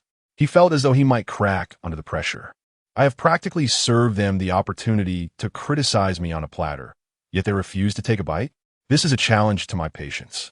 Zhao Qiliang noticed the new posts and couldn't help but explain, Boss, this phenomenon is called positive addiction. Have you forgotten the mindset of our secondary profession players? They're not engaging in alchemy or blacksmithing for efficiency. They genuinely enjoy this gameplay. Even if you were to require them to clock in for work and sign attendance agreements, they would revel in it. Boss, do you think we might actually have created a blockbuster? Ming's mouth twitched as he gazed at the emotional gauge, noticing the newly added item, Satisfaction 2, his complexion gradually paling. Can this game even be salvaged? I no longer expect you to criticize me. Can you at least stop playing? Just quit already. Let be a small flame if it must. I can no longer contain it. After all, he had already received quite a number of negative reviews. Meanwhile, the popularity of the secondary profession system had completely ignited a second wave of excitement. Pay-to-play immortal cultivation was gradually transforming from an epitome of exploitative pay-to-win gaming into an unexpected dark horse in the realm of life simulation turn-based games. Countless gold farming studios were eagerly preparing for a grand undertaking. On the other hand, Zhuhao was already preparing to turn half-summer tailoring into a branded mall and had even initiated live-stream shopping segments on short video platforms. Ming was at a loss for words. What kind of game have I created? With 3 days remaining until the end of the month, Ming sat in his office, gazing blankly at the towering buildings outside, lost in thought. He truly had no idea what to do anymore. The familiar feeling of powerlessness washed over him once more.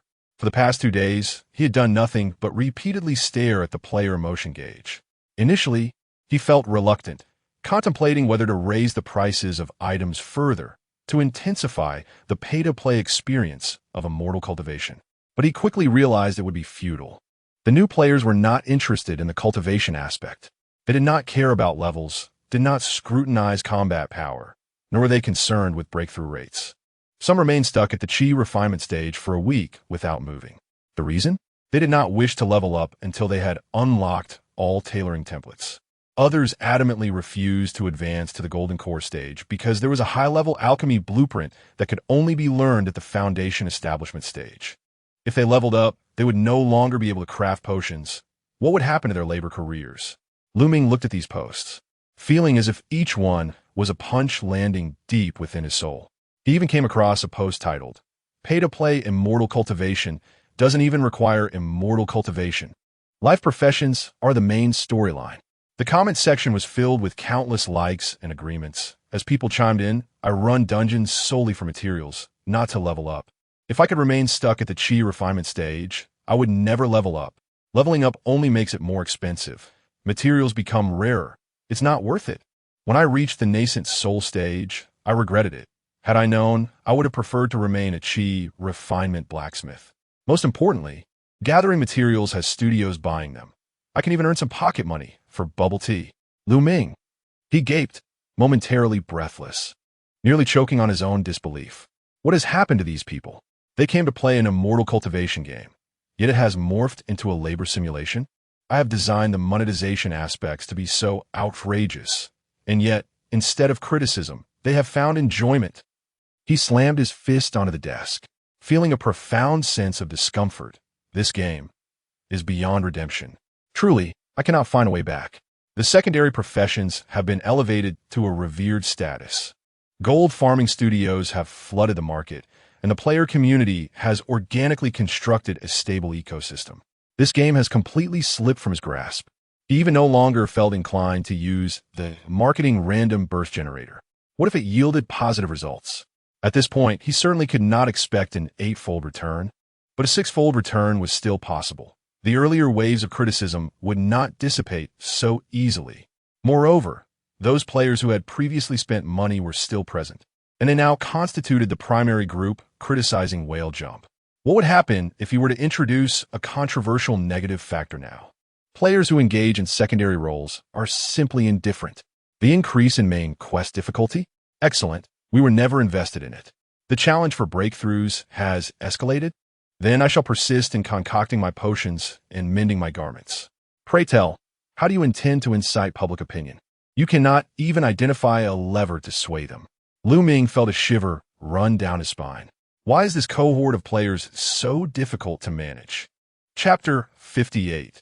The original goal was the crematorium. Or should we just give up? Ming murmured to himself. So be it. Better to endure the scorn than to be overwhelmed by it. He settled back into his office chair. In truth, if there were to be a significant overhaul, Ming still harbored numerous ideas. For instance, he contemplated imprinting all crafted equipment with biological codes, binding them to specific users. This would effectively eliminate the possibility of player trading. Or perhaps, Ming's thoughts spiraled, a glimmer of morbid seriousness flickering in his eyes. Alternatively, he mused, each time a secondary skill leveled up, there could be an additional charge, termed as talent infusion. The more one crafts, the more one pays. Quite reasonable. Furthermore, he considered imposing a tax rate in the trading plaza. For an item priced at 100 spirit stones, the system would take 20 leaving 80, followed by a handling fee of 20, resulting in a mere 40 in hand. A simple adjustment to the spirit stone exchange rate would induce rampant inflation in the cultivation realm. He nodded as he spoke, as if this were the quintessential form a reasonable game ought to take. All players would be compelled to traverse the path of the marketplace, devoid of a free economy, stripped of the brilliance of human nature, and denied the joy of play. I want them to understand that playing a game is not about embarking on a journey of entrepreneurship as tailors, but rather about experiencing the hardships of cultivation. Is there any cultivation that does not involve being fleeced? Cultivate what? He grew increasingly animated, nearly rising from his seat. Yet, within mere seconds, he deflated, like a punctured balloon, sinking back into the embrace of his office chair. But what significance does it hold to change course now? He glanced at his phone. Only a day or two remained until the month's end, and it was evident that there was no time left. Even an all-nighter would not suffice besides. Ming was mindful of labor laws. While one could overlook humanity in the realm of gaming, the same could not be said for reality. Ming's gaze grew complex as his fingers gently tapped the tabletop. From a design perspective, this game was a failure. It had ceased to be the grotesque, exploitative project he had envisioned, rife with scorn and outrage. The current incarnation of pay-to-play cultivation had begun to emphasize ecology, a sense of belonging, and player autonomy. With some even dabbling in foreign relationship columns, they did not come here to cultivate. They came to engage in romantic pursuits. What was even more absurd was that just earlier, he had stumbled upon a viral post. When will the marriage system in pay-to-play cultivation launch? I've already found someone to craft with. This post had garnered over 2,000 replies. Some showcased their working partnerships, others flaunted matching outfits. And there was even a 10,000-word fanfiction featuring a tailor and an alchemist. It was truly a tale of alchemy and sewing, a stitch binding hearts. Ming's mind reeled at the absurdity. Thank heavens he had not planned any marriage mechanics. He had merely intended to create a game that would extract money from players. A project more sinister than antics, capable of driving veteran streamers to madness, dissuading spenders, and converting outrage into debt values. Ming recalled the day of Chu Feng's livestream, when a player spent 10,000 yuan on a sect war, only to end the session in tears of frustration. That moment epitomized the peak of player emotion he had longed for. It was the pinnacle of glory in Ming's heart. Alas, time could not be reversed, and sugar could not be caramelized. There was no turning back. Should he attempt to alter the game now? Ming sensed the potential for significant backlash from Zhao Qiliang and the others, who had been diligently monitoring the game, which had only recently shown signs of revival. He feared dousing their enthusiasm with cold water. Moreover, such a move would appear overtly contrived. What if they suspected him of money laundering? Ming had recently perceived a peculiar glint in Lao Wang's gaze. He shut his eyes, a whirlwind of confusion swirling within him. So be it. This project had come to a halt under his stewardship. This game resembled a derailed train. Originally, he was the conductor, aimed at the crematorium. Yet somehow, it had veered off course, unexpectedly heading toward the construction of a new community retirement center. He felt embarrassed to admit that his game aimed to exploit players. Who would believe that a game designed to fleece players could foster such a harmonious forum? Ming closed his laptop, finally revealing a weary yet resigned expression. Fine. I shall wait a little longer, until the end of the month, until the settlement. Once the funds arrive, I will start anew. The planning level at Tangxiu was far too elevated. Creating a game solely intended to invite criticism was an unattainable goal. Pay-to-play cultivation in its current state exuded an atmosphere that allowed for some minor criticisms, and that was sufficient. At the very least, it provided some stable debt values each month. Ming had tempered his greed.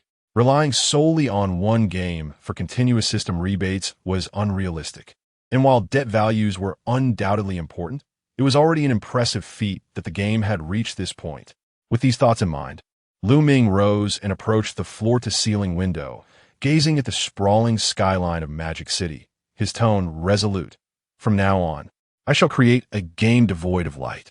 A game that incites increasing anger the more one plays. A game that compels players to write scathing posts after just 10 minutes of logging in. This is the project I aspire to realize. Whale Leap Games must return to its roots. This is no longer a matter of system-driven ambition. It is a matter of my intrinsic motivation. I refuse to believe that crafting the game I desire is such a formidable challenge. But for now, patience is key. The settlement day is approaching, and I must not falter. To refrain from further investment is the epitome of composure. Ming returned to his desk and sent a message, summoning Zhao Qiliang once more. Soon, Zhao Qiliang entered, casting a glance at Ming. Stop the development. What? Zhao Qiliang's eyes widened in disbelief. What did you say, boss? Cease all work on pay-to-play cultivation mobile. Ming articulated each word with precision. Cancel everything. All of it.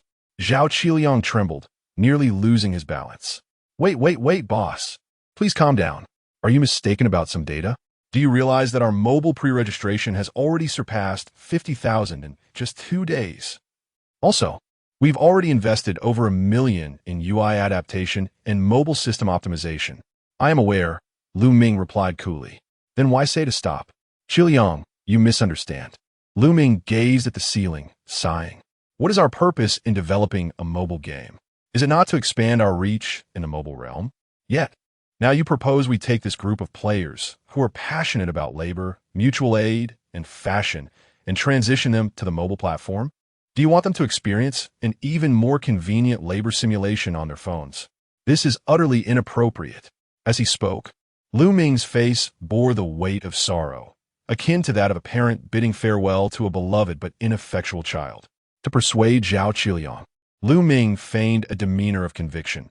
Otherwise, he could not justify why he had previously invested so much only to abandon the project now. Employees, too, require understanding and empathy. Zhao Qiliang stood before him, momentarily at a loss for words. Qiliang, Ming's voice deepened, as if presiding over a farewell ceremony.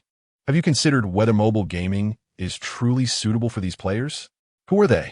They are here for freedom, for the avoidance of pay-to-win mechanics, to craft garments while watching television shows.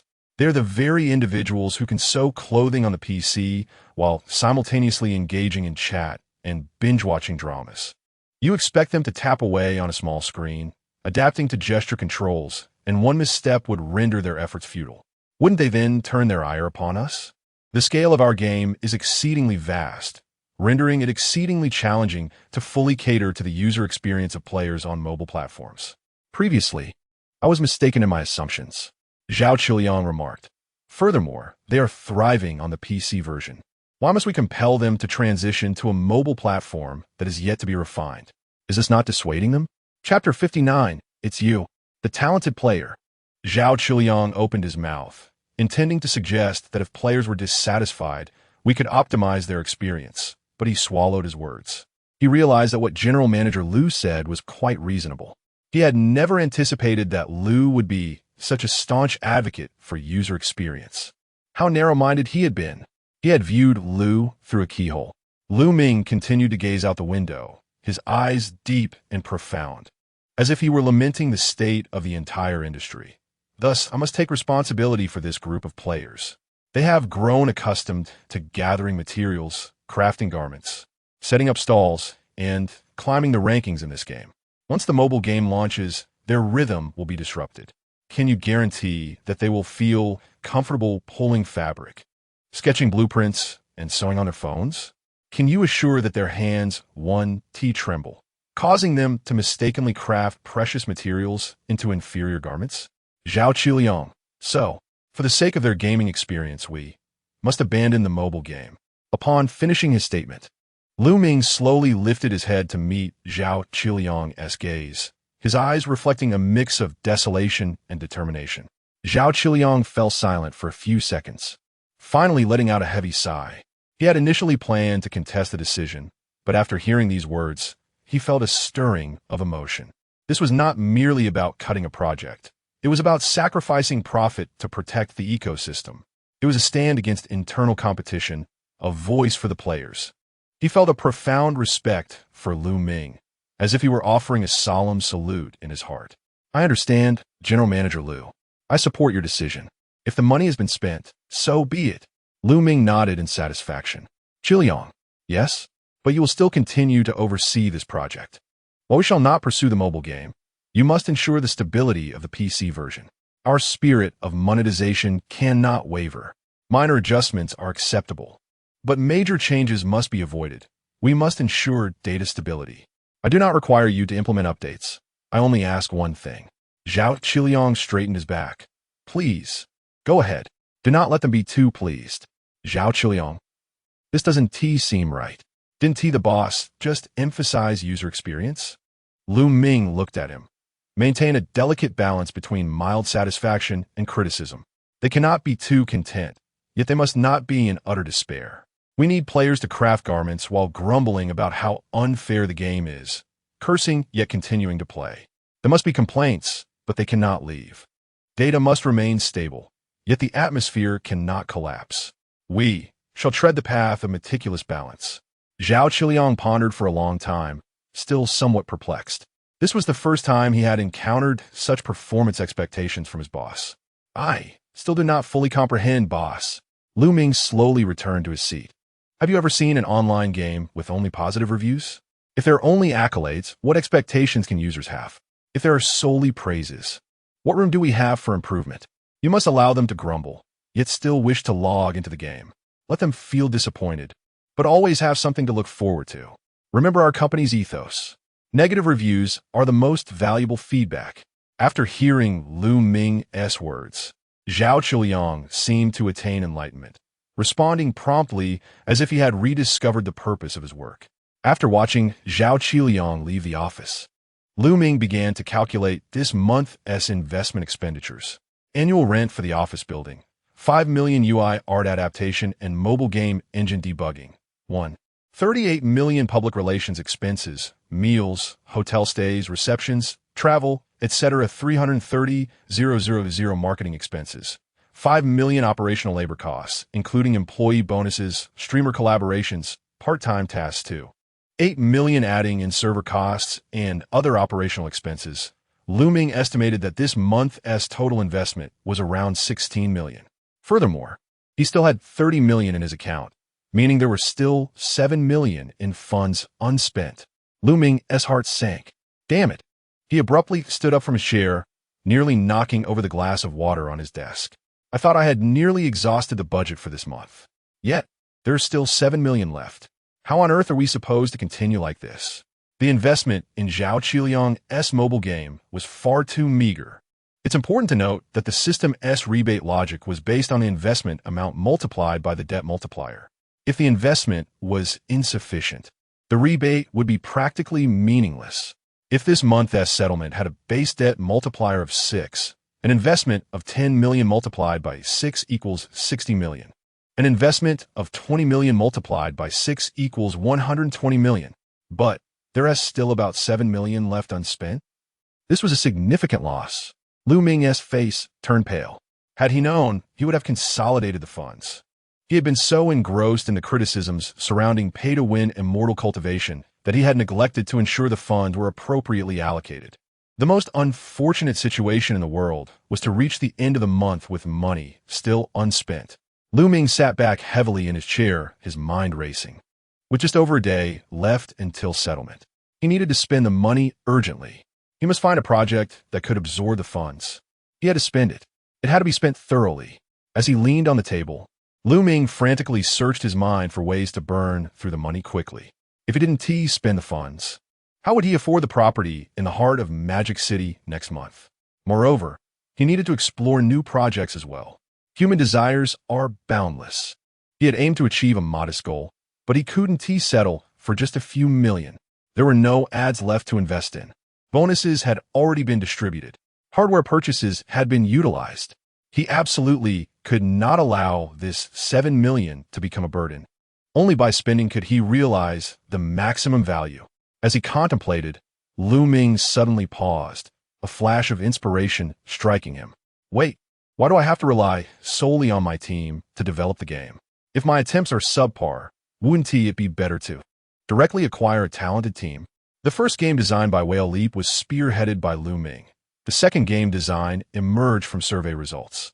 This time, Ming felt he should allow more talented individuals to take the reins.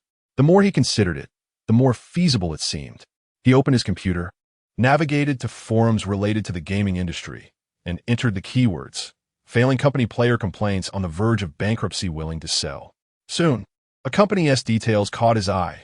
Company name: Chiantang Warfire Network Technology Company, Limited. Notable works: Bullet Time, Gun God Breakthrough. Current status: core development team disbanded by 7 million in debt, actively seeking acquisition, funding. Negative labels: pay-to-win traps, rampant cheating, project manager absconded.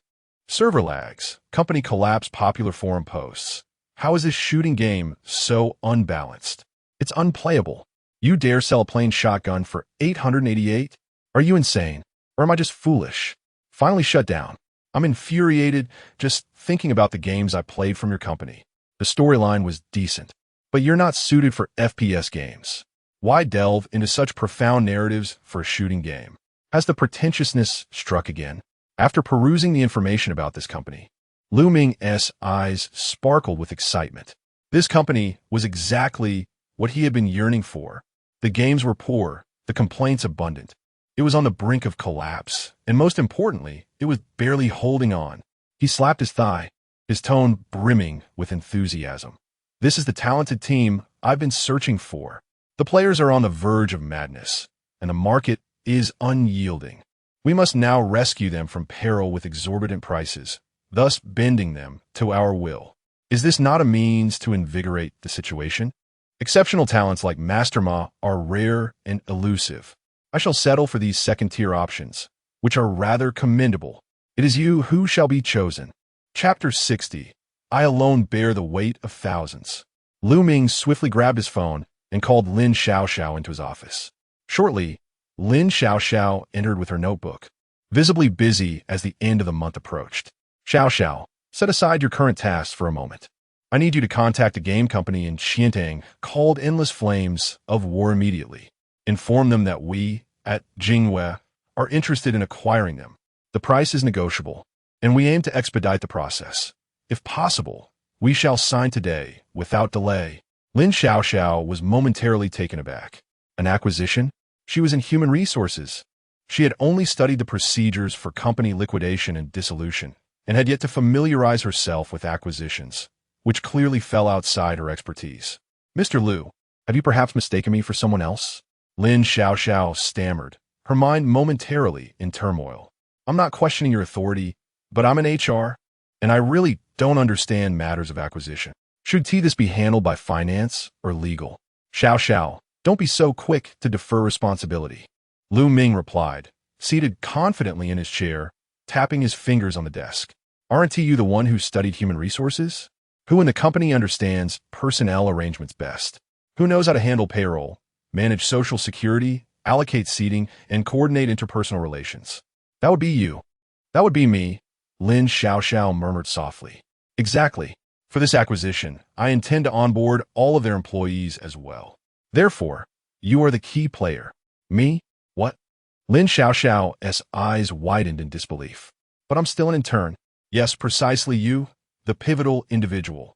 In the coming days, we at Jingwei are set to acquire a gaming company on the brink of bankruptcy. We will take on all their staff, lock, stock, and barrel.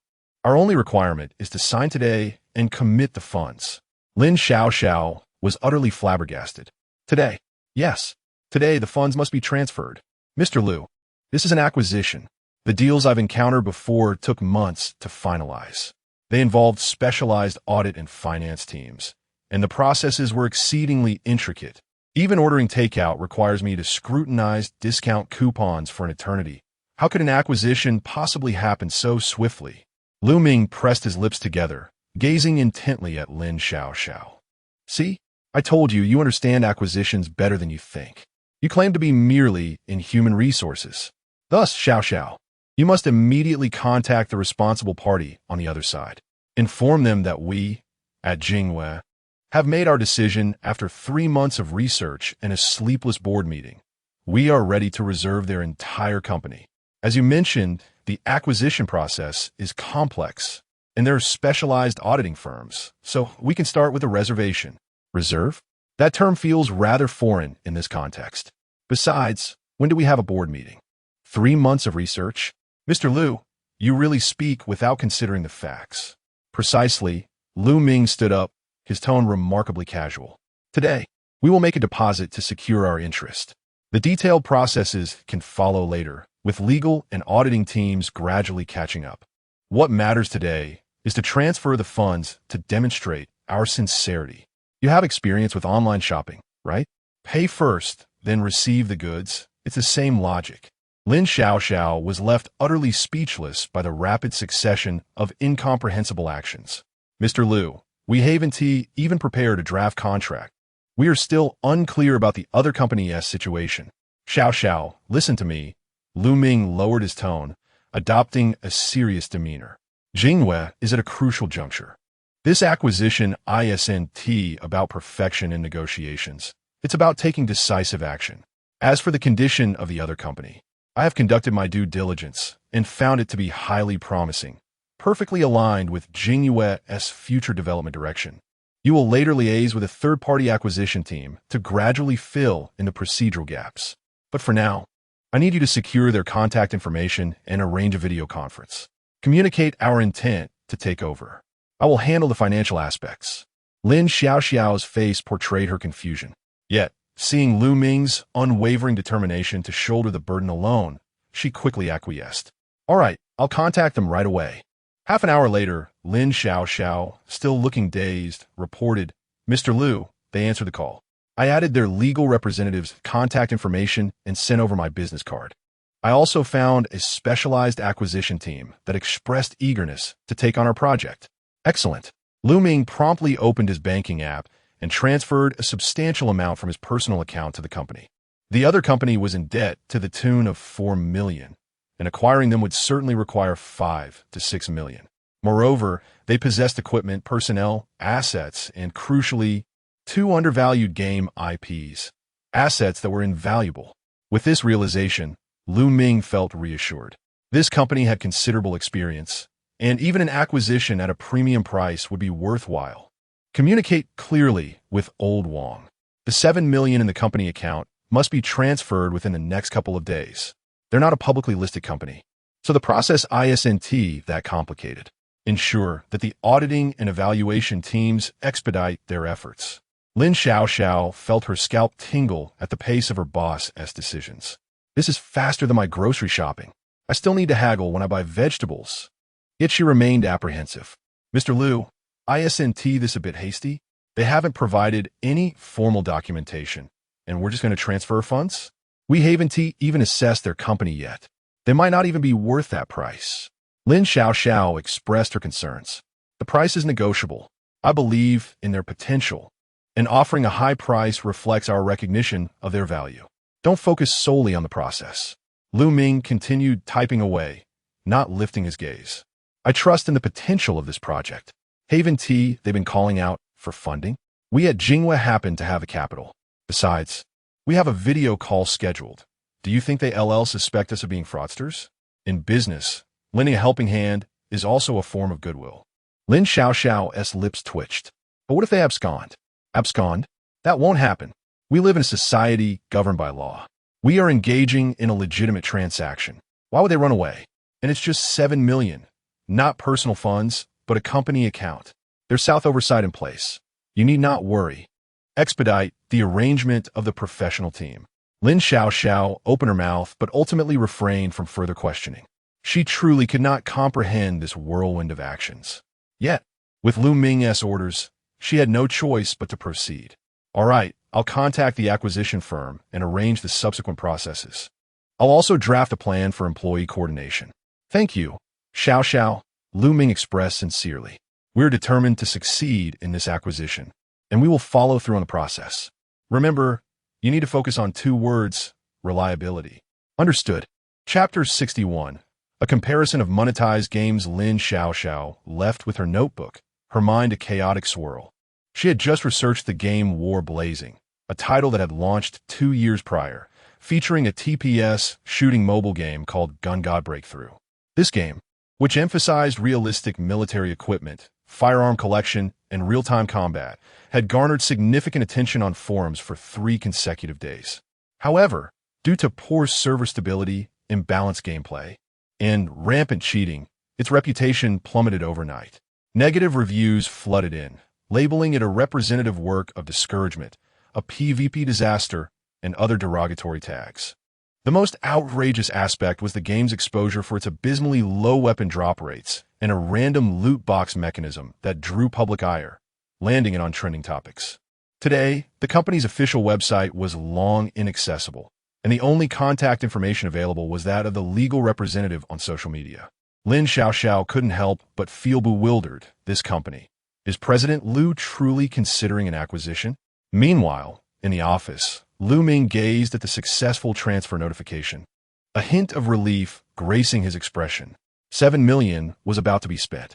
This month's total investment had reached approximately 23 million. Finally, it was all falling into place. He leaned back in his office chair, exhaling deeply. It was a sound investment. After all, this gaming company was bound to collapse. Even if I didn't take over, they would inevitably shut down. This move, at the very least, secures a project that could withstand future criticism. For now, he awaited the settlement. Ming patted his pocket, already contemplating whether he should seek out a few real estate agents in the coming days. After all his hard work, it was time to indulge a little. Concurrently, in an old office building somewhere in Qiantang City, the war-blazing game company was a veritable shell of its former self. A once thriving team that had initially struck gold with a monetized shooting game. Unfortunately, it had failed to keep pace with the market, suffering from sluggish updates, broken mechanics, rampant cheating, and poor managerial decisions, leading to a catastrophic fall from grace. In recent months, the company had resorted to relying on the owner to cover utility bills and group discounts for lunch. During the lunch break in the third-floor common area, a group of programmers sat together, the aroma of instant noodles filling the air, the atmosphere as somber as a wake. I'm telling you, by the end of the month, we might not even see our salaries, one lamented. I saw a letter from the legal department yesterday. They said our assets are frozen. We really can't hold on much longer. I've invested in 2 small companies, and if this continues, I'll have to jump ship to survive. Damn, I haven't even dared to take my year-end leave for this company, and now I might go under?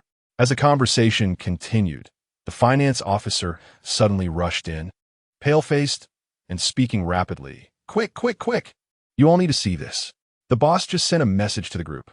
Jingwei Games wants to acquire us. In an instant, chopsticks froze in midair. What did you say? Jingwei Games? I haven't heard of them. You mean they want to acquire us? I know a bit about them. Aren't they the ones who just released Pay to Live and Cultivate? Is that game really making that much money? Aren't they a new company? They can acquire others with this game? I thought they were being criticized nonstop. Are they really that profitable behind the scenes? Isn't this a scam? We've even been taken to court. I thought our game was already taken down. We're even being blacklisted by the platform. No one could believe it. That was until the owner, Zhou personally received a call from the administrative head of Jingwei Games, Lin Xiaoxiao, who expressed their intent to acquire War Blazing, mentioning that the price was negotiable. If the contract could be signed that day, they would transfer 7 million immediately. Furthermore, they had already assembled a professional team that would arrive at the company that evening. Provided there were no issues, silence enveloped the office for 30 seconds. Then, 7 million in cash. Today? No way is this real. I haven't received my salary in 2 months. The first to dash out was the programmer, Old Wong, who had already considered resigning. I need to verify this. Others followed suit, rushing into the boss's office, flooding the group chat with messages, and some even bursting into the conference room, proclaiming to the entire floor, Jingwei wants to acquire us. Brothers, we're saved. The entire office erupted into chaos. Even Shaoli, an artist hiding in the break room while researching labor arbitration for the company's impending bankruptcy, was taken aback. Wait, has the gaming industry reached this level? Our failing company is being eyed by Jingwei? Does that mean I won't need arbitration after all? Nearby, intern Xiao Chun was moved to tears. That means I can finally complete my internship smoothly. Before long, various group chats within War Blazing were buzzing with excitement, as everyone began to fervently discuss the news. I heard Jingwei is offering a high price for the acquisition. Should we also join them? Does this mean our original project can still go live? Wait, will our salaries be compensated?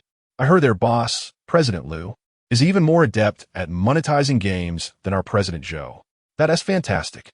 As long as they don't lay us off, I'm willing to develop morally questionable games. In a moment, the once desolate, war-blazing company erupted with newfound hope, thanks to a single phone call. It seemed a windfall had truly arrived. The workers were on the verge of a turnaround. In the general manager's office, a space that was small and somewhat dilapidated, with a peeling wooden desk and a wall clock left over from last year's company raffle, Joe Ejo sat in his chair, phone pressed to his ear, his expression blank, as if still in a dream. His mind replayed the recent conversation with Jingyue. Our company is interested in acquiring yours, along with the original team. Our professional legal and merger advisors will arrive at your company tonight to discuss further. Please prepare accordingly. The representatives from Jingyue spoke clearly and calmly, each word seeping into Joe Ejo's mind like warm oil. He felt a buzzing sensation, the realization hitting him for the first time that he was somewhat out of his depth, despite having expressed the desire to sell the company for so long. This was the first time a company had reached out to him directly, and the progress was astonishingly swift. Of course, he had no objections to the acquisition. What he feared was that the other party might regret their decision after seeing the current state of the company. Joe Ejo exchanged contact details with the representative, discussing some specifics, fully agreeing to their acquisition terms. After all, he genuinely felt he had exhausted all options. If this dragged on any longer, he would become an executed person, and his employees would be forced to resign. Given the circumstances, it was certainly a relief to have someone willing to take over. Joe Ejo stared at his phone, still somewhat anxious, when suddenly a notification chimed. An application for a transfer receipt had been forwarded to him. The transfer is currently under approval. With the legal entity's account name and project name clearly stated, accompanied by the stamped letter from the public account of Whale Leap Company. As long as there are no issues on their end, the funds can be directly transferred from the guarantee platform to the company's account. Joe stared at the screen, and for the first time in his extensive career, he witnessed such a method of acquiring a company. Sitting in silence for several seconds, Joe took a deep breath, leaned his head back, gazed at the ceiling, and murmured to himself, "Is it really this fast? Am I going crazy? Whale Leap Games is truly insane." Chapter 62. Whale Leap is far inferior. Joe Ejo, a graduate of the Chinese department at Ming University, initially aspired to engage in literary creation. After graduation, he dabbled as a playwright for short dramas and submitted online articles, but all his efforts vanished without trace. Subsequently, he was advised that the gaming industry was a quick avenue to wealth. With determination, he acquired some knowledge of game planning and forged ahead to create a pay-to-win online game. Within 3 months of its launch, he not only recouped his investment, but also earned enough to afford a 2-bedroom apartment. That marked the pinnacle of his life. However, after that, he endeavored to replicate his success, only to find that the opportunity had passed. His team became complacent, project timelines grew chaotic, and every endeavor ended in failure. In a desperate bid for survival, he immersed himself in the study of monetization models, tiered gift packs, first charge rebates, monthly and annual subscriptions, growth funds, limited time SSRs. Whatever was trending and profitable, he pursued. Yet, with no players willing to spend, he merely aimed to create a semblance of a viable game. Ultimately, he released 2 shooting games, neither of which lasted beyond a month, and the game ratings plummeted to a dismal 1. 2. Players' rights advocates inundated him online for 2 weeks, and he found himself compelled to post daily on forums, assuring everyone that the company had not gone bankrupt, just to keep the situation under control.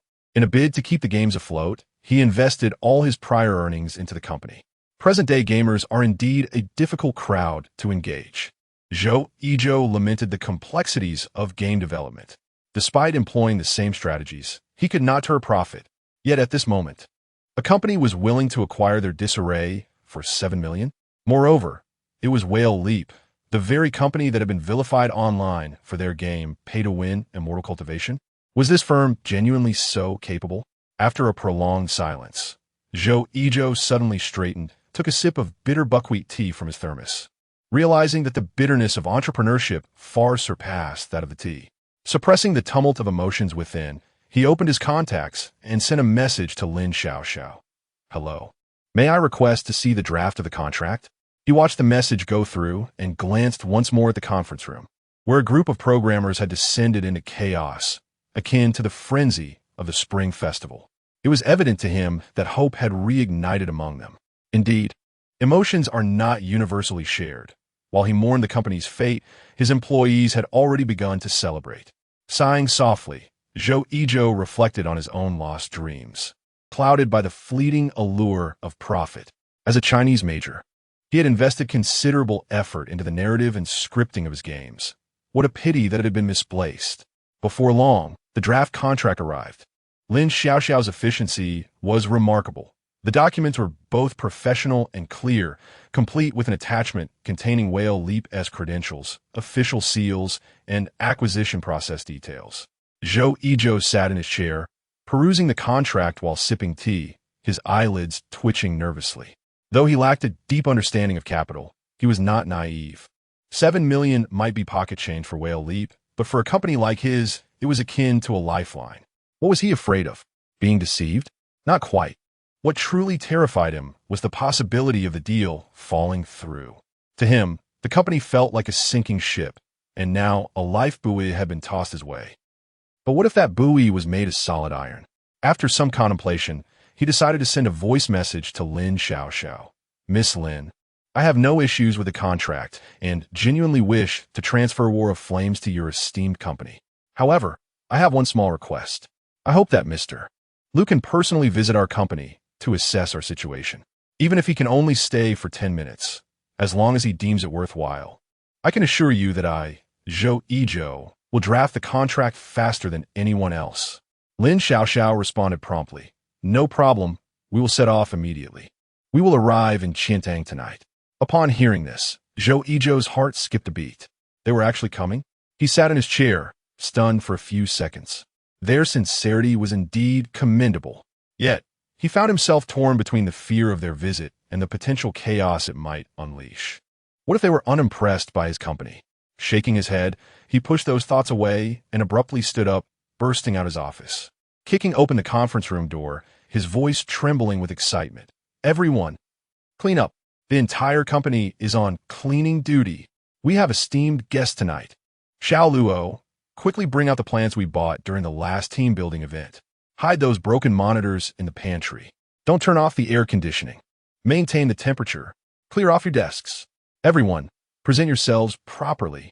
And also, art team, don't you have an unused UI proposal? Hurry up and pull it out. Print it. Hang it on the wall. The office erupted into a frenzy. Mr. Zhou, what? What is going on? People from Whale Leap are coming to our company tonight. Hurry and prepare. Wait, what? They're really coming? So soon? They're actually visiting our little shabby factory? Who knows? Perhaps they might appreciate a company with a story. Whale Leap is indeed efficient. They're faster than my boyfriend's visitation. Soon, nightfall descended upon Qiantang City. Beneath the old industrial park in the west of the city, a dark business vehicle came to a gradual halt. Ming led the way, holding a cup of handcrafted lemon tea, casually dressed in a t-shirt and a light jacket, embodying the ease of a social visitor. Following closely were Lin Xiaoxiao and a team of acquisition specialists. This building is rather old, Ming mused with a smile, glancing upward. Lin Xiaoxiao, while guiding the way, reported, Boss, I've done my research. Although their games have not fared well, their employee management appears adequate. The owner has a background in the humanities, which suggests an idealistic approach and decent treatment of employees. Lin Xiaoxiao had done her homework thoroughly, as the boss had mentioned that the employees would also be part of the acquisition package. It was essential to investigate this aspect. After all, what if it were a chaotic environment? Ming smiled lightly, his tone relaxed. As they entered the office building, every employee of War of Flames seemed invigorated, faces alight with the promise of hope. The internal arrangements were notably exaggerated. Programmers had organized their task lists meticulously. The art team had plastered character design sketches across display walls, and the operations and copywriting team had turned their marketing flowcharts into banners hanging in the pantry. It was evident that they had put in earnest effort. Upon stepping into the conference room, Zhou Yizhou was already waiting, dressed in a neat dark blue shirt. He stood tall and straight. Good day, Mr. Liu. I am Zhou Yizhou. His voice betrayed a hint of nervousness and disbelief. Lu Ming surveyed Zhou Yizhou and then took in the overly enthusiastic preparations in the conference room. He couldn't help but chuckle. Indeed, one must not judge a company solely by its exterior. Who would have imagined that a gaming company, appearing so organized and harmonious, could have 2 games rated below 2 stars on the platform? Whale Leap is far inferior to this. Chapter 63. The most challenging aspect of gaming is to remain true to one's original intention. Mr. Liu, please follow me this way. I will give you a tour of our company, Zhou Yizhou said, forcing himself to maintain his composure as he led Lu Ming toward the office area. His tone was humble, yet somewhat restrained. To be frank, there's not much to see in our company. It's just a group of people trying to create something. Honestly, we can't compare to your esteemed company, so please don't look down on us. I find it quite commendable, Lu Ming replied, trailing behind him with a soft chuckle, exuding a sense of ease. How could he possibly disdain it? This place is quite charming. I truly enjoy it. It possesses a rich historical essence. He was determined not to overlook any company or talent that possessed innate potential. Zhou Yizhou, feeling a bit awkward, fidgeted with his trousers. We have moved twice. The rent here is more affordable, he explained, lacking confidence. I understand. Lu Ming nodded, reminiscent of his own past. Such places were clearly constrained by budget limitations, lacking resources, and often witnessing projects falter. Employees were caught in a state of half apathy, half self-congratulation. Yet, it was precisely in this marginal space that truly exceptional games could come to fruition. Zhou Yizhou's introduction was measured. He refrained from boasting about their accomplishments and even intentionally skipped over project blueprints and demonstration files that might be misconstrued as ostentation. He lacked the courage to overstate their merits, fearing Lu Ming's ridicule, yet worried that underselling them might lead to their disinterest. Next, Zhou Yizhou led Lu Ming into the programming group, where a dozen programmers were diligently working at their computers, casting furtive glances toward the entrance. Each desk was piled high with thick stacks of A4 papers and office documents. As Lu Ming approached, they hastily pretended to debug their frameworks, with a few even opening their browsers feigning research. After all, they were being evaluated for acquisition. They had to appear diligent. This is our programming development team. About a dozen of us. Currently, we lack new projects and are just doing some outsourcing to make ends meet, Zhou Yizhou stated candidly, acknowledging the reality that was already public knowledge. A few here are my former university classmates. They are quite capable technically, but they've followed me without the opportunity to apply their skills appropriately. As Lu Ming entered, the programmers stood up as if welcoming relatives for the new year, their expressions tense. Hello, Mr. Liu. Would you like some water? Is the air conditioning too cold? Shall I adjust it? Lu Ming waved his hand with a smile. No need to be so tense. Carry on with your work. Today, consider it a casual visit for a late-night snack. Mr. Liu, you might be disappointed. Our late-night snacks in Qian'an are truly lackluster. The programmers chuckled in unison, easing the atmosphere. Lu Ming smiled but remained silent, shifting his gaze. How high is your project launch rate? He suddenly inquired. Not high. Zhou Yizhou replied honestly, his voice diminishing. We launch one, and it flops. Are there internal tests? Yes, but they flop as well. How about outsourcing? We've taken on a few projects, but we're unsatisfied. Our design systems often get cut down by the clients. Lu Ming nodded contemplatively. Although Zhou Yizhou's revelations grew increasingly grim, his own excitement surged. You are currently involved in outsourcing. What about your previous self-developed projects? Lu Ming queried. Izu posed. There are a few self-developed projects, but they have all been taken down. Do you have any demonstrations? I would like to see the projects you previously developed. Lu Ming casually asked, though his gaze grew earnest. Since I'm here, I might as well learn something. Zhou Yizhou hesitated, biting his lip. Then let me show you one. It's an FPS game we developed called Bullet Time. It didn't last long post-launch and received quite harsh criticism. Perfect. Let us see that. Lu Ming's interest peaked immediately. This was a work that had undergone market scrutiny. He needed to examine it closely. Zhou Yizhou, feeling somewhat bewildered, led Lu Ming into a small conference room and instructed a programmer to retrieve the game from an old server. Within 10 seconds, a blurry opening animation appeared on the projector. A desolate wasteland unfolded on screen, with jarring background music, small and dense subtitles, and a character launching into a 3-minute internal monologue. Ming leaned back in his chair, observing with a calm demeanor. The plot was convoluted. It seemed pretentious and overly verbose. The narrative dragged on, detailing the protagonist's origins in a post-apocalyptic environment, with no formal combat in sight. When they finally acquired weapons and entered a battle scene, the enemy textures were repetitive, the AI appeared foolish, and the combat rhythm was utterly chaotic.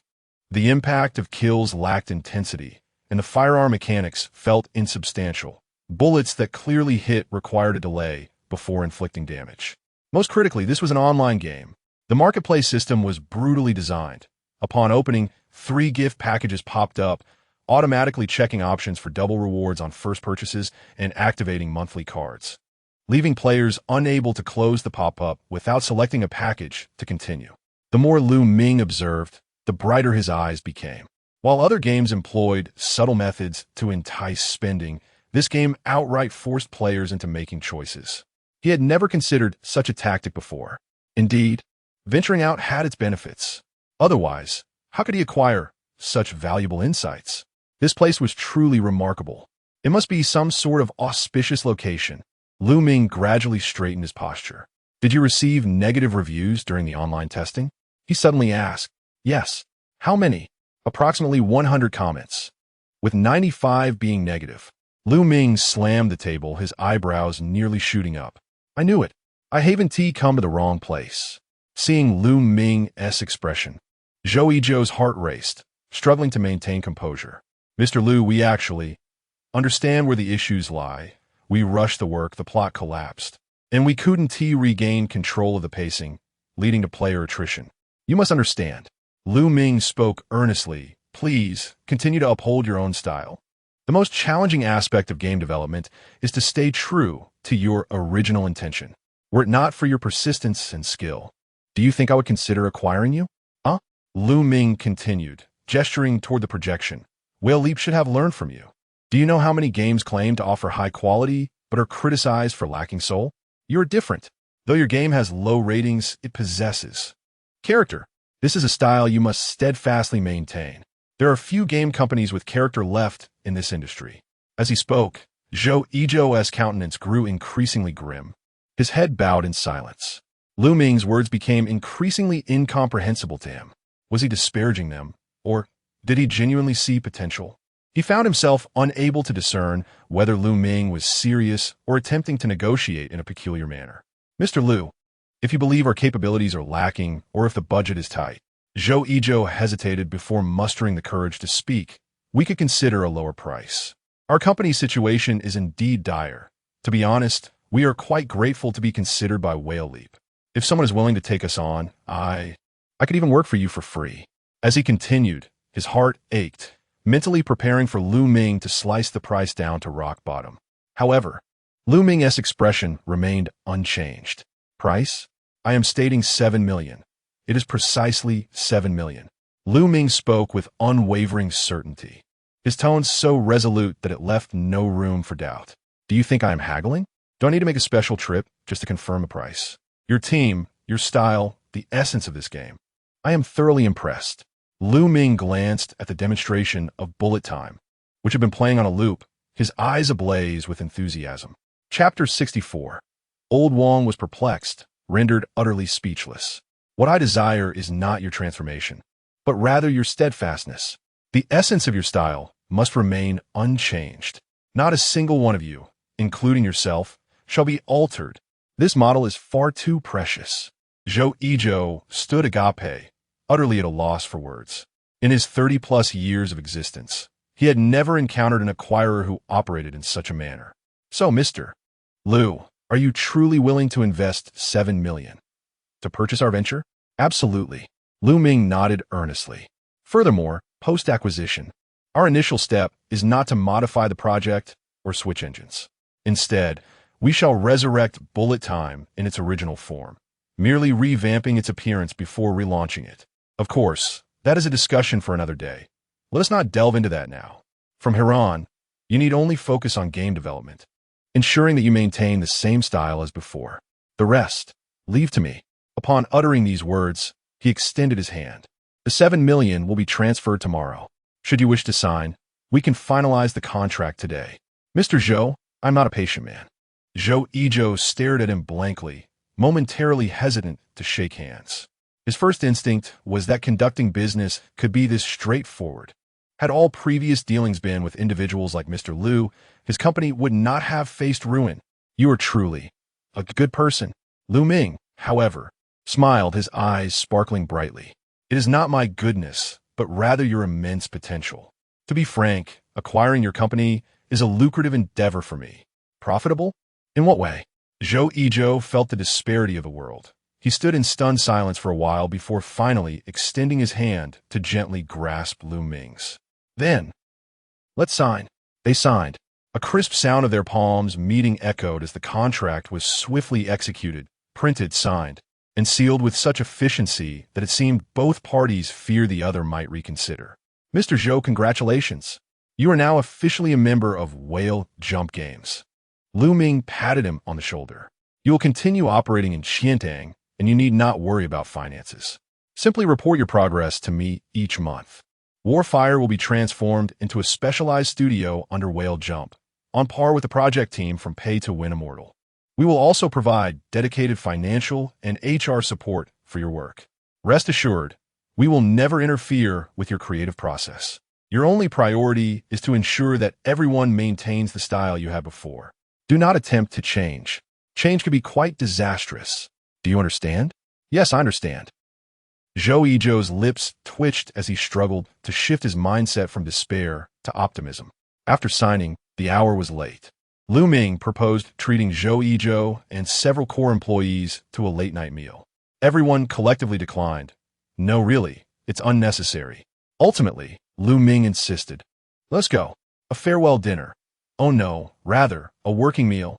5 minutes later, a group stood on the roadside, confronted by a few shuttered hole-in-the-wall eateries, enveloped in silence. Does Qiantang lack a late-night dining culture? Lu Ming gazed at the weathered sign of a smoke-filled stir-fry shop, perplexed. We do have one, but it's in the city center." Zhou Yizhou's face flushed slightly. "This area is primarily office buildings. Once work is over, people leave." In the end, they hastily dined at a place called Veteran Barbecue. Lu Ming ordered some beef and various skewers, but the portions were minimal, and halfway through, he found it difficult to chew. As he ate, he mused, "This truly is a culinary desert." Nevertheless, today's business was worthwhile. After the meal, Lin Xiaoxiao stayed behind with her team to handle the subsequent acquisition transition, while Lu Ming, with the signed documents in hand, elegantly hailed a cab to the airport, embarking on his journey back to the magical city. The night in Qiantang deepened, the taxi's taillights fading into the distance. Lu Ming leaned against the car window, unable to conceal his smile. 7 million, all spent. Not only had he disbursed 7 million, but he had also acquired a promising team, making this venture a resounding success. A perfect conclusion. The following day, the sun shone brightly. Upon entering the company, Lu Ming exuded a spirited aura. When the finance officer Old Wang saw him, his expression was one of admiration. "Mr. Liu, you truly spent every penny, not a cent more." Lu Ming raised an eyebrow and smiled. "I even paid for my train ticket myself." "Are you implying that the company account is empty again?" "No worries. We'll manage until tomorrow." Old Wang's lips twitched. He said nothing, but grew increasingly resolute in his thoughts. Mr. Liu is no ordinary person. Who else would undertake such a venture? Old Wang silently criticized, wondering why someone would gleefully squander money on a failing game company. He was either a wealthy heir or a lunatic. He glanced at Lu Ming, who was humming a tune while pouring coffee, his expression exceedingly complex. Perhaps he might even be a seasoned rich heir. This was not unlike his own daydreams of wealth, envisioning himself purchasing 2 cups of soy milk, one to drink and one to spill.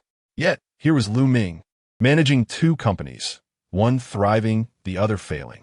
As Old Wang pondered this, he felt a slight ache in his teeth. But before he could recover, the news had already sent shockwaves through the industry. At 10 in the morning, a sensational headline erupted in the gaming community. Whale Jump Games acquires Warfire. Valued at $7 million.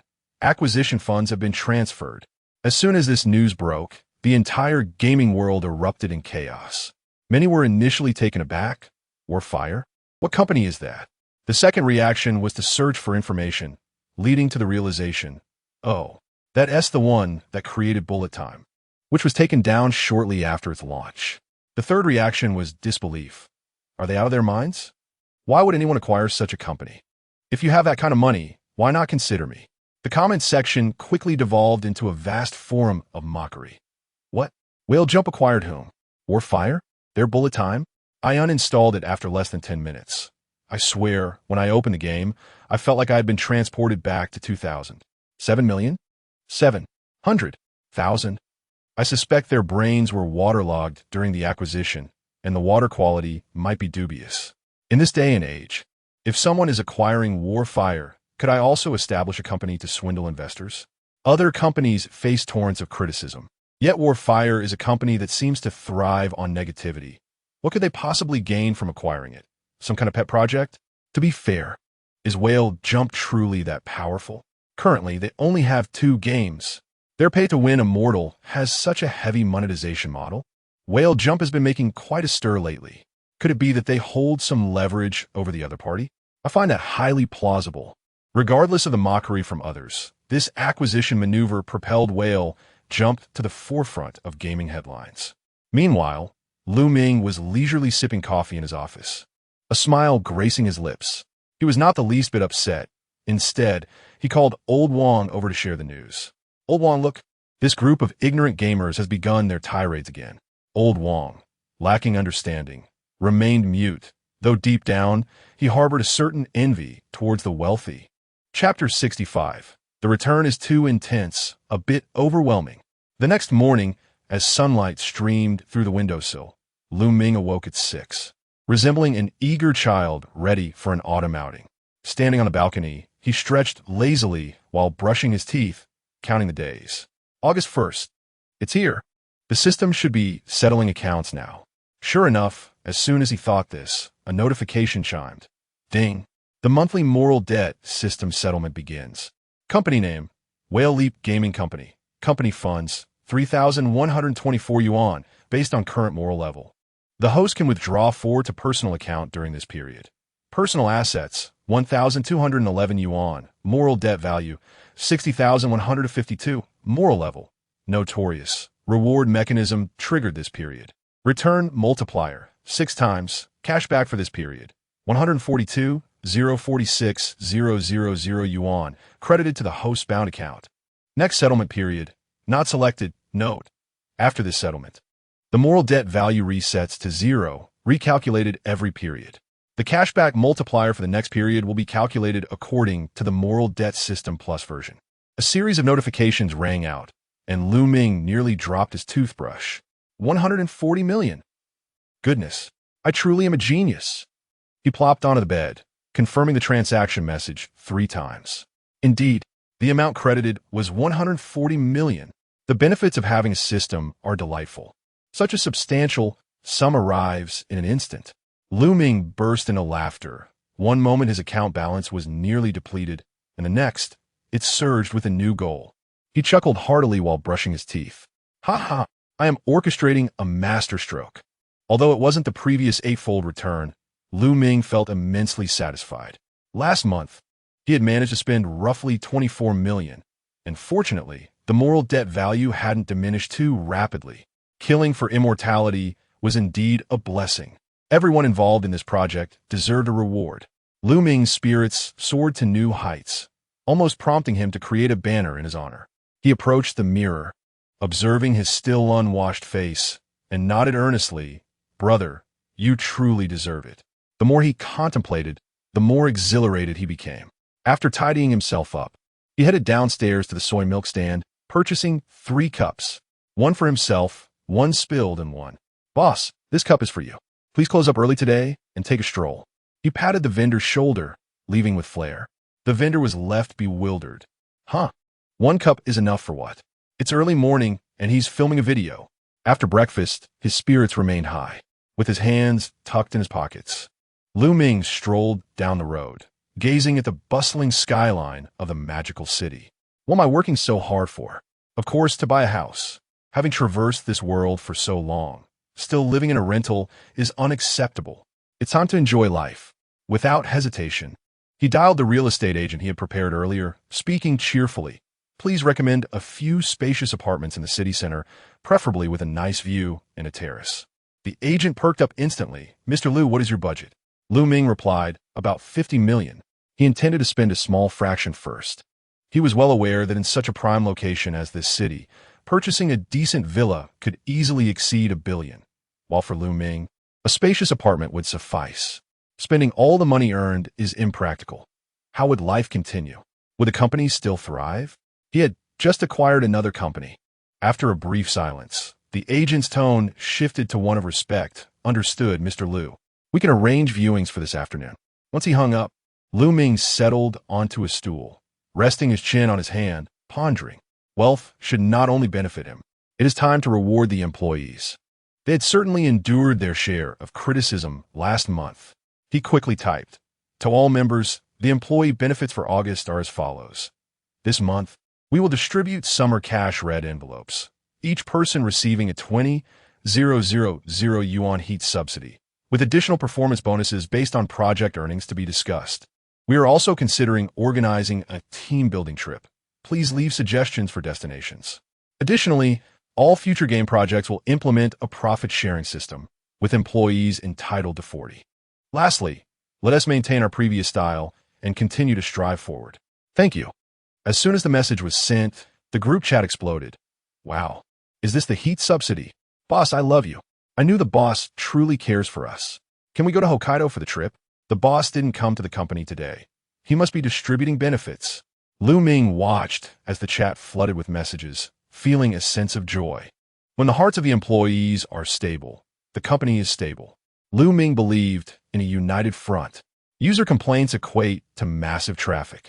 Relying on employees' grievances is unrealistic. This return is too overwhelming. I'm starting to feel a bit giddy. It shouldn't be too frequent. One must learn to seek progress amid stability. Lu Ming contemplated deeply.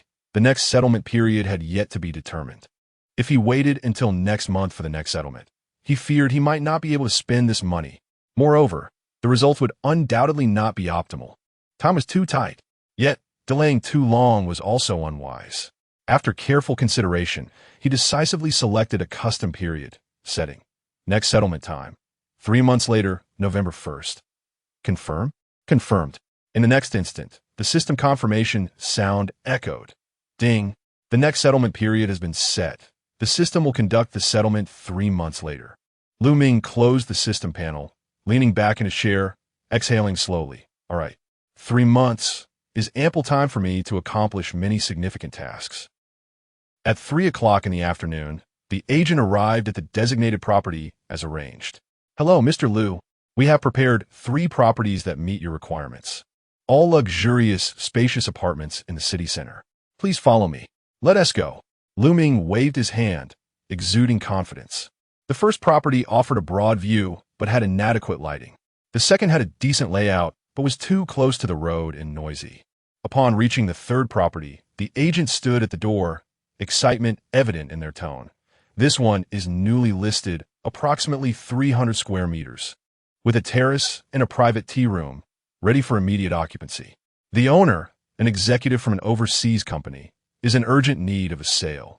Originally priced at 70 million, now negotiable at 55 million. Upon hearing this, Lu Ming felt immensely relieved. Such a discount? He, too, was benefiting from the era's advantages. Before long, the elevator arrived, and, as the door opened, he was enveloped by an air of opulence. A 300-square-meter apartment, with floor-to-ceiling windows overlooking the Huangpu River. A lofty living room, sunlight streaming in like a layer of gold, an open kitchen outfitted with imported appliances, a master bedroom with an oversized walk-in closet, and 2 guest rooms, each with an en-suite bathroom. The decor was simple yet elegant, equipped with full smart home technology. Wow, this is what life should be. Lu Ming walked through the space, admiring the table, tapping the wall, and finally standing on the terrace, gazing at the scenic river view, sunlight bathing the city, and a gentle breeze blowing just right.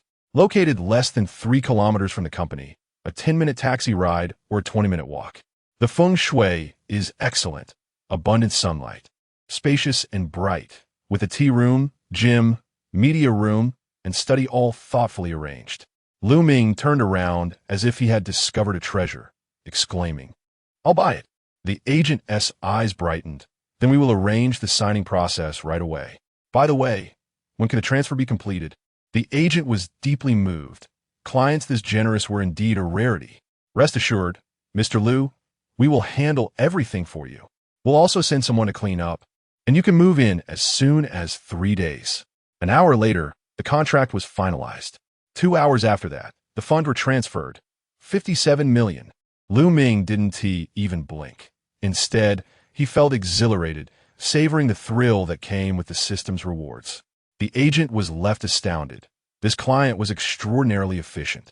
Unable to contain his curiosity, he asked, "Mr. Liu, what business are you in?" With his hands casually tucked into his pockets, Ming nonchalantly replied, "I develop games." The agent stood in stunned silence, his mouth agape, before finally managing to utter, "Games can be so lucrative?" He recalled a recent time when he lamented the unpredictability of life due to layoffs in major gaming companies. Now here was this young, handsome man casually tossing around 57 million, declaring himself a game developer. It wasn't that the gaming industry was overly competitive. Rather, it was his own narrow perspective. After a long moment of silence, the agent discreetly jotted down a note in his phone. "Consider future career path for my child, game development." Chapter 66.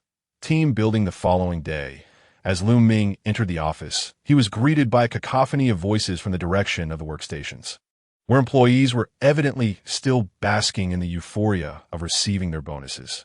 "Wow, the beginning of the month brings fortune. What auspicious tidings. I nominate Southeast Asia for our trip.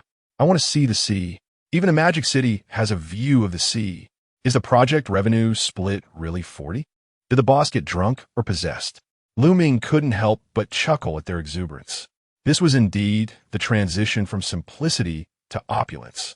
After returning to his rented apartment from his luxurious flat yesterday, he had felt an inexplicable sense of oppression while trying to sleep, as his newfound wealth left him somewhat unsettled.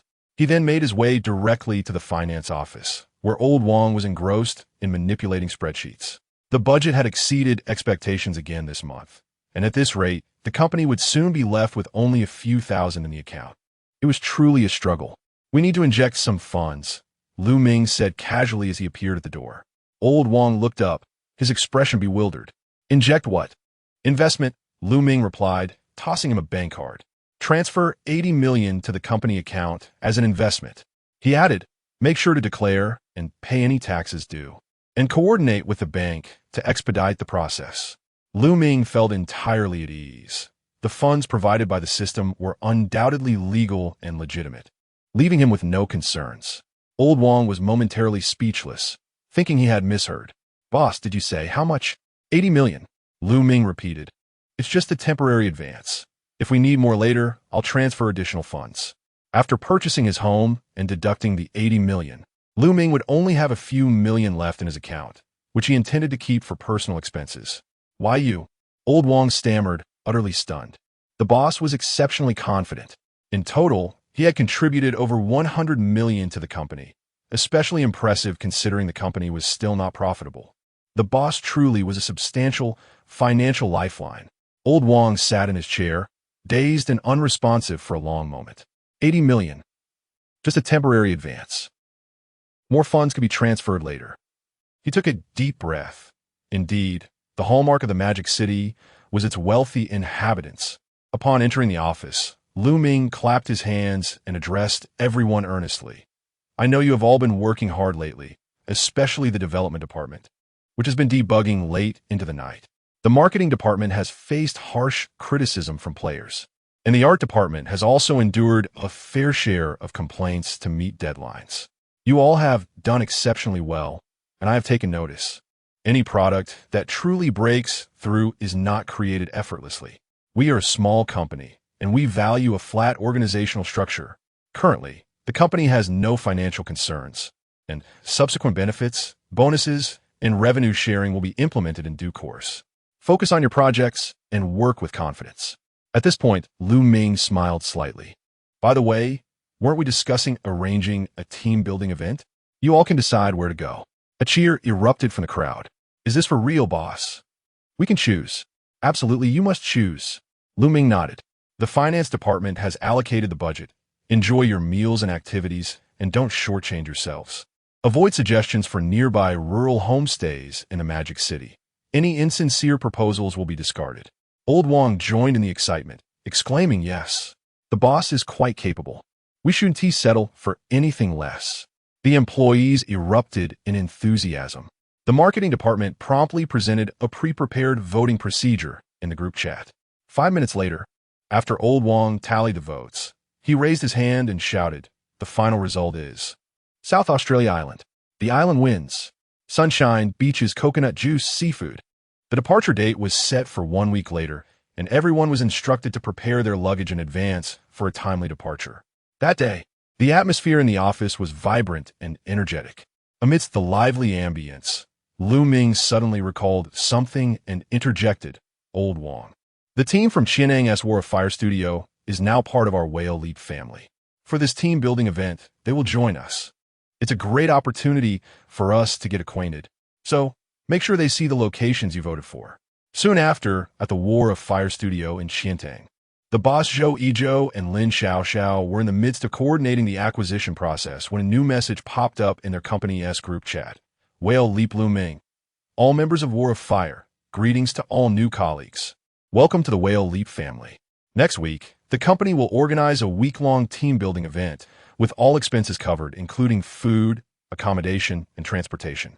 Please confirm your attendance and prepare your identification and change of clothing. We are currently organizing a vote for the event location, so please participate. The top 3 locations are South Australia Island, Dali, and Sanya. Feel free to choose. If you have any questions, please contact administration. Thank you. In the next moment, the entire office fell silent. Am I dreaming? No. Check the group message. We haven't even officially signed yet. And we're already being taken to an island? Is Whale Leap this affluent? Someone swallowed hard, recalling how the office had been without a functioning water dispenser just last month, and the boss still owed them 2 meals for overtime. Now, with a new boss at the helm, they were being sent directly to Sanya. Not yet. We still need to vote. Wow, this acquisition is turning out to be quite beneficial. Quickly, a group of people engaged in the voting process, and once again, South Australia Island emerged victorious. Ming spoke again in the group. Welcome everyone. This team-building event is primarily for us to get to know each other better. We want to discuss work. It's all about eating, drinking, and having fun. Remember, the sun at South Australia is quite intense, so don't forget your sunscreen. The group chat was instantly flooded with celebratory messages. Ming stood quietly by the window, gazing at the sunlight outside. He inhaled deeply, contemplating the river view, and sighed. This is what it means to transcend. The purpose of earning money isn't to change the world, but to live decently within it. Now that I've purchased a home, set up the system, and made the employees happy, the company is stable. In the following week, the acquisition process of Whale Leap progressed rapidly. Thanks to Ming's decisive actions, the lawyer team, financial audits, and documentation transfers were all pre-coordinated, resulting in a smooth transition. Soon, the day of departure arrived. Early in the morning at the Magic City Airport, employees from Whale Leap headquarters gathered at the meeting point, each dragging their suitcases, brimming with energy. All were donned in culturally themed t-shirts designed based on Ming's suggestions. Meanwhile, the War of Fire team from Chiantang arrived via high-speed rail, reaching the airport almost simultaneously. Upon reaching the meeting point, they were taken aback by the scene before them. Wow, this atmosphere is like a travel group. The Whale Leap headquarters had an extraordinary sense of ceremony. There was even a welcome banner. Welcome War of Fire to the Whale Leap family. Several employees held the banner high, while enthusiastic members from the administrative department distributed breakfast. Zhou Yizhou stood at the back of the crowd, quietly reflecting, Whale Leap truly excels in humanistic care. If only we could also relocate to the Magic City in the future. Chapter 67. May all plans flourish. At 3 in the afternoon, after a flight and a bus ride, a group finally arrived at South Australia. The sea breeze was invigorating and the sun shone brightly. The hotel, a 5-star sea view suite arranged by Ming in advance, was entirely booked for their use. Each room offered a stunning view of the ocean, and every balcony was perfect for capturing breathtaking photos. Dinner was a seaside barbecue and bonfire party, with the administration department laying out a feast of sound equipment, beverages, fruits, coconut chicken, and grilled oysters. In stark contrast to the warm sea breeze of South Australia, the air conditioning hummed loudly in the Bay Mountain CN2 studio. A few programmers clad in checkered shirts sat around a conference table, their expressions a mix of excitement and apprehension as they stared at a game video projected on the screen. The footage showcased the newly completed secondary profession system, where characters stood between spiritual fields, personally sowing spiritual seeds. Sunlight mingled with spiritual energy, casting a soft, golden glow, while steam rose from the brewing house. Players had to manually adjust the heat and rhythm to perfect their brewing. The core members of Bay Mountain watched intently, captivated. "It's done," exclaimed planner A. Foam, rubbing his eyes, unable to hide his excitement. "Our secondary profession gameplay is more free and intricate than killing to cultivate." Their approach, while popular, is confined within a turn-based mechanism, whereas ours allows for real-time interaction. The secondary profession seamlessly integrates into the wild, dungeons, and social aspects. The technical lead nodded in agreement. After a week of tireless effort, our system stress tests have passed. The backend supports transactions, auctions, and NPC tasks flawlessly. A phone slammed his hand on the table. "No more dawdling. Let's ride this wave of enthusiasm." At 8 o'clock tonight, the official blog will simultaneously release our announcement. Have you seen the news? Whale Leap has acquired the Warfire Studio for a whopping $7 million. I believe this surge in funding is directly tied to the explosive popularity of their secondary profession system. A phone continued to ponder, furrowing his brow. In recent years, acquisitions in the gaming industry have cooled down, yet they not only acquired but did so at a premium. We need not concern ourselves with their profits, but we cannot miss this opportunity. We are CN2, a legitimate cultivation masterpiece, enjoyed by countless players. Our system, graphics, and interaction far exceed theirs. There's no reason we shouldn't be a hit. With that, a phone switched the screen to reveal his meticulously prepared content. CN2, 100 art system, launched across the server. The theme was simple. Tired of fighting? Come farm. The cultivation world is not solely about slaughter. It also holds a warmth of life. We aim to provide a sense of belonging to those weary of grinding monsters. A colleague from marketing immediately responded. "I've already contacted several streamers and lifestyle content creators on various platforms to showcase gameplay of the secondary professions, emphasizing a leisurely, ancient-style farming theme. This time, we must establish the secondary profession as the second main storyline of CN2. Meanwhile, the bonfire party on South Australia Island had reached its peak. Ming reclined on a beach chair, a bottle of beer resting against his forehead, savoring the salty sea breeze. He had not checked his phone or browsed forums. However, the news of the imminent launch of the Bay Mountain secondary profession system was quietly brewing online. Soon enough, the official blog released 10 promotional tweets, and a red banner adorned the game's homepage. Craft your cultivation life, starting with an acre of spiritual fields. Ancient brewing techniques, artifact forging, spirit beast raising. The cultivation world is more than just combat. The CN2 100 art system is officially launched. Embark on your journey of earthly delights. The promotional video featured gentle visuals, with characters leaning against windows in embroidered garments, gathering herbs and brewing, evoking a sense of paradise. The background music was deliberately chosen to be soft, ancient melodies. In no time, many players, already fatigued by combat, were drawn to the new offering. I hear this new system is all about leisure. Finally, I can avoid fighting. I have social anxiety and prefer to farm alone. My husband loves combat, and I love farming. Now we can play together. In the first 2 hours following the server launch, the forums were filled with praise, and the Bay Mountain team was moved to tears. They had bet right. However, at precisely 8 o'clock, the game updated, and within a mere 4 hours, the tide turned dramatically. Is a secondary profession designed for rival factions? I was farming when suddenly I was chased by wild monsters. Brewing requires QWE for the fire steps. One misstep and it explodes. Alchemy is too difficult. The drop rate for recipes is absurdly low, and the items produced are inferior to those in the shop. I caught a fish, and it was a spiritual shark. It swallowed me whole. Am I fishing for my life here? Players quickly discovered that the Cien 2 secondary profession system was utterly unfeasible as a primary occupation. The processes were convoluted, with a plethora of detailed operations, such as precise temperature control, energy regulation, and real-time inputs with no option for automation. Furthermore, the secondary profession had no integration with the main gameplay. Dungeons required combat professions. Farming and tailoring were neglected, and the cost-effectiveness of equipment was lacking, making sales in the auction house nearly impossible. Some players crafted exceptional elixirs and sought to sell them at high prices, only to find that non-combat items were barred from public trading by the system. Soon, the forums erupted with heated posts. Cien 2, 100 Arts Major Flop. The secondary profession is out of place. Bay Mountain. Can't you just copy properly? We play real-time games for the thrill, not to be forced into spinning yarn or weaving cloth. If your secondary profession allowed me to buff teammates in dungeons, I wouldn't team mind. But this is a standalone system.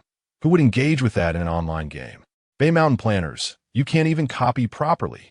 Learning from killing to cultivate means understanding the subtlety of their seemingly lackluster yet intricate design, not jamming in a forced system. Their values are well-balanced and without secondary professions. The game is unplayable. Yours is either here or not, and it disrupts the original game. Isn't that absurd? It's a disaster. You're pushing me to play killing to cultivate instead. Soon, this sentiment became the overwhelming theme of the comments. Bay Mountain planners. You can't even copy properly. Beneath the previously linked secondary profession tutorial video on the official blog, players left scornful remarks. Under the guise of a leisurely life, you engage in predatory practices. This is not a cultivation lifestyle. It's a cultivation prison. As ratings plummeted from 4.8 to 4.2, the comments section became a sea of ridicule. Many players, upon reflection, realized that the once popular killing to cultivate had never pushed secondary professions as an independent system. It was an organic integration into the game's essence. Whale Leap never claimed to avoid combat. They simply allowed for leisure alongside it. Bay Mountain directly forced combat compatibility while demanding secondary professions, which was not a lifestyle, but coerced employment. Well said. I'm going to try killing to cultivate right now. In no time, a wave of Cien 2 players flocked to killing to cultivate. Meanwhile, on the shores of South Australia, under a starlit sky shimmering on the water, Ming lounged in a beach chair, sipping hot tea while savoring a small plate of Longjing melon seeds. Glancing at his phone screen, he saw hashtags like Cien 200 Arts System Flop and Bay Mountain planners you can't even copy. He chuckled and shook his head. This Bay Mountain game is truly amusing. I wonder who the mastermind behind this planning is. If only we could recruit them. The peculiar maneuvers of the other party led to a surge of traffic directed towards killing for immortality from a mortal journey. Fortunately, the matter has now been settled.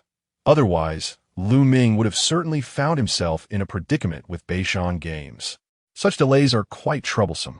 In the future, if you engage in such actions, could you not consult with me first? Taking a moment to collect his thoughts, Ming sipped his tea, his tone gentle. If only there were talents like this at Whale Leap as well. Those who emulate me suffer, while those who resemble me perish. May all planners in the world attain fruitful success. Chapter 68. The boss from afar spins lavishly.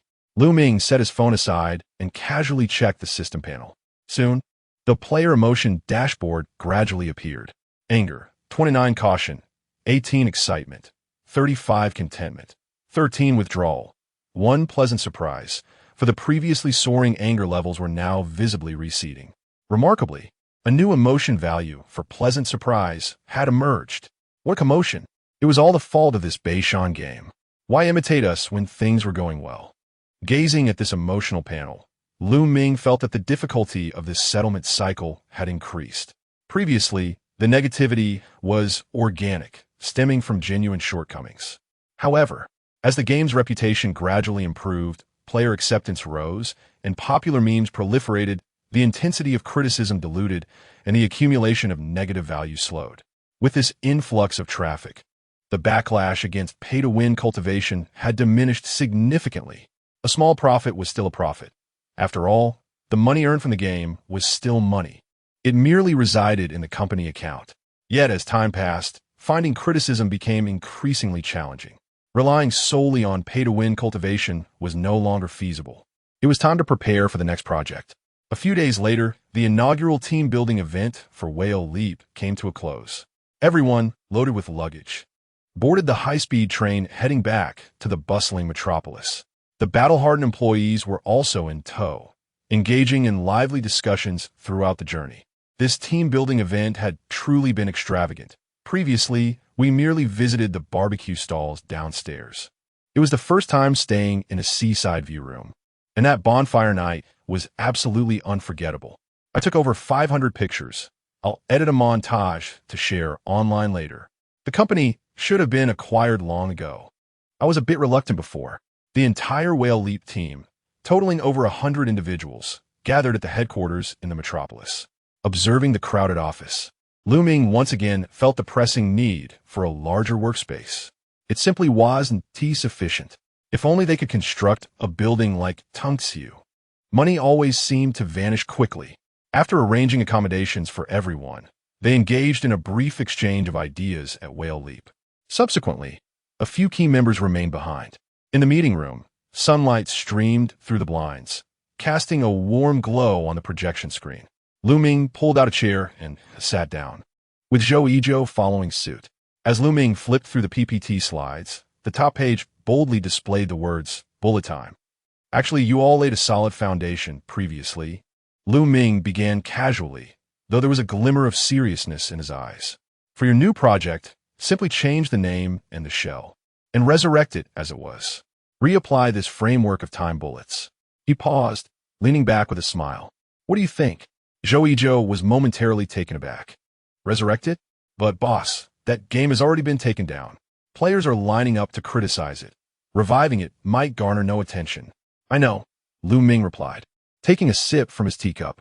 If necessary, feel free to change the name. Yet, the fundamental logic framework can remain intact.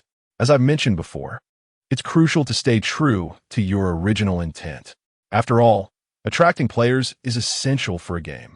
You must devise ways to entice players to engage, right? After a brief pause, Ming continued. This is your first project since joining Whale Leap. To demonstrate the company's commitment to you, I intend to invest 50 million. The air suddenly fell silent. Zhou Yizhou was left speechless. 50 million? Are you joking? When they initially proposed bullet time, the total budget was only a few million, and they didn't even dare to produce CG. Boss, did you say how much? He asked, doubting his own hearing. 50 million, Ming replied calmly. If you feel it's insufficient, let me know. After all, it's a 3-month timeline, and the company's account currently holds 80 million. You need to spend it.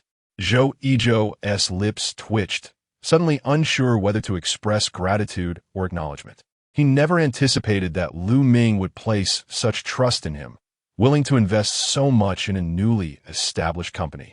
Even mother-in-law wouldn't be this generous. He had previously asked others in the office, and the investment in pay-to-win cultivation was nowhere near this amount. If this investment of 50 million came to fruition, it would be Whale Leap's largest project to date. Just like that, it was handed to him.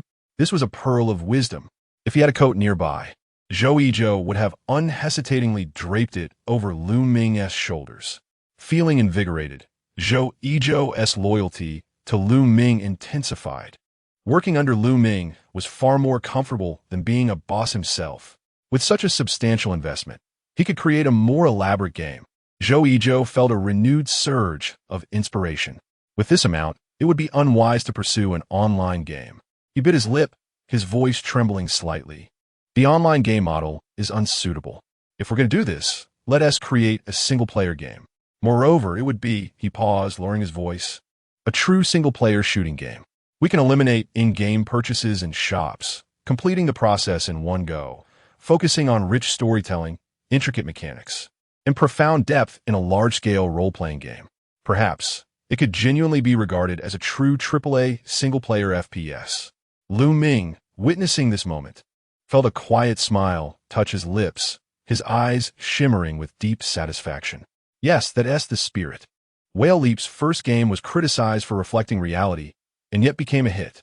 The second, a pay-to-win turn-based type, was intended to dissuade players through charging, but ended up successful. However, after hearing Zhou Yizhou's recent remarks, Ming sensed that he had found his own path. If you propose a gunfight online game with a store, players might endure it. But now, you're stating you want 50 million to create a pure domestic AAA single-player FPS?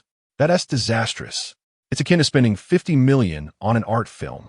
Reflecting on his previous experiences during the investigation in Qiantang and recalling the two games made by the battle-hardened team, Ming felt immensely satisfied.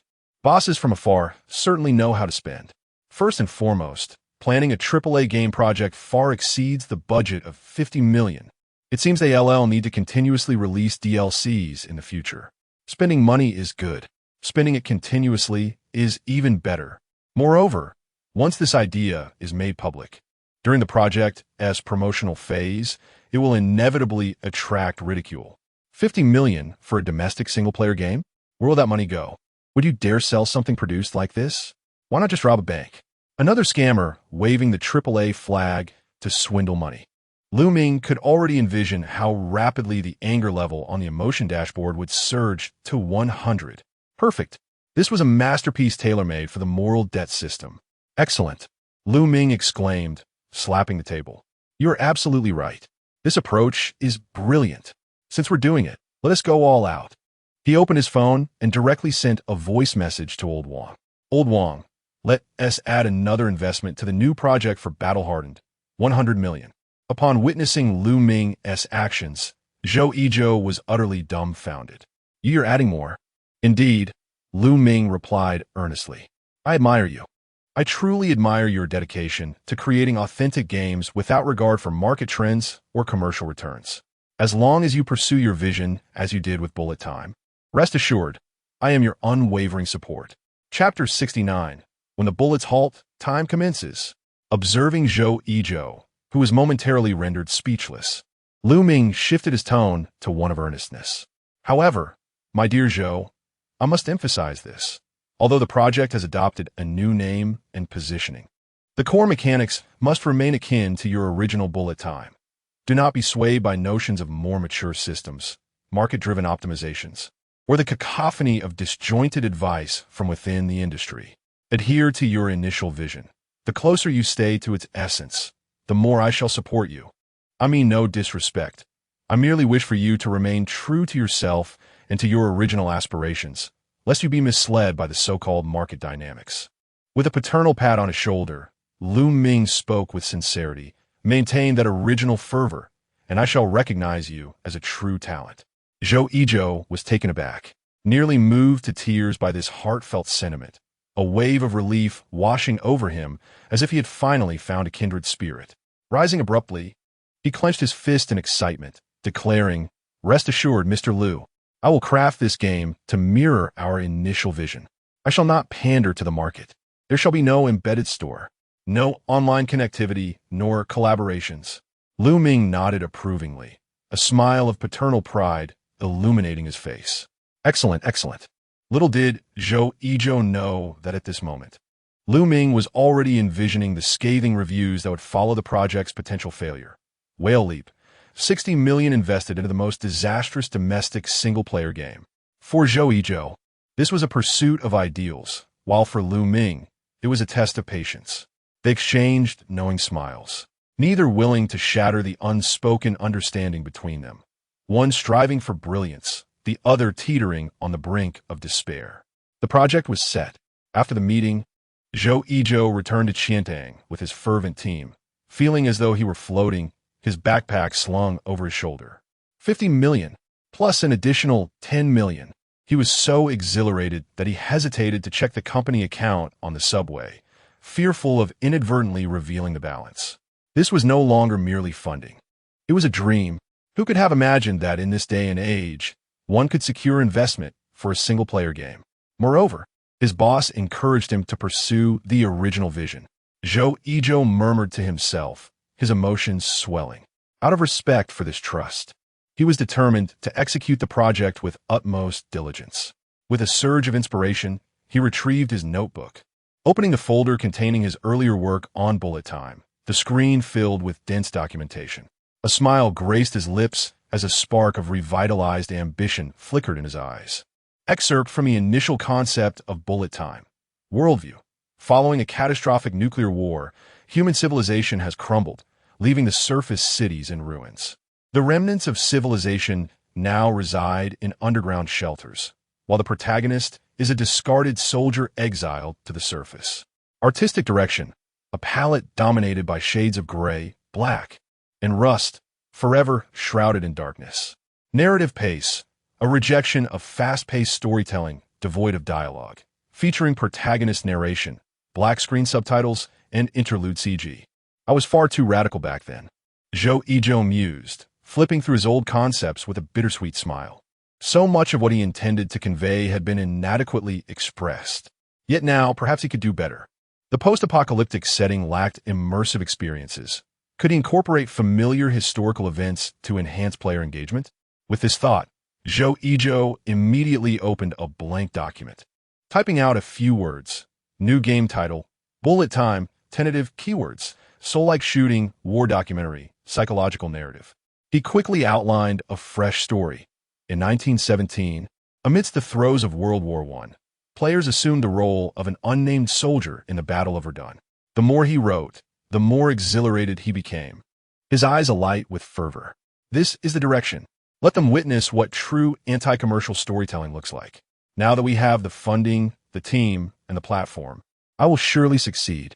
As he pondered a new title, Zhou Yizhou stared at bullet time on the screen, deep in thought, while the name encapsulated all his former ideals and obsessions. It felt misaligned with the current theme of the game. Moreover, with its tarnished reputation, it was hardly suitable for promotion, too light, too lacking in weight. Not oppressive enough to suggest that the game would be anything but unenjoyable. Instinctively, he took out his phone and dialed Ming. Hello, Mr. Liu. Regarding the name for our new project we discussed earlier, what do you think it should be called? After a brief silence, Ming lazily replied, Yes, it should be changed. Do you have any suggestions? Zhou Yizhou asked cautiously.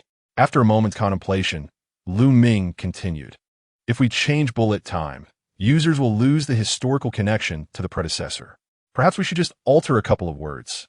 The name bullet time evokes a sense of bitterness and tedium, akin to a fruitless journey. After some thought, I propose we call it The Bitter Journey of Time. The title alone incited no desire to play, and it bore an air of artistry. Yet it was a shooting game? Who would suspect? From the title, it would be utterly perplexing. Once Zhou Yizhou infused it with his creative content, players would inevitably embark on a journey rife with sarcasm. It was perfect, aligning perfectly with Ming's expectations for the game. The Bitter Journey of Time? Zhou Yizhou furrowed his brow, repeating it several times. Suddenly, his eyes brightened. Wow, I can feel it. His mind buzzed with excitement as clarity washed over him. I knew it. Mr. Liu truly understands games. All right, Mr. Liu, he exclaimed, hanging up with fervor. Returning to the document, he unhesitatingly deleted bullet time, then solemnly typed in the new title, The Bitter Journey of Time.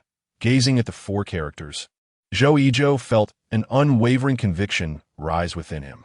As he reviewed his story's concept, his literary background surged forth. Enriching the content, players would embody a soldier who perished in battle, only to be chosen by time, eternally reincarnating on the battlefield, returning to the 10 minutes prior to each conflict. The emotional arcs of soldiers in the trenches would evolve, with NPCs from both sides experiencing varying fates based on the player's actions. Each time one dies, time rewinds, yet only the NPCs will remember the player's prior actions, while the player must relearn everything. He rapidly typed the game slogan, When the bullets halt, time commences. Chapter 70, The Deep Blue Independent Game Competition. Meanwhile, Lu Ming lay languidly on the sofa, munching on sunflower seeds while staring vacantly at the ceiling. Zhou Yizhou had truly not disappointed him. If only he could incorporate multiple endings, elements of illusion, blurred consciousness, and philosophical dialogues, it would be even more perfect. He eagerly anticipated Zhou's work. A philosophical shooting game? The mere thought filled Lu Ming with immense potential. At present, the development of Time's bitter journey was practically set in stone, with an investment of 60 million already committed. Zhou Yizhou, this talented individual, had successfully embarked on a rather unconventional path, allowing Lu Ming to rest easy for the time being. Once the content was available, he would ensure its quality. It should pose no significant issues. However, the company account still held approximately 20 million. Leaving such funds idle was decidedly not in his nature. Money, after all, was not meant to be hoarded. As Lu Ming squinted thoughtfully, he mused that it was meant to be put to use. In terms of personal material satisfaction, his requirements were modest. It was time to devise a new strategy. Suddenly, he recalled a long-forgotten entity, the Deep Blue gaming platform. This platform had initially been established to facilitate the funding and launch of Paying to Immortalize. Its grand vision had yet to materialize. Admittedly, he had not attended to the platform in quite some time. However, upon reflection, Deep Blue was merely a ready-made tool to expand the influence of games. A stage for showcasing was essential. With this thought, Lu Ming summoned Chun Hao. Shortly thereafter, Chun Hao entered the office, visibly excited. "Mr. Lu, you summoned me." Since joining the company, he had watched other departments flourish, while he and his team had toiled away maintaining the Deep Blue platform without any specific projects. He felt increasingly insignificant within the company. He had long wished to discuss the platform's future development with Lu Ming, and now the opportunity had finally arrived. "What is the status of the data for Deep Blue?" Lu Ming inquired. "To be honest, we have seen a decline in the number of games recently added." Chun Hao admitted. "Decline?" Lu Ming raised an eyebrow. "By how much?" "Let's put it this way. This month, the number of new developers is fewer than the players we had during the last incident." Lu Ming fell silent for a moment, then proceeded to check the back-end data of Deep Blue. Currently, the total number of developers on the platform stood at 73, with only 14 games available for sale. In the past month, merely 3 new games have been added. Good heavens, the figures were truly alarming. For such a vast platform, to harbor only 3 games was akin to finding but 3 fish in a grand reservoir. What a black pit this was. Indeed, the numbers were rather dismal. Rubbing his chin thoughtfully, Lu Ming concluded that it was time to stir things up at Deep Blue. "How do we go about it?" "Quite simply," Lu Ming replied with a slight smile. "Let us host an independent game competition." "An independent game competition?" Chun Hao straightened in his seat at the mention of the term. "Yes," Lu Ming stated matter-of-factly. "We will organize a contest with substantial rewards to attract independent game developers. The top 10 entrants will receive prizes. Anyone who registers for the competition will gain free access to Deep Blue, and all profits from their games will be entirely theirs to keep." Hearing this, Chun Hao's eyes sparkled with enthusiasm. "Mr. Lu, your conditions are incredibly generous. Currently, no other platforms offer such benefits. Typically, platforms take at least 30 of the revenue, and larger companies can take as much as 50. Yet, you are waiving all fees and even providing rewards?" "Of course," Lu Ming replied, as if it were the most natural thing in the world. "If we don't offer incentives, who would want to participate?" A knowing smile graced Lu Ming's lips, hinting at his deeper strategy. It was the same principle as before: attract traffic first, then reel them in. The traffic that the platform could generate was no less significant than that of the games themselves. Criticism directed at games might yield positive results when redirected through the platform. Chun Hao's eyes lit up with understanding. "All right, Mr. Lu, what are the specific details?" Lu Ming flicked a sunflower seed shell. "The rules will be straightforward. First, the registration criteria. Anyone can sign up, be it individual developers, small teams, or even a group of students. If you dare to register, we will allow you to compete. Second, any game genre is acceptable, whether it's single-player, multiplayer, casual, hardcore, 2D, 3D, text-based adventure. If it's playable, we want it. Third, the reward mechanism. Each of the top 10 teams will receive a cash prize. The champion will receive 2 million yuan and will be featured on the Deep Blue homepage for 3 months. The runners-up will consist of 3 teams, each receiving 1 million yuan and homepage promotion for 2 months. The next 5 teams will each get 500,000 yuan and be featured for 1 month. Additionally, all participants will receive 100 of their profits once their games are successfully launched. We will not take a single penny in commission. The registration deadline is September 1st. Chen Hao's heart raced with excitement. Organizing a competition was one thing, but actually committing significant funds was another. Mr. Liu, you truly intend to invest heavily in this? Naturally, Lu Ming waved dismissively. This time, we want all independent game developers to recognize that Deep Blue gaming platform is genuinely willing to invest. Those major platforms in the market extract profits more ruthlessly than capitalists, leaving newcomers struggling to survive. I want everyone to know that at Deep Blue, they can thrive and perhaps even flourish. Chen Hao was exhilarated. His department would finally gain momentum, and they were about to embark on a grand venture. Mr. Liu, with this approach, we should prepare a budget of several million, right? Yes, Lu Ming replied nonchalantly. I plan to invest directly 10 million yuan. It will be worth every penny. Chen Hao's eyes sparkled with excitement. But Mr. Liu, with this investment, we won't have any immediate profit points. Are you certain? Lu Ming raised an eyebrow. Do you think this money will be a loss? Not at all. Chen Hao swallowed nervously. I just feel that this amount seems a bit extravagant, a bit too hasty. What do you think independent game developers need most right now? Lu Ming asked. Exposure, funding, and opportunities, Chen Hao replied without hesitation. Precisely, Lu Ming reclined on the sofa.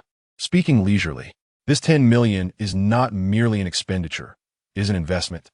Deep Blue currently lacks traffic, and this competition serves as its advertisement. As more people register and discuss, the buzz will build. Ultimately, even if we do incur a loss of 10 million, as long as we establish a solid reputation for Deep Blue, future developers will flock to us willingly. Make the necessary arrangements swiftly. We will commence evaluations in September. Chen Hao felt somewhat dazed, yet a smile crept onto his lips. Although he lacked operational expertise, he understood that Lu Ming was correct. In this era, money was exchanged for visibility. That was the prevailing trend. Indeed, this 10 million could merely be an initial investment, but for Lu Ming, it was all he could muster. Chapter 71. The dual pursuit of deification and disposal. After Chen Hao departed, Lu Ming gently tapped the table, his eyes narrowing slightly as his thoughts began to crystallize. The Deep Blue independent game competition, at first glance, seemed to offer a golden opportunity for exceptionally talented indie game developers. Those who excelled could secure a cash prize, enjoy a no-revenue sharing model, and receive endorsements across all platforms. However, these were not his true objectives. From the outset, his aim was not to spotlight the geniuses capable of creating outstanding games, but rather to focus on the teams that faltered in their endeavors. To the average observer, the competition within the gaming industry is perceived as a contest of technical prowess and creativity. Those who craft remarkable games garner market favor and ascend to the pinnacle of the industry, while Deep Blue may distribute prizes to such gaming talents. Lu Ming's genuine interest lay in the creators of subpar games, particularly those whose efforts resulted in dismal failures. Such individuals should be directly acquired by Whale Leap, as evidenced by the acquisition of Old Joe, which followed a similar methodology. Moreover, based on Old Joe's current performance, this approach appears to be remarkably sound. Lu Ming reclined in his chair, a profound smile gradually emerging on his face. One must not only craft deities, but also manage the aftermath. In other words, the realm of gaming encompasses not only brilliance, but also the potential for failure, both of which piqued Lu Ming's interest. Such individuals align perfectly with Whale Leap's developmental trajectory. Chen Hao's efficiency was commendable. Within 2 days, the homepage of the Deep Blue gaming platform unveiled a stunning announcement. Deep Blue independent game competition commences. Total prize pool of 10 million. Is the gaming industry too competitive? Lacking support? Now, we present you with a stage. Champion prize, 2 million. No revenue sharing. Featured on the homepage. Registration now open. All developers welcome to participate. Detailed rules. Following the announcement of the independent game competition, the gaming community experienced a seismic shift. Initially, executives from major platforms scoffed at the initiative, dismissing it as a desperate gasp from a minor platform. However, they soon recognized the peculiar swell in registration data from Deep Blue. How could it rise so rapidly? In just 2 days, over 50 teams had signed up. Who had even heard of this platform? Was it an advertising ploy? Numerous indie game developers flocked to the registration page, the number of participants continuously escalating in real time. Wait, no revenue sharing? Is this some kind of charity? One exclaimed. I'm still on the fence about launching my game on Steam, but perhaps I should register first and see what happens. A 2 million prize. For us struggling developers, this is a windfall. Count me in. Let's go for it. The key point was that registration for the competition meant a direct exemption from revenue sharing upon future game launches. It was pure profit. Not only independent developers, but even some smaller companies struggling on larger platforms began to reconsider their strategies. We can't secure a featured spot on Steam. Should we give Deep Blue a shot? No revenue sharing sounds enticing. If we could capture some traffic, I could earn an extra several $100,000 every month. Deep Blue's strategy was undeniably bold, resembling a model of pure monetary distribution. Who would have imagined that Whale Leap possessed such formidable strength? Were they really about to invest heavily in platform development? Within a few short days, the number of developers registering for the competition surpassed 300.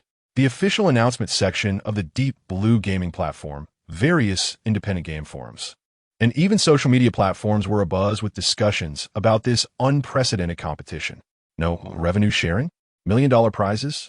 Featured spots? Deep Blue was making a significant play here. Many speculated that numerous participants might simply register to secure a position for a small prototype.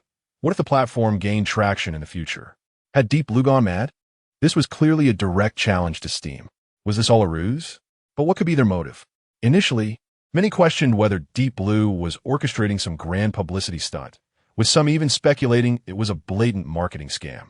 After all, everyone understood that operating a gaming platform was no easy feat. How could a platform with minimal traffic afford to invest $1 million in a competition?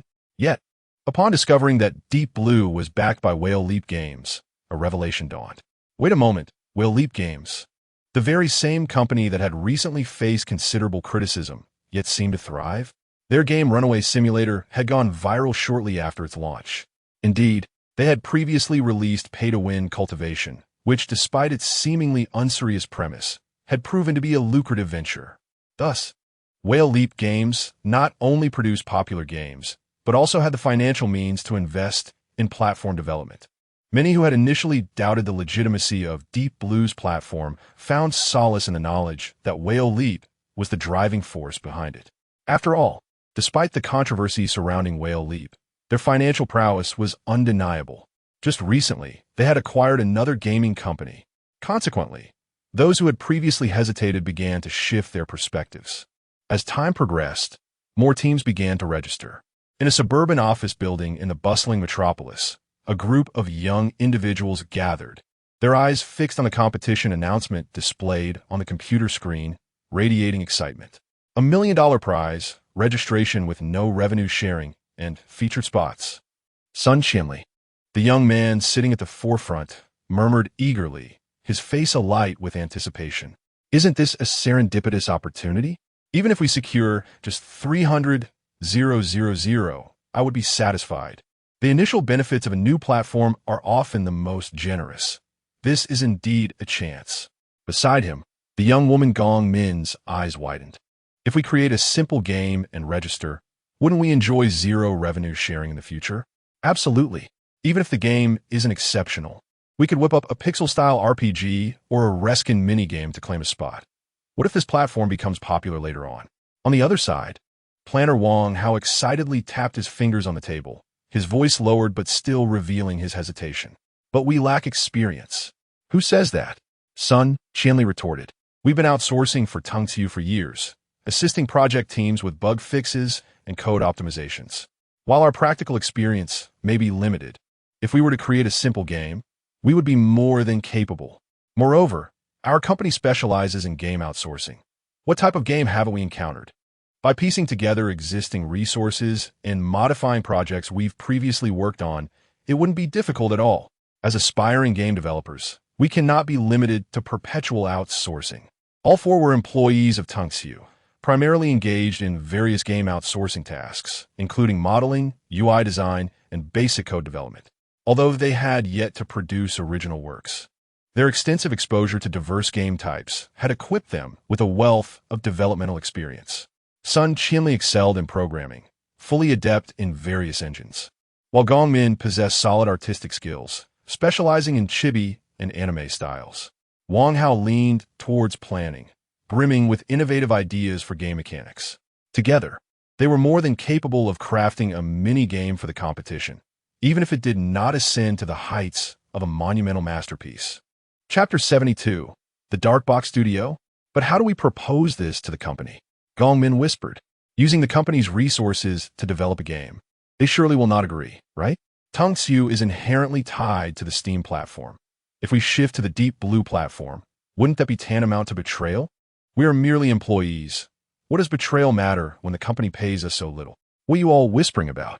Suddenly, a somewhat low voice interrupted their discussion.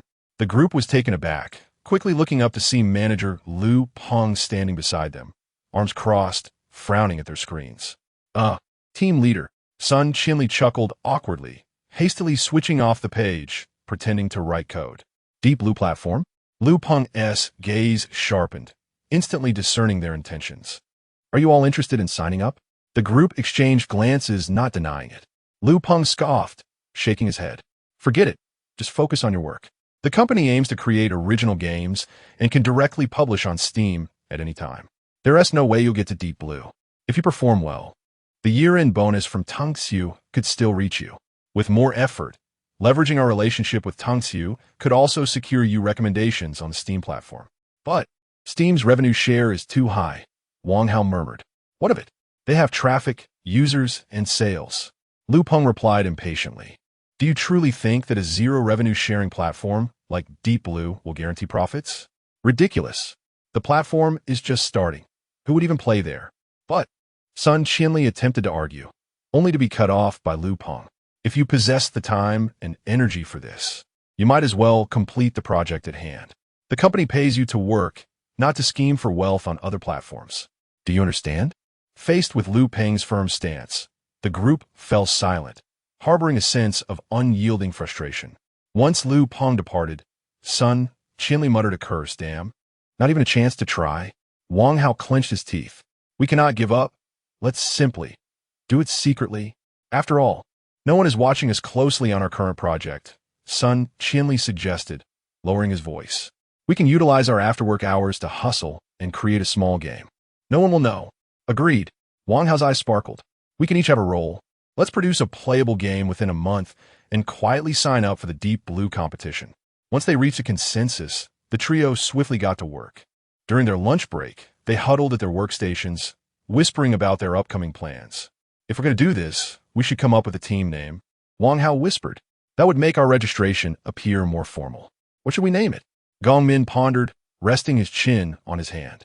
How about Three's Company? Sun Qianli shot him a glare. No way. That's too revealing of our team size. True. Gongmin fell silent, somewhat disappointed. Wang Hao's eyes brightened. Since we're doing this covertly, how about we call ourselves the Dark Box Studio? It sounds like we're engaged in clandestine operations. Gongmin's lips twitched. I think it's quite fitting. Sun Qianli's eyes gleamed with excitement. Dark Box operations, undetected and discreet, perfectly aligns with our current situation. Then it's settled. The Dark Box Studio, Wang Hao declared. The trio exchanged smiles, secretly registering a developer account on the Deep Blue platform's official website and filling out the preliminary application information. Team name: The Dark Box Studio members, Sun Qianli, Wang Hao, Gongmin. Game type, to be determined upon submitting their registration. They couldn't contain their excitement and exchanged high fives. Although it was merely a simple registration at that moment, they felt as if they had taken their first step into entrepreneurship. In the following days, the three devoted every spare moment to developing their game. By day, they were diligent employees, dutifully completing their company tasks at their workstations. But once evening arrived, they swiftly returned to their shared apartment, powered up their computers, and immersed themselves in their game development. What type of game should we create? Gong Min inquired while sifting through his previously designed art assets. It should be simple. Time is tight, and we can't afford complexity, Sun Chinley suggested.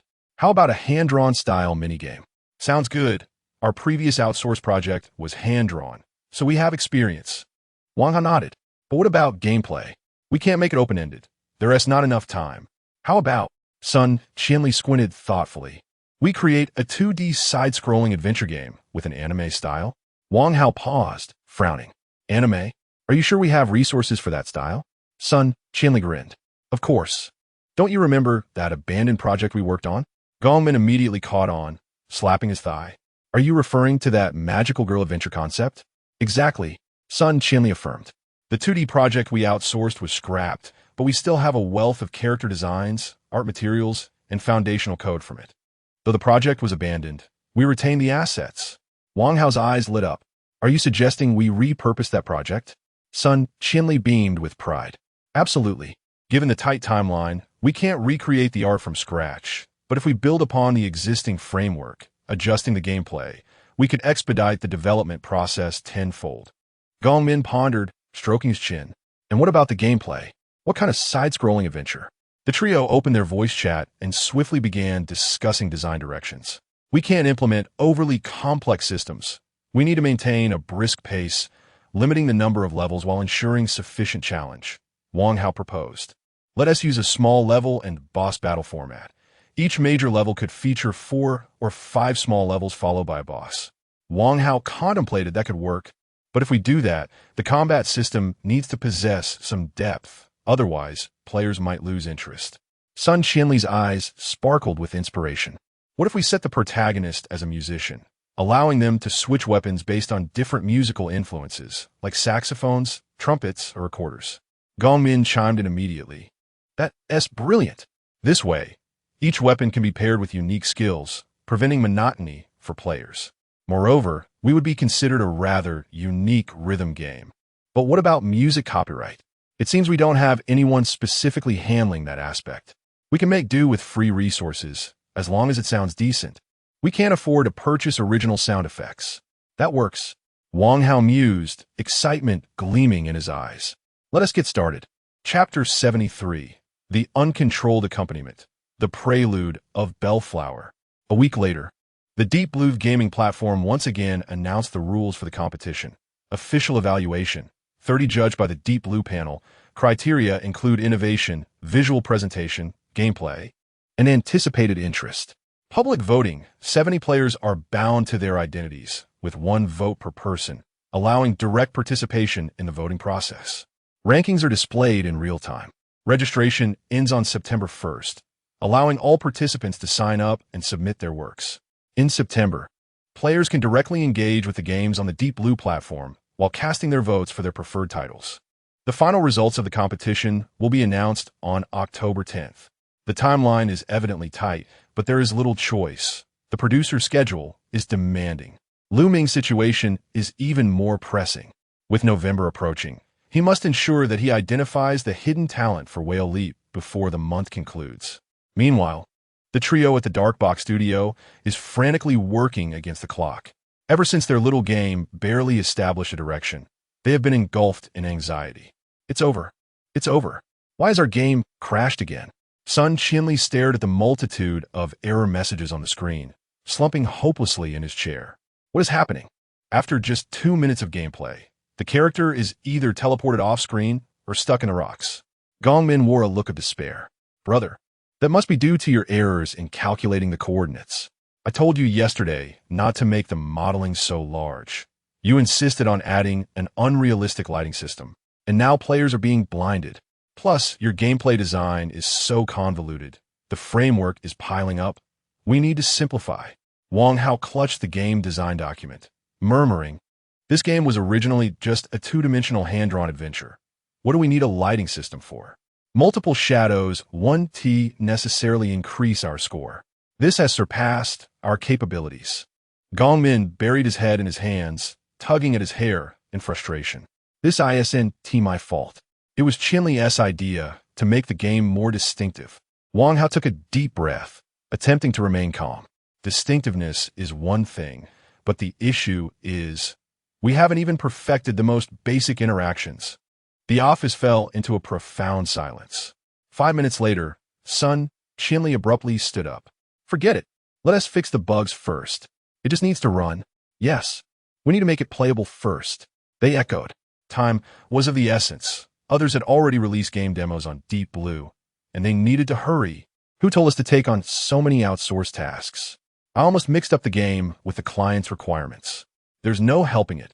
It has become a habit. I told you game development is tough. Wait, what is the name of our game again? The three of them froze, exchanging glances, and fell into a long silence. It seemed they hadn't named it yet. Wang Hao buried his face in his hands, his voice tinged with despair. Sun Qinli looked dazed. No way, didn't we discuss this? Gong Min, expressionless, flipped through his design documents repeatedly, before suddenly slapping his forehead. Oh my, we really haven't decided. Sun Qinli stroked his chin, pondering for a moment, when a spark of inspiration struck him. To me, the defining feature of our game is the accompaniment. Let us call it uncontrolled accompaniment. Wang Hao suggested, how about adding a subtitle? Otherwise, it doesn't sound very two-dimensional. Gongmin thought for a moment. What about uncontrolled accompaniment? The prelude of Bellflower? There's no time. Let us go with that. The three exchanged glances and nodded in agreement. Gongmin quickly opened the game interface, replacing the placeholder logo with a newly decided title, then excitedly pressed the enter key. Okay, the name is settled. Now, what's next? Let us continue fixing the bugs. Sun Qinli and Wang Hao shouted in unison. The trio plunged back into a frenzy of code repair and debugging. Time slipped away, and the sound of their typing echoed continuously. Meanwhile, in the Whale Leap game conference room, Zhou Yizhou's avatar appeared on the projection screen after a long absence. Today marked the first full-team video conference for the Time's Bitter Journey project. The game has now officially entered the development phase, necessitating further refinement of the plot structure, task design, and NPC interaction logic. On the laptop in front of them lay a detailed plot outline. Time's Bitter Journey. A soldier seeks an escape in the endless cycle of war. In the video, Zhou Yizhou cleared his throat and spoke. Mr. Liu, we have been refining the framework of Time's Bitter Journey. Now, we need to delve deeper into the narrative. The core experience of this game is not just its difficulty, but the very brutality of war itself. We must evoke feelings of despair, helplessness, struggle, and a glimmer of seemingly unattainable hope in the players. The main storyline has been established, and Zhou Yizhou displayed several keywords on the whiteboard. World War I, World War II, Cold War, future warfare. Ming nodded. He could accept this concept, as there are only so many backgrounds to choose from for a shooting game. Zhou Yizhou continued, however, the question remains, how do we enable players to intimately experience each war? Our most unique setting is the time loop. Each time the protagonist dies, time resets. But NPCs do not forget. This means that if you abandoned a comrade in a previous battle, during the next loop, they may question you, resent you, or even attack you directly. If you shoot a specific NPC at the start, they will preemptively shoot at you in the next loop, or even ambush you. Moreover, within specific contexts, players may encounter varied experiences. For instance, in the early stages of the game, players will only have access to outdated weapons from World War I, which have strong recoil, slow reloading times, and poor accuracy. Additionally, our narrative includes not just soldiers but many villagers and other NPCs. Ming rested his chin on his hand, observing Zhou Yizhou passionately discussing the game, lost in contemplation. It must be said that Zhou is indeed a candidate worth his investment.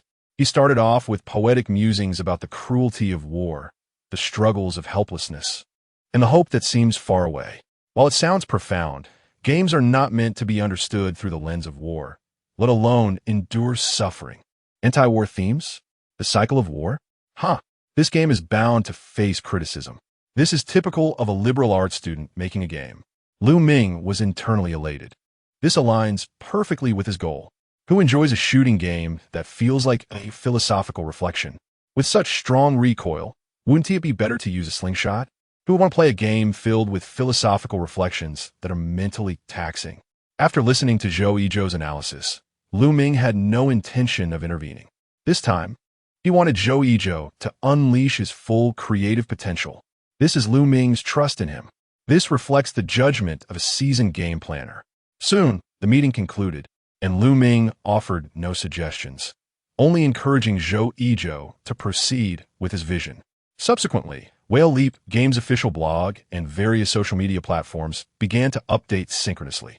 Whale Leap Games presents a new project. Time's bitter journey has officially been launched. Can you survive to the end in the endless cycle of war? A shooting game infused with soul-like elements and authentic battlefield experiences. A single-player masterpiece. Stay tuned.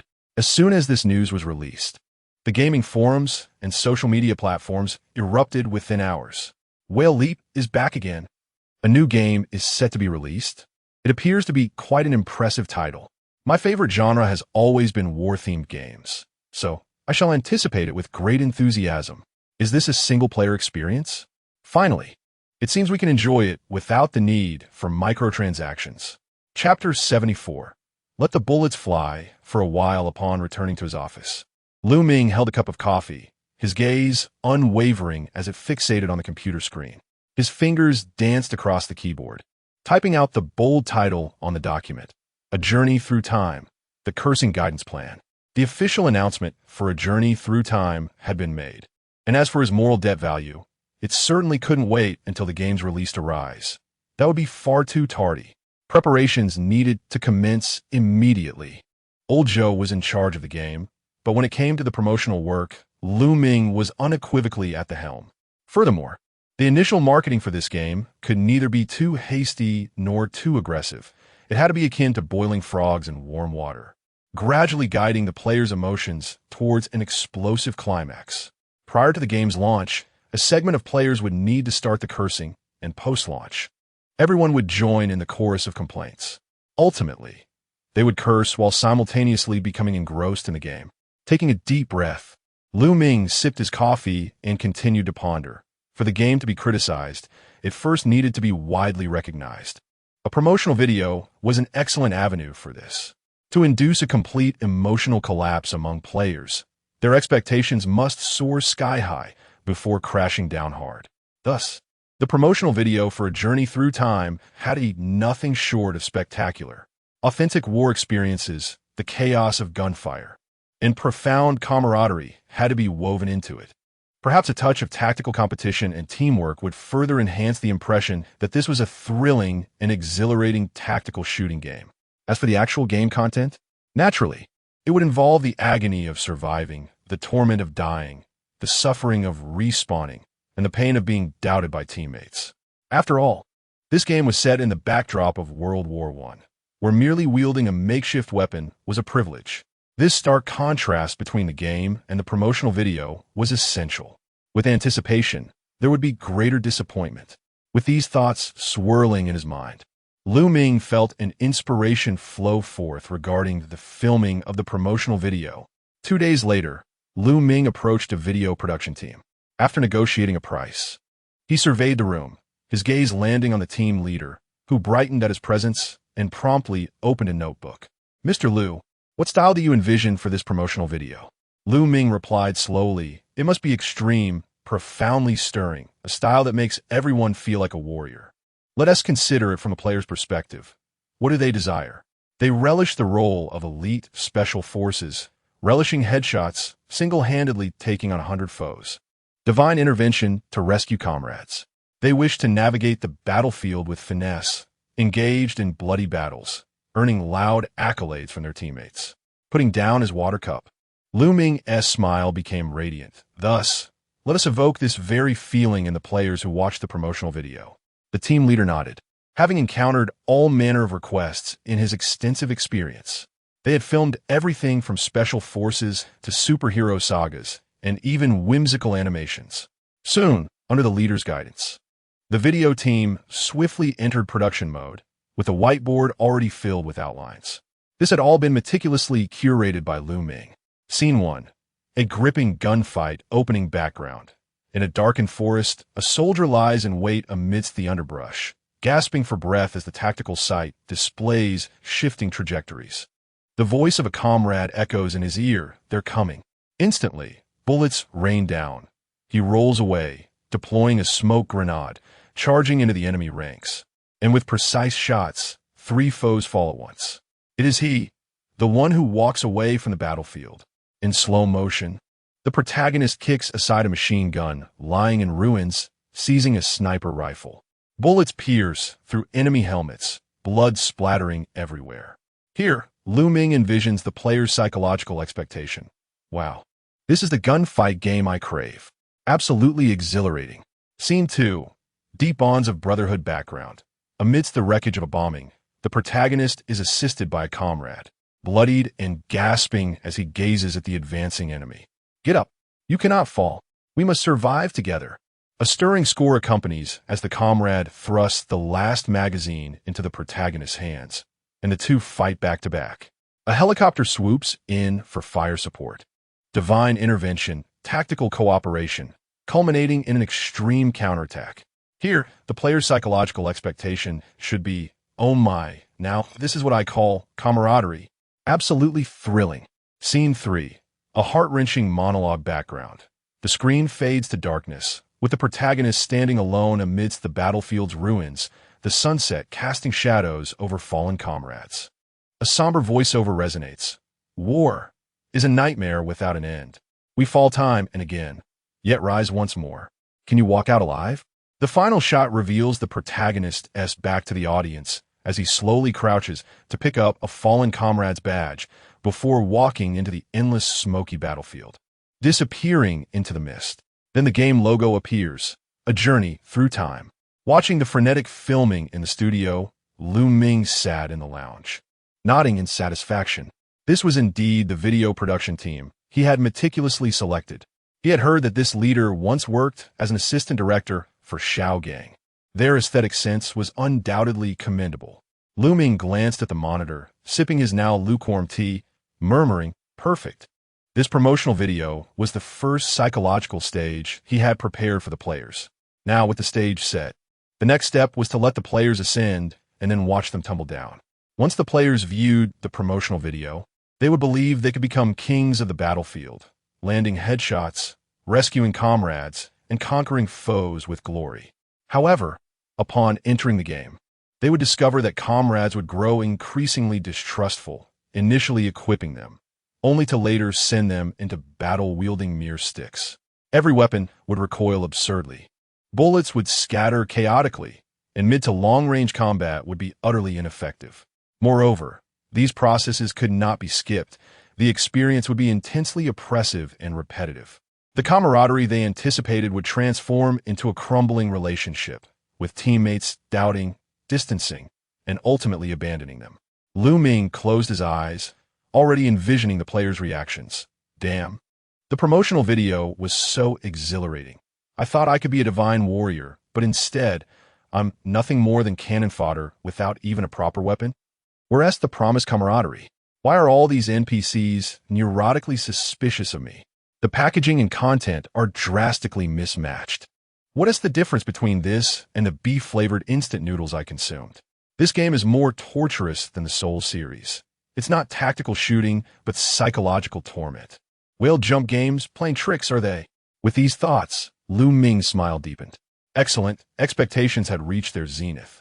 Next, he would await their inevitable ire. Glancing at the date on his phone as project document, he thought, very well, once the video production is complete, I shall arrange for its release immediately. For now, let the bullets fly a while longer.